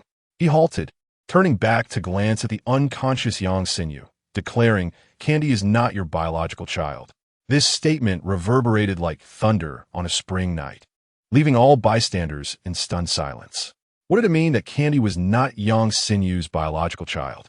If this revelation were to spread, it would herald the greatest crisis of her career since her debut, potentially leaving her in utter obscurity. Yang Xinyu's complexion changed dramatically, her heart a tumultuous mess. Silently reminding herself to remain composed, she dared not open her eyes, fearing the probing questions about the true identity of the Candy. As Zhang Yi retreated to his room, the others gradually dispersed. No one paid attention to Yang Xinyu. Zhang Yi had clearly seen through her act of fainting, leaving her with a heart-wrenching remark. Li Ming sighed helplessly, wishing he could seize a pill of regret if such a thing existed. No matter what, He would not allow Yang Xinyu to step foot here, intending to dismiss her at the villa's entrance. Before she could even engage with Zhang Ye, she had already faced a crushing defeat. Having previously boasted that she could win him back, treating him as if he were Navi, if he indulged her, it was only because of his affections. Now that he no longer held such feelings, she was naturally insignificant to him. Li Ming glanced at the slightly stirring Yang Xinyu, his tone laced with disdain. "Teacher Yang, I think it will be best for you to return." Yang Xinyu, incensed to the point of stomach pain, gritted her teeth and slowly regained consciousness, surveying her surroundings with suspicion, her delicate brows furrowing like distant mountains. "Director Li, where is everyone? Where did Yi and Xiao Qin go?" In her panic, she grasped her assistant's arm, causing the assistant to wince in pain but refrain from complaining. "Sister, Teacher Zhang and the candy have already returned to their room. Let me help you up," the assistant said, exerting effort to assist Yang Xinyu to her feet. Seeing Yang Xinyu continue her charade, Li Ming grew increasingly impatient. Unable to restrain himself from issuing an eviction order. "Xinyu, it's already dark outside. Perhaps you should find a place to stay?" "No, I must see Yi." Yang Xinyu shook her head, determined to seize the moment, intent on letting Zhang Ye know that despite the passage of years, her affections had never waned. She had been deceived by Lin Kai, which had led to her previous actions. Li Ming frowned, growing more exasperated. "If you wish to see Zhang Ye, it must be on his terms. Xinyu, the situation is abundantly clear. He is utterly indifferent to you and seeks no connection. To be frank, you handled the past poorly. He is no fool, and you cannot expect him to pretend as if those events never transpired." Yang Xinyu's expression shifted, her brows knitting tightly. She had to concede that Li Ming was indeed correct. Pausing, Li Ming continued, "Zhang Ye's resurgence is inevitable. You have no idea how popular he has become these past few days. Several companies are vying to sign him, and many wish to have him as a spokesperson. Yet he has turned them all down without exception. He is not in need of money. If he desires it, countless individuals are eager to shower him with wealth. Xinyu, for the sake of our long-standing friendship, I advise you to refrain from provoking Zhang Ye any further." The thought of Zhang Ye's capabilities sent a shiver down Li Ming's spine. Yang Xinyu felt a surge of defiance. How could a man she had once trampled upon rise so swiftly?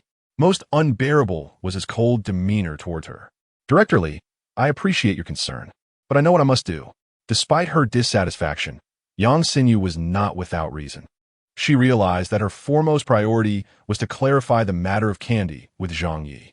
Meanwhile, upon returning to her room, Candy affectionately wrapped her arms around Zhang Ye's neck, exclaiming with exuberance, "She is not mommy.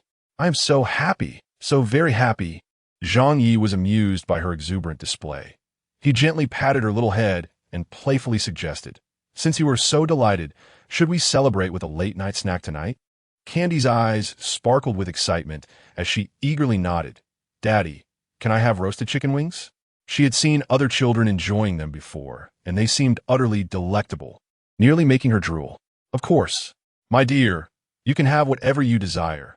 Your father can afford it," Zhang Yi replied, contemplating informing Director Li about arranging a barbecue in the villa's courtyard that evening.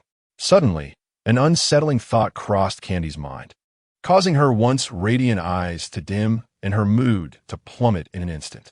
Biting her lip, she cautiously remarked, "If I am not her child, then what about you? If she were not born of Yang Xinyu, then she surely could not be his daughter." Sister Lanchi had said that apart from one's biological parents, no one else is obligated to raise a child unrelated to them. He surely was not obligated to care for me, was he?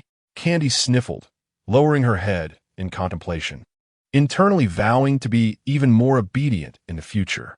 "What about me?" Zhang Yi gently stroked her head, encouraging her to voice her thoughts without hesitation. This timid demeanor hardly resembled that of a future antagonist. Taking a deep breath, Candy stated, "If one day you no longer wish to take care of me, you must tell me. You cannot just abandon me by the roadside. If you inform me, I can leave on my own."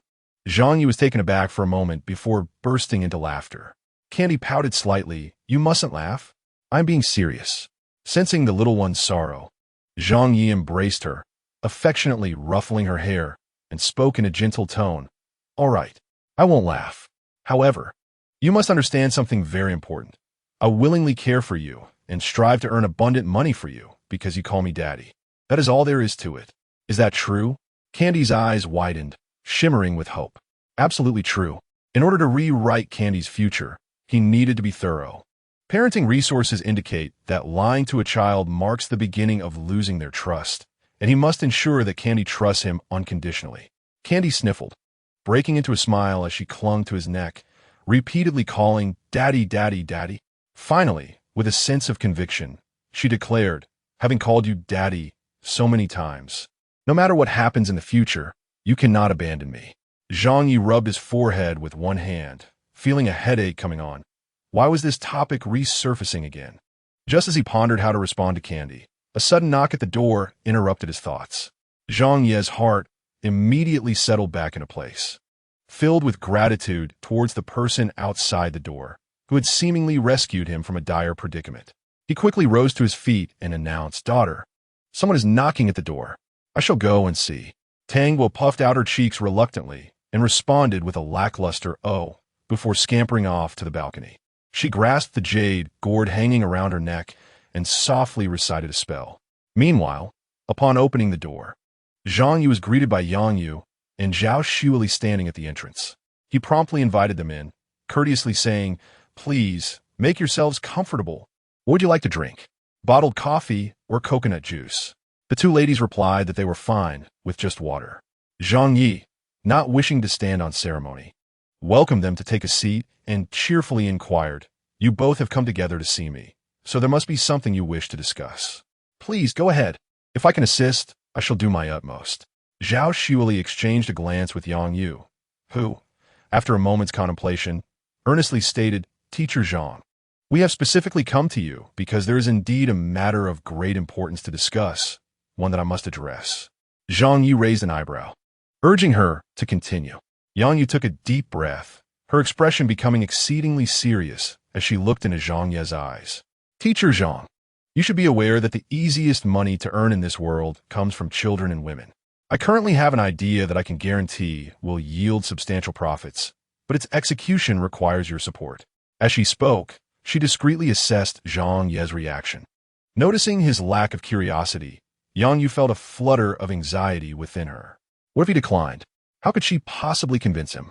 After a moment of hesitation, she continued, "Prior to coming to see you, I consulted with Xueli regarding the feasibility of this idea. Teacher Zhang, do you recall the beauty elixir you gave me yesterday at noon? Its effects are truly remarkable. If we could incorporate it into skincare products, it would undoubtedly drive countless individuals to frenzy over such items." She paused momentarily, a confident smile gracing her soft, red lips.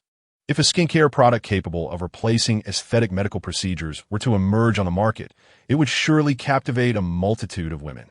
As for the production and marketing of the product, she took a breath and continued, "I have already given this considerable thought, gathered some information, and consulted industry professionals.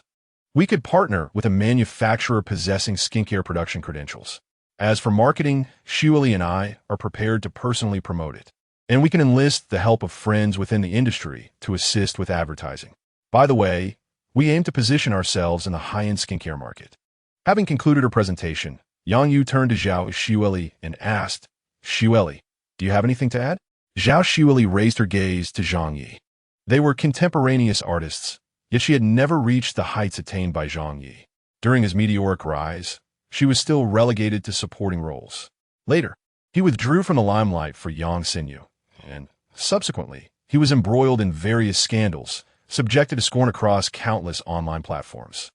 She witnessed Zhang Ye's precipitous fall from grace. Before approaching Zhang Ye, she harbored little hope. A man deeply wounded by a woman could hardly be expected to trust again unconditionally. She sensed that the path ahead would be fraught with difficulties.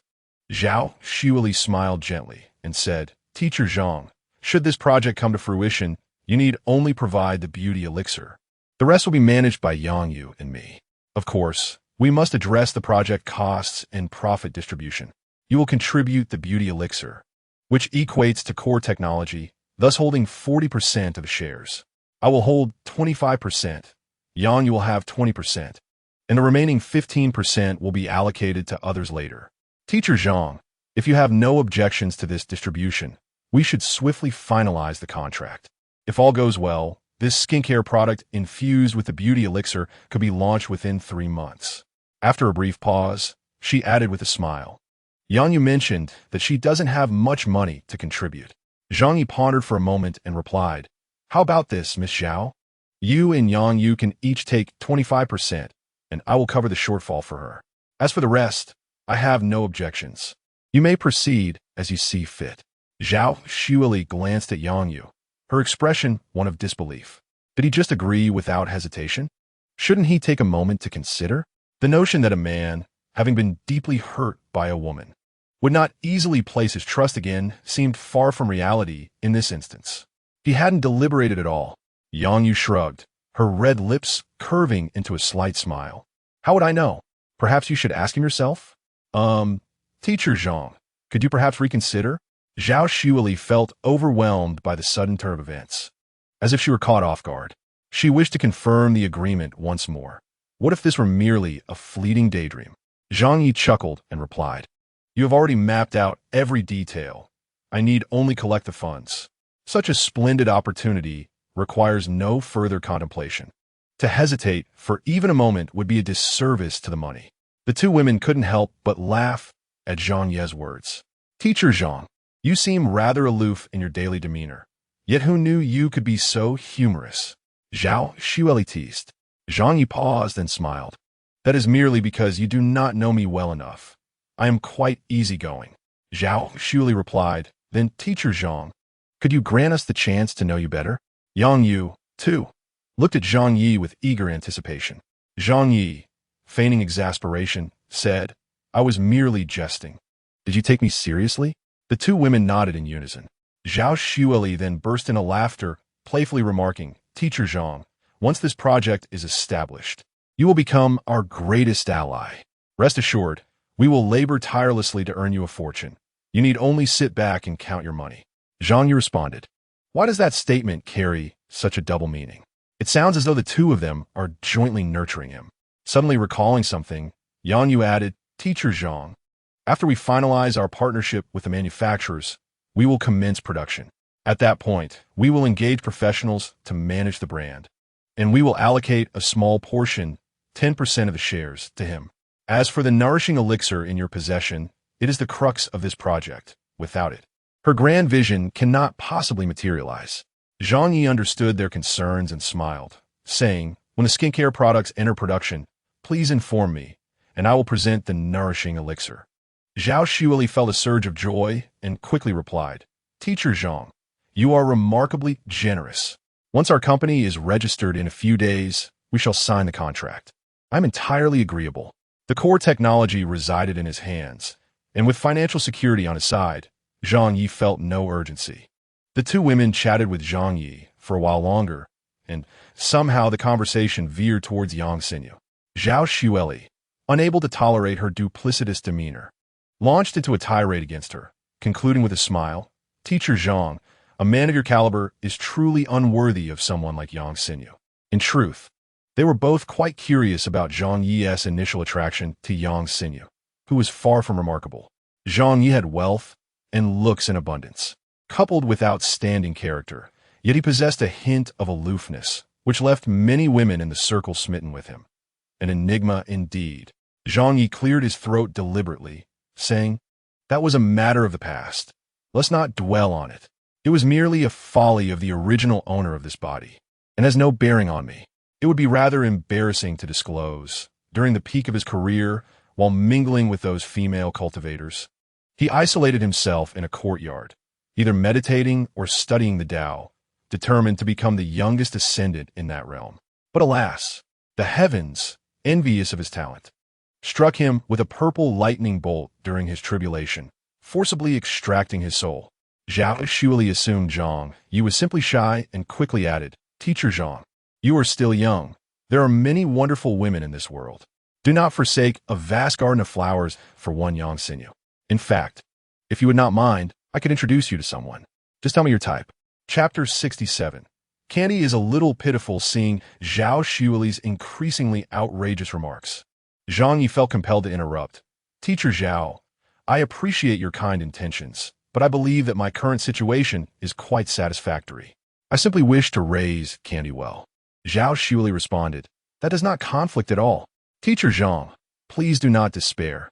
There are indeed many good women in this world. Were it not for Yang Yu's prior admonition against matchmaking her with Zhang Ye, she would have eagerly pushed Yang Yu towards him. The sight of a handsome man and a beautiful woman together is certainly pleasing to the eye. Zhang Ye, overwhelmed by Zhao Xueli's fervor, quickly sought an excuse to usher them out, stating, The live broadcast is about to commence. If you do not return soon, you will surely miss it. Teacher Zhang, our project will undoubtedly succeed. Won't it? Before departing, Zhao Xueli, with a hint of reluctance, inquired about the project, as she aspired to attain financial freedom through it. Yang Yu also bore an expression of eager anticipation. Zhang Ye chuckled softly and assured her, Do not worry. Everything will proceed smoothly. Gazing upon his striking and profound visage, Yang Yu suddenly felt an overwhelming urge to embrace him, yet she could not summon the courage. Her affection for him had endured for many years since his debut.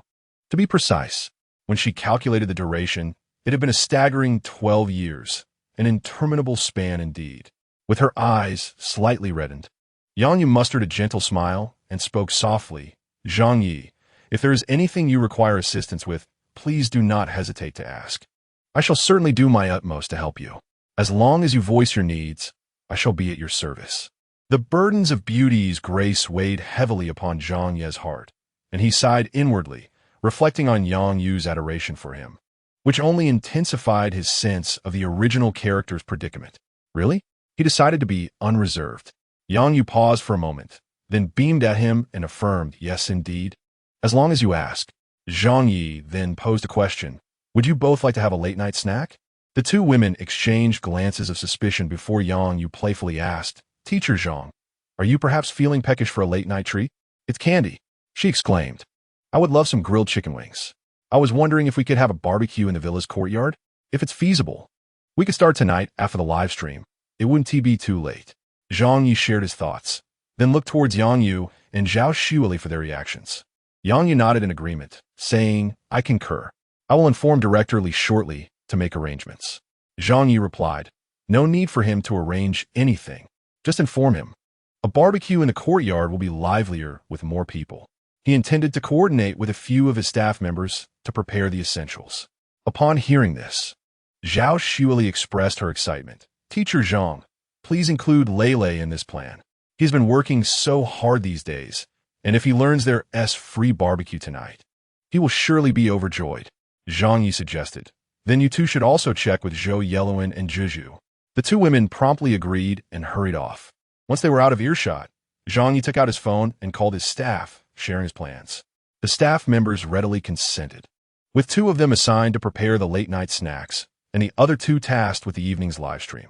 Having organized the evening's activities, Zhang Yi turned to the balcony in search of Candy. Sitting cross-legged on the floor were Candy, Su Zhaodi, and Song Yin, engaged in a conversation that remained a mystery to him. As Zhang Yi approached, Su Zhaodi and Song Yin felt a wave of trepidation and quickly retreated into the jade gourd. Candy looked up at Zhang Yi and with a soft voice asked, Daddy, are you finished with your work? I have prepared tonight's ghost stories. When shall we commence the live stream? The mere thought of sharing ghost stories to frighten the online viewers filled her with a delightful anticipation, as it was one of her daily highlights. Zhang Yi glanced at his watch and replied, In half an hour. You may begin your preparations now. Suddenly, Candy stood up, gazing intently at Zhang Yi. The beautiful lady remarked, If my biological parents come looking for me, I must go with them, right? Daddy, I do not want to leave you. She approached Zhang Yi, her delicate little fingers gently clasping his, her eyes reflecting both fear and restraint. Zhang Yi sighed inwardly and affectionately patted her little head, speaking softly, My dear daughter, I have tried to discern your fate through physiognomy and bone structure, yet I glean nothing. However, I promise you, if one day your biological parents come for you and you wish to go with them, I will not stand in your way. Conversely, if you do not wish to leave, no one shall take you from me. Upon hearing this, Candy's eyes sparkled like stars, and she exclaimed, "You are so kind to me, but why are you so good to me?" Zhang Ye replied, "You are my daughter. If I do not treat you well, whom should I cherish?" In her heart, Candy thought, "You are clearly not my father." Yet she asked, "Will you only be good to me from now on?" Zhang Ye slightly tugged at the corners of his mouth, his brow furrowing ever so slightly. This girl always posed such questions. After a moment of hesitation, he sighed gently and said, "My dear daughter, the future is unpredictable." "I understand," she thought. "He is not my father. How could he possibly be good to me alone? He will marry another woman and have his own children, and I might become superfluous." Candy felt a pang of sadness, but said nothing. "Daddy, I'm going to play with Xiao Di now." Zhang Yi affectionately ruffled her hair and gently reminded her, "Do not play for too long. We have a live broadcast soon." No sooner had he spoken than a knock resounded at the door. Zhang Yi hurried over. A staff member said, "Teacher Zhang, Director Li has requested a change in tonight's broadcast content. We will host an online auction. Each parent-child pair must prepare 3 items for auction, and it will commence in half an hour in the villa's living room." Zhang Ye nodded, "Understood. I will prepare immediately. By the way, how is the late-night snack arrangement coming along?" The staff member assured him, "Rest assured, Teacher Zhang, we will take care of everything you have entrusted to us. After the broadcast concludes, we can begin our program team's first late-night gathering." Zhang Ye replied, "Thank you for your hard work." Once the staff member departed, he quickly sent out several generous red envelopes in a small group chat. Half an hour passed swiftly, and when Zhang Ye arrived in the living room with Candy, the other pairs of guests were already seated, leaving only 2 vacant spots. Before they could approach, they noticed Jiao enthusiastically waving at Candy. She smiled and waved back. Daddy always said to respond to those who treat her well. Apart from Daddy and Sister Lanchi, Jiao was the third person to show her kindness. "Daddy, Daddy, look! Hurry and see!" Jiao exclaimed, her joy reminiscent of a neighboring simpleton, tugging at Zhou Yeluan's sleeve. Chapter 68. Apologies from netizens. Zhou Yilin was engaged in a conversation with Zhao Xueli when his son interrupted him, momentarily dampening his spirits. Nevertheless, he patiently inquired, "Jiao, what is you in such a hurry to show your father?" Jiao beamed with a silly grin, his cheeks slightly flushed. Yet this did not hinder his expression of joy. "Dad, Tangwa smiled at me just now. She looks so beautiful when she smiles. If she were to smile at me every day, I feel like I would wake up laughing from my dreams." As a father, Zhou Yilin found himself momentarily speechless, feeling as though his foolish son was raised by another family. Beside them, Zhao Xueli was already in fits of laughter, teasingly remarking, "If my Lele had just half of your Jiao's understanding, I would be thoroughly content. Look at him, already 7 years old, and all he knows are Ultraman and Transformers. To be honest, before Lele was born, I had no idea Ultraman had so many variations." Zhou Yilin smirked, shaking his head in resignation. "Please, spare me the ridicule. You cannot imagine. Just thinking about how my son is utterly captivated by Tang Guo makes me want to dig a hole and hide." I know. Zhao Xueli propped her chin on one hand, her eyes fixed intently on Tangua. "But honestly, I quite like Tangua. She may be small, but she is so considerate. Just look at how she cared for Zhang Ye. If my son were to show me such care, I would adore him even more." Following Zhao Xueli's gaze, Zhou Yilin caught sight of Tang Guo conversing with Zhang Ye, and his heart softened. Daughters are truly wonderful.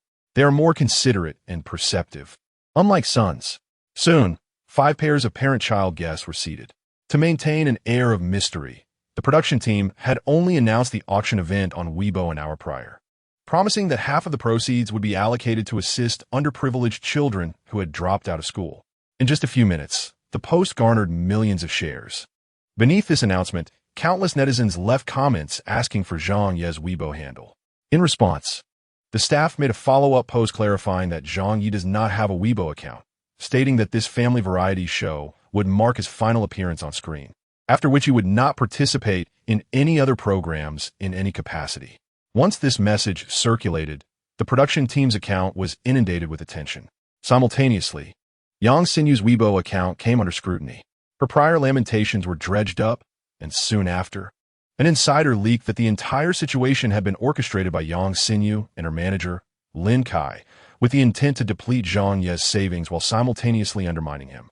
As this wave of discourse erupted, Yang Xinyu instantly became the target of public ire, her Weibo account nearly besieged by netizens.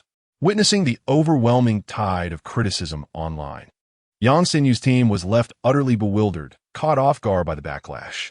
In the events of that year, whether it was the accusations against Zhang Ye for domestic violence or for his substantial gambling debts, Yang Xinyu's team was unable to present conclusive evidence. Many netizens discovered that Yang Xinyu's statements regarding Zhang Ye were utterly unfounded, akin to fragile bubbles, easily burst with a mere poke. Amidst the clamor of netizens denouncing Yang Xinyu, the production team of Following Dad to Make Money initiated the first collective live broadcast featuring 5 pairs of parent-child guests. Within mere minutes, over 1 million viewers flooded the live stream, and the comment section erupted in a frenzy of activity. I sincerely apologize, Teacher Zhang. I was once gullible enough to believe Yang Xinyu. I must also apologize to Teacher Zhang. I was blind to the true nature of that scoundrel Yang Xinyu. Rest assured, I will convey your apologies to my master, who is a kind-hearted individual and generally forgiving. He will not hold this against you, as you too were misled. Who are you to address Teacher Zhang as master? Does he even acknowledge you? Did you not witness Teacher Zhang's live stream yesterday afternoon? He has accepted a disciple, and if all goes well, it is this young man. Do you know what gift Teacher Zhang presented him? A cleansing elixir. Such a thing only exists in fantasy novels. Who knows if it truly possesses such miraculous effects? There is no way this could be a mistake. I am indeed Teacher Zhang's disciple, the only one thus far. TSK. I cannot stand the arrogance of the one above. So what if you're Teacher Zhang's disciple? What is there to be proud of? From across the screen, I can sense your unending envy and jealousy towards him, akin to the relentless waters of the Yellow River. Honestly, I too feel a pang of envy. After all, he is Teacher Zhang, the one and only Teacher Zhang. I feel he is no ordinary person. Alas, Teacher Zhang cannot connect with netizens tonight. I intended to ask him if there is any possibility of me becoming wealthy in this lifetime. As the number of viewers in the live stream continued to rise, Director Li could not help but smile, fully aware that the majority were drawn in by Zhang Ye, whose popularity now rivaled that of any of the participants. Li Ming briefly addressed the camera, emphasizing that half of the proceeds from this auction would support educational initiatives, before announcing the commencement of the auction for the first group of parent-child guests. The first auction was co-hosted by Huang Zongqi and his son Dongdong. The initial item up for bid was a piece of calligraphy written by Huang Zongqi 6 months prior, featuring the text of the Heart Sutra. When Avalokiteshvara Bodhisattva practiced deeply the profound perfection of wisdom, he perceived that all 5 aggregates are empty and transcended all suffering. A glance at the work revealed its depth, embodying Confucian resilience, courage, and ambition, while also reflecting the tranquil detachment of Laozi and Zhuangzi, flowing gracefully like clouds and water, the strokes akin to wisps of smoke. Undeniably, Huang Zongqi's calligraphy was exquisite, imparting a sense of broad-mindedness that reached towards the heavens. Huang Zongqi. This piece of calligraphy was composed a year ago during my brief stay at Mingjue Temple in Kyoto. During that time, my mindset was remarkably tranquil. Master Heng Yin remarked that my work has reached a refined level. The starting bid for this artwork is 5,000, with increments of 100. And a countdown of 3 minutes begins now. The online audience in the live broadcast quickly became animated, particularly Huang's admirers, who eagerly began placing their bids. Chapter 69. Someone steals the spotlight. If my memory serves me correctly, half a year ago, a lotus painting by Huang sold for a staggering $1 million in Hong Kong. Each of Huang's works possesses significant collectible value. I bid 10,000. I bid 20,000. My mother adores Huang, and she is a devout Buddhist. She can recite the Heart Sutra from memory. I bid 25,000. 100,000. I bid 100,000. I must acquire this piece by Huang today. My mother's 50th birthday is coming up, and I wish to gift it to her. She will surely cherish it. To the one above, in the spirit of your filial piety, I shall refrain from competing with you. Before long, the 3 minutes elapsed, and ultimately, Huang's Heart Sutra was sold for 210,000. With this initial success, Huang Zongqi felt increasingly confident. The second item was a treasured Shiyin inkstone from his collection, which he had acquired serendipitously. This Shiyin stone, named after its origin in ancient Shizhou, Anhui, has been esteemed for over a millennium, beloved by scholars of yore. The Shiyin is characterized by its silent grinding, oily ink flow, smooth surface that does not resist the brush, and its ability to retain ink without drying out. Moreover, the stone's patterns are exceptionally striking, featuring various designs such as eyebrow patterns, fish row patterns, golden halos, and starry patterns. The Shiyin presented by Huang Zongqi bore the illustrious fish row pattern. After a brief introduction by Huang Zongqi, the second round of bidding commenced.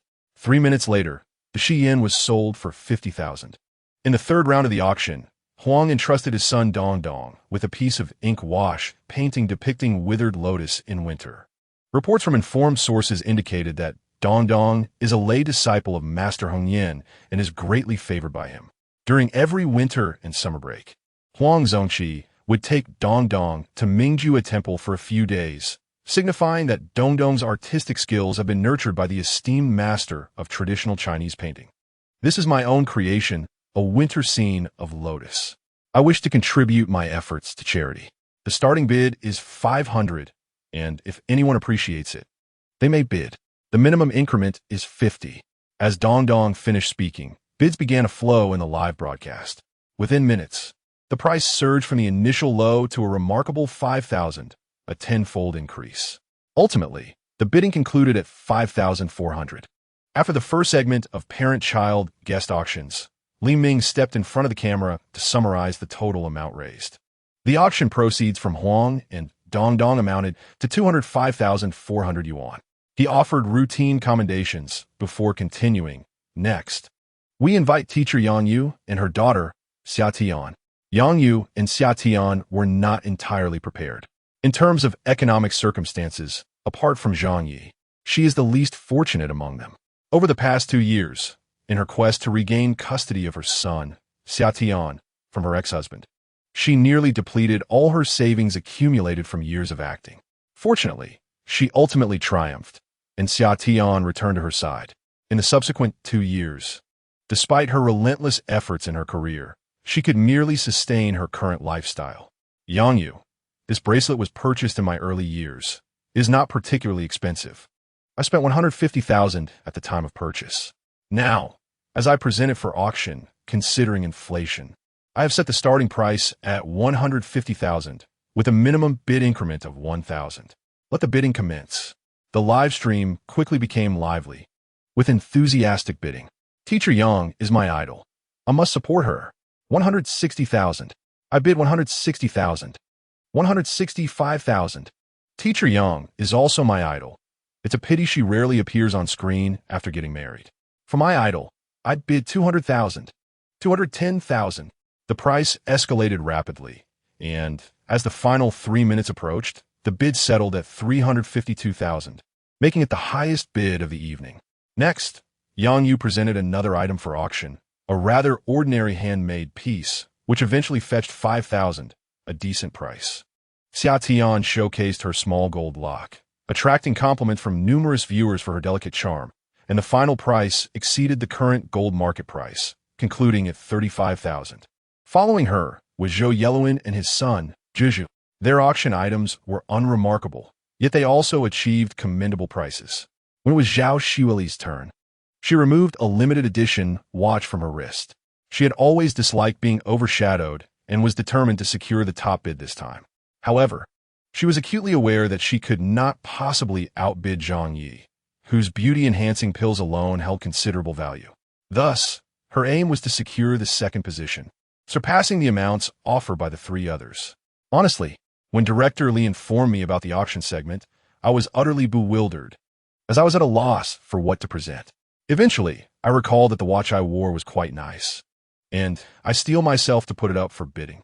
After a brief pause, Zhao Xiuli continued.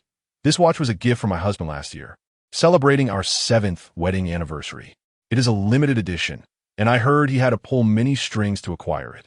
Look here, it has a serial number. and there are only 500 in the world. This is number 188. To be honest, I am not particularly fond of wearing watches, but my husband insisted I do so. Very well. To satisfy his vanity, I would don it at every significant occasion. However, I now believe it could serve a greater purpose. Thus, I have decided to put up for auction with a starting bid of 1 million in increments of 10,000. Following an emotional introduction by Zhao Xueli, the viewers in the live stream expressed their admiration for Sister Xueli. Though I cannot help but wonder whether the president's brother-in-law will make her kneel on a washboard after the show concludes. This watch was produced by Rolex to commemorate the brand's 200th anniversary, with only 500 pieces made globally, rendering it highly collectible. At one point, I wished to purchase it, but my connections were insufficient. I bid 1,200,000, 1,250,000, 1,300,000. The bidding soared, and after 3 minutes, it settled at 3,080,000, significantly exceeding Zhao Xueli's expectations. Her second auction item was rather ordinary, with bids reflecting that sentiment, yet it remained within her psychological expectations. Lele also prepared an item for auction, a meticulously crafted watercolor painting filled with vibrant sunflowers, exuding hope, which eventually sold for 10,000. Director Li then stepped forward at an opportune moment, first showering praise on the previous pairs of guests before suppressing his excitement to announce, "Finally, it is our teacher Zhang's turn. Viewers at home, are you eagerly anticipating the item he has prepared?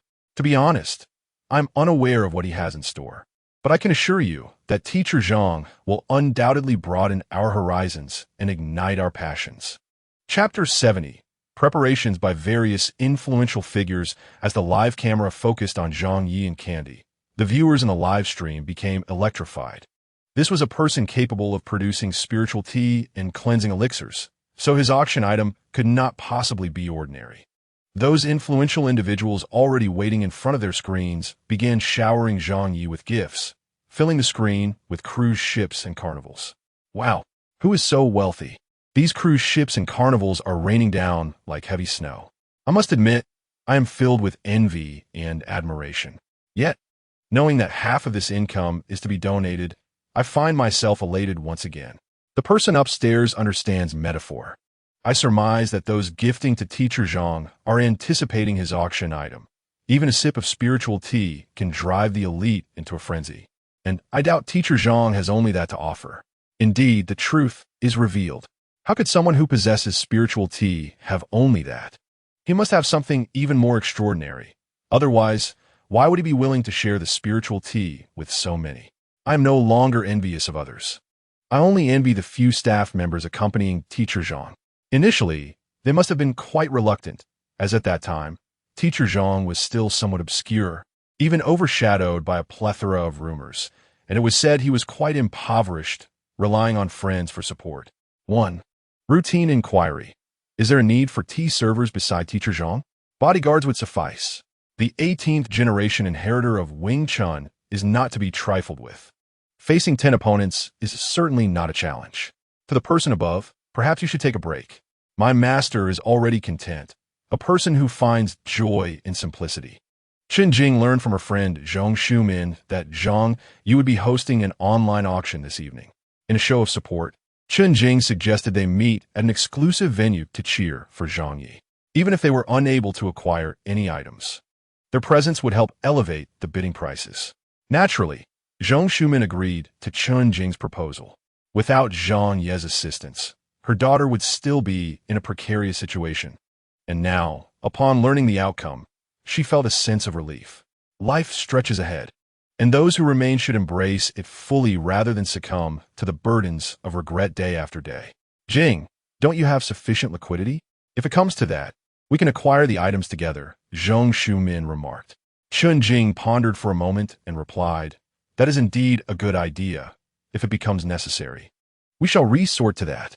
For her, had it not been for Zhang Ye, not only would her son have remained in peril, but she might not have been alive to see this day. Meanwhile, Li Guoyang earnestly advised Xia Shui to call out for Zhang Ye when his auction commenced. Xia Shui found his earnestness both amusing and bewildering. Old Li, Are you so certain he has more valuable items to offer? What if he chooses not to auction them? Li Guoyang glanced at Xia Shui and patiently explained, Xiao Shui, do you recall the spiritual tea he presented? If you possessed few valuable items, would you willingly part with them? Without hesitation, Xia Shui shook her head, stating, I certainly wouldn't. I still need them for myself. Li Guoyang continued, precisely. If he has only a limited number of valuable items, why would he part with the spiritual tea? That is no ordinary treasure. As you observed, although he shared only a small amount with me, it still amounted to 2 taels, which cannot be purchased with mere money. Swear, Zhang Ye is truly an exceptional man in every regard. You must seize this opportunity. As for his ex-wife, rest assured, I will not allow her the chance to approach Zhang Ye. After a pause, Li Guoyang added scornfully, a woman of her greedy disposition is unworthy of someone like Zhang Ye. Before coming to Haicheng to find Zhang Ye, he had taken the initiative to have Zhang Ye investigated. His ex-wife, Yang Xinyu, had been thoroughly scrutinized, revealing her involvement in tax evasion and participation in unsavory practices within their circle. Years ago, she and her agent had conspired against Zhang Ye. In all his years, he had never encountered a woman as shameless as Zhang Ye's ex-wife. Previously unaware of Zhang Ye's feelings toward her, he was now informed and would not remain passive. Late justice, though not true justice in the purest sense, can still offer solace to the heart. Hearing old Li's words, Xia Shui found herself bemused and replied, Old Li, matters of the heart require mutual affection to progress, not a one-sided fervor. Therefore, it would be best if you refrained from meddling in romantic affairs. Li Guoyang was momentarily taken aback, realizing that his goddaughter was unlike ordinary girls. She never indulged in affectation. While other girls donned floral dresses, she was already on the soccer field, clad in athletic wear. Blessed with beauty, she had received countless love letters during her school days, but she would toss them into the trash without a second glance. In her own words, romance could wait, but education was paramount. It must be pursued in youth. Subsequently, she earned the highest level of scholarship, and, by the age of 20, while others were still in university, she was already pursuing her doctorate. Li Guoyang said, All right, I won't meddle in your romantic affairs, but you ought to bring someone home for the new year to show this old man. Just look at you. In a few years, you'll be 30. It's time you consider your own matters and stop revolving around this old fellow. Xia Shui, while fixated on her phone screen, playfully replied, Your wishes are too grand. I may not be able to fulfill them. Li Guoyang chuckled, Oh, you, my dear. After a pause, he affectionately added, In any case, Shuer, I hope for the happiness of each and every one of you. Xia Shui smiled and nodded, yet a pang of sorrow surged within her. Deep down, she understood that Zhang Ye did not harbor feelings for her. Men like him, if they did not like her now, would likely never do so in the future. Time and changing circumstances would not alter his indifference towards her. Nevertheless, she was unconcerned.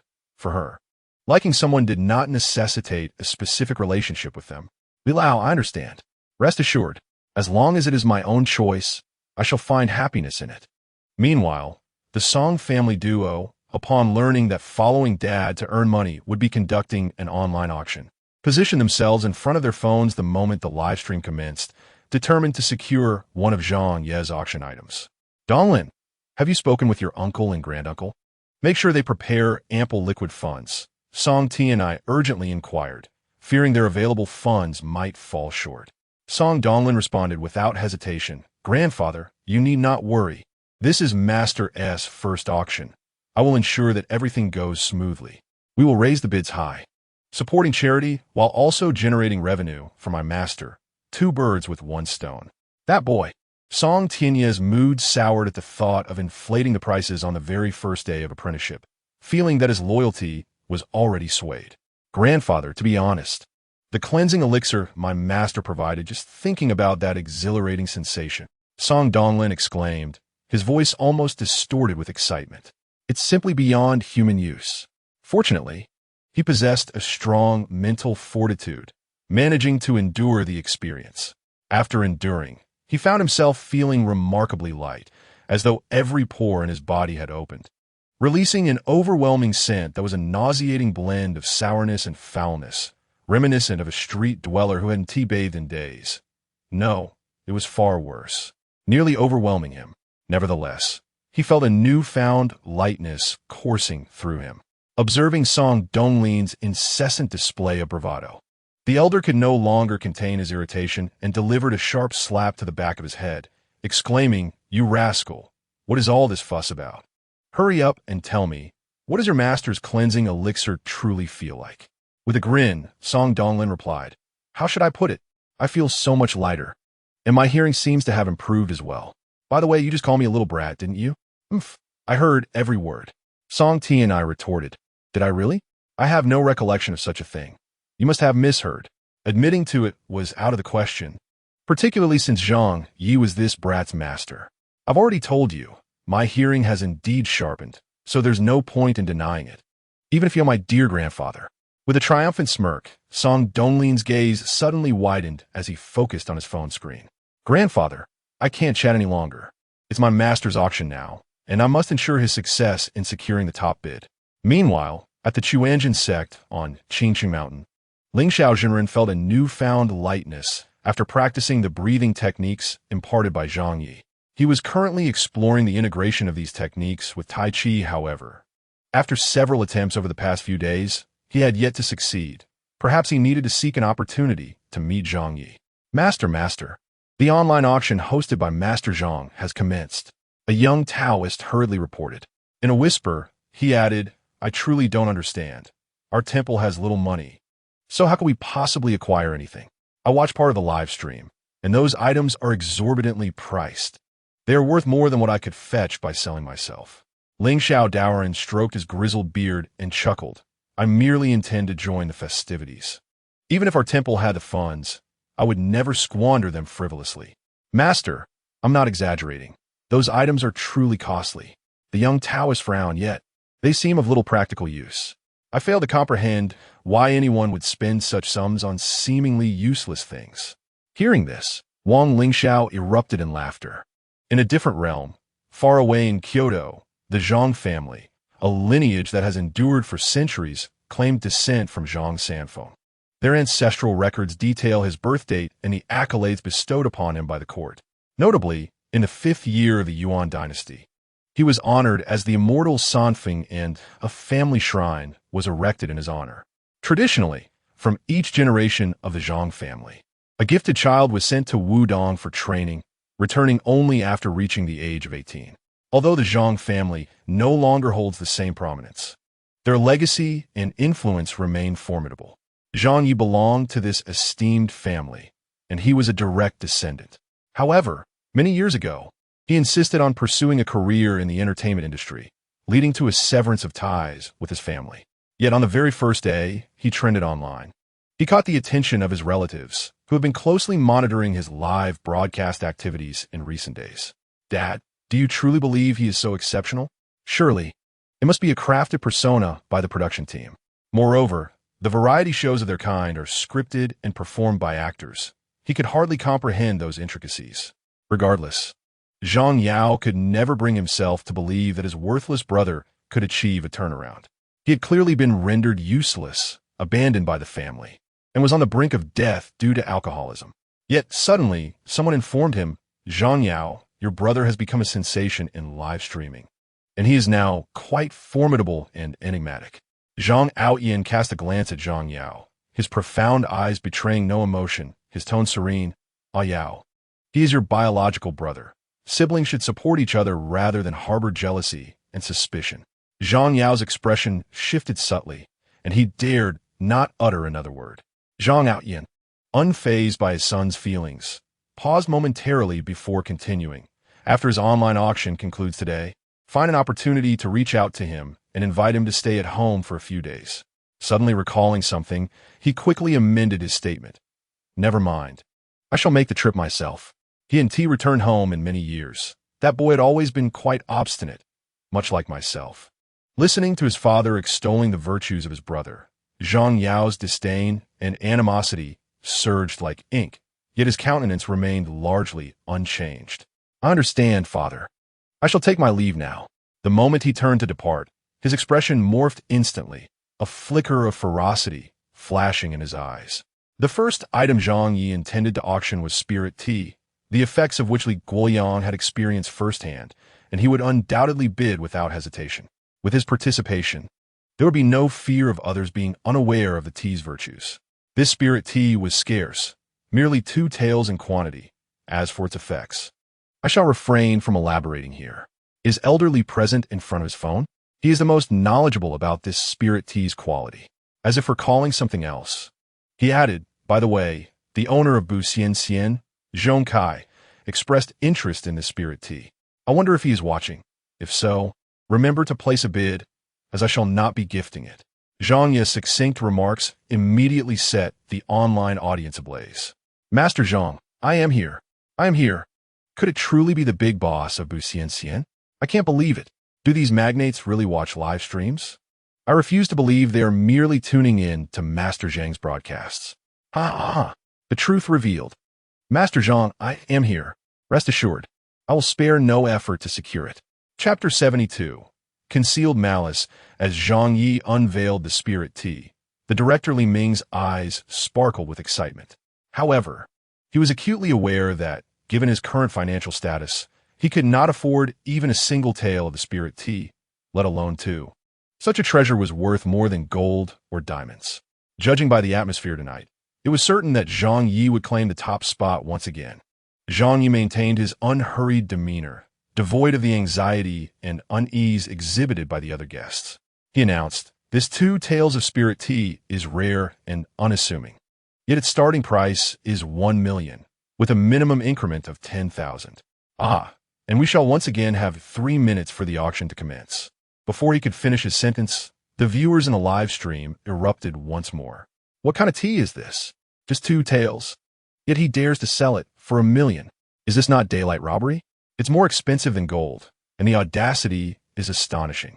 Dear friend above, this is an auction. How can it be considered robbery? Moreover, the price is clearly stated. Besides, do you comprehend the value of this rare tea?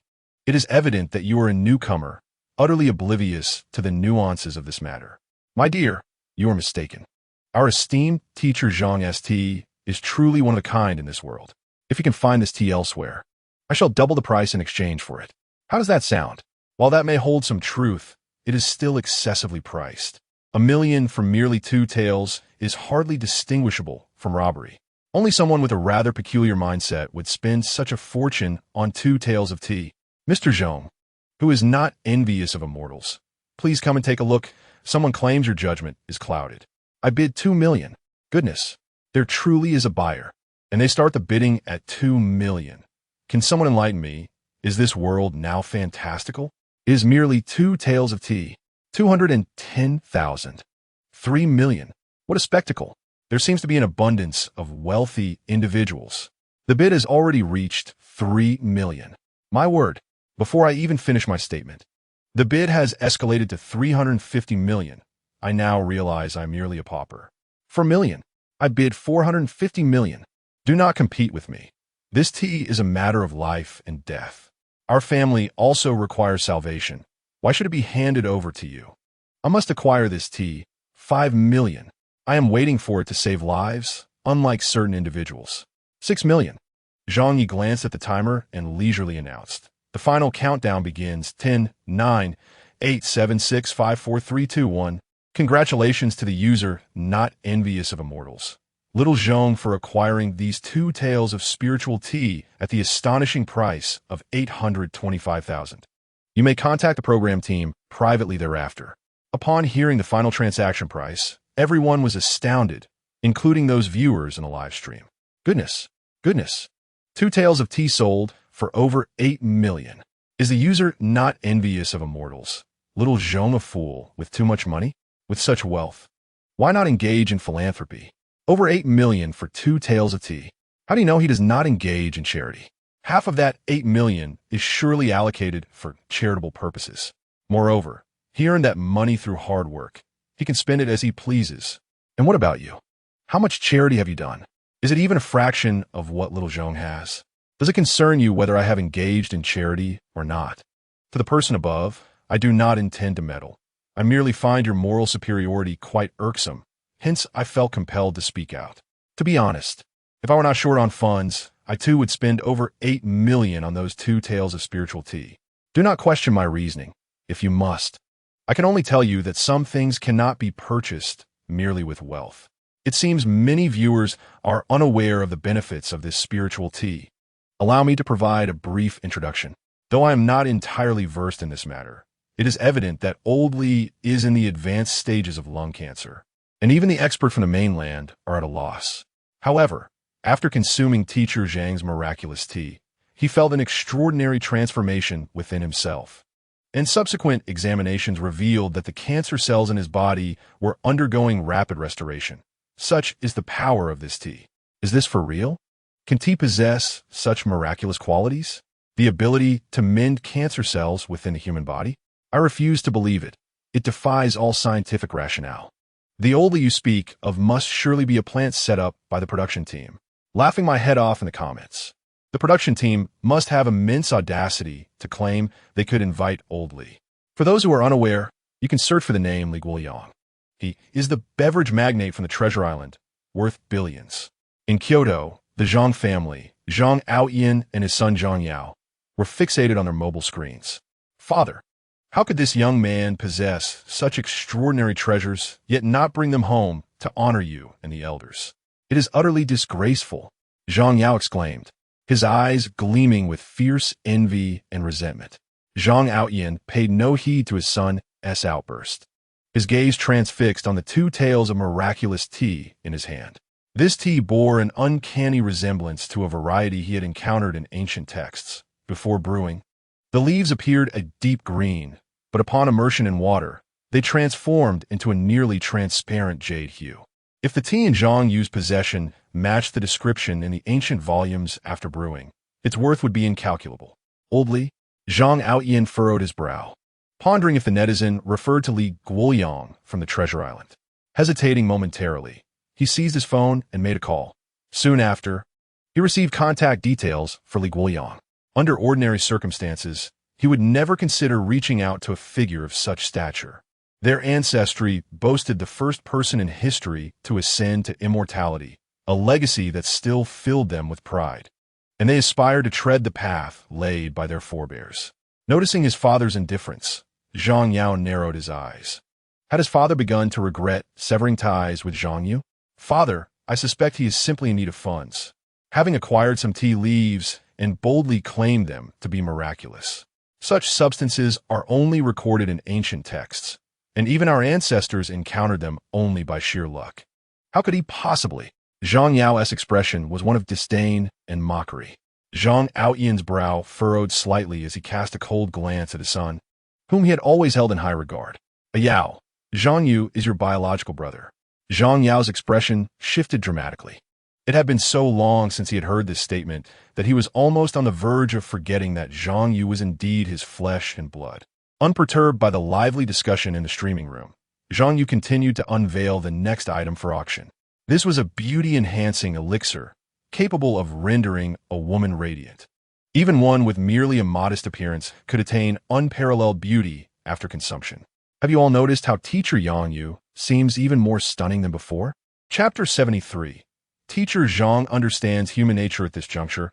He deliberately paused, allowing the staff to direct the camera toward Zhang Yu. Zhang Yu was not oblivious to Zhang Ye's intentions. This was merely a promotion for the skincare products that would follow. She greeted the viewers in the live stream with a radiant smile, showcasing her face from every conceivable angle. The audience, not blind to her transformation, quickly discerned that Zhang Yu had indeed become more alluring. Teacher Yang has truly become more beautiful than ever. In fact, I never noticed her looking this good before. May I timidly inquire if Teacher Zhang has provided her with some beauty-enhancing elixir? Is that even question? Given the relationship between Teacher Zhang and Teacher Yang, a single elixir is hardly significant. I seem to detect a whiff of gossip. Upstairs, is the relationship between Teacher Zhang and Teacher Yang, as I suspect? Have you noticed how well-suited they appear together? Before long, the staff redirected the camera toward Zhang Ye, who continued. Some viewers may have already guessed that Teacher Yang has indeed taken a beauty elixir.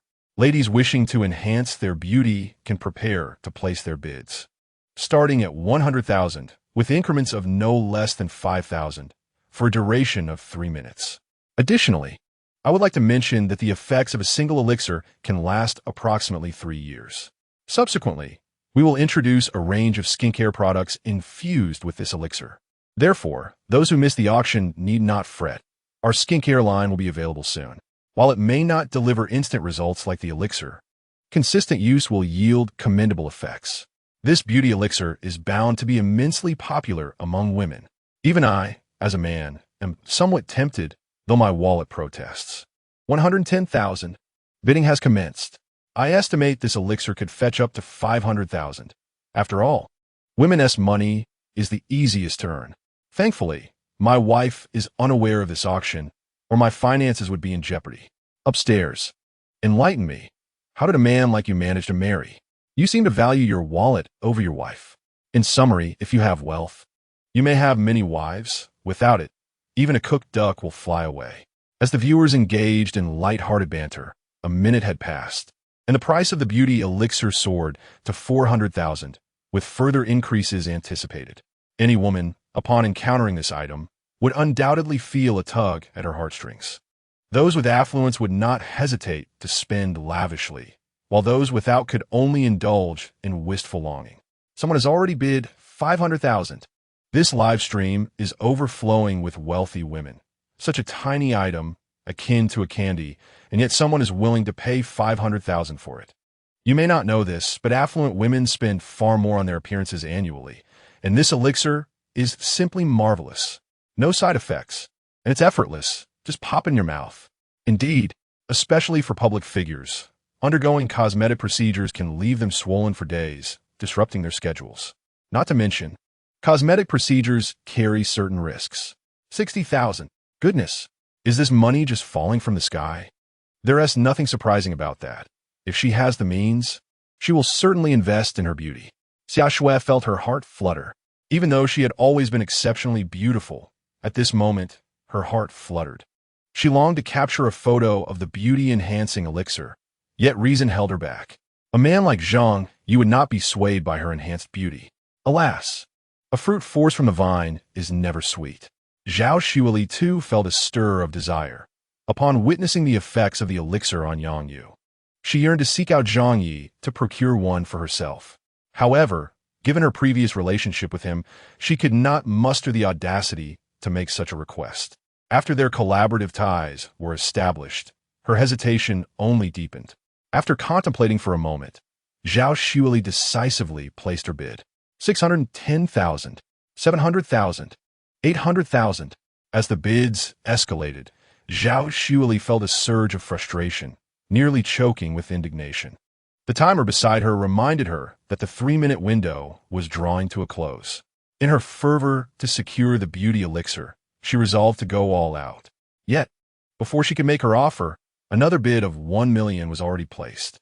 Gritting her teeth, Zhao Xueli shouted out a bid of 1,500,000 at the last moment. In the live chat, 2 other participants also placed bids of 1,500,000, but due to network latency, Zhao Xueli's bid was recorded first. Zhang Ye announced, "Time's up." The final bid for the beauty elixir comes from netizen Zhao Xueli. He paused, glancing at Zhao Xueli beside him. She returned his gaze with a smile. "Mr. Zhang, there's no need to look further. This netizen Zhao Xueli is indeed me." This venture for the beauty elixir was a collective effort among the 3 of them, and she felt the need to contribute. Zhang Ye chuckled helplessly and said, "Very well, I shall give you this beauty elixir now." Zhao Xueli nodded gracefully, suppressing her excitement as she carefully took the elixir from Zhang Ye's hand. "Mr. Zhang, how should I consume it? Should I swallow it directly or take it with water?" Zhang Ye replied, "Either method is acceptable." Zhao Xueli furrowed her brow. "Mr. Zhang, such an expensive item deserves some sense of ritual in its consumption, does it not?" After a moment of thought, Zhang Ye suggested, "You might first take a bath and light some incense. Then prepare a crystal nightlight cup, boiling water sourced from the snow in the mountains. Once the water is warm enough to hold, place the beauty elixir within." Before he could finish his sentence, Zhao Xueli glanced at the elixir in her hand and promptly popped it into her mouth, swallowing it down smoothly. The entire process was as fluid as flowing water. "Daddy, Daddy, it's my turn now. Candy, beside her, could hardly contain her impatience. She too wished to earn money so that she could buy gifts for him. Zhang Ye gently patted Candy's head and said warmly, "My dear, let me say one more thing, and then you shall have your turn." Candy obediently responded with a soft sound. Zhang Ye continued, "Due to time constraints, we can only proceed with these two today. I had intended to present a longevity elixir as well, but that will have to wait for next time." He then invited their little friend Candy to join. Oh my, did I hear that correctly? A longevity elixir? Is it truly the kind I am imagining? Could Mr. Zhang be defying the natural order? Impressive. Truly remarkable. A longevity elixir. They say death is fair, yet it appears there is no absolute fairness in this world. I shall venture a guess. Upon hearing this news, the prominent figures will undoubtedly become quite frenzied. Teacher Zhang possesses a profound understanding of human nature. Candy glanced at her reflection in her phone and sweetly declared, "I can only recount ghost stories. If someone places a bid, I shall share one with you all, starting at a mere 100 yuan. Is there anyone interested?" Chapter 74. The terrifying tales of Candy. Upon hearing that Candy was about to tell a ghost story, the viewers in the live stream instantly perked up, each eager to participate. "Candy, your starting bid is far too low. You ought to add at least 2 zeros to that. Annie will help elevate the price. 100,000. Our little Candy is worth more than that. 100,000 is still too little. I bid 500,000. Candy, Annie is here to support you. I'll raise it to 1 million. Goodness, there are so many wealthy individuals in this live stream. For just a ghost story, someone is willing to bid 1 million. The remarkable part is that this ghost story will be shared with all the viewers. Those upstairs do not comprehend. There's a saying that states, "What money cannot buy is my affection." They're not short of funds, and with Candy being so adorable, if I had the means, I would surely place a bid as well. "Dear Candy, your junior is here, 20 million. This is my secret stash." In merely a minute, the bid had already escalated to 20 million, with the current viewers eager to delight Candy. In the final moments, someone had already offered 50 million. Candy's eyes sparkled with glee, and she softly murmured, 50 million. If half goes to charity, then I would still have. As she spoke, she began to count on her fingers. Sister Lanchi had taught her that half of 50 is 25. So for 50 million, Candy's bright, twinkling eyes resembled stars in the night sky. That would be 25 million. With this sum, I could purchase an abundance of delicious treats. No, I shall save it. This way, I will never go hungry again. Yes, I will save it and become a little wealthy lady. Candy's musings were audible in the live stream. Oh, how tragic. As a man in my 20s, I find myself lacking the foresight of Candy. I earn over 30,000 a month, and with a year-end bonus, I should have around 50 million by year's end. Yet I find myself with no savings at all. You're not alone. I also earn a decent income. Yet when I return home for the new year, I only manage to save 3 million to bring back to my parents. I hardly indulge or buy anything nice. Why is it that my money just slips away? The individuals upstairs must be in relationships. This is no small expenditure, from festive gifts to dining out, and even weekend getaways. These all require funds. Being too timid to date, I can only cuddle my doll as I sleep. After calculating her earnings, Candy's smile radiated like blossoms blooming in spring, and her voice remained sweet. "Thank you all for your support. I am truly grateful." She spoke and then rose to bow to the viewers in the live stream. "Now, I shall commence recounting the ghost story I have prepared, and I implore you to listen attentively. This tale was shared with me by an elderly woman, recounting the personal experience of her granddaughter, Yang Lanlan. Yang Lanlan worked on the 15th floor of a newly constructed building, where the lower 13 floors were residential. The office elevator directly accessed the floors above the 14th, never stopping at the lower levels. Moreover, the elevator was powered by the building's own generator, and there had never been an incident of power failure or anyone being trapped inside. Nevertheless, Yang Lanlan felt an unsettling apprehension, leading to an unexpected occurrence that day. It was a Monday morning when Yang Lanlan overslept, arriving at the office late. After waiting for a few minutes on the first floor, she hurriedly entered the elevator as soon as it arrived. Given her tardiness, the elevator, usually crowded, was now empty save for her and a mother-daughter pair. Yang Lanlan scrutinized them briefly, noting their unfamiliarity. The mother wore a typical winter floral coat, while the daughter sported adorable pigtails, clearly not employees of the building. Did they perhaps take the wrong elevator? Being a warm-hearted individual, Yang Lanlan could not resist inquiring. You are residents of this building, right? The mother smiled shyly and replied affirmatively. But you've taken the wrong elevator, Yang Lanlan chuckled. This one is designated for the offices above. No worries, when I exit, you can go down to the first floor through the east entrance. Thank you. You're truly kind, the mother said, suddenly bursting into tears beside her child. Just then, with a jarring thud, the elevator plunged into darkness. Mommy, I'm hungry, I'm cold, the little girl whimpered. Yang Lanlan's heart raced with fear. Yet she summoned the courage to ask, where are you? Mommy, why hasn't anyone come to rescue us? I'm so hungry, boo-hoo. I'm cold too. I just want to sleep. Following the sound of the little girl's voice, Yang Lanlan cautiously fumbled in the dark, but found nothing. Still nothing. Oh my goodness. I ask you, don't you feel the goosebumps rising on your skin? May I share something? I'm currently hiding under my blankets watching this live stream, and I'm genuinely terrified. I venture to guess that the mother and daughter Yang Lanlan encountered are spirits. How frightening. I've turned on all the lights in my house, and to be honest, I'm utterly terrified, yet my curiosity compels me to continue listening. If that mother and daughter are indeed ghosts, how do they meet their demise? Mommy, I'm so hungry, boo-hoo. I'm cold, I just want to sleep. Mommy, why hasn't anyone come to rescue us? Mommy, I'm so scared. Where are you? Where are you? Yang Lanlan felt as though she had thoroughly searched every corner of the elevator, yet she could not find the mother and daughter. Time seemed to stretch endlessly until, in her near breakdown, the elevator doors were suddenly flung open from the outside, and the blinding light pierced Yang Lanlan's eyes as she cried out for help. Soon, Yang Lanlan was pulled up by someone, and the security guard informed her that the elevator was stuck between the 12th and 13th floors. Yang Lanlan insisted that there were others inside, but the guard confidently assured her that she was the only one. Doubtful, she took a flashlight and shone it inside, revealing nothing but emptiness. Her complexion changed instantly, and a tremor coursed through her body as she instinctively grasped the arm of the nearby security guard. Chapter 75. Terrified to the point of urination, the security guard assumed she was merely shaken and hurriedly reassured her, Miss, you are fortunate. It's a weekday, and help will arrive shortly. Did you know? 6 months ago, during the 11-day holiday, a mother and daughter found themselves trapped here after mistakenly taking the wrong elevator. To make matters worse, the generator malfunctioned, and they were stuck for a full 7 days, only to be discovered when work resumed. Sadly, both perished from starvation. As the guard continued his narrative, he failed to notice that Yang Lanlan's face had turned as pale as a sheet of paper. Candy, with a haunting tone, continued, Mommy, you ain't so hungry, sobi.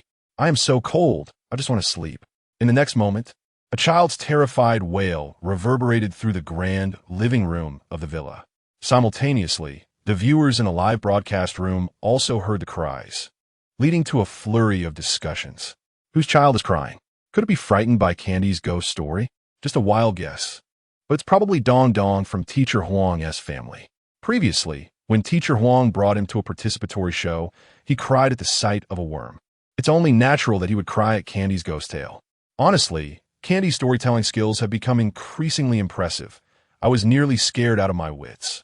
I live alone in an old, dilapidated building where most have moved away. I calculated that there are probably only 2 or 3 households left. Just now, I felt a chilling breeze pass by, and it nearly drove me under the covers. Can we not scare people at night?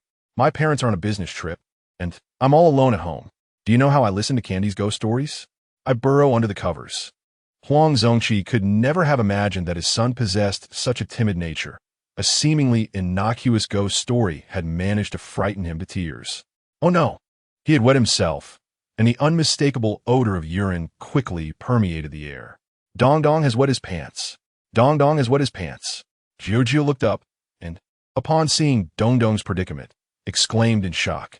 Zhou Yellowen, nearly exasperated to death, rushed to cover his mouth, furrowing his brow as he scolded, Little ancestor. Could you refrain from shouting? This is hardly a dignified matter. Can't you see that Dong Dong is crying even harder? Jiu pouted, reluctantly muttering. Dong Dong is such a coward. Zhou Yellowen felt a pang of frustration, lacking even the strength to respond. This little rascal seemed oblivious to the expressions of those around him. Besides, Candy's ghost story was indeed quite terrifying, but thankfully they resided in a villa. Uncle Zhou, Jiu isn't wrong. Dong Dong is indeed a coward. And a crybaby too. The previously silent Lele also joined in the conversation. As a young lad, how could one possibly be frightened by a ghost story? With Lele's support, Juju felt increasingly emboldened. Dad, look, even Lele agrees. Dong Dong, on the other hand, was simply a coward, having wet his pants. Zhou Yellowen felt a surge of irritation. Zhao Shuili wore an expression of embarrassment, hastily pulling Lele away, and with a forced smile suggested, Teacher Huang, perhaps you should take Dong Dong back to his room to change? Otherwise, these mischievous children. Huang Zongqi chuckled helplessly. It seems we have no choice. Although he spoke lightly, his heart seethed with frustration. Had it not been for the children, he would have worn a stern expression long ago. By the way, Shuili, Yellowen, Juju, and Lele are just children. Please refrain from scolding them. With that, Huang Zongqi picked up his son Dong Dong and exited the living room. Director Li and the other staff were taken aback. None had anticipated that Dong Dong would be so frightened as to wet himself. Although the ghost story narrated by Tanghua was somewhat eerie, with so many people present. How could he have been so scared? It was incomprehensible. As for Dong Dong's predicament, Tanghua merely glanced at him before turning back to the camera, innocently declaring, Today's ghost story has concluded, but honestly, I don't think it was very scary. But as long as you're happy, that's what matters. The scene shifted to Director Li. Li Ming chuckled, his satisfaction evident, the wrinkles on his face deepening with his grin. Tonight's auction has come to a successful close. The staff had already tallied their earnings, and he announced now, for the adult group.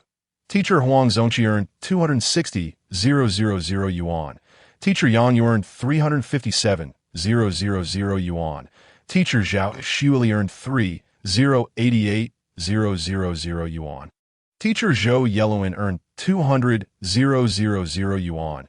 And Teacher Zhang Ye earned 9,705,000 yuan. As for our precious group, Dong Dong earned 5,400 yuan. Xia Tian earned 35,000 yuan. Lele earned 10,000 yuan. Juju earned 20,000 yuan. And our little Tanghua earned 500,000 yuan. After reporting the results of the evening's endeavors to the online viewers, Director Li continued jovially. The staff just informed me that some viewers are curious about when our next guest auction will be scheduled. I must admit, I haven't considered that yet. Rest assured, if there is another auction, our program will notify everyone in advance. Please continue to support our show in your daily lives. Well then, good night to all. Is this truly the end? I'm still left wanting more. The momentum of this show is simply too strong. The one upstairs must be new. Tomorrow, all the guests will have live streams. You can just tune in then. Speaking of which, I would love to encounter Teacher Zhang in Haicheng. I've been a fan for 10 years, and even though he was slandered by Yang Xinyu, I refuse to believe my beloved could possess such character flaws. It seems my judgment is quite astute. Impressive. To be honest, I was critical of Teacher Zhang back then. As the live broadcast from the villa's living room concluded, the courtyard outside had been prepared for a barbecue. The barbecue grill has already ignited, with the smokeless charcoal burning vigorously. A staff member has busied himself in front of the grill, estimating the readiness of the skewers in his hand, while the guests are beginning to emerge. He has even prepared a few skewers of Orland's chicken wings for Candy. Candy is just about to join Zhang Ye in the yard for some barbecue when she hears Chiu calling her from behind. She halts, tilting her head curiously as she gazes at Chiu with bright eyes, asking, "What is it that you need?" Chiu jogs up to her, scratching the back of his head awkwardly. "Well, it's nothing much. I just wanted to tell you that I earned 10,000 tonight. What would you like to eat? Or if there's a gift you fancy, I can buy it for you." Candy, if I recall correctly, your earnings tonight amount to 10,000. But you plan to donate half, which means you only have 5,000. Candy furrows her brows and calculates. 5,000 is still a considerable sum. Chiu replies earnestly. "If you're unsure what to eat, I can give you this money. How about it? Save it for now and buy something when you decide what you want." Chapter 76. Disgusted by Candy. Hua Candy looks at Chiu with suspicion, pondering. and then asks, Chio, why are you being so kind to me? My father treats me well because I am his daughter, but why do you treat me so nicely? Chio scratches his head, appearing a bit shy. Well, Candy interjects. Can't you think of a reason? Finally, she adds in a soft voice, it's all right if you can't think of one right now. Take your time and let me know when you do. Upon hearing this, Chio nods vigorously. I understand, Candy. I will definitely think about it. Candy maintains a serious expression on her delicately crafted face, resembling a little adult. That's good to know. Chio, do you want to eat chicken wings now? They are really delicious. She lifts her little face, seemingly savoring the thought. In truth, Candy has never tasted chicken wings before and has no idea what they taste like. She only knows that other children enjoy them immensely. It's just that they are very tasty. Do you want to try them? Chio, being a little foodie himself, is seldom allowed to indulge in unhealthy foods like barbecue due to his strict parents. He initially thinks to ask his mother for permission, realizing that Candy had previously teased him about being a mama's boy. He had even asked Lele what a mama's boy meant, and Lele explained that it refers to someone who needs to consult their mother for everything and lacks their own opinions. Though the words are on the tip of his tongue, he swallows them back. I of course want to eat. I want several, Chio declares with determination, lifting his chin confidently. Candy's eyes sparkle. Then let us go together. Chio nods enthusiastically, his eyes bright with excitement. Candy, you want to be good friends with me, right? Candy ponders seriously for a moment before responding sweetly. You treat me well, so I want to treat you well too. Candy, if I treat you even better in the future, will you treat me even better? As for the future, I don't know. Candy, how can you not know what the future holds? Candy paused, turning to Jujui, and remarked, I heard on the television that we never know whether an accident or tomorrow will come first. After contemplating so much about the future, what if an unexpected event arrives first? Isn't it futile to worry? Thus, she resolved not to dwell on such thoughts, emphasizing that attending to the present moment was of utmost importance. Jujui furrowed her little brow, conceding that Candy had a point. However, she quickly added, but Mommy said, and promptly covered her mouth, realizing she should not mention her mother. After a moment's reflection, Jujui declared, all right, I will heed your advice. Let us go enjoy some grilled wings now. Suddenly, Candy stood on her tiptoes and gently patted Jujui's small head. Jujui's chubby cheeks flushed a deeper shade of red as she shyly suggested, Candy, my mommy cooks exceptionally well. Would you like to come over to my house next time? Candy replied, let's see. Right now, I'm just eager to eat grilled chicken wings. The courtyard was bustling with life, as the villas were spaciously arranged, ensuring that their merriment did not disturb others. Candy, come here. Your grilled wings are ready. The uncle has prepared several skewers for you. A staff member cheerfully called out as Candy emerged from inside. Her eyes sparkled with delight as she dashed over, nearly drooling at the sight of the chicken wings. Just as she was about to take a hefty bite, Zhang Ye approached and affectionately ruffled her hair, cautioning, take your time eating, don't burn yourself. The staff member interjected, Mr. Zhang, these wings were specially grilled for Candy. They've cooled down a bit, so they shouldn't be hot. Zhang Ye smiled and replied, thank you for your kindness. The staff member, flattered, responded, you are too gracious, Mr. Zhang. It's just a small favor, really. Candy gazed at the grilled wings in her hands, hesitating momentarily before looking up at Zhang Ye. Daddy, you eat first. Zhang Ye felt a warm flutter in his heart. Yet he understood her concern that he might not want her anymore. Sweetheart, please eat. Daddy has already had his fill. With a bright smile illuminating her face, Candy restrained her urge to devour the wings and took a small bite instead. Her eyes lit up immediately. Daddy, these grilled wings are absolutely delicious.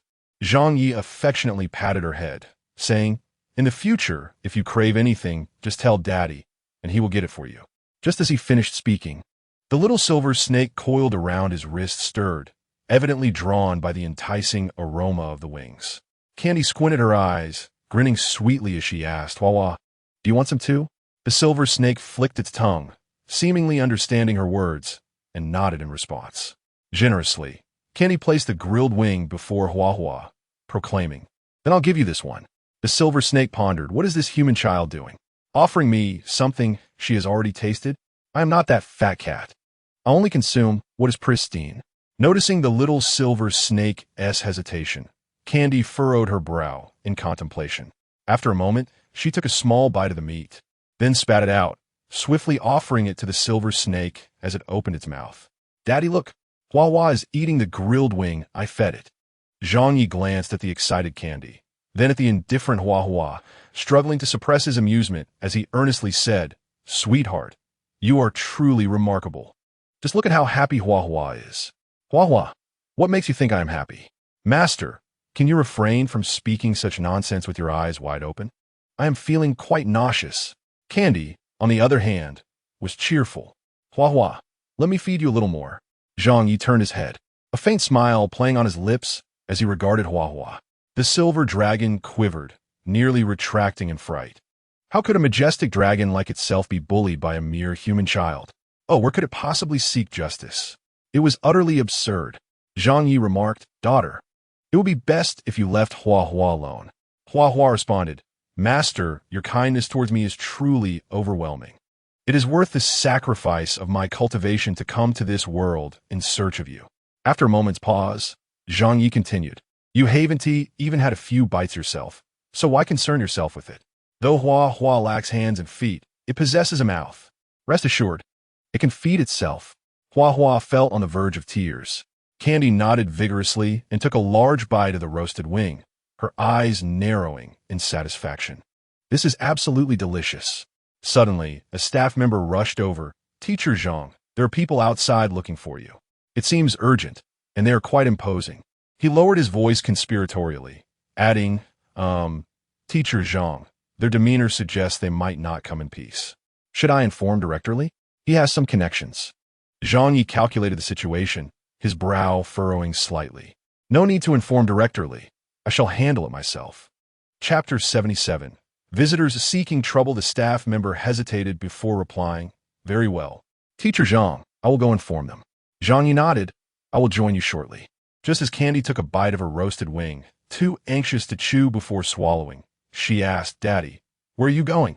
Will you take me with you?" "My dear, I have some matters to attend to. Please stay here and play with Gio. There are plenty of roasted chicken wings you enjoy. Take your time eating." Zhang Ye affectionately patted Candy's little head. Candy puffed her cheeks, reluctantly nodding, "All right, but you must return soon." After ensuring Candy was settled, Zhang Ye departed. Outside the villa, 3 black cars were lined up. The central one was a $10 million Rolls-Royce, flanked by ordinary black sedans. About 10 robust bodyguards in black suits stood in 2 rows. As Zhang Ye stepped out of the villa, his gaze landed coldly on the central vehicle. "Aren't you here to solicit my assistance? Is this truly the demeanor you adopt when seeking help? Or do you believe you ought to intimidate me?" A faint smirk played on his lips as he scanned the crowd with a knowing smile. Suddenly, Zhang Ye formed a hand seal, murmuring incantations. In the next moment, a chilling gust, reminiscent of the winds from the netherworld, swept through the area, causing the bodyguards to shiver uncontrollably. It appeared as though they had witnessed something horrifying. Their previously indifferent expressions now contorted with fear, they shouted in unison, "Do not come closer. Stay away." The unfolding scene outside was closely observed by Zhou Anquan in the car. He narrowed his eyes dangerously and turned to Li Chaoyi beside him. "Master, what is your assessment of his abilities?" Li Chaoyi calmly remarked, "I have been observing his live streams these past few days. His methods appear rather unremarkable, lacking any particularly striking features. Yet, I cannot shake the feeling that he harbors immense potential within himself. What I mean is, the energy he possesses could very well save young Master Ling."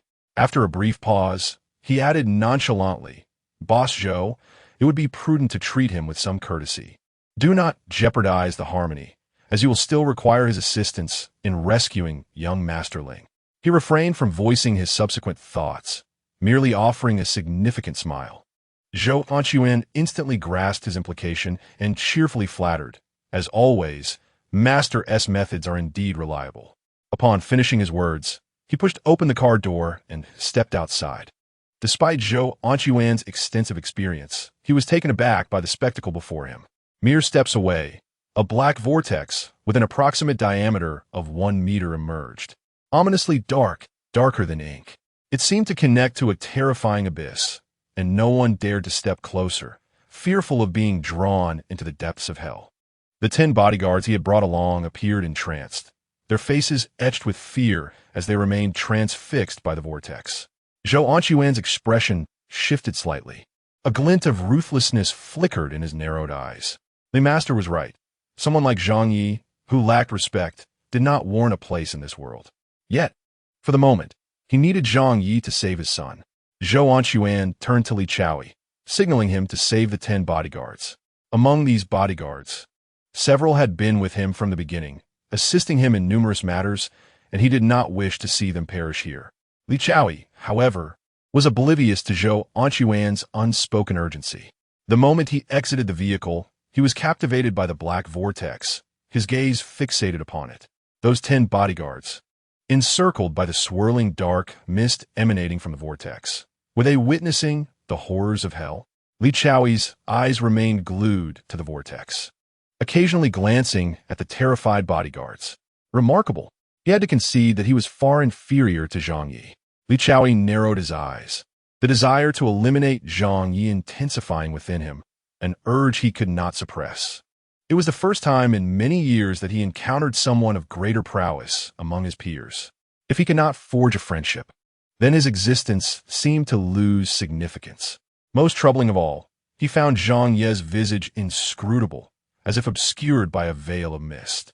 Regaining his composure, Li Chaoyi assumed a dignified posture and solemnly declared, "Young friend Zhang, I beseech you to show mercy." Zhang Ye cast a cold glance at Li Chaoyi and replied, "You are not the one seeking me. It is your companion beside you who is." Li Chaoyi responded, "Young friend Zhang, you are correct.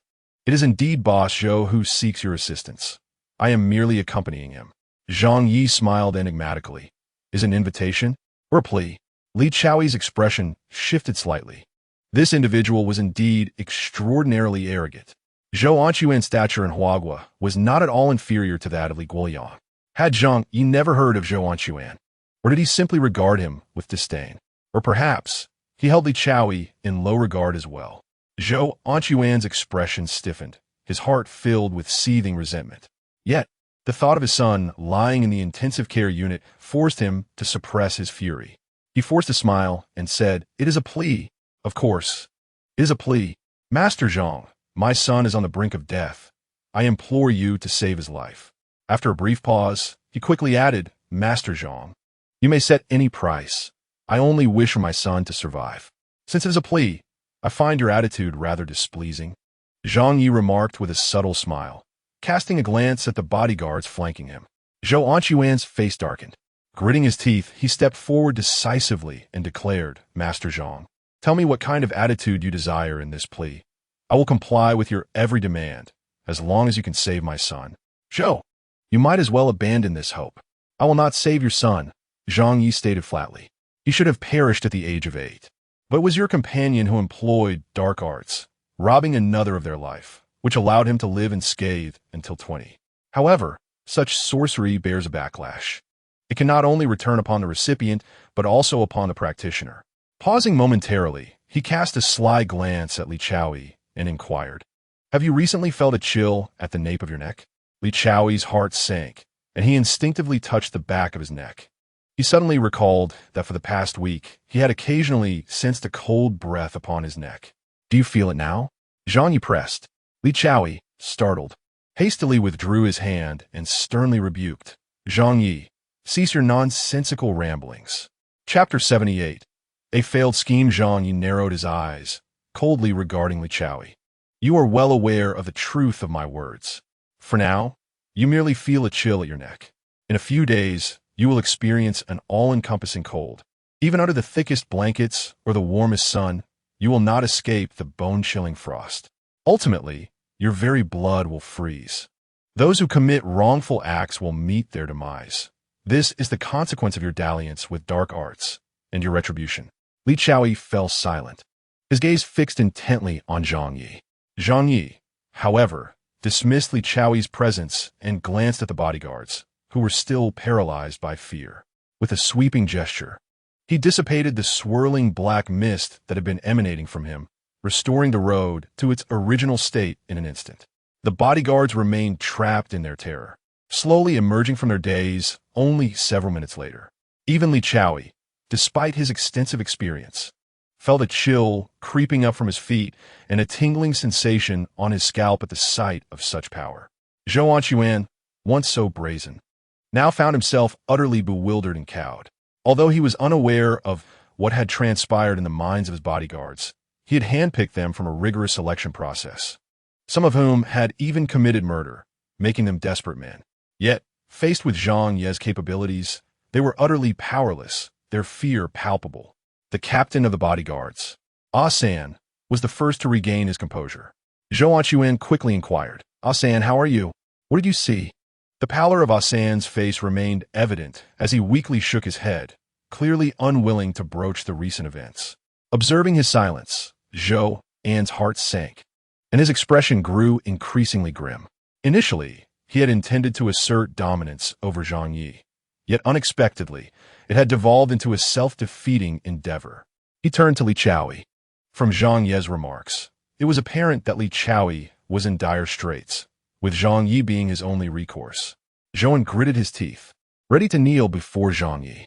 However, curiously, his legs refused to bend, as if ensnared. In a surge of desperation, Zhou called out, "Master Zhang, I acknowledge my previous missteps. I implore your magnanimity. Please do not hold my transgressions against me. I bow in apology." He attempted to bow once more, yet the outcome remained unchanged. No matter how forcefully he leaned, his body seemed immobilized. Panic gripped Zhou An's heart. This was his only son. If he succumbed to despair, a malevolent thought flickered in Zhou An's mind. Zhang Ye had a daughter, didn't he? No matter how formidable he was, he could not remain by her side at all times. Perhaps he would come to understand the anguish of losing a child. "Master Zhang, what is your intention? Do you mean to withhold your forgiveness?" Zhou An's gaze bore into Zhang Ye with intensity. Zhang Ye, with a measured demeanor, briefly regarded Zhou, and the question of forgiveness was inconsequential to him. Zhou An's sole desire was to beseech him for his son's salvation. "Boss Zhou, I am willing to assist in saving your son, but you must be acutely aware of his condition." Zhang Ye continued, "If I am not mistaken, he has been in a profound coma for 2 days now, which implies that even if I agree to extend his life, his cognitive faculties will inevitably be compromised." Zhang Ye's words were starkly candid. He could restore Zhou Xingkai to life, but merely to existence. In a previous life, Shang Cheng had posed a question: what is the most cruel method of punishment? He had replied that it was to first instill hope in a person, only to then cast them into an abyss of ceaseless despair for the remainder of their days. Both Zhou Xingkai and Zhou An had committed numerous transgressions, and their current plight was of their own making.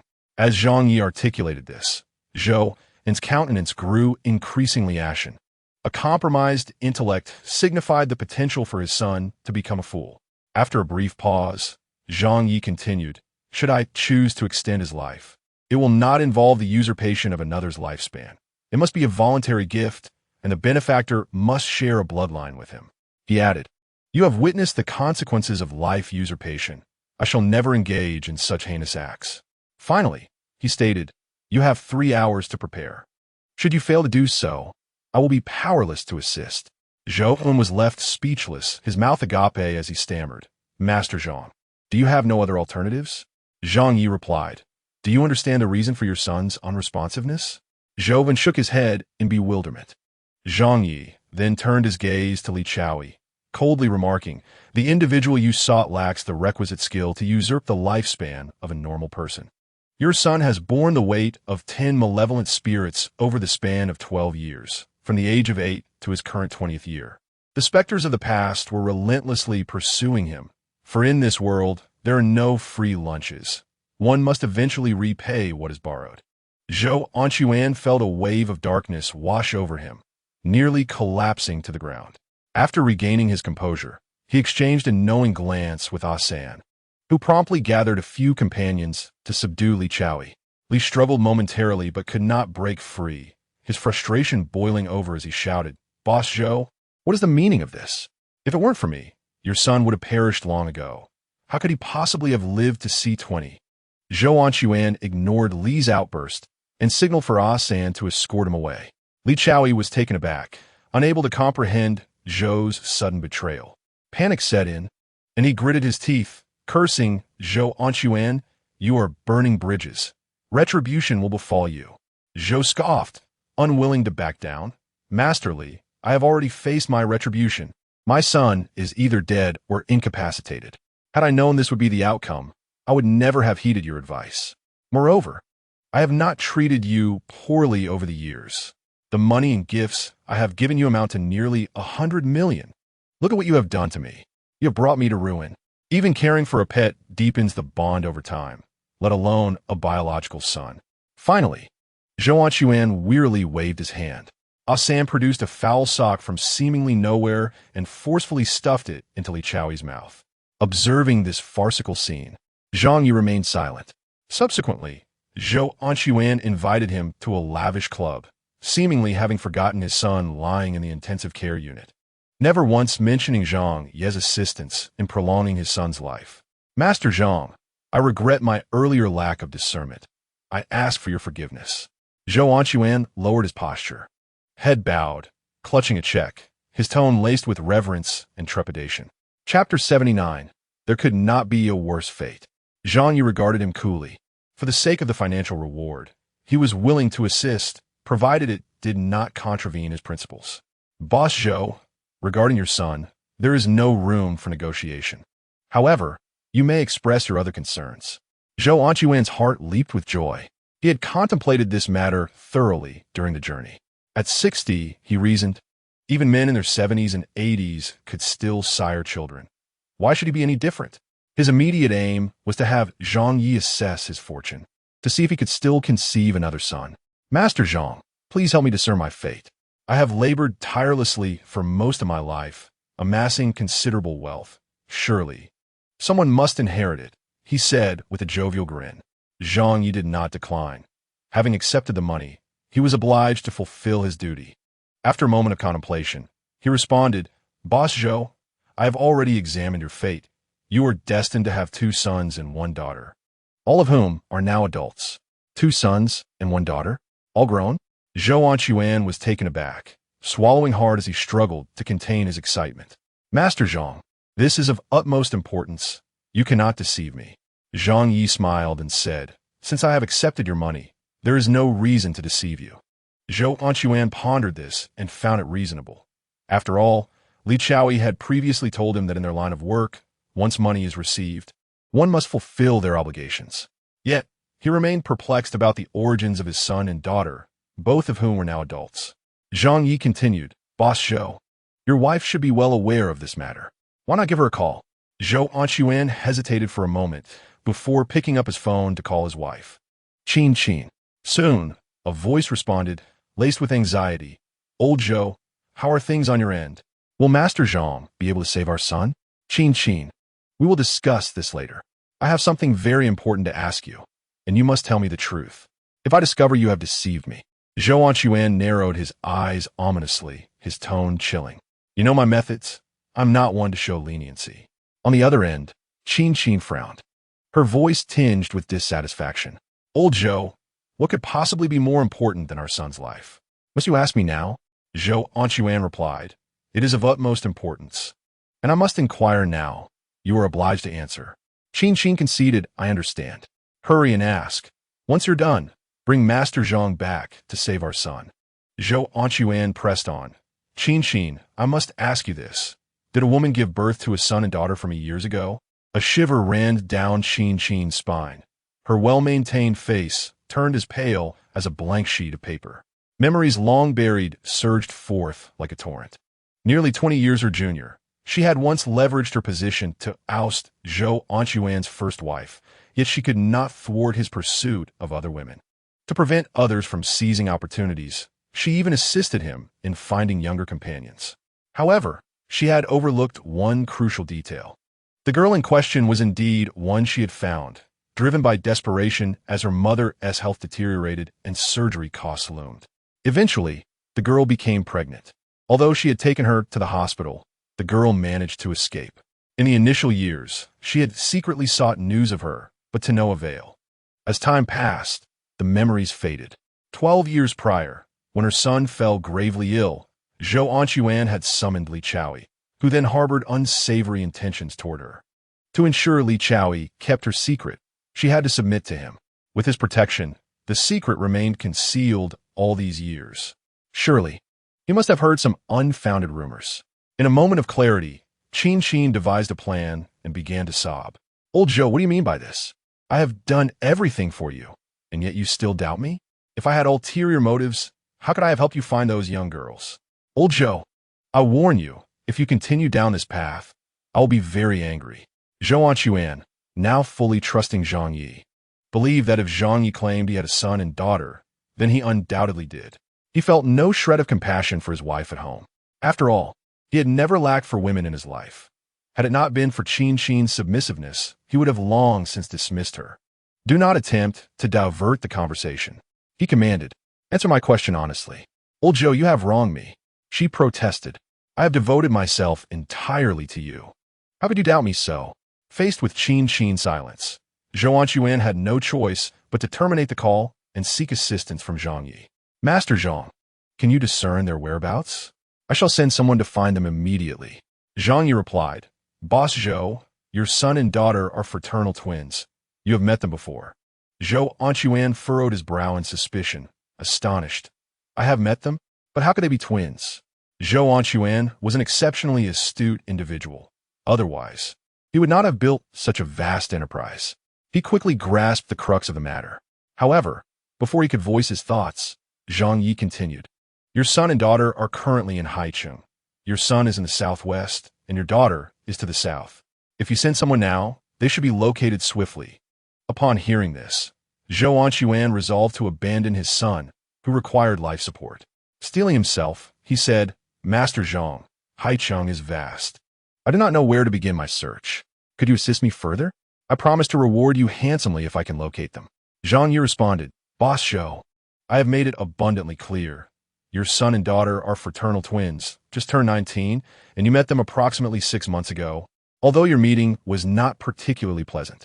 Zhou Anquan racked his brain, struggling to recall such a pair of young twins. Suddenly, Asan, who had been waiting at the door, recollected something. His expression changed slightly as he approached Zhou Anquan and whispered a few words. Zhou Anquan quickly shook his head, declaring, "Impossible. Absolutely impossible. Asan, you must be mistaken." Asan frowned, insisting, "Boss, think carefully. I did not make an error. I specifically inquired at the time. The young man was the girl's brother. They are indeed fraternal twins. This cannot be. It is utterly inconceivable." Zhou Anquan refused to accept this reality, having ordered his subordinates to severely beat his own flesh and blood. Subsequently, he had the boy sent to a detention center, instructing the staff to take good care of him.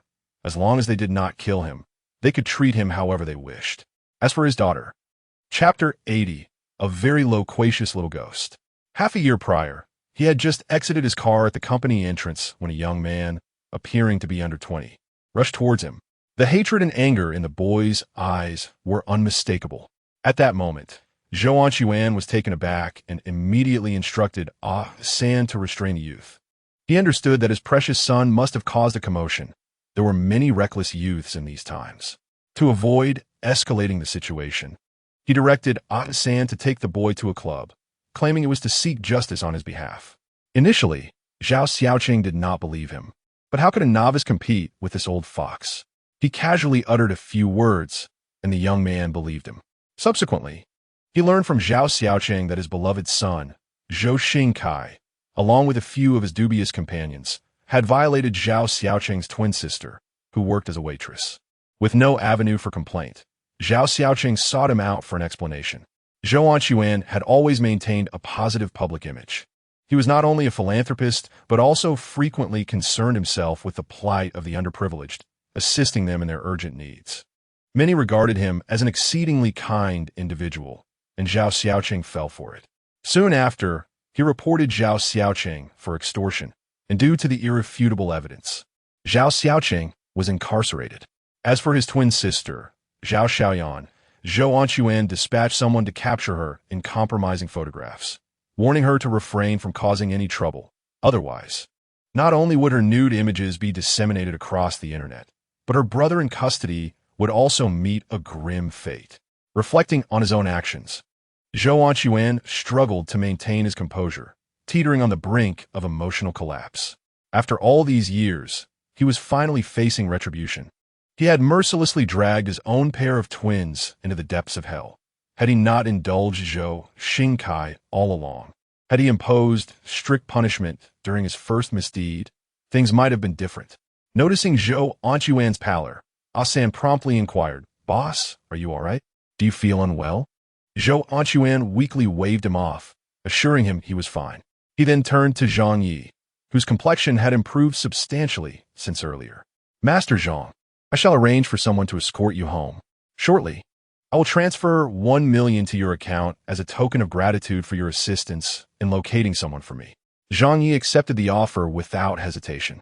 To express his respect, Zhou Anquan had his most trusted aide, Ah-san, personally drive Zhang Ye back. During the journey, Zhou Anquan hesitated before asking Zhang Ye, "Master Zhang, when I pass away, will my children be there to see me off?" Zhang Ye glanced at him and succinctly replied, "They will." Zhou Anquan's heart soared at this affirmation, as it suggested that his children would ultimately acknowledge their roots. Upon returning to the villa, it was already past 11 o'clock and the barbecue was winding down. Aside from a few staff members and Tanghua, the others had retreated to their rooms for rest. Chiu had initially intended to stay and accompany Tanghua, but his incessant yawning drew her disdain. Eventually, overwhelmed by fatigue, Chiu was carried away by Zhou Yeluan, who could not bear to see him struggle. As they departed, Chiu wore a sorrowful expression, but his mood lifted when Tanghua promised to play with him the following morning. After bidding farewell to Chiu, Tanghua dutifully sat on the swing, occasionally glancing towards the entrance, her brow furrowed in concern as she puffed her cheeks in frustration. "Why hasn't Daddy returned yet?" she pondered. "He has been gone for such a long time. Does he think I am nothing but a burdensome liability? Has he slipped away secretly?" With her head bowed, she wore a particularly dejected expression. Suddenly, she recalled something and adeptly formed a hand gesture. However, after waiting for quite some time, there was still no sign of Su Zhaodi and Song Yan. Candy hurriedly took down the jade gourd from her chest, gently patting it a few times. Her little mouth pouted high, a visage of displeasure gracing her features. "Zhao Di, Aunt Song Yan, do you not wish to speak to me either?" Su Zhaodi and Song Yan replied, "Tang Bao, it is not that we do not want to engage with you. We have sensed danger and dare not emerge." "Candy, why are you playing here all alone? Is there no one to accompany you?" Suddenly, a small boy, nearly the same height as Candy, appeared before her, looking at her with a sympathetic gaze. Instinctively, Candy tightened her grip on the jade gourd, watching the boy warily, and inquired, "Who are you? How do you know my name? And why are you here?" The little boy tilted his head, his brows furrowed in concentration. "Candy, you have posed 3 questions at once. Which one should I answer first? The first, the second, or the third? You wouldn't want me to address the third one first, would you? How about I respond to the second one instead?" Before Candy could interject, the boy continued his rambling. "But I am not keen on answering your second question. Perhaps I should answer your first question instead?" "Yes, let us do it that way." "Candy, do you have any other inquiries for me?" "Ask them all at once." Growing weary of the boy's incessant chatter, Candy retorted, "I do not know you. Please leave." The boy's expression shifted to one of discontent, a shadowy aura enveloping his pale face, and his voice turned frosty. "Candy, how can you treat me this way? I wish to consider you a good friend, yet you have greatly disappointed me. I now sternly warn you. What do you intend to warn me about?" Candy interjected, "I warn you to treat me kindly. Or else." Candy scoffed, nimbly leaping from the swing, and poked the boy's shadowy face with her finger, her cherubic voice declaring with audacity, "Or else what? Do you wish to fight me? I assure you, I have never lost a battle." With that, she puffed up her chest, adopting the demeanor of a formidable leader. The boy was taken aback. He had never anticipated that Candy would show no fear of him. His anger intensified, the pallor of his face entirely consumed by the dark mist, leaving only his eyes visible, eyes devoid of color.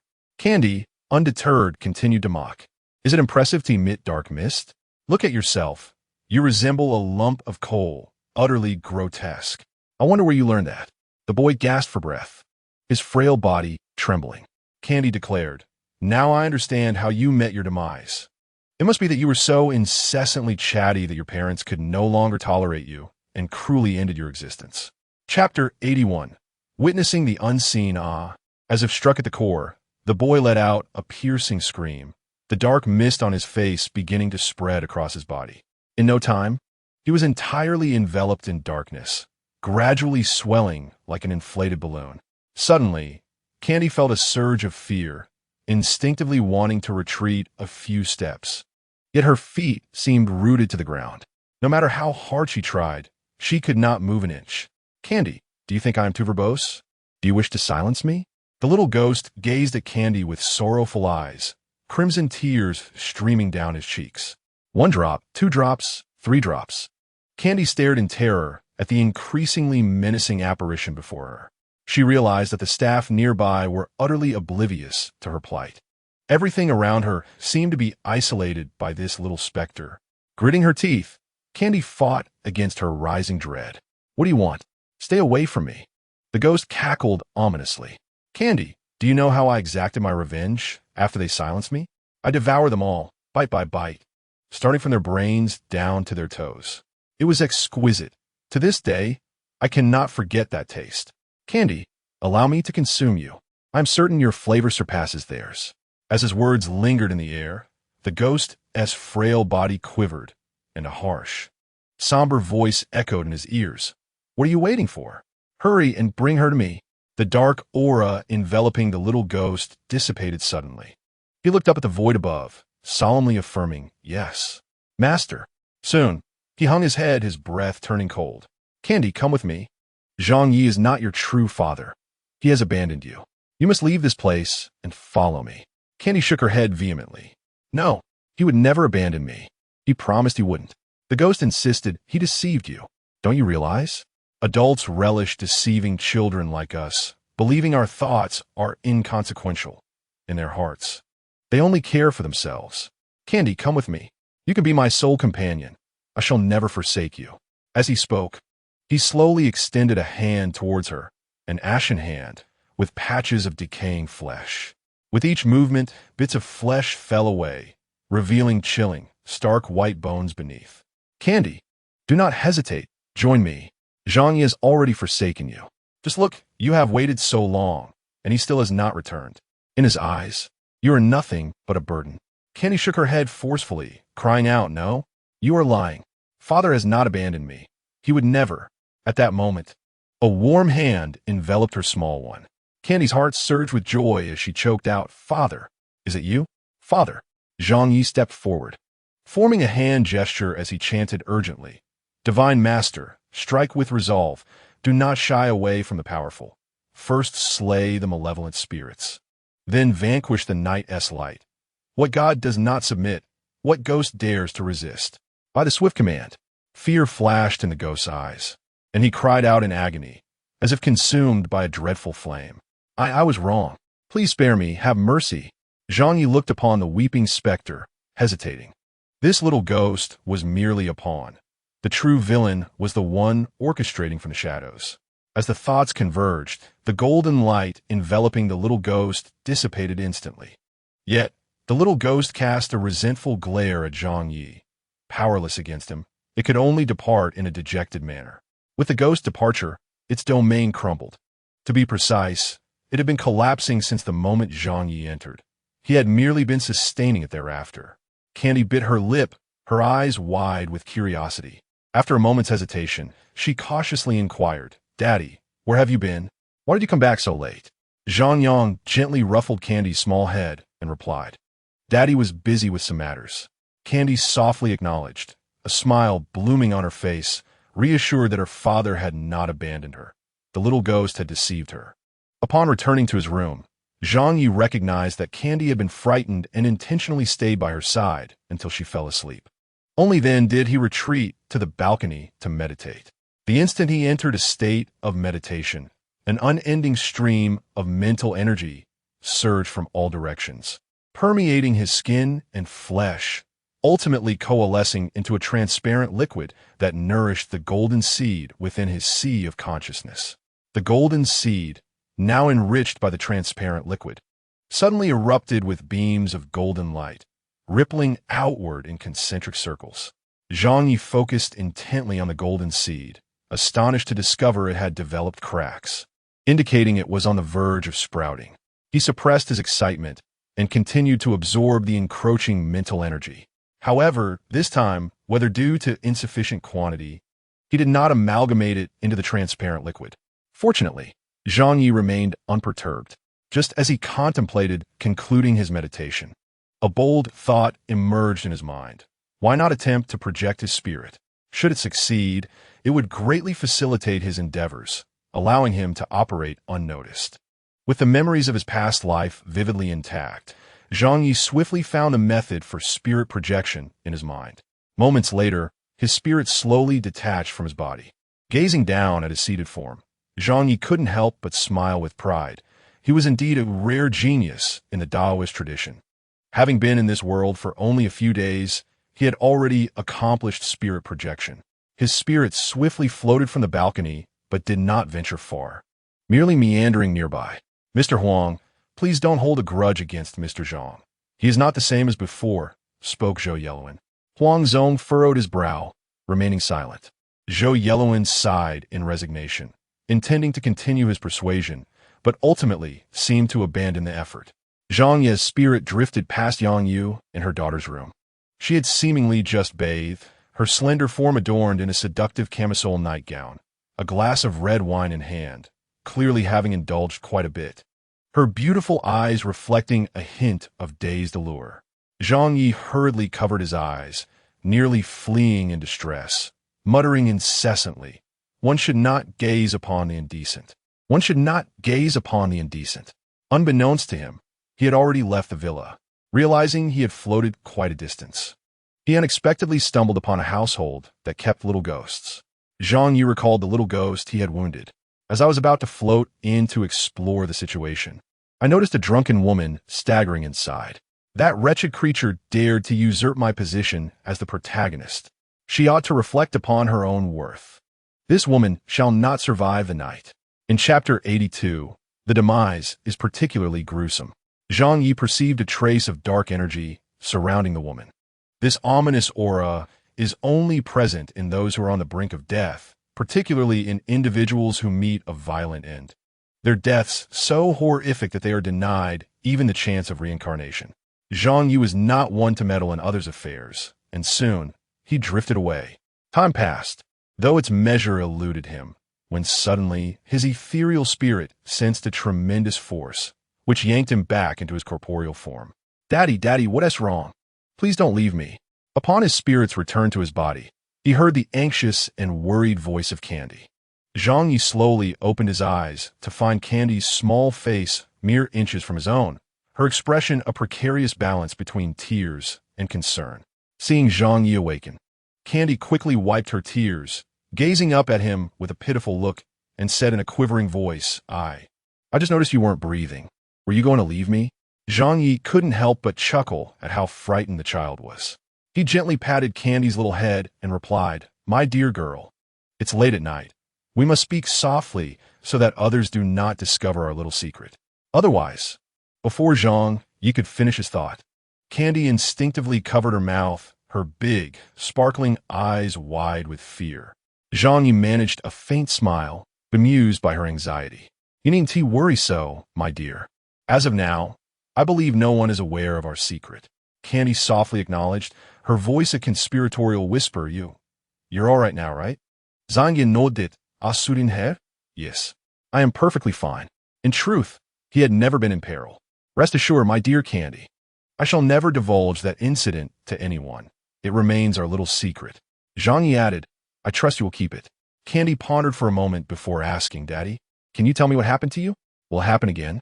I was so scared. I thought you had returned to your own home." She was acutely aware that he was not the father she once knew, for the former man would never have treated her so kindly. With a sigh of resignation, Zhang Ye wished he could return, but alas, he could not, at least not yet. After a moment of contemplation, he replied, "My dear, I am quite formidable. Except for that one individual, no one else is my match. It is that very person who inexplicably brought me to this place. Candy furrowed her brow and inquired, "Who is that person?" "Ah, that individual." Zhang Ye lifted his gaze. His demeanor transformed as his narrowed eyes gleamed with derision. "He is a cowardly schemer, always lurking in the shadows and never facing anyone directly when plotting against them. He is rather petty. If you were to insult him behind his back, he would go to great lengths to retaliate. But fear not, for one day I shall bring him down.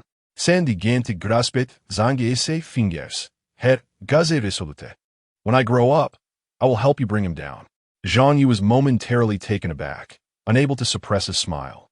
Habitually, he ruffled her little head and remarked, "You are such a good daughter, so thoughtful and considerate."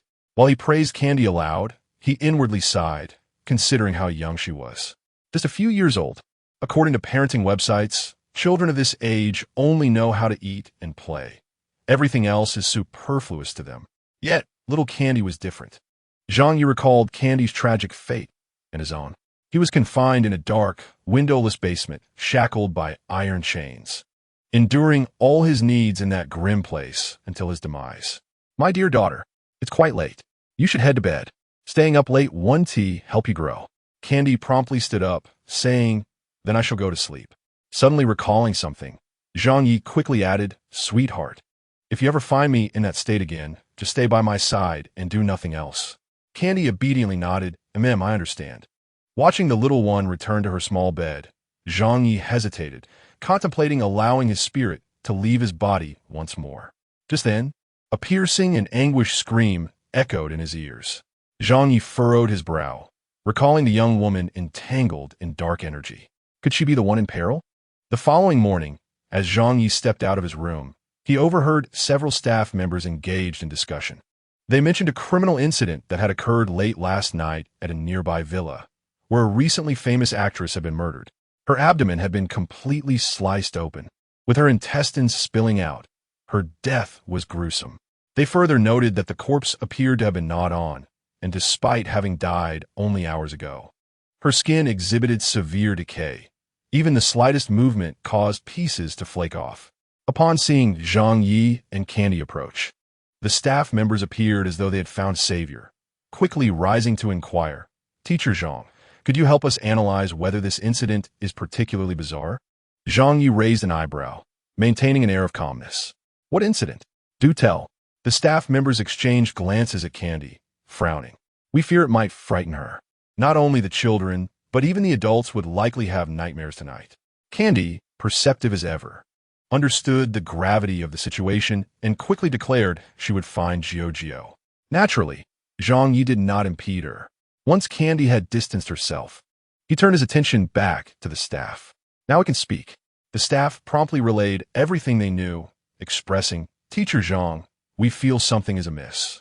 How can a body show such extreme decay just hours after death?" The case was steeped in eeriness, and they exchanged glances before lowering their voices to say to Zhang Ye, "This incident does not seem to be the work of a human." Zhang Ye paused for a moment before responding with a smile. "If not a human, then what could it be?" "Ghosts," the staff replied. "It must have been the work of a ghost." Zhang Ye contemplated the small ghost kept by the woman at home. It was likely the very one yearning to seize the candy. Furthermore, this celebrity might have met her demise at the hands of that ghost. Pausing momentarily, Zhang Ye earnestly remarked, "Your thoughts are not without merit." A staff member inquired, "Teacher Zhang, what do you mean by that? Was this crime committed by a person or a terrifying ghost?" Chapter 83. A visitor with a grievance. Zhang Ye maintained his unhurried demeanor, lazily sinking into the sofa as he continued, "Regardless of whether the perpetrator of this case is human or otherwise, it is beyond our capacity to determine." The staff members exchanged knowing glances. For the sake of societal stability, even crimes committed by such entities would not be publicly disclosed. Indeed, Teacher Zhang spoke wisely. However, returning to the matter at hand, one staff member asked, "Aren't you even a bit curious, Teacher Zhang?" Zhang Ye chuckled and replied, "Curiosity killed the cat." The staff member squinted, and Zhang Ye coldly added, "Every occurrence has its cause and effect. While you lament the tragic fate of that woman, have you considered why she suffered so?" The staff members exchanged apprehensive glances, suddenly hesitant to breathe, feeling an inexplicable chill at the nape of their necks. "Teacher, do you mean?" "I mean nothing of consequence. I merely wish to convey that one must not judge merely by appearances. The nature of one's actions often dictates the consequences." Just as he, in his previous life, was struck by the purple heavenly thunder due to his disparaging remarks about the heavenly law. Reflecting on that insufferably petty heavenly law soured Zhang Ye's mood. As the time to set up his stall approached, he refrained from further discussion, gathering the candy and departing with the staff. Their vehicle passed by the villa where the incident occurred. Zhang Ye lowered the window and discreetly glanced outside. In just one fleeting look, he spotted the small ghost standing by the window, its injuries seemingly healed. Sensing it was being watched, it bared its sharp, white teeth, appearing ready to rend the intruder to shreds. Zhang Ye narrowed his eyes. The ghostly aura surrounding the creature had intensified significantly. In less than 3 days, it would undoubtedly ascend to a higher level. "Teacher Zhang, this is the place. Look at those police officers. They haven't left yet," a staff member noted. Zhang Ye responded with a curt acknowledgement, only to suddenly catch sight of a familiar figure. "Officer Zhou? Could it be that he is in charge of this case?" A newly assigned young officer, having just finished a cigarette, approached Zhou Chaoyang, swallowing hard as he spoke in a hushed tone. "Captain Zhou, I have a feeling this case is far from ordinary. It has an eerily strange quality." Zhou Chaoyang was at a loss for words, as he too harbored the same unsettling feeling. Upon entering the deceased's room, he was met with an overwhelming chill, despite it being late spring, the most pleasant season in Haicheng. Such words must not be spoken lightly, nor spread carelessly.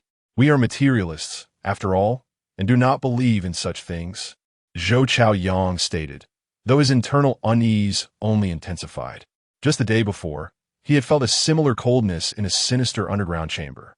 Zhang Ye informed him that this chill emanates from the accumulation of yin energy after death, particularly pronounced in cases of sudden demise.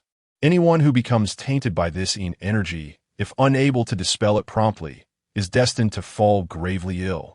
However, constrained by societal opinion and the integrity of their profession, he could not invite Zhang Ye over at this moment. The young officer remarked, "Captain Zhou, something feels profoundly amiss. I previously mentioned that my grandmother possesses spiritual insight. The situation we are currently facing is beyond the realm of human capability." Zhou Chaoyang furrowed his brow and replied helplessly, "I am well aware. I will seek out Teacher Zhang for consultation shortly." The young officer's eyes sparkled with anticipation as he eagerly inquired, "Captain Zhou, may I accompany you? I have a particular admiration for Teacher Zhang."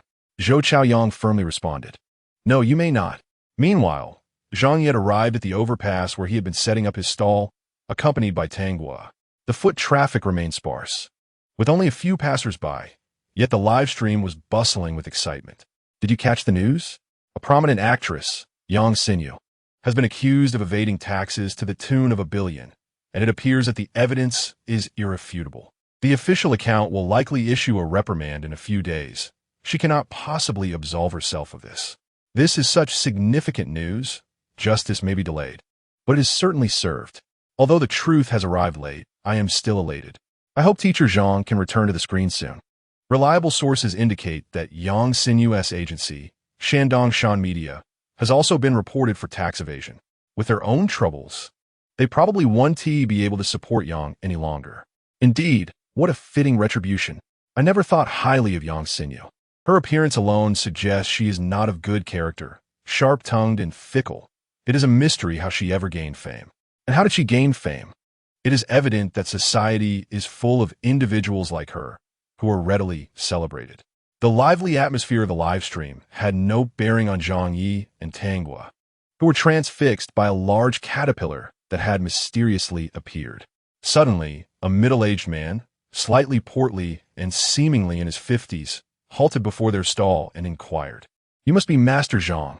Might you assist me with a divination? I have come in search of someone." Zhang Ye straightened up and glanced at him, but offered no words, returning his attention to the slowly crawling caterpillar. Zhang Moyu squinted, a smug smile creeping onto his face, confident that the young master was indeed seeking fame. "Master Zhang, I have specifically come to find you, and this is your attitude? You refused to utter a single word. Zhang Ye frowned, finding the man's incessant chatter irksome, and curtly replied, I cannot divine. Zhang Moyu chuckled inwardly, maintaining a composed exterior. Feigning skepticism, he asked, what does Master Zhang mean by that? Why can you not divine? Is it a matter of your skill? Or were all your previous feats merely orchestrated by the production team? It was evident to any discerning observer that this man was likely attempting to undermine them. Who is this person? How dare he question our teacher Zhang? The production team, orchestrating everything? Does he truly believe such a team could possess such extraordinary powers? Even if they did, a character as admirable as our teacher Zhang would likely not be granted such a role in the next lifetime. One cannot fathom from where this individual has emerged. Teacher Zhang dismissively stated that it is inconsequential, clearly indicating a reluctance to engage. Surely, someone must harbor jealousy towards teacher Zhang's intellect, intentionally sending this person to create chaos. I surmise this to be the case. Envious of teacher Zhang and unable to rival him, they resort to such petty tactics. However, one must ponder why teacher Zhang is unwilling to assist. Previously, he sought out others, and now that someone has presented themselves, he claims he cannot assist. The reasoning shared above holds merit. Why is it that Zhang Ye cannot provide assistance? Have you, his admirers, ever contemplated this? It is a rather straightforward matter. The individual in question is utterly ignorant, holding merely a script in hand. Indeed, if he possessed such prowess, why would he not offer a reading? Surely he fears making a mistake. Chapter 84. A pitiful yet detestable individual. Zhang Ye lifted his head once more, casting a nonchalant glance at Zhang Moyu, his tone remaining icy. When I say I cannot assist, it is because I am aware that the person you seek is me. He sat there quietly, his gaze both cold and mocking, akin to the most exalted being in existence. He had no desire to engage with you, despite Zhang Moyu's vast experiences. Zhang Ye's brief remarks left him utterly flustered. The news of his departure from Kyoto could not have leaked, implying that no one would know his whereabouts. He was certain that Zhang Ye could not have received any prior information. More significantly, Zhang Ye had no knowledge of him whatsoever. Could it be true that Zhang Ye possesses the extraordinary abilities rumored online? Gathering his composure, Zhang Moyu maintained a facade of earnestness, smiling as he said, Master Zhang, are you jesting? The person I am seeking is you? Even I am unaware of this matter. Zhang Ye raised an eyebrow and replied, if the person you seek is not me, then you may leave now. Zhang Moyu laughed triumphantly. Master Zhang, cannot you divine anything? Zhang Ye, do you truly wish for me to read? Zhang Moyu, I have traveled a great distance to seek your assistance. Do you think I am jesting? Zhang Ye regarded Zhang Moyu with an indifferent gaze. In that case, listen closely. You are 50 years of age this year, a resident of Kyoto, having grown up in poverty, often bullied, with your parents passing away from illness at an early age. You were subsequently adopted by a wealthy family, altering your original surname. Your life has been fraught with misfortune. In your youth, unrequited love has left you solitary to this day. Your journey from Kyoto to Haicheng in search of me is not born of your own volition. You are merely following orders. Mr. Zhang, have I spoken the truth? Pausing momentarily, he casually added, you harbor animosity towards me. You're also quite wary. At that moment, Zhang Moyu's mind was in disarray, beads of sweat forming on his brow as he instinctively wiped his forehead. No matter how one looks at it, he had never anticipated that Zhang Ye's readings would be so precise, word for word. This individual is utterly formidable. I'm quite anxious. May I inquire if teacher Zhang's reading was accurate? That is assuredly the case. You may harbor doubts about anyone, but you must place your trust in teacher Zhang. I wager that teacher Zhang's predictions are accurate. You are all fervent admirers of Zhang Ye, are you not? His claims are utterly absurd. He truly believes himself to be an omniscient oracle. Whether I am an ardent admirer is of no concern to you. To the one above, do you dare to wager? Should I lose, I shall publicly bow to you 100 times. If you lose, you must declare how you wish to proceed. If I lose, I shall apologize to Zhang Ye face to face. Seeing Zhang Moyu remain silent, his expression growing grim, Zhang Ye could only shake his head in resignation. continuing to observe the large caterpillar on the ground with Tanguo. He was a pitiful figure, yet he possessed many detestable qualities. Zhang Ye preferred not to engage in further conversation with him and was disinclined to pursue inquiries. After a considerable pause, Zhang Ye sighed wearily, his face pale, and said, "Master Zhang, you are entirely correct. I am ashamed of my inferiority."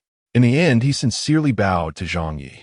Zhang Ye regarded him with a neutral expression and coldly warned, "Go back and inform your master that I seek no quarrel with him, but should he disregard my counsel, he must not blame me." Startled, Zhang Ye nodded vigorously, responding, "Master Zhang, rest assured, I will convey your message." Without lingering for even a moment, he turned and departed. Teacher Zhang is remarkable. I recall someone stating that if Teacher Zhang was correct, one should bow before him and apologize. I hope that individual honors their word. Did you all pay attention to what Teacher Zhang said? He instructed to inform your master that I seek no conflict with him. I sense that this statement conceals much, perhaps pertaining to Teacher Zhang's true identity.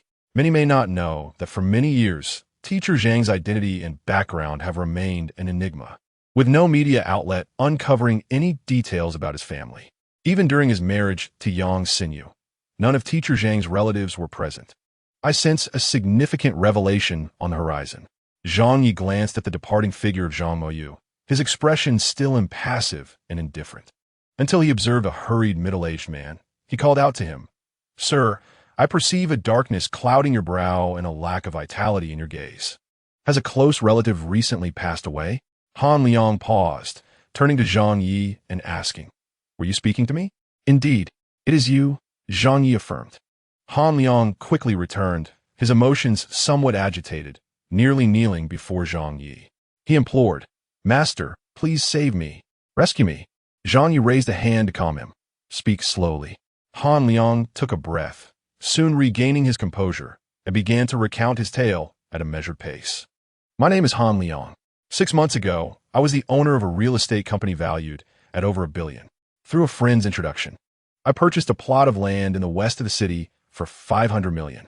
Shortly thereafter, I was preparing to commence construction, intending to develop a villa district styled as a picturesque garden retreat. After half a month of construction, incidents began to occur on the site.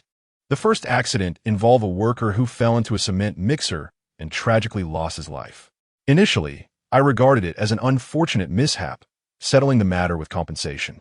However, the situation escalated with a second and then a third incident. Particularly alarming was the third, where several workers, seemingly entranced, jumped into the cement mixer one after another, unable to be restrained. Such a significant occurrence could not remain concealed for long, and soon journalists brought the matter to light. Word spread rapidly, causing the site to halt operations temporarily. I had invested $7 billion into the project. At this juncture, the bank began pressing me for repayment, unwilling to grant even a day's extension. With not a penny to my name, I was compelled to mortgage all my valuable possessions to the bank. Yet this was far from sufficient. Just last month, my mother fell home and lost consciousness. Upon arriving at the hospital, the doctor merely glanced at her and declared her condition terminal. Then there was my daughter, who was tragically struck and killed by a drunken driver on her way home from work. She was dragged for quite a distance before bystanders managed to stop the vehicle. As for my wife, she currently lies in the intensive care unit, with doctors warning that her condition is dire and her life hangs in the balance. Chapter 85. You are truly ugly. Han Liang, filled with exhaustion, fury, and anguish, spoke with eyes reddened and bloodshot, struggling to hold back tears. He continued with a voice tinged with sorrow and indignation. "Master, do you know? My eldest daughter was killed by a drunk driver. Yet some malevolent individuals online spread rumors that she was unprincipled and had been a mistress, ultimately meeting a tragic end at the hands of the rightful wife. Master, I genuinely do not understand. I've always believed that good deeds would be rewarded.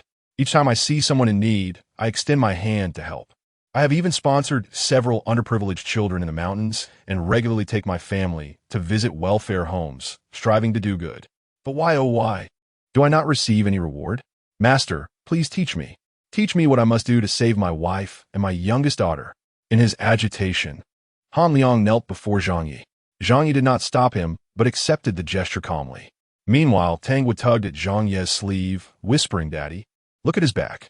As soon as Tangwa spoke, the little ghost perched on Han Liang's back revealed sharp, white teeth, making a fierce expression towards Tangwa.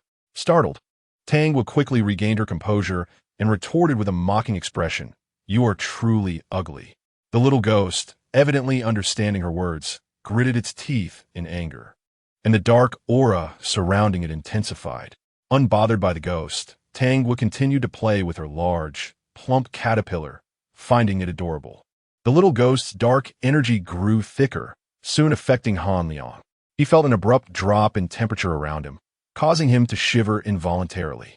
Instinctively wrapping his arms around himself, he stammered through chattering teeth, "Master, why has it suddenly become so cold here?" Zhang Ye retrieved a talisman from his cosmic bag and directly cast it upon the little ghost. The specter emitted a piercing shriek, its terror causing it to shrink to the size of a palm, clinging tightly to Han Liang's back. "Are you still cold?" Zhang Ye inquired. Han Liang, momentarily taken aback, hesitantly shook his head, replying, "No, I'm not cold anymore. I feel much better now." As he spoke, the arms he had wrapped around himself gradually loosened. Zhang Yi glanced at Han Liang and asked, "Would it be convenient for you to take me to your home?" The origin of the little ghost was quite unusual, and given its current state, it had become parasitic with Han Liang. To be precise, Han Liang was the host of the little ghost. They existed in a symbiotic relationship. Should the ghost perish, so would Han Liang, and if Han Liang were to die, the ghost's power would only intensify. Han Liang promptly nodded, exclaiming, "Of course. Absolutely." Soon, the group boarded a vehicle. Good grief. This person is truly unfortunate. It's as if he has plummeted from the pinnacle of success to the depths of despair. No one could be more unfortunate than him. I can't shake the feeling that someone is deliberately causing chaos. I share your sentiment. It certainly seems like someone is orchestrating these events. In this day and age, there are many who cannot stand to see those around them prospering more than themselves. It shouldn't be that terrifying, should it? Have you ever heard the saying that the two things one cannot confront directly are the sun and the human heart? The malice of the human heart is unpredictable, for there is only worse, never best. The esteemed individual upstairs must have experienced much. Their understanding of human nature is remarkably profound. When it comes to human nature, I believe Teacher Zhang is particularly qualified to speak. He has been deeply wounded by the very woman he cherished the most, and those netizens who once adored him have turned to aversion. Human nature is exceedingly complex. Let us converse about simpler matters. Speaking of which, Han Liang was my former boss at the company. He is truly a good person, devoid of any pretense, and he works exceptionally hard. He even established a foundation within our company, dedicating 1% of the profits each year to reward the children of employees who gain admission to university. However, I fear he may not be able to do so this year. A cousin of mine works at Boss Han's company. He used to boast about the benefits there. I had planned to apply after graduating from university, and I am set to graduate this year. Who would have imagined that his company would face such significant issues? It's truly disheartening to discuss. An hour later, under Han Liang's guidance, Zhang Ye and the group arrived at the front of a European-style villa. The residence appeared to have aged gracefully, revealing the marks of time at a mere glance. Tang Guo tugged at Han Liang's sleeve, her movements noticeably gentler, and whispered, "Daddy, the thing that was on that uncle seems to have vanished." Zhang Yi surveyed the villa, stating, "It hasn't vanished. Rather, it has entered the courtyard." "Tang Guo pauset, momentia confut." Han Liang turned to Zhang Yi, concealing his sorrow as he said, "Master, our family of 4 has always lived here." Zhang Yi wandered casually around the courtyard, eventually stopping in front of several locust trees. He reached out to pluck a leaf, squeezing it tightly several times, his expression darkening as he spoke. "Teacher Han, why did you plant locust trees in the courtyard?" The character locust is associated with spirits and is particularly inauspicious when planted in front of or behind a house. Yet, you have planted several at once. Are you worried that the place you inhabit lacks sufficient yang energy? Locust trees? Han Liang furrowed his brow, gazing at Zhang Yi in confusion. "Master, could it be that you have misunderstood? These are worry-free trees, planted by my wife 6 months ago. She had just suffered the loss of a child and was in a poor state of mind, so she visited a temple to pray for blessings with a friend. Upon returning, she brought these trees with her. My wife mentioned that these worry-free trees are connected to the Buddha, Shakyamuni. It is said that when Queen Maya was about to give birth, she returned to her maternal home according to custom, and while passing by Lumbini Garden, the worry-free trees bloomed beautifully.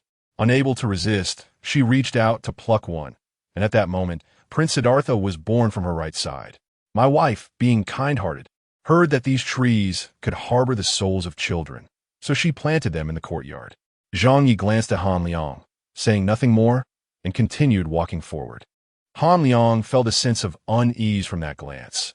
He had intended to say something, but ultimately refrained. Once they entered the living room, Zhang Ye finally spoke. You must arrange for someone to dig up those locust trees immediately. Be careful while excavating, as there is a black pottery jar buried beneath them.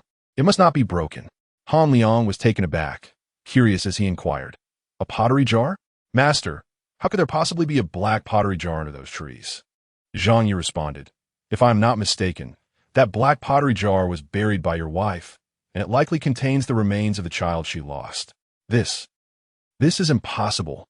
It cannot be, Han Liang exclaimed, stepping back in shock, his complexion growing pale. Zhang Ye ignored his reaction and continued. You must address this matter with urgency. Delay may lead to unforeseen consequences. Han Liang quickly replied, I will arrange for it right away. Soon after, his assistant, Li Xinai, arrived with 2 workers. Zhang Ye turned around, pointing to a closed door, and asked, Whose bedroom is this? Han Liang hesitated, his brow furrowing as he replied, It belongs to my wife. Your wife's? Is she the only one residing there? Zhang Ye inquired. Han Liang's face grew pained as he nodded.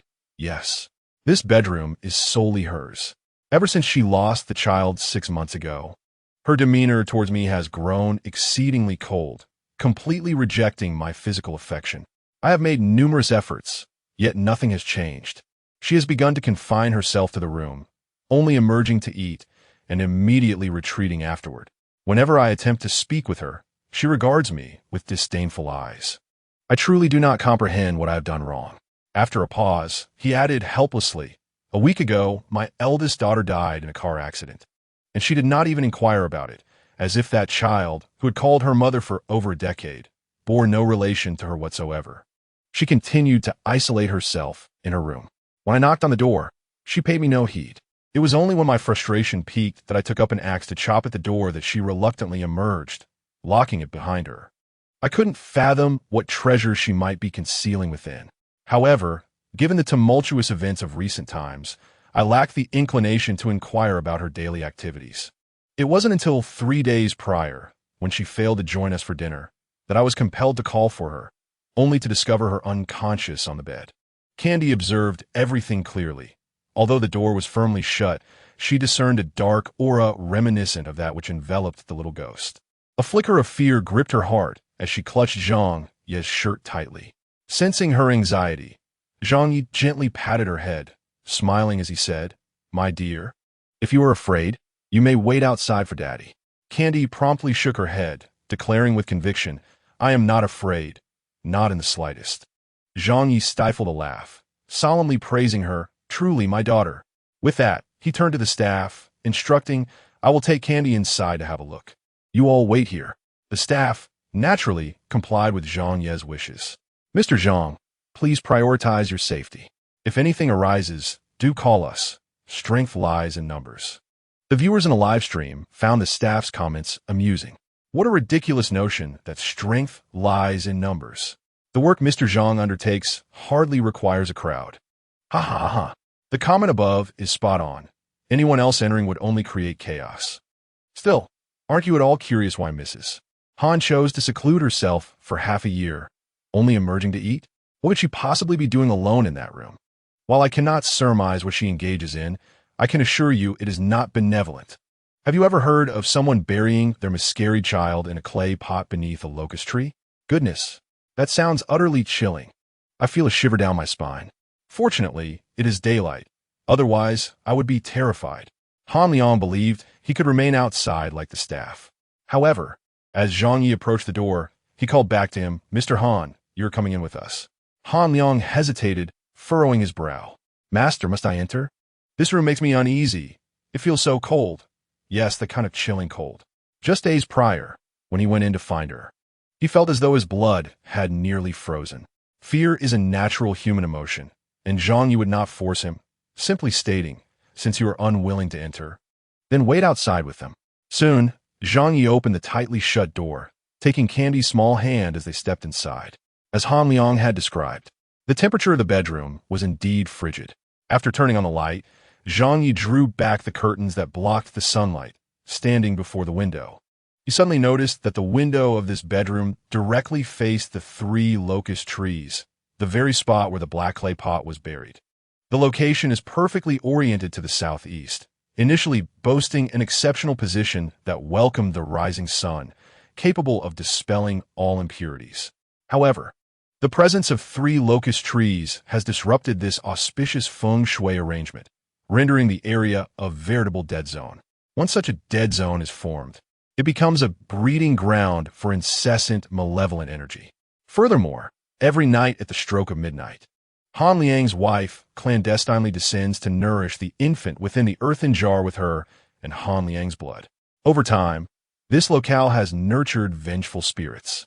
With the removal of the 3 locust trees, the black earthen jar buried beneath was also unearthed.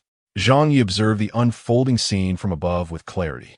2 workers gingerly lifted the jar from its pit, but just as they intended to set it down, one of the older workers suddenly slipped, unexpectedly tumbling to the ground. Inevitably, the jar shattered into countless pieces upon impact. Zhang Ye furrowed his brow, exhaling a resigned sigh. What was destined to occur could never be evaded. Fortunately, the malevolent energy within the room had dissipated significantly, and it was now time to address the vengeful spirit. Meanwhile, in the hospital, Han Liang's wife seemed to sense a disturbance. The woman who lay in a comatose state abruptly opened her eyes, revealing a ghostly white scara. She struggled to sit upright, forcefully tearing away various medical apparatuses affixed to her, and then staggered toward the exit. However, it wasn't long before a nurse noticed her escape, promptly alerting all medical staff within the ward. Aware that she had been discovered, she desperately continued her flight, murmuring, "Child, wait for mommy. I will return to save you soon. Just wait, it will be quick." As a patient in the intensive care unit, she needed to be restrained. Yu Qiu possessed remarkable strength, and soon the ward was thrown into disarray. Upon bursting out of the hospital, she instinctively dashed into the middle of the road, flagging down a taxi. "Are you seeking death? Don't drag others down with you."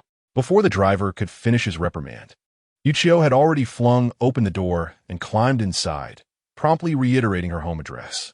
The driver, infuriated and wishing to eject her, was taken aback when she ominously declared, "Drive now, or I shall kill you." The driver was seized by a sudden dread, his face turning as pale as parchment. Good grief, have I encountered a lunatic? This madwoman could commit murder without consequence. Before he could collect his thoughts, Yu Qiu, in an agitated frenzy, shouted, "Drive! Hurry up!" Her frantic insistence escalated. "If you don't drive, you will perish, perish." "I will drive," he stammered, pressing the accelerator, and the taxi surged forward through the congested streets. Yu Qiu, akin to a restless ant on a hot pan, incessantly urged the driver onward, her pupils growing smaller and smaller. The driver, inadvertently glancing at the rearview mirror, was instantly gripped by terror. Was she even human? Alarmed, he slammed on the brakes, the sudden inertia causing Yu Qiu to crash violently against the seat. The driver, unwilling to linger for even a moment longer, hastily threw open the door and stumbled away in a panic. As Yu Qiu regained her senses, she found the driver's seat vacant. A surge of panic coursed through her, prompting her to instinctively lift her gaze. In the rearview mirror, her reflection revealed a ghastly visage. Her pupils had shrunk to pinpricks, leaving only stark white around them. Taken aback by her own appearance, Yu Qiu hastily covered her eyes and flung open the car door, sprinting away with alarming speed as if propelled by the wind. Suddenly, with a resounding crash, her frail form was violently hurled aside. The female driver in the cockpit was immediately paralyzed with fright, her face a mask of confusion and impending tears, muttering nervously, "No, it wasn't intentional. She just ran out in front of me. I didn't mean to." Yuchio felt no pain as she struggled to rise. Her right leg was fractured, causing her to limp painfully, moving much slower than before. Yet, she exerted every ounce of strength to make her way home. The driver, witnessing Yuchio's arduous struggle to stand and hobble forward, was utterly dumbfounded. Is this still a human being? She contemplated rushing out to inquire if Yuchio had been hurt, but her anxiety rendered her motionless. Instead, she shouted, "Are you all right? Do you need to go to the hospital for an x-ray?" Yuchio abruptly halted, turning her head with a mechanical precision. If one were close enough, they would surely hear the creaking of her bones as they shifted and rubbed against one another. Her eyes, nearly devoid of pupils, were dominated by a ghostly white. The driver, gripped by terror, let out a piercing scream. A ghost. Yuchio emitted a chilling, mechanical laughter, slowly turning her head back and continuing her limping journey home. Meanwhile, Zhang Ye stood before the window, watching in dismay as a worker shattered a black ceramic jar. Instantly, a plume of dark mist escaped from the broken vessel. He sighed in resignation, thinking how troublesome it was. At the bedroom door, Han Liang suddenly felt a bone-chilling coldness wash over him. He instinctively rubbed his arms, frowning as he murmured, "Why is it so cold? Don't you all feel it?" The staff exchanged glances, subtly retreating a few steps, then laughed cheerfully, saying, "It is quite cold." "Cold? Where's it cold? Isn't the temperature just fine?" As soon as he finished speaking, the previously closed door swung open from within, revealing Zhang Ye, who emerged with candy in tow. Before anyone could react, Zhang Ye raised a hand and formed a gesture in the air, unleashing a beam of golden light that struck Han Liang's back. The injured spirit desperately attempted to burrow into his body, but the golden light barred its path, causing it to screech in agony, baring its sharp teeth and glaring malevolently at Zhang Ye. With a firm grip of his fingers, Zhang Ye expelled the spirit from Han Liang's body, holding it tightly in his palm. The chilling presence enveloping Han Liang dissipated. He furrowed his brow in confusion, murmuring, "Why is it not cold anymore?" Han Liang glanced up at Zhang Ye and then at the staff, asking, "Don't you think it feels warmer now?"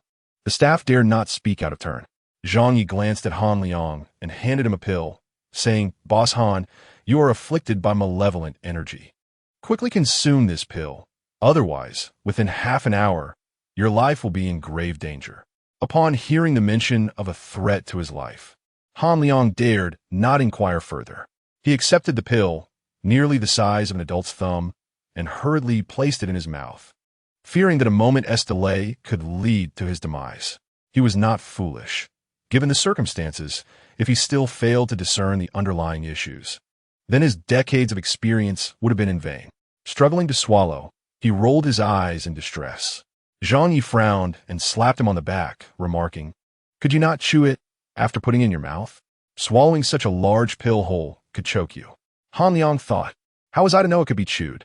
However, he lacked the courage to question Zhang Yi and could only lament his misfortune. After finally managing to swallow the pill, he hesitantly asked, "Master, what exactly just happened?" As Zhang Yi descended the stairs, he explained, "You were just struck by a powerful wave of malevolent energy. In simple terms, this energy is a force that our ordinary bodies cannot accept. When your body encounters it, a severe adverse reaction occurs, such as an overwhelming sensation of coldness." Pausing for a moment, he continued, "Boss Han, your wife should be on her way back now. You ought to intercept her at the main entrance." Han Liang was taken aback. "Master, I told you that my wife is currently in a coma in the ICU of the hospital. How could she possibly?" Before he could finish his thought, his phone in his pocket suddenly rang. "It should be the hospital calling. They will inform you that your wife has escaped," Zhang Yi remarked. After a moment of hesitation, Han Liang picked up the phone and placed it to his ear. Seconds later, his expression shifted dramatically as he looked at Zhang Yi in astonishment. "I understand now. I must go find her immediately." Ending the call, he felt an overwhelming urge to kneel before Zhang Yi once more. "Master, you are truly remarkable. The doctor just called to inform me that my wife woke up and ran away from the hospital. Suddenly recalling something, he hurriedly asked, "Master, did you say that my wife is almost home?" Zhang Ye replied, "To be precise, she can no longer be considered your wife." Confused, Han Liang asked, "Master, what do you mean? How can she not be my wife?" Chapter 88. Just a clown, Zhang Ye did not directly answer Han Liang's question, but instead requested his wife's birth details. Han Liang replied, October 12, 1981, at 10 o'clock a.m. Zhang Ye calculated the information with a slight squint. Han Liang, frowning and filled with suspicion, inquired, "Is there something wrong with my wife's birth details?" Zhang Ye looked at him and said solemnly, "This is a pure destiny. Those who practice dark arts believe that devouring the soul of a person with such a fate can enhance their cultivation. But there is a prerequisite. The soul must be willingly offered by the individual." Startled, Han Liang rushed towards the entrance of the villa, recalling that Zhang Ye had mentioned his wife was already on her way back. Zhang Ye added, "Let us go outside and take a look." In the courtyard, the worker who had previously shattered the black ceramic pot now had darkened features. Zhang Ye casually formed a gesture towards him, disregarding him entirely, and instead turned his gaze toward the entrance. A woman, whose eyes were devoid of pupils, rushed in frantically, incessantly murmuring, my son, my son." Han Liang was momentarily stunned, but mustered the courage to approach her. Xiao Qiu, what is wrong?" He grasped Yu Qiu's arm tightly, his heart filled with anxiety. Yu Qiu fixed her gaze, with her eyes wide and white, on Han Liang, accusingly exclaiming, "It is you. You are the one who caused my son's death, aren't you? You deserve to die. You deserve to die." As she spoke, her frail fingers clawed at Han Liang's throat with astonishing strength. He was nearly asphyxiated, struggling to utter, Xiao Qiu, it's me, I am Han Liang." Yu Qiu paused, her expression momentarily vacuous, yet she remained devoid of reason. Zhang Ye had no choice but to intervene and restrain her. The rescued Han Liang stumbled backward, collapsing onto the ground. His hands clasped around the bruised marks on his neck. He coughed violently, as if his very lungs were about to escape his body. Yu Qiu, held down by Zhang Ye, gradually succumbed to a deep, unconscious state. Not far away, beneath the shade of a tree, an unremarkable black sedan idled. Inside, Yu Yangzi's face was contorted with displeasure, his eyes narrowed, flashing with venomous resentment as he gritted his teeth and muttered, "It's him again. Why does he insist on opposing me?" Zhou Exin, taken aback, recognized that in the years he had known Yu Yangzi, very few could instill such apprehension in him. He had heard of formidable individuals, such as Zhang Aoyan, the current head of the Zhang family in Kyoto. Yet, the young man before him was not only unfamiliar, but barely even recognizable. However, irrespective of his identity, if he chose to assist Han Liang, he had undoubtedly become Zhou Exion's foremost adversary. After a moment's hesitation, Zhou Exion curiously inquired, "Master, has this individual previously crossed paths with you?" Yu Yangzi scoffed derisively, his disdain evident. He is merely a foolish clown, not worthy of concern. Once he perfects the ancient art of spirit control from that tome, he will rush to eliminate Zhang Ye, making him his first ghostly servant, bound to serve him for eternity until his essence is utterly dissipated. "Master, what about the project in the west of the city?" Zhou Xian remained skeptical despite Yu Yangzi's assertions. The latter shot him a sidelong glance, a sinister smile curling his lips. A millennium ago, that site was a battleground where countless souls perished. A great general once excavated a vast pit there, entombing thousands of captives alive. Subsequently, the area became steeped in resentment, rendering the land barren for 10 miles, suffering through 3 consecutive years of drought, leaving the populace in despair. The court had no choice but to dispatch Taoist practitioners to quell the unrest. Through the diligent efforts of these practitioners, the malevolence eventually subsided. Yet all understood that it was merely a temporary reprieve. After deliberation, the practitioners of the Tao sect decided to restore the formation every century, a practice that persisted for over a millennium. However, as time passed, coupled with the cultural catastrophe that occurred decades ago, the Tao sect gradually dwindled, ultimately losing the methods required for the restoration of the formation. Now, as the century approaches, Yu Yangzi squints his eyes, revealing a maniacal expression on his gaunt face. Within that formation lie tens of thousands of spirits. Once his mastery of spirit manipulation reaches fruition, he will be able to command them. At that point, no one in this world would dare oppose him, and all would be compelled to heed his command. Initially concerned, Zhou Xian felt a sense of relief upon hearing Yu Yangzi's words. Han Liang was doomed. He had always enjoyed opposing me. Zhang Ye examined Yu Qiu's body, noting that her 2 souls and 1 spirit had vacated her physical form. Moreover, she had absorbed a significant amount of malevolent energy, causing her body to begin undergoing mutations. The initial signs were the absence of physical pain, followed by the loss of smell, taste, and ultimately all 6 senses. Her muscles stiffened, transforming her into a lifeless shell devoid of any perception. Master, what has happened to my wife? Despite his deep love for her, Han Liang felt a chill of fear of death. Why had she become like this? He gazed at his wife, unconscious on the ground, his face contorted in agony. Zhang Ye shared his conjectures with Han Liang, stating, "It is not impossible to revive her, but she will awaken with diminished intellect." Are you certain you can accept that? Han Liang fell silent. It was not that he could not accept it. Rather, he understood Yu Qiu all too well. She was a proud woman, educated and virtuous, who would never allow anyone to witness her vulnerabilities, not even those closest to her. She had previously declared that if she were ever to become bedridden, she wished for euthanasia. Master, Xiao Qiu has always been a kind person. This fate is unjust to her. Han Liang exclaimed. Zhang Ye replied, "Your wife is too deeply obsessed. She has ensnared herself and can blame no one. There is no injustice here. To gain, one must first sacrifice. Yet the outcome may not align with one's desires. Your wife is likely aware of this, but her obsession prevents her from relinquishing it." Han Liang felt a surge of resentment rise within him. Yet he masked it well, simply stating, "Master, tell me how much I owe you. The rest, I can manage myself."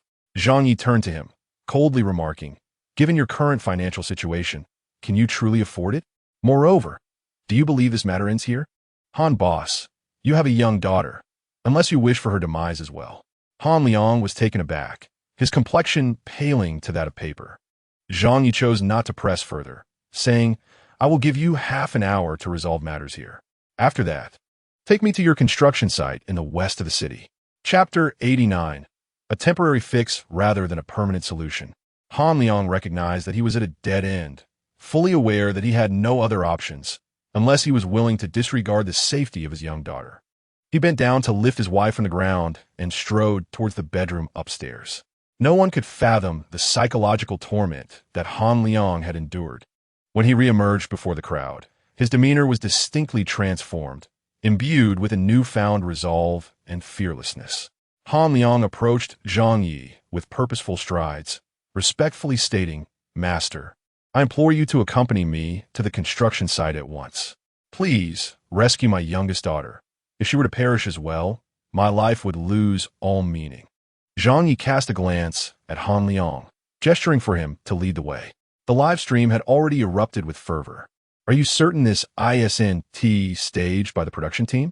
I can't believe how absurd this live content has become. Can a timid soul like me bear to watch this? I can't help but be drawn in. Ha ha ha. Are you trying to make me die of laughter? What is there to fear in broad daylight? But if you're still scared when you return home tonight, I suggest placing a pair of scissors under your pillow and hanging some red paper on your doors and windows. Does red paper really ward off evil? Let me enlighten you. This red paper originally symbolized blood sacrifice, often from livestock, which people refer to as black dog blood. Over time, it evolved into red paper. During the new year, families hang couplets at their doors for this very reason. I've learned something new. The conversation has veered off course. Back to Boss Han's wife. Why was she so despondent? A child can always be had again. Besides, doesn't she still have a daughter? Why must she yearn for a son? Daughters are wonderful. Just look at our Tang Bao, obedient, sensible, and even tells ghost stories. What is not to adore? Exactly. I also believe daughters are more affectionate. Those who insist on having sons must have some peculiar thoughts. Boss Han's wife must have been bewitched to desire a ghostly son. The journey from Han Liang's villa to the construction site in the western part of the city took an hour. In just a month, the once pristine villa area had become overgrown with weeds, and the unfinished standalone villas appeared from a distance like forsaken graves.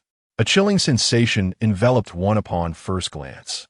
Zhang Ye was acutely aware of the changes around him. Even before reaching the entrance of the villa area, he sensed a faint yet palpable aura of malice. This malevolence was markedly different from the gentler essence encountered at Han Liang's residence. The malevolence at Han Liang's home had developed over time, whereas the aura here had lingered for over a millennium. For centuries, formations had suppressed it, preventing its release. However, as time progressed, the power of these formations had significantly waned, and with disturbances occurring in the area, the accumulated malevolence from over 1,000 years was inevitably beginning to seep out. Albeit in minimal quantities, Zhang Ye could distinctly feel that the stability of this formation was diminishing. It would not be long before it completely collapsed. When that time came, the malevolence would surge forth uncontrollably. Zhang Ye glanced at Han Liang and inquired, "Boss Han, prior to purchasing this land, did you investigate what it was previously used for?" Han Liang furrowed his brow, casting a suspicious glance at Zhang Ye. After a moment of hesitation, he spoke. "This land used to be barren. Its previous owner was a prominent businessman from the island. Due to financial difficulties, he intended to sell this desolate plot. Master, to be honest, before purchasing this land, I invested a considerable sum to have it inspected and was assured there were no issues. Furthermore, I was told that the feng shui here is exceptional, making it ideal for constructing luxury villas or a resort. Since this master was recommended by a friend, I believed him, but who would have thought that shortly after the work commenced, a tragic incident occurred on the site?" Han Liang's smile was tinged with bitterness and helplessness. Subsequently, he sought out that master again, only to find that he had vanished. As for his friend, he had only met him once at the beginning. Thereafter, every time Han Liang sought him out, he would avoid him. Zhang Ye surmised that Han Liang had made an enemy who had cleverly orchestrated this trap to exact revenge. Yet, the cruelty of this individual was astonishing. It is often said that calamities should not befall one's parents, spouse, or children. Yet this person had succeeded in taking the lives of Han Liang's mother and eldest daughter, and his wife now resembled a living corpse. "Mr. Han, have you ever heard the saying? Zhang Ye inuit." Han Liang paused, responding, "I am unsure which saying the master refers to." Zhang Ye replied, "From destruction comes renewal. After adversity comes prosperity." Han Liang's expression shifted slightly as he asked, "Does the master imply that my misfortunes have reached their end and that good fortune is soon to follow?" Unbeknownst to Han Liang, the moment Zhang Ye called out to him, the gears of his fate had begun to shift. Zhang Ye smiled without answering. Han Liang interpreted this as tacit approval, his heart swelling with joy. However, he was acutely aware that whether he could indeed turn his fortunes around depended on Zhang Ye's ability to resolve the pressing issues at hand. "Master Zhang, I beseech you to save me," Han Liang exclaimed, his eyes filled with urgency. Zhang Ye glanced at the faint malevolent energy lingering above the construction site before turning to Han Liang and simply stating, "Do not worry." He then confidently added, "If you had sought assistance from anyone else, the situation would truly remain unresolved. If I am not mistaken, this area was a battlefield over 1,000 years ago. However, the reason those individuals are so apprehensive is not solely due to it being an ancient battleground. It is also because thousands of captives were buried alive here, their potent resentment manifesting before their demise. This explains the presence of the formation, although, due to neglect over the years, its potency has diminished." The others inquired, "A formation?" Zhang Ye smiled and replied, "This is something you cannot perceive, but fret not. It is merely a simple formation that I can restore. However, utilizing the formation to suppress the malevolent energy buried beneath is merely a temporary remedy. Once the formation's power wanes, the malevolent energy buried underground will break free, causing an imbalance between the yin and yang in this area, which could lead to fatalities or at the very least prolonged illness. The workers who perished previously likely inhaled a small amount of this malevolent energy, resulting in their hallucinations. Those practitioners from the Taoist sect were also aware that the formation's purpose was to suppress, rather than eliminate entirely. Yet perhaps due to their limited capabilities, they could only establish the formation. Chapter 90. Doubt in Zhang Ye's abilities. At this very moment, Ling Xiao, the true man of Chuanjin Dao, was stationed before his mobile device atop Qingxing Mountain. Upon witnessing the terrain displayed on the screen, his expression shifted dramatically. This area had been safeguarded by their sect for over a millennium. For centuries, the secrets buried within were known only to a handful of sect leaders. The only individuals capable of restoring the formation were these same leaders. Following a cultural catastrophe, the Taoist sect had experienced a significant decline, leaving only two individuals privy to this secret: himself and the true man of Tongxian from Zhang Ye Dao. The only other person aware of it was the traitor Yu Yangzi from Tai Dao. However, neither of them possessed the requisite cultivation to mend the grand array. Fortunately, their ancestor had left behind a prophecy, stating that a fated individual would emerge after a millennium, a prodigious talent of the Tao sect, who would single-handedly dispel the overwhelming malevolence present.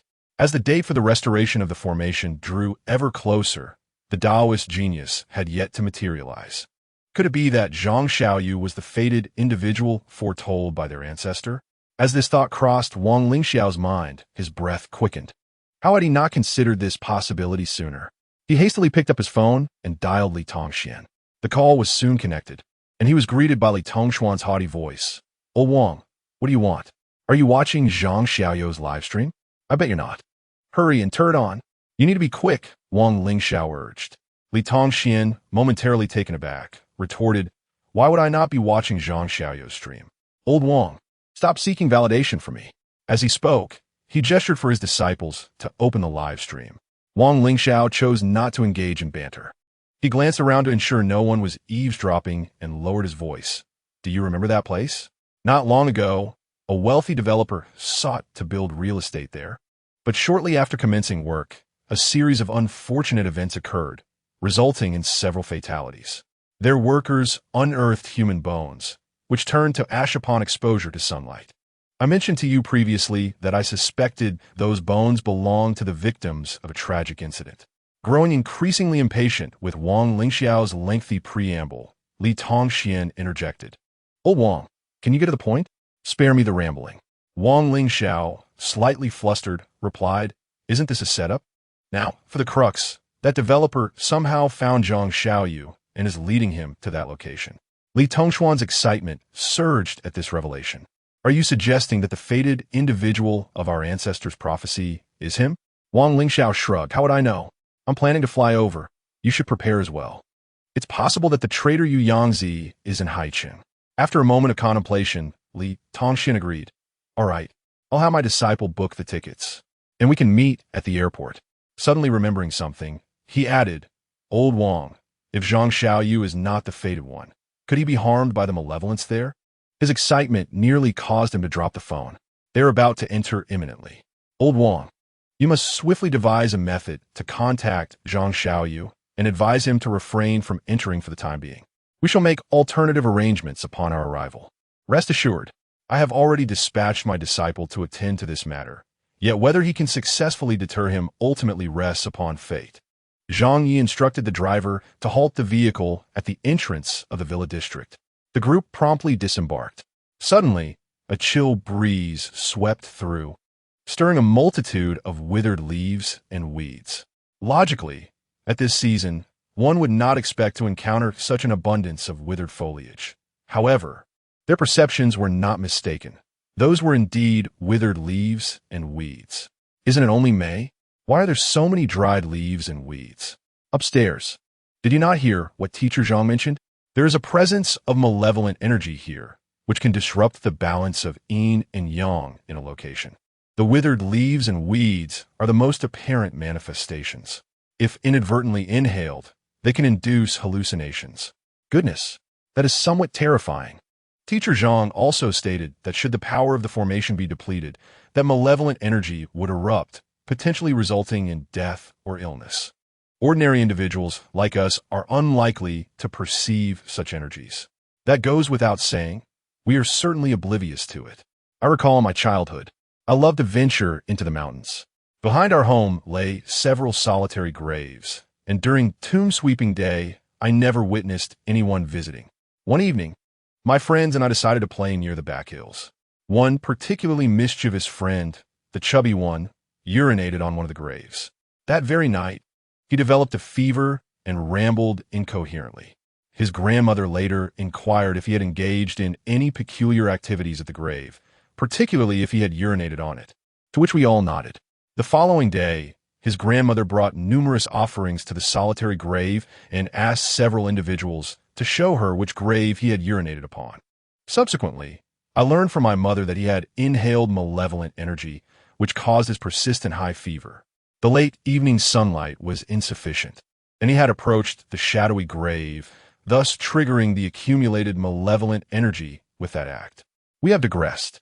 What I truly wish to ascertain is whether Teacher Zhang can dispel the malevolent energy in this location. I fear it is unlikely, for this site was an ancient battlefield from millennia ago. Feeling the chill, the group instinctively wrapped their arms around themselves. Suddenly, a sharp creaking sound emanated from the nearby gate, and a gaunt elder emerged.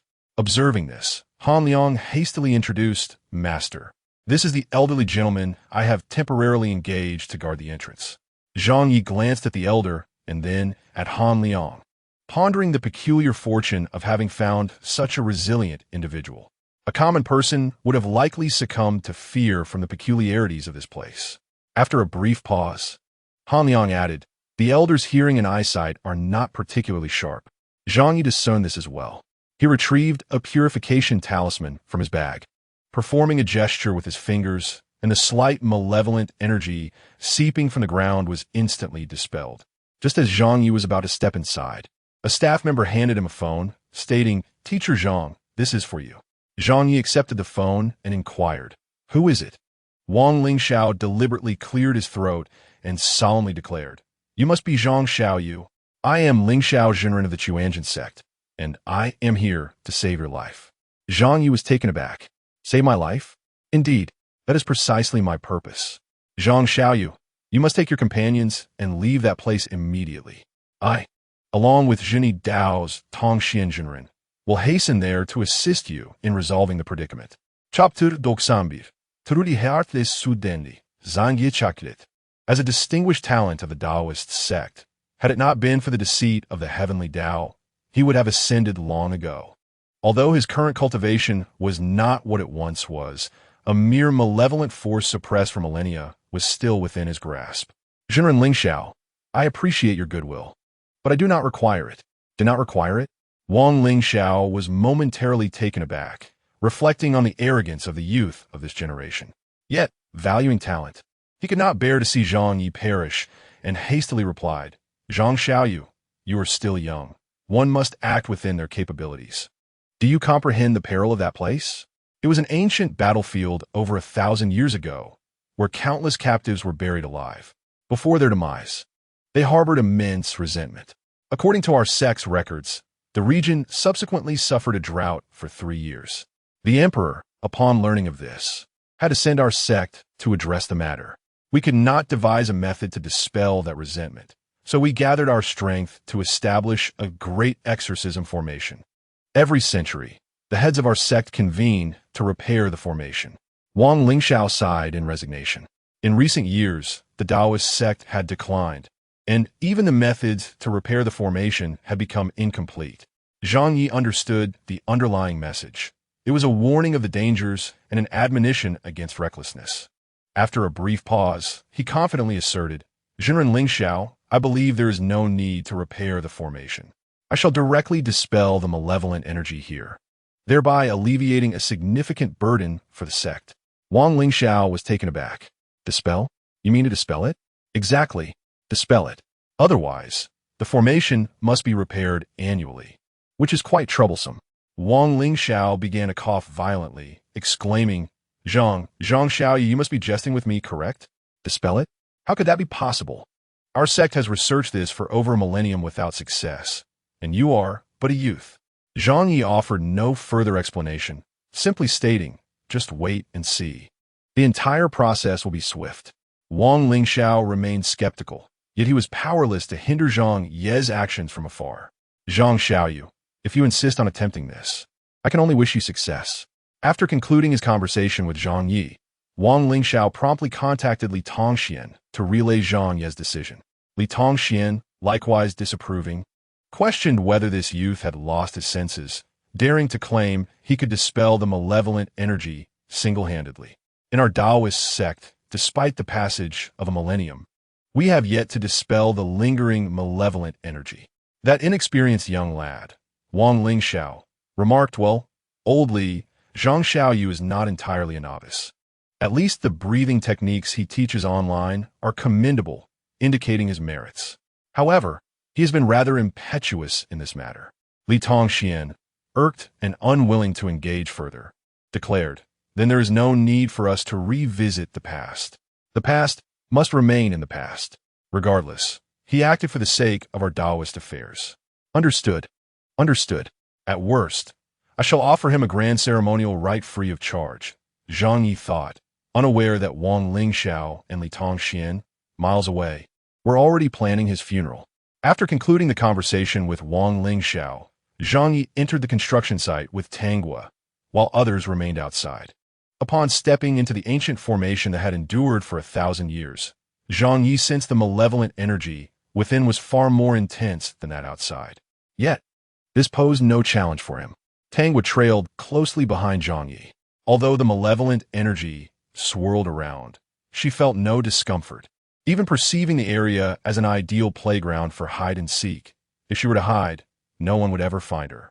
Daddy, everything here is wonderful, except there are too many weeds and dead leaves. Tanggua frowned. She disliked the untamed flora and preferred the presence of beautiful little flowers. Zhang Ye gently patted her head, smiling as he reassured her, fear not. Soon, this place will be revitalized, and I will bring you here to play. He mused to himself that, as he suspected, Tanggua possessed an extraordinary constitution. Tanggua's eyes sparkled with anticipation as she earnestly declared, you must keep your word and not deceive me. Just then, the slumbering Hua suddenly stirred, excitedly flicking its tongue and nuzzling against Zhang Ye's arm. Zhang Ye couldn't help but chuckle, reaching out to pet it. Hua, your timing is impeccable. With a proud demeanor, Hua lifted its small head and cast a sidelong glance at Zhang Ye, as if to say, Master, praise me, praise me. Zhang Ye chose to ignore the creature. Instead, Tanggua, noticing Hua's awakening, could not resist reaching out to it and cheerfully inquired, Hua, do you think this place is wonderful too? Hua regarded her with skepticism, pondering whether this human child had misjudged the malevolent energy. Did she truly believe this place to be delightful? Suddenly struck by a thought, Hua excitedly rubbed against Zhang Ye's arm. Master, could this little girl possess that peculiar constitution? Seeing Zhang Ye remain unperturbed, Hua sighed in resignation. It needed to restore its cultivation quickly, otherwise communication would become burdensome. Fortunately, an opportunity presented itself. While malevolent energy was harmful to humans, it was a substantial boon for Hua. By consuming all the malevolent energy here, its cultivation could be restored to half of its former glory. Observing Hua's eager gestures, Zhang Ye, in an exasperated tone, patted its small head, expressing his disdain. What are you dawdling for? Hurry and feast. It will soon be noon, and I cannot allow my daughter to go hungry. Tanggua nodded in agreement. Hua, you must be good. Hua, with a pitiful demeanor, flicked its tongue and reluctantly released Zhang Ye's wrist, glancing back with each step. Now that there is a daughter, this place is no longer needed. Truly heartless. It gaped in frustration, transforming sorrow into appetite. In an instant, a multitude of malevolent energy surged towards Hua. The viewers in the live stream grew anxious as Zhang Ye and Tanggua had not yet emerged, flooding the chat with worried messages. Could something have happened to teacher Zhang and Tanggua? I can't shake the feeling that this place is rather sinister. In this late spring season, where do all these weeds and dead leaves come from? It sends chills down my spine. I know that place. It was in the news a few days ago, reporting that several workers had died, and it wasn't from natural causes, suicides. no less the kind that seemed unstoppable, as if they were possessed. Speaking of possession, those workers who took their own lives must have inadvertently inhaled the malevolent energy, which is a special form of energy that can induce hallucinations. Why are teacher Zhang and Tang was still not out? Could they be in trouble? This production team is truly reckless, allowing something so dangerous to happen to teacher Zhang. I can't help but think this is scripted, deliberately designed to sound terrifying, all for the sake of garnering more views, with a hint of sensationalism. How could this possibly be scripted? There are wonders in this vast world. Do not measure everything by your own perspective. Just because something is beyond your comprehension does not mean it doesn't exist. Teacher Zhang is formidable. He and Tang Bao will surely be fine. Who knows? Perhaps Zhang Ye and his daughter are like those workers before, unwittingly caught in something sinister. It's possible that something has already happened. Enough of that. Can you even speak properly? If you can't, perhaps you should consider starting anew. What grievance could teacher Zhang and Tang Bao possibly have with you to warrant such curses? Could this person be Yang Sinyu's alternate account? She has already been exposed for tax evasion. Does she still wish to resurface? Truly shameless. That is quite possible. Now she is like a rat crossing the street, everyone shouting to beat her. She dares not show her face openly and can only scheme in the shadows. However, it's worth noting that Yang Xinyu is not only teacher Zhang's ex-wife, but also Tang Bao's mother. I doubt she will remain quiet. Not far from the roadside, a black private car sat quietly. Inside, Yu Yangzi watched Zhang Ye enter the construction site, unable to contain his laughter. Once he had laughed enough, he smugly declared, Zhang Ye is doomed this time, although the formation has not yet failed. What I just did is sufficient to ensure he won't return. The malevolent energy is so dense that even I wouldn't be able to exit unscathed, let alone him, burdened with a liability. Zhou Kexin, alongside Yu Yangzi, also laughed with great satisfaction, a sinister gleam in his eyes as he muttered to himself, Han Liang, your good fortune has come to an end. Do you think it will be that easy to turn things around? Yu Yangzi suddenly inquired of Zhou Exian. How long has Zhang Yi been inside? Zhou Exian glanced at his watch and respectfully remarked, Master, Zhang Yi has been inside for over 10 minutes. Yu Yangzi calculated with his fingers, then lifted his gaze towards the construction site, his expression suddenly shifting to one of alarm as he muttered anxiously to himself. How could this be? Impossible. This is something the Taoist sect has been unable to achieve for thousands of years. How could he possibly accomplish it? I must be seeing things. He hurriedly rubbed his eyes, pushed open the car door, and stumbled out, his steps unsteady. Impossible. How can this be? He is merely an ordinary person. How could he do this? Observing the increasingly thin, malevolent energy, Yu Yangzi appeared as though he had sustained a tremendous blow. His face is pale as parchment. Seeing Yu Yangzi disembark in a daze, Zhou Exian felt a surge of unease, but followed him out of the car nonetheless.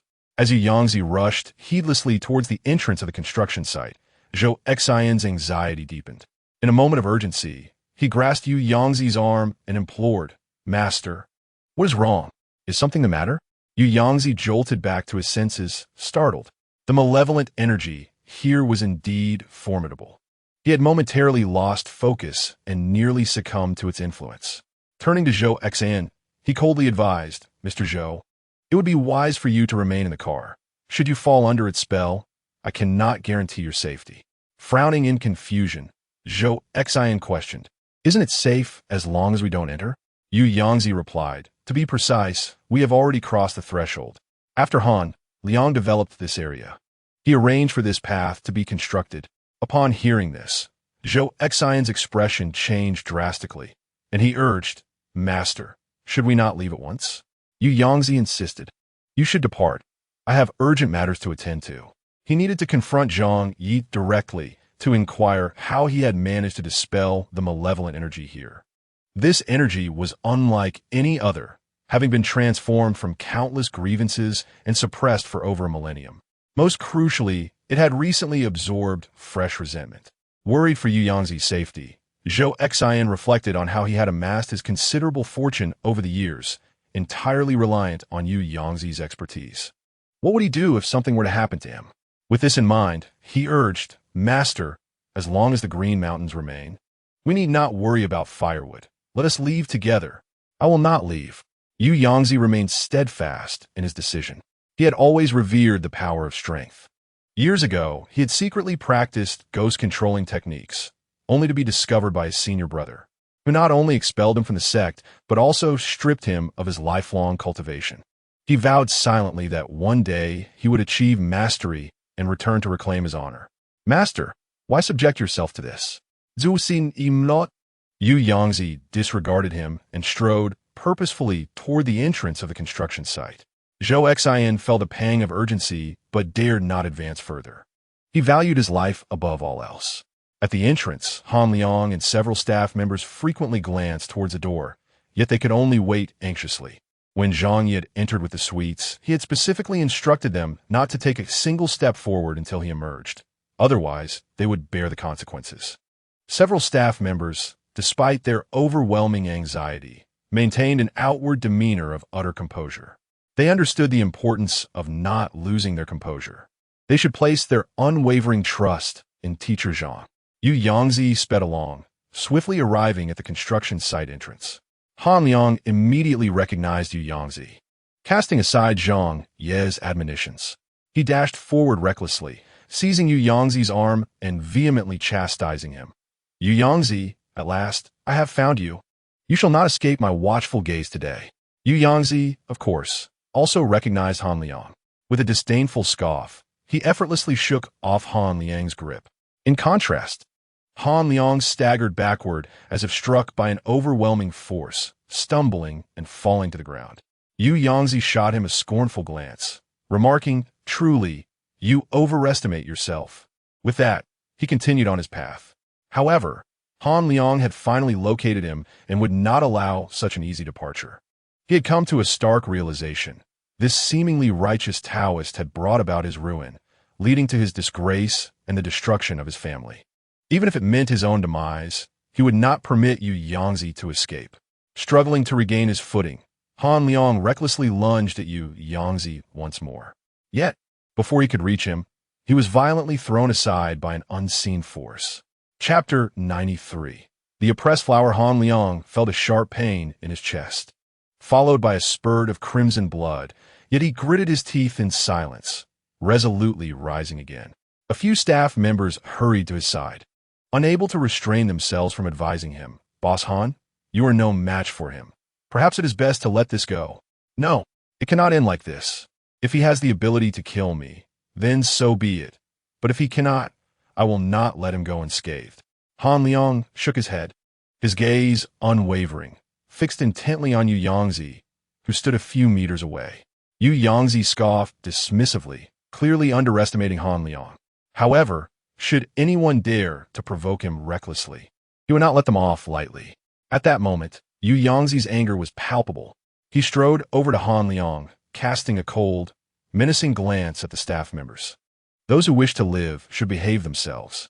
Though I am not a virtuous man, I do not harm those who bear no relation to me.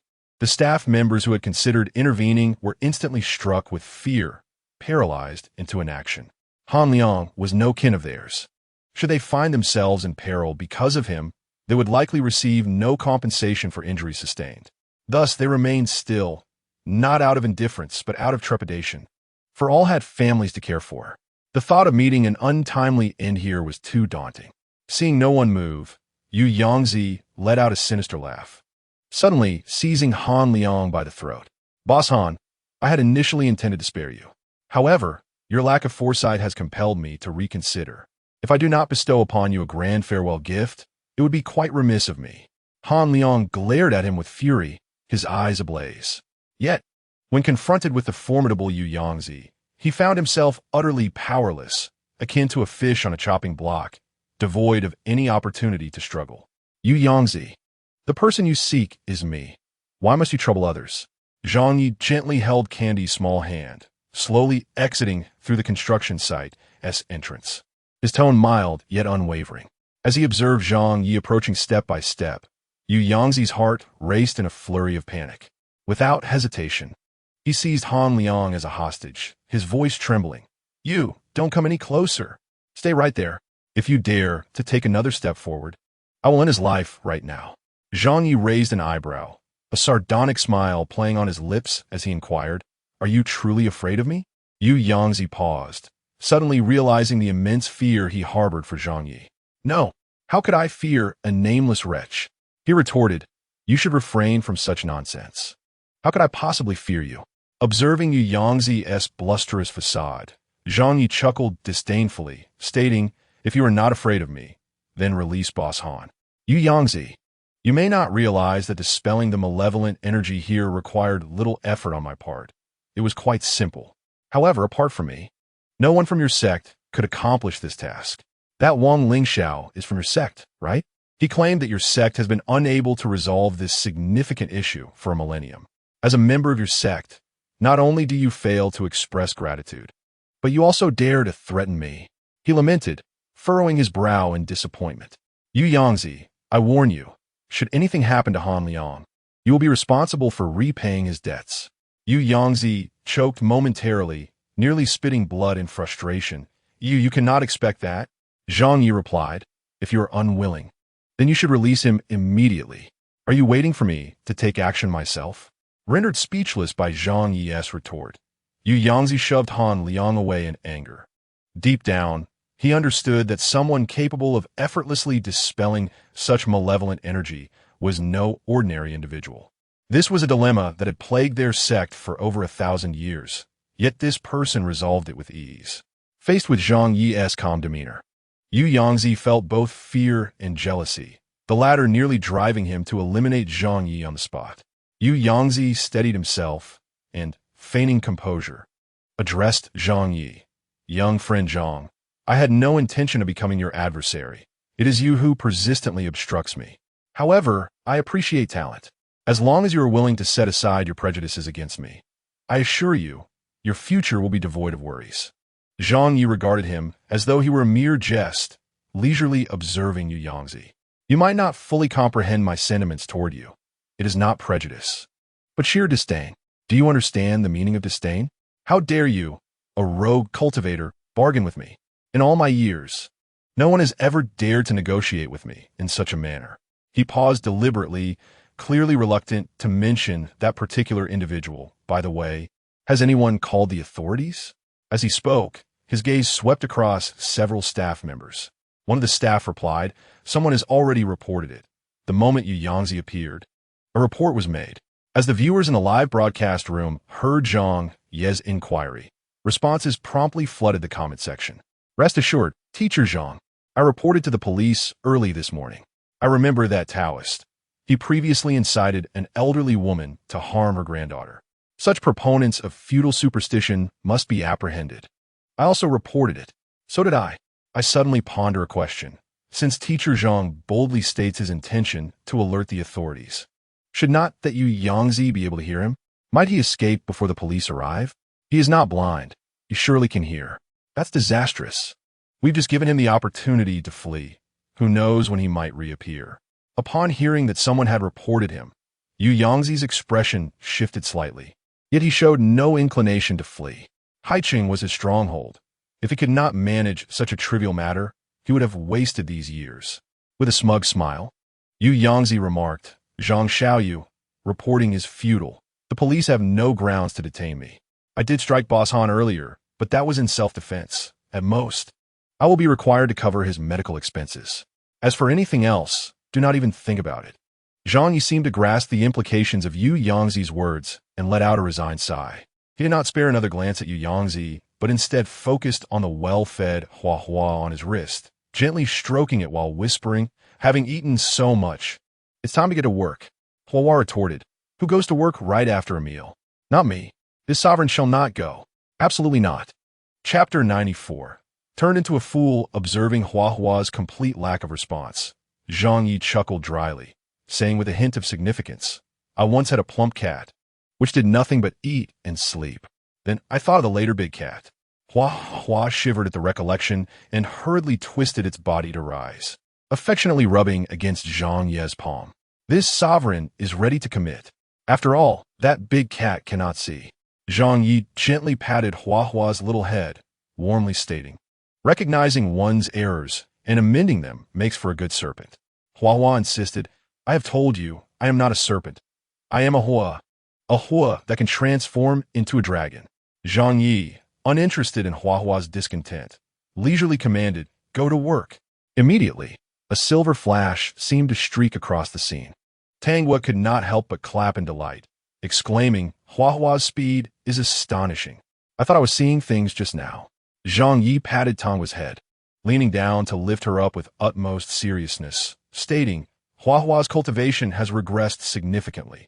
At its previous speed, you would not have even seen its afterimage. Tanghua paused, her small brow furrowing in skepticism, soon falling into deep contemplation.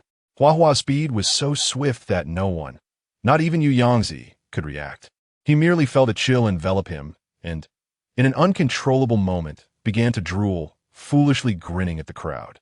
Hee hee. The onlookers exchanged puzzled glances, bewildered by his apparent foolishness.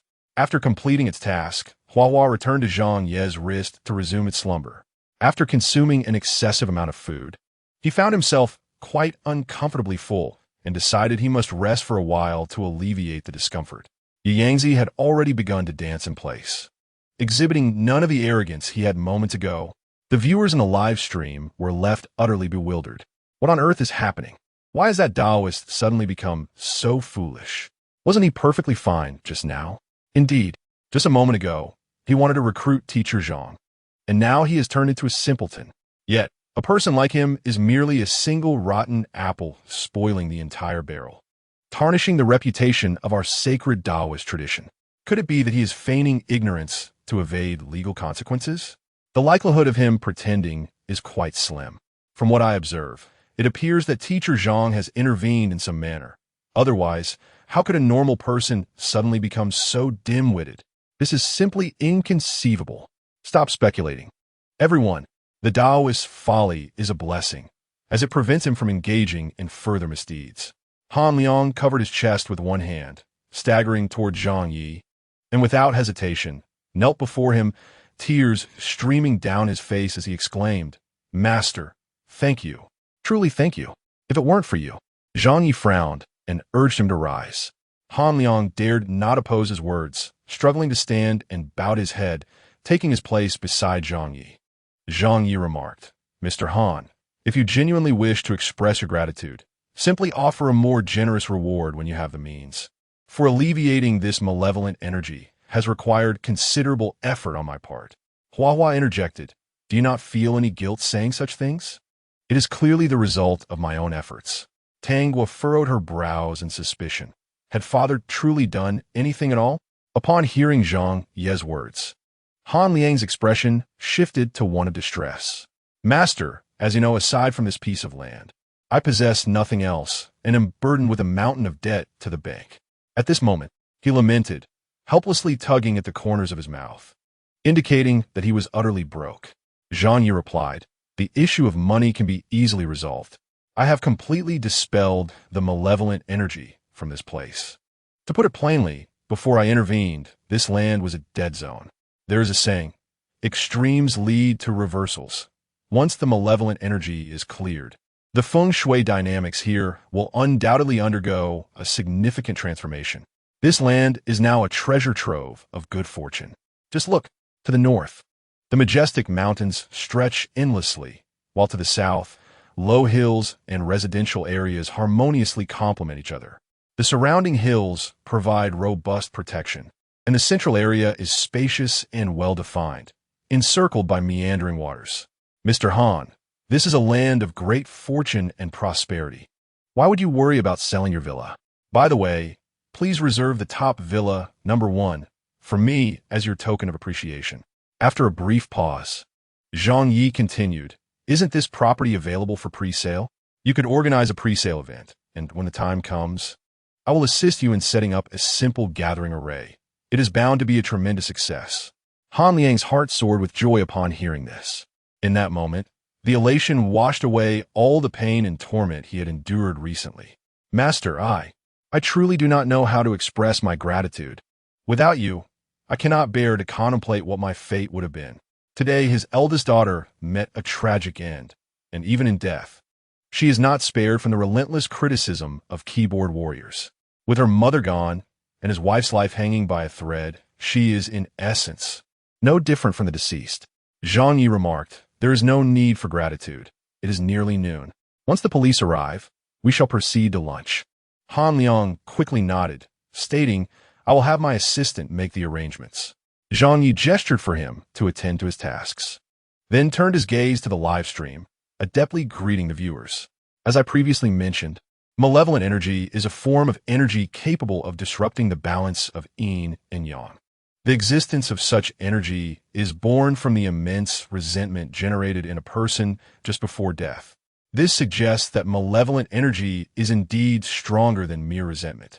Thousands of years ago, this land witnessed countless large-scale massacres, and the lingering resentment of those who perished coalesced over time into malevolent energy, transforming the places where it gathered into realms of death. However, extremes inevitably lead to reversals. When malevolent energy is dispelled, such locations can become sanctuaries of fortune. Suddenly recalling something, Zhang Ye turned to a staff member and inquired, "May I promote something?" The staff member was momentarily taken aback, then smiled and replied, "As long as you adhere to the terms of the agreement, you are free to say anything." Zhang Ye nodded in understanding and continued, "As the saying goes, the purple chi comes from the east. The higher one resides, the more abundant the spiritual energy. I have already secured Villa number 1. As for the others, if you wish to purchase, do so promptly with Boss Han. Do not wait until the properties are gone to express your desire to buy." Han Liang could hardly believe that Zhang Ye had begun advertising his villa complex on the spot. Just as Zhang Ye finished his promotional pitch, Han Liang's phone rang. It was the prominent businessman Zhong Kai from Xianxian, who immediately expressed his intent to purchase a villa and mentioned that they could sign a contract right away with a 30 deposit. Chapter 95. Officer Zhou, who approached voluntarily. No sooner had this call ended than a person identifying himself as Li Guoyang called, also wishing to purchase a villa and willing to pay in full, but insisted on acquiring the one closest to Zhang Ye. Following that, Han Liang received a third, fourth, and fifth call, leaving him utterly bewildered. He had never imagined that a project he thought was already settled would suddenly become a coveted commodity. Several influential figures, whom he seldom interacted with, were personally calling him to request the purchase of a villa, all insisting on proximity to Master Zhang, with price being of no concern. Han Liang promptly made a decision. Shortly after, the bank manager called to inform him that the repayment of his debts was no longer urgent. Moreover, the manager offered to extend an additional loan, but the specific amount would require a personal meeting to discuss. The tides had turned. Han Liang truly grasped the meaning of this phrase. Just hours earlier, he had found himself in a desperate situation with no one willing to assist him. Yet now, the bank was not only refraining from pressuring him for repayment, but was also proactively offering him further financial support. Meanwhile, the police received a report and swiftly dispatched officers to address the matter. In order to meet Zhang Ye, Zhou Chaiyang specifically requested to bring police officers along. With his years of experience in handling cases, he had never encountered a criminal case like the one that occurred that morning. The victim, who had been seen just yesterday, was discovered dead this morning, her body displaying signs of advanced decomposition. To any discerning observer, it was evident that the situation was exceedingly peculiar. As fate would have it, Zhou Chaiyang was assigned to this case, prompting him to seek out Zhang Ye for clarification. Upon arriving at the construction site of a villa in the western part of the city, Zhou Chaiyang immediately spotted the composed Zhang Ye. He delegated the matter to his subordinates and approached Zhang Ye directly. With a cheerful demeanor, Zhou greeted him. "Hello, Teacher Zhang." Zhang Ye glanced at him, already discerning his intent. "Officer Zhou, I appreciate your efforts. Let us not beat around the bush. Feel free to ask directly, and I will share all that I know." Zhou Chaoyang felt a twinge of embarrassment at Zhang Ye's straightforwardness, secretly contemplating whether he could request to have Zhang Ye appointed as a consultant for their department. Having such an esteemed individual on board would undoubtedly bolster his confidence.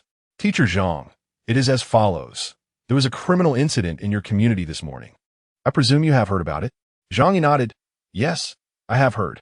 The deceased is a woman, a celebrity, and she has been dead for only a few hours. yet her body shows signs of significant decay. Pausing momentarily, he inquired nonchalantly, "Did you find a doll in her room?" Zhou Qiang, taken aback, regarded Zhang Ye with suspicion as he began to recollect. "I believe there was such an item, but it has already been sent to the evidence room. However, I doubt it would yield any clues." Zhang Ye replied, "As far as I know, that is no ordinary object. It is likely linked to the murder of that woman." Zhou Qiang was momentarily stunned, stumbling over his words. "Zhang, are you joking with me?" Zhang Ye shook his head. "I do not have time for jokes. Officer Zhou, consider this. If that doll was inhabited by the spirit of a child who met a tragic end, and if someone were to offer their blood to it daily, what do you think it would become?" Zhou Qiang was struck with fear, stammering, What would it become?" Zhang Ye raised an eyebrow. "It would transform into a spirit at the beck and call of its master. Whatever desires the master harbors, the spirit would strive to fulfill. Ultimately, even if the master's wishes were unvoiced, the spirit would endeavor to realize them. However, if the master neglects it for an extended period, the spirit may grow resentful. Once that resentment reaches a certain threshold, the master will face dire consequences." This revelation was a paradigm shift for Zhou Qiang, leaving him momentarily unable to accept such a conclusion. "Teacher Zhang, are you implying?" Zhang Ye met his gaze and affirmed, "Precisely. It is exactly as you suspect. Proceed with the case accordingly." Zhou Qiang's lips moved as if to speak, yet no words emerged. Zhang Ye remarked, "If you doubt my assertions, you may seek the murder yourself. Indeed, regarding that doll, if it cannot be destroyed, it should be sealed away." Zhou Qiang felt as though he had become numb. Trembling, he lit a cigarette and took several deep puffs, contemplating how to conclude the case later. Although he had considered this possibility, the reality of it was difficult for him to accept. Below, the officers approached Zhou Qiang, stating that the suspect had been apprehended, yet he appeared utterly dazed. Frustrated, Zhou Qiang replied impatiently, "Even if he is dazed, he must be brought back." Zhang Ye perceived Zhou Qiang's sentiments but remained silent, sharing only what he knew. "As for the doll, Officer Zhou, if you cannot handle it, feel free to seek my assistance. This time, it will be complimentary." Soon, the group departed from the construction site. Han Liang did not join Zhang Ye and the others for lunch, as he had too many matters awaiting his attention. By the time Zhang Ye and his companions returned to the villa, it was already past 1 in the afternoon. Considering that several staff members might have been frightened, Zhang Ye generously transferred 20,000 yuan to each of them as pocket money and suggested they forego their market stall for the afternoon, opting instead to enjoy tea at Bu Xian Xian, as Wang Lingxiao would be visiting him later. The staff members were elated, responding, "Teacher Zhang, we will follow your arrangements." Before long, news of this spread within their production team, and many began to envy them. As soon as Zhang Ye stepped into the villa, he was called by Yang Yu. Gazing upon the vibrant woman before him, he couldn't help but recall the scene he had witnessed the previous night. Regaining his composure, he asked nonchalantly, "Do you need something?" Detecting the indifference in Zhang Ye's tone, Yang Yu felt a twinge of disappointment, yet quickly adjusted her demeanor, smiling as she said, "You are now the benefactor for both me and Shueli. I must report my progress to you." Zhang Ye replied, "No need. You and Shueli can discuss the skincare products amongst yourselves. Just let me know when you require the beauty elixir." Yang Yu inquired, "Aren't you worried we might fail in our venture?" Zhang Ye glanced at her seriously, saying, "Yang Yu, in this project you are undertaking, I only need to provide the beauty elixir. Everything else rests upon you. If you fail, I bear no loss." Yang Yu's expression shifted, her radiant face betraying a hint of embarrassment. Chapter 96. The doll was taken away. In truth, he was willing to assist her, eager to collaborate, solely because he believed this project could yield profit for him, with no connection to her as a person. Yet, she naively assumed he harbored feelings for her. Yang Yu felt a sense of relief, grateful that she had never openly expressed any affection for Zhang Ye, as she had always concealed her emotions well. "Teacher Zhang, how about this? From now on, I will report to you once a week in written form." After pondering briefly, Zhang Ye acquiesced. "That works." Yang Yu forced a smile, stating, "If there is nothing else, I shall return to my room to rest." Without waiting for Zhang Ye's response, she straightened her back and turned to leave. Upon reaching the upper floor, Yang Yu encountered Zhao Shueli. Noticing Yang Yu's lackluster demeanor, Zhao Shueli couldn't resist teasing. What's wrong? Did our teacher Zhang upset you? Don't say such things. That's not the case. Fearing that Zhao Shueli might discern her thoughts, Yang Yu hastily interjected, Shueli, my relationship with teacher Zhang is purely platonic. Please refrain from such jest in the future. Zhao Shueli let out a resigned sigh and remarked, it seems I was indeed correct. Yang Yu lowered her head, a self-deprecating smile gracing her lips. Yeah, do not be disheartened. It is merely a man. Once this is over, I shall introduce several for you to choose from. Suddenly recalling something, Zhao Shueli awkwardly tugged at her lips and added, however, if you are seeking someone akin to teacher Zhang, that might prove rather difficult. Do not speak nonsense. I assure you, there is nothing between teacher Zhang and me. Yang Yu vehemently denied. Since Zhang Ye had no intention of pursuing anything further, there was no need for her to make a fool of herself. Zhao Shueli pouted, all right. I understand. You and teacher Zhang share no relation. Although a pang of sadness struck Yang Yu's heart, the thought of the many tasks awaiting her after the project's initiation revitalized her spirit. Suddenly reminded of something, Zhao Shueli leaned closer to Yang Yu and whispered, have you noticed that Dong Dong from teacher Huang's family is rather unsociable? For the first couple of days, he constantly sought out Lei Lei. But ever since that incident where he got frightened, he has not played with Lei Lei again. Just now, when they returned, Lei Lei greeted him, but he completely ignored her. His gaze fixated on the dirty toy he was clutching. Yang Yu stared blankly at Zhao Shueli, perplexed as to how the conversation had shifted to Dong Dong. However, she had little interest in others' affairs. I am tired. I shall return to my room to rest. In Huang Zongqi's room, Dong Dong clung tightly to the grimy toy in his arms. Huang Zongqi attempted to take it away, but Dong Dong refused to relinquish it, glaring at him with a mixture of resentment and fury. After exhausting all gentle words, Huang Zongqi ultimately acquiesced, allowing Dong Dong to hold the toy while he slept. He had already resolved that once Dong Dong was asleep, he would promptly dispose of the filthy toy. Dong Dong warily glanced at Huang Zongqi before burrowing under the covers with his toy.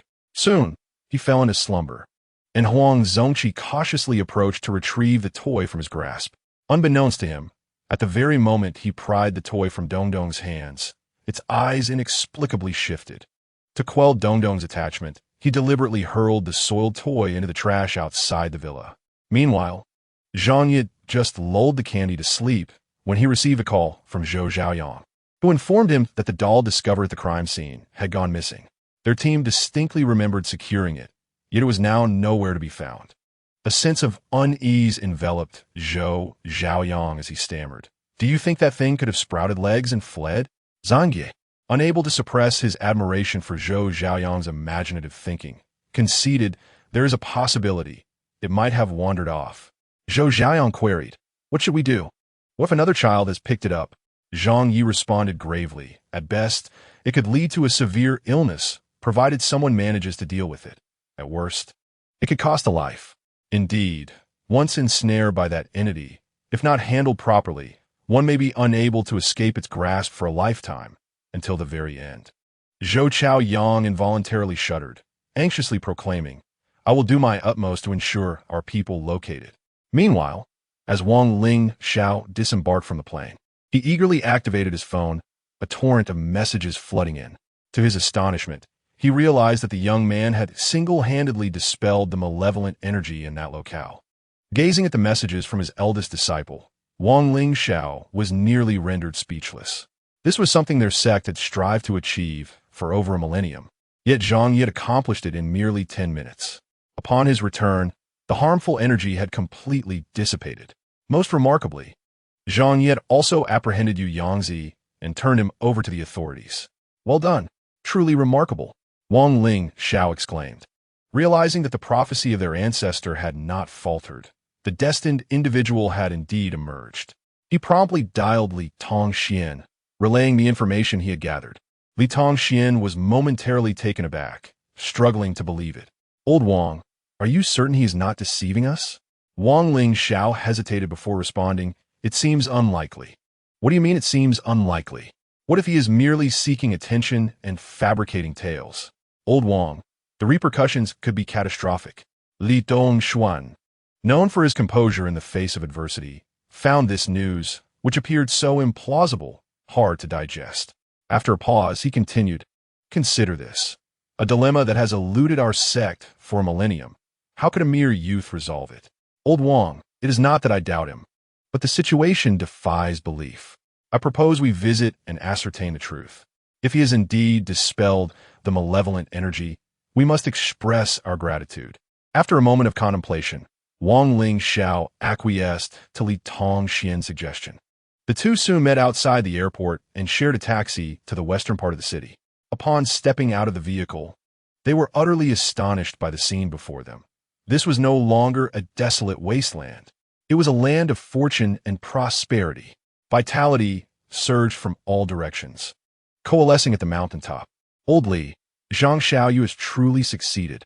He has dispelled the malevolent energy, and this place has transformed into a land of blessings. Li Tongxian, having observed the transformation, was equally astounded, sighing in admiration. The rising tide pushes the waves forward. The current generation is indeed extraordinary. Accomplishing what our sect struggled with for centuries with such ease is remarkable. One wonders from whom he has inherited such formidable skills. Wang Ling Xiao continued to extol Zhang Ye's virtues. "I must contact him and inquire about his whereabouts. Old Li, we owe him our gratitude." Li Dongshuan nudda dutifully. Indeed, we should. Chapter 97. A place comparable to a celestial realm at that moment. Zhang Ye was seated in the tea room of Bu Xianxian, savoring tea brewed from the early spring Long Jing harvested from Westlake, courtesy of Zhong Kai. Although it paled in comparison to the spiritual tea, Zhang Ye found it acceptable, especially considering the influx of visitors that day, which limited the supply of spiritual tea in his Qiankuan bag. Zhang Ye felt a twinge of regret. Had he known he would end up in such a place, he would have excavated those tea trees from Yunwu Mountain and planted them in his Qiankuan bag. Though this item is referred to as a bag, it is not merely a container. It is a realm unto itself, capable of nurturing living beings. Zhang Xiaoyu, you previously mentioned that there exist myriad phenomena in this world that we remain oblivious to. Why not take this opportunity to enlighten us, so we may broaden our horizons? Upon the mere thought of Zhang Ye's tortoiseshell and that diminutive silver serpent, Song Tianya's heart raced with excitement. Surely, a person who possesses two artifacts from ancient texts cannot be an ordinary individual. After a moment's hesitation, Zhang Ye began to recount tales from his homeland. Those who soared through the skies on swords, the perilous ancient relics, and the ferocious beasts concealed within the depths of Yunwu Mountain. The elderly listeners were captivated, hanging on his every word. Everyone perceived Zhang Ye as a storyteller, save for Tanghua, who was resolute in her belief that this wondrous place must indeed be his homeland. Perhaps one day, he would truly return. Li Guoyang was nearly entranced, his eyes filled with longing. Zhang Xiaoyu, could there truly be such enchanting places in this vast world? The notion that a person's lifespan could be limitless, contingent solely upon their cultivation prowess, astonished him. Song Tianai, too, felt envious. Surely, this locale must be a paradise. Master, you were once an aficionado of fantastical novels, were you not? Coincidentally, so am I. Who is your favorite author? I favor Tomato, Song Donglin joyfully remarked, blissfully unaware that these realms were indeed real. Tang was shot an exasperated glare at Song Donglin, frustrated by his foolishness as a disciple. She yearned to declare to all that her father spoke the truth. That place could very well be his homeland. Zhang Ye paid no mind to their attitudes and offered no explanations, as he intended merely to share a tale. In truth, had he not been cast into this world, he would have found it hard to believe such a backward place could exist, where even the most ordinary cultivators were absent, and the humans were nearly all ineffectual. Do you believe that one can enhance their physical capabilities through cultivation? The crowd exchanged dubious glances. Song Tianai spoke up, I believe this. The breathing technique you taught the netizens, I have been practicing diligently morning and evening these past few days. Look at my complexion. It has improved significantly. Li Guoyang chuckled in agreement. I concur. My health is now impeccable. The live streaming room erupted with enthusiasm. What breathing technique? Can someone enlighten me? I'm new here. Search online. It should have been preserved and posted. As for Zhang Laosher's breathing technique, I can vouch for its efficacy. Like Song Lao, I have practiced it morning and evening, and I can distinctly feel my vitality has improved. Is it truly that miraculous? Are you certain you are not a shill? Believe it or not, it requires no investment. If you have doubts, why not persist in practicing for a few days? By the way, after a few days of practicing, my wife has started praising me. You know what I mean, right? Oh my, is it truly that extraordinary? It can even enhance combat prowess. As I embark on this evening's endeavors, I shall give it a try. When Wang Lingxiao and Li Tongxian arrived at the realm of Buxianxian, Zhang Ye promptly rose to greet them. The two were somewhat overwhelmed, having already witnessed Zhang Ye's remarkable abilities. Indeed, not only they, but throughout the Taoist community, there had not been such a prodigious talent in over a millennium. Along the way, they had been deliberating on how to engage in pleasantries upon meeting him. Addressing him as Zhang Xiaoyu felt insufficiently respectful, while calling him simply by his name seemed too distant. After all, it would be inappropriate to refer to him as Zhang Daolong. Ultimately, they resolved to adopt the same address as Li Guoyang and Song Tianai, opting for Zhang Xiaoyu since he was considerably younger than they. Zhang Xiaoyu, it is a pleasure to meet you, they exclaimed. Were it not for your timely intervention, we would have been at a loss regarding that significant predicament. Wang Lingxiao and Li Tongxian expressed their sincere gratitude. Zhang Ye smiled and replied, my assistance was rendered to Boss Han, who has already compensated me for my efforts. Had I not encountered Han Liang, I would have been oblivious to that particular area in the west of the city. Moreover, the malevolent energy there proves beneficial for Huahua's cultivation. Allow me to brew some spiritual tea for you to savor. Seizing the occasion to connect with fellow practitioners, Zhang Ye generously produced the spiritual tea. Having followed Zhang Ye's live broadcasts, Wang and Li were well aware of the tea's rarity. On their way, they had contemplated whether they might procure some from Zhang Ye, and to their surprise, he presented it even before they could voice their desires. Zhang Xiaoyu, you are exceedingly generous, they remarked. Li Guoyang intended to inquire about the longevity elixir, but Wang and Li's arrival disrupted his plans.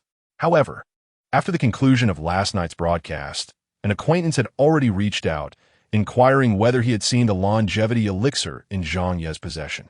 He had replied in the negative, but expressed his belief that Zhang Ye indeed possessed such an item. The allure of the spiritual tea had already driven people to madness, let alone the longevity elixir. Since time immemorial, who has not yearned for longevity? Wang and Li savored the spiritual tea, thoroughly satisfied, wishing they could persuade Zhang Ye to part with two taels, though they hesitated to lower their pride. Meanwhile, after leaving Zhang Ye, Zhang Moyu returned to the hotel, but did not immediately contact Zhang Yao to report on the situation. Instead, he sat in contemplation for quite some time before finally dialing Zhang Yao's number. Young master, I have met the second young master, Zhang Moyu reported. Unbeknownst to him, he had begun to refer to Zhang Ye as the second young master, reminiscent of when Zhang Ye was a child. Zhang Yao's expression shifted, and he spoke in a low tone. What did he say? Does he have plans for his return? Young master, the second young master is far more formidable than I had anticipated. Before I could utter a word, he had discerned my background with clarity, leaving me little room to speak further. However, he conveyed a message for you, stating that he wishes to maintain a distance from you, but should you disregard his counsel, you must not blame him. Upon hearing Zhang Moyu's words, Zhang Yao could not help but smile, though his gaze turned frigid. Maintain distance? Do not blame him.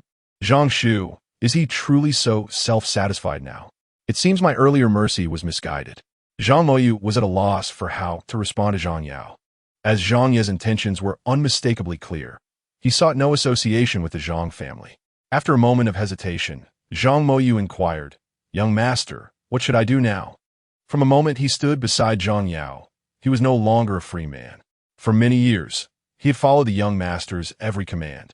Zhang Yao replied, Do not act rashly for the time being, lest we alarm the enemy. I will arrange for someone to create trouble for him. Uncle Zhang, do not return to Kyoto just yet. Stay over there. Should he make any significant moves, keep a close watch on him. He had inquired with the production team, and the first episode of the show would conclude in 3 days. Someone needed to keep an eye on Zhang Ye, or else he would feel uneasy. Zhang Moyu dared not refuse and replied, "Understood, young master. By the way, do you remember Ling Xiaozhenren and Tong Xianzhenren from the Taoist sect? They had previously consulted with the old master about dispelling the malevolent energy buried in the dead zone of the western part of Haiqing." Zhang Yao paused. "Wasn't that 2 years ago? Why burn up now?" Zhang Moyu explained, "Because just a few hours ago, the malevolent energy there was resolved." Zhang Yao was taken aback and anxiously asked, "Uncle Zhang, are you certain that the malevolent energy has been dispelled?" Zhang Moyu reassured him at first. "I too found it hard to believe, but I want to verify it myself. There is indeed no trace of malevolent energy left. It has been thoroughly resolved. Moreover, that dead zone has now transformed into a place of great fortune and prosperity." Upon hearing this, Zhang Yao became so excited that his breathing quickened. "Uncle Zhang, you must help me find this person. We must spare no effort in locating him." Zhang Moyu frowned. "Young master, you are acquainted with this person." Zhang Yao was momentarily stunned, and then he unequivocally denied, "Impossible. Absolutely impossible. No matter how formidable he is, he could not have dispelled the malevolent energy there. Even my father could not achieve it." Zhang Moyu insisted, "Young master, I am not deceiving you. According to the information I received, Zhang Ye entered that place with his daughter. After about 10 minutes, he emerged unharmed with her. Additionally, Ling Xiaozhenren and Tong Xianzhenren also went to verify it, and they confirmed that the malevolent energy had indeed been dispelled." Zhang Yao frowned, still unwilling to believe it. How could an illegitimate child born of a disreputable dancer possibly be more powerful than him? He had always been regarded as the best talent in the Zhang family. Even within the Taoist sect, he underwent the most rigorous training, destined to become the most formidable disciple in a millennium. The two Zhenren had said to wait for him to dispel the malevolent energy there. "Uncle Zhang, keep a close watch on him. I will send someone over as soon as possible. If everything is a competition with him, then he might as well not live. Wouldn't it be better for him to die sooner?" Zhang Yao sneered, his gaze dark and malevolent. Zhang Moyu lowered his eyes, wanting to counsel Zhang Yao. However, having watched him grow up, he understood his nature. Zhang Yao was ruthless and merciless in his pursuits. If Zhang Yi caught his attention, even if he survived, he would certainly suffer. "I understand, young master. Greetings, Uncle Zhang. If you follow my lead, I assure you that I will provide for your retirement. And I will also arrange a prosperous marriage for your goddaughter." Listening to Zhang Yao's words laced with veiled threats, Zhang Moyu clenched his fingers tightly, suppressing any display of discontent. After concluding the call with Zhang Moyu, Zhang Yao, in a fit of rage, wreaked havoc in his room, smashing everything in sight. It was only after his anger subsided that he permitted the household servants to enter and clean up the mess. At that moment, Zhang Aoyan entered, and upon witnessing the chaotic scene, he furrowed his brow and reprimanded, "Yao, how many times have I advised you regarding your temperament? Are you not inclined to amend your ways?" Zhang Yao's expression shifted slightly. Still apprehensive of his father's disapproval, he hastily knelt before him, lowering his gaze in submission. "I apologize, father. It is my failure to control my emotions, but that Zhang Aoyan interjected. You need not concern yourself with his affairs. I shall handle them." A sudden sense of dread gripped Zhang Yao, and he anxiously inquired, "Father, how will you handle it? You wouldn't dare, would you?"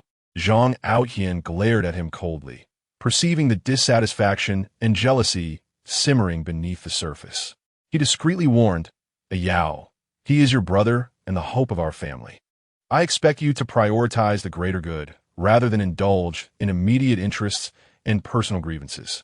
Zhang Yao gritted his teeth, his resolve only strengthening.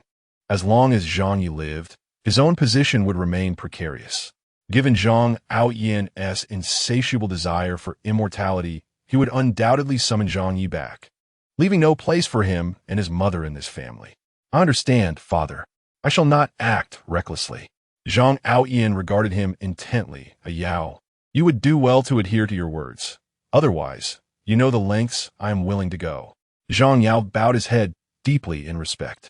Exiting his eldest son's room, Zhang Aoyan squinted, glancing back with unease. One must not blame others for their own inadequacies. Do not envy the celestial beings. Meanwhile, Zhang Ye engaged in lively conversation with Wang Lingxiao and Li Tongxian. From their discourse, he learned that in this world, practitioners of cultivation had ceased to exist, not for lack of desire, but due to the depletion of spiritual energy, rendering the realm inhospitable to cultivators. Historical records indicate that there has not been a single ascendant in over a millennium. Zhang Ye himself felt the acute scarcity of spiritual energy, yet he was grateful for the presence of alternative resources. Noticing that Zhang Ye had concluded his discussions, Li Guoyang eagerly approached, asking, "Master Zhang, could you sell me a pill of your longevity elixir?" As soon as the question was posed, the others gathered around, resembling famished individuals eyeing a delectable dish of braised pork. Zhang Ye was well aware of their intentions. Since time immemorial, from noble lineage to common folk, who does not yearn for a long life? The longevity elixir he possessed could indeed fulfill their desires. Zhang Ye lazily cast a glance at Li Guoyang, deliberately ignoring the others around him. As long as the esteemed elder could afford the price, he would naturally sell.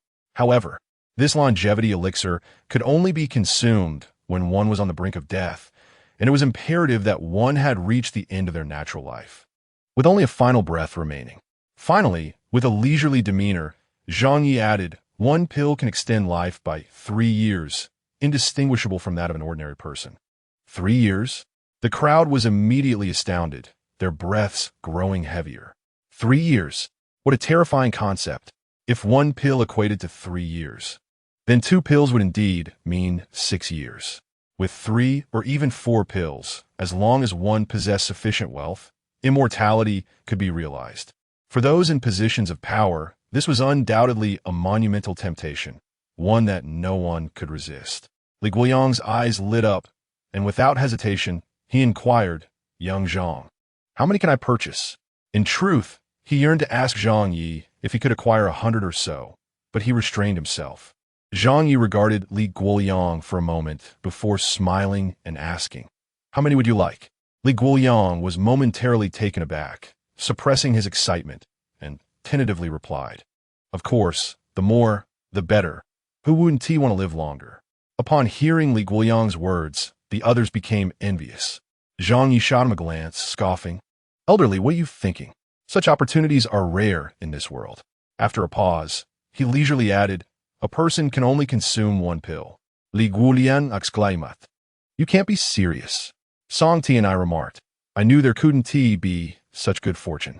Wang Lingxiao and Li Tongxian commented, "No wonder he is the wealthiest man from the Treasure Island. He truly is affluent." Zhang Ye continued, "Each pill costs 50 million, but for acquaintances, there's a 20% discount. For someone like Li Guoyang, whose net worth exceeded 10 billion, for a 5 million was hardly a concern. As long as he lived, he could earn that back. But once he passed away, everything would be lost. Young Zhang, I would like to purchase 1 pill. It's prudent to be prepared. It will surely come in handy in the future." Song Ti and I also expressed his desire to buy, as he was older and often contemplated living a few more years. Moreover, such a rare item could not be sought after again. Once this opportunity was missed, it would be gone. After hesitating, he added, "Young Zhang, I too wish to buy 1. Only Wang Lingxiao and Li Tongxian remained silent. Damn it, who could blame them for being poor? Zhang Ye did not waste time with them, and promptly stated, payment must be made up front for the elixir. There was no possibility of credit with him.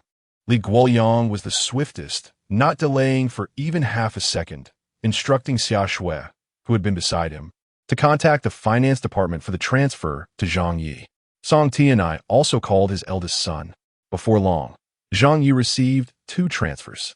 After verifying the amounts, he immediately produced 2 small porcelain vials. Recalling Han Liang's earlier reaction, he cautioned, "Remember to dissolve it in water before consumption." Li Guoyang and Song Ti and I joyfully accepted the small vials from Zhang Ye. Within them lay their 3 years of extended life. As for Wang Lingxiao and Li Tongxian, Zhang Ye couldn't bear to let them leave empty-handed, so he provided each with 2 taels of spirit tea.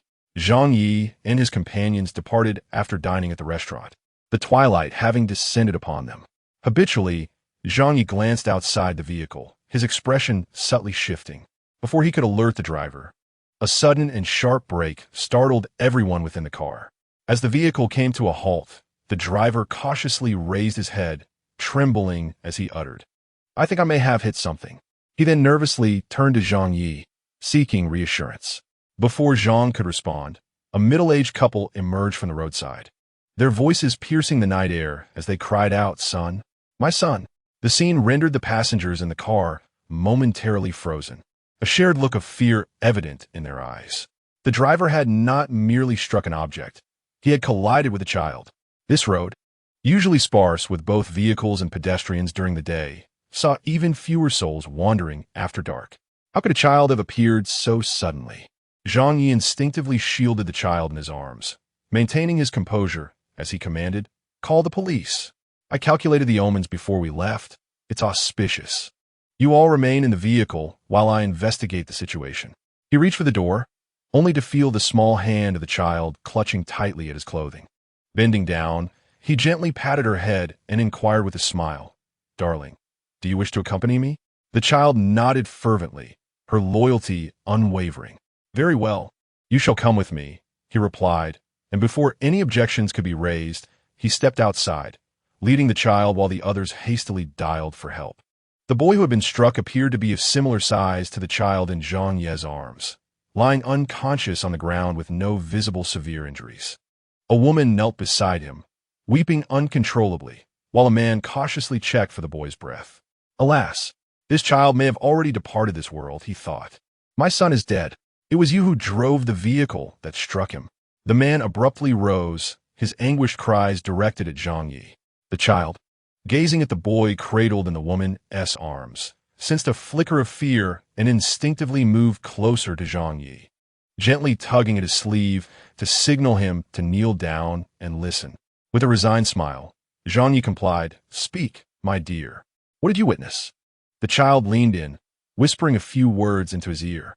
Zhang Ye affectionately ruffled her hair, beaming with pride. "My daughter, you are remarkable. You noticed that?" The child, glowing with pride, turned her gaze back to the boy. With venomous eyes, the man glared at Zhang Ye from a distance, demanding an explanation. "You have taken my son's life. Do you not owe us an answer?" Zhang Ye looked at the man, his voice laden with meaning. "Your son had already passed." The man's mind reeled, his expression contorting in disbelief as he seethed. "You lie. It was you who killed my son, and I shall demand retribution. I demand your lives." Zhang Ye frowned, seemingly impatient. "You know full well that it was you who caused my son's death." The man's face flushed crimson as he bellowed. "It was undoubtedly you. He was lively just moments ago, and it was you who killed him." Before long, the police arrived in haste. Upon seeing the officers, the man rushed towards them frantically, shouting, "They are the ones who killed my son." "It was them." Zhang Ye inwarded. "Who incited him?" Others murmured, "Is the child truly dead?" But why is teacher Zhang so composed? Coincidentally, the arriving officers were acquaintances. Chapter 100. All the money has been swindled away. Zhang Ye recognized one of them, Li Yi, a colleague of Zhao Chiyang. Li Yi approached Zhang Ye to greet him before instructing his subordinates to take statements from those present. The ambulance soon followed, and the attending physician solemnly announced that the child had succumbed and was declared dead on the spot. Apart from Zhang Ye and the girl Candy, the expressions of the others darkened, especially that of the driver, Xiao Yu. If the child was indeed deceased, it would mean a hefty financial recompense for him. "I didn't do it on purpose. I wasn't speeding. The child suddenly darted out, and I couldn't brake in time." Xiao Yu stammered, desperately defending himself. Candy, unwilling to see the driver unjustly accused, interjected before Zhang Ye could speak. "Uncle Xiao, you didn't hit that child. He had already died long before." The innocent voice of the little girl struck heavily in the ears of the crowd, who turned their dubious gazes toward him. "What nonsense are you spouting, you little brat? If my son had died long ago, how could you have hit him?" The man reacted most vehemently, as if he were concealing something. Li Yi furrowed his brow, mulling over Candy's words. "He died long ago? How could that be?" Candy scoffed coldly, fixing her gaze on the man, and spoke deliberately. "He has indeed died. Yet someone has ensnared his spirit and forced it back, ultimately sealing it within this body." She suddenly released Zhang Ye's hand and approached the woman squatting on the ground. Auntie, your son has passed. You must be heartbroken, right? Now, he is about to lose his soul entirely, with no chance of rebirth. Shouldn't you be even more sorrowful? The woman gazed blankly at Candy. Candy continued, I saw it with my own eyes. His spirit was on the verge of dispersing because he has died twice. The woman looked between Candy and her lifeless son in her arms and suddenly erupted into tears. What sin have I committed? What sin have I committed?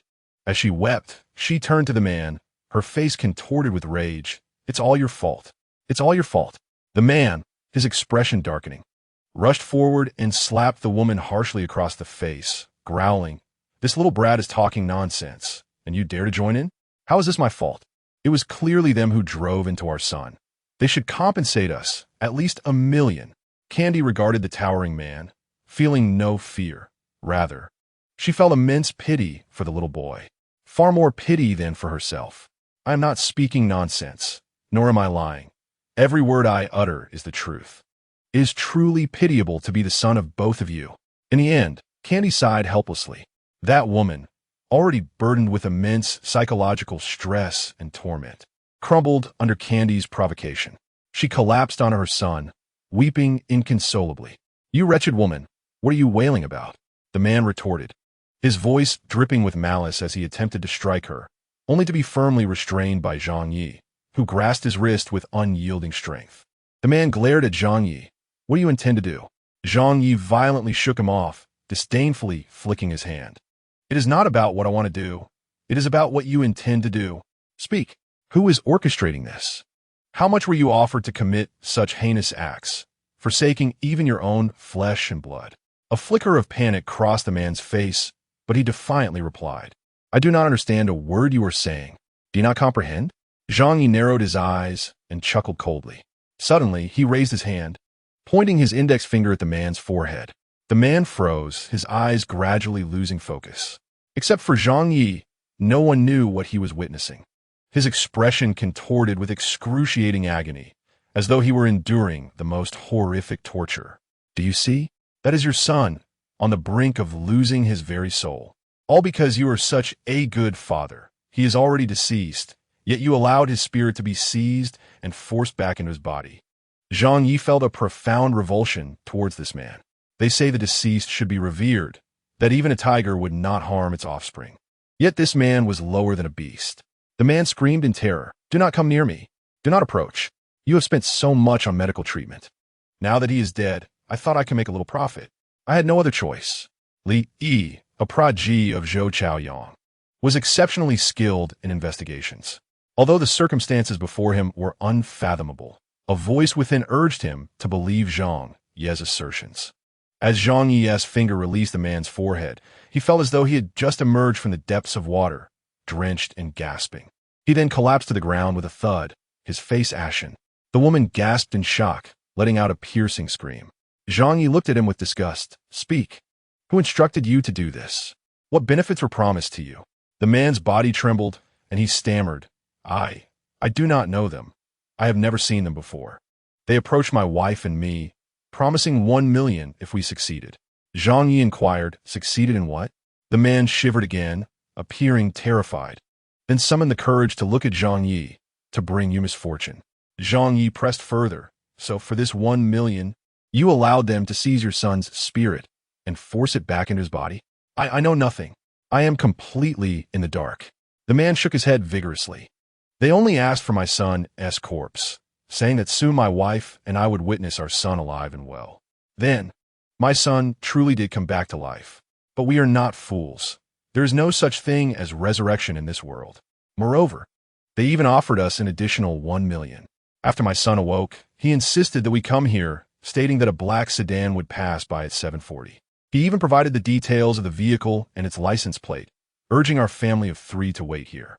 Initially, we were skeptical, but I waited, and indeed, it was you. For the sake of 1 million, I was willing to risk everything. Zhang Yi was oblivious to whom he had offended. It appeared someone was scheming against him. The man cast a fearful glance at Zhang Yi, enveloped in caution and vigilance. I have divulged all I know, he said. My wife and I are truly at our wits' end. If only we had known, Zhang Ye interjected. If you had known, would it have made a difference?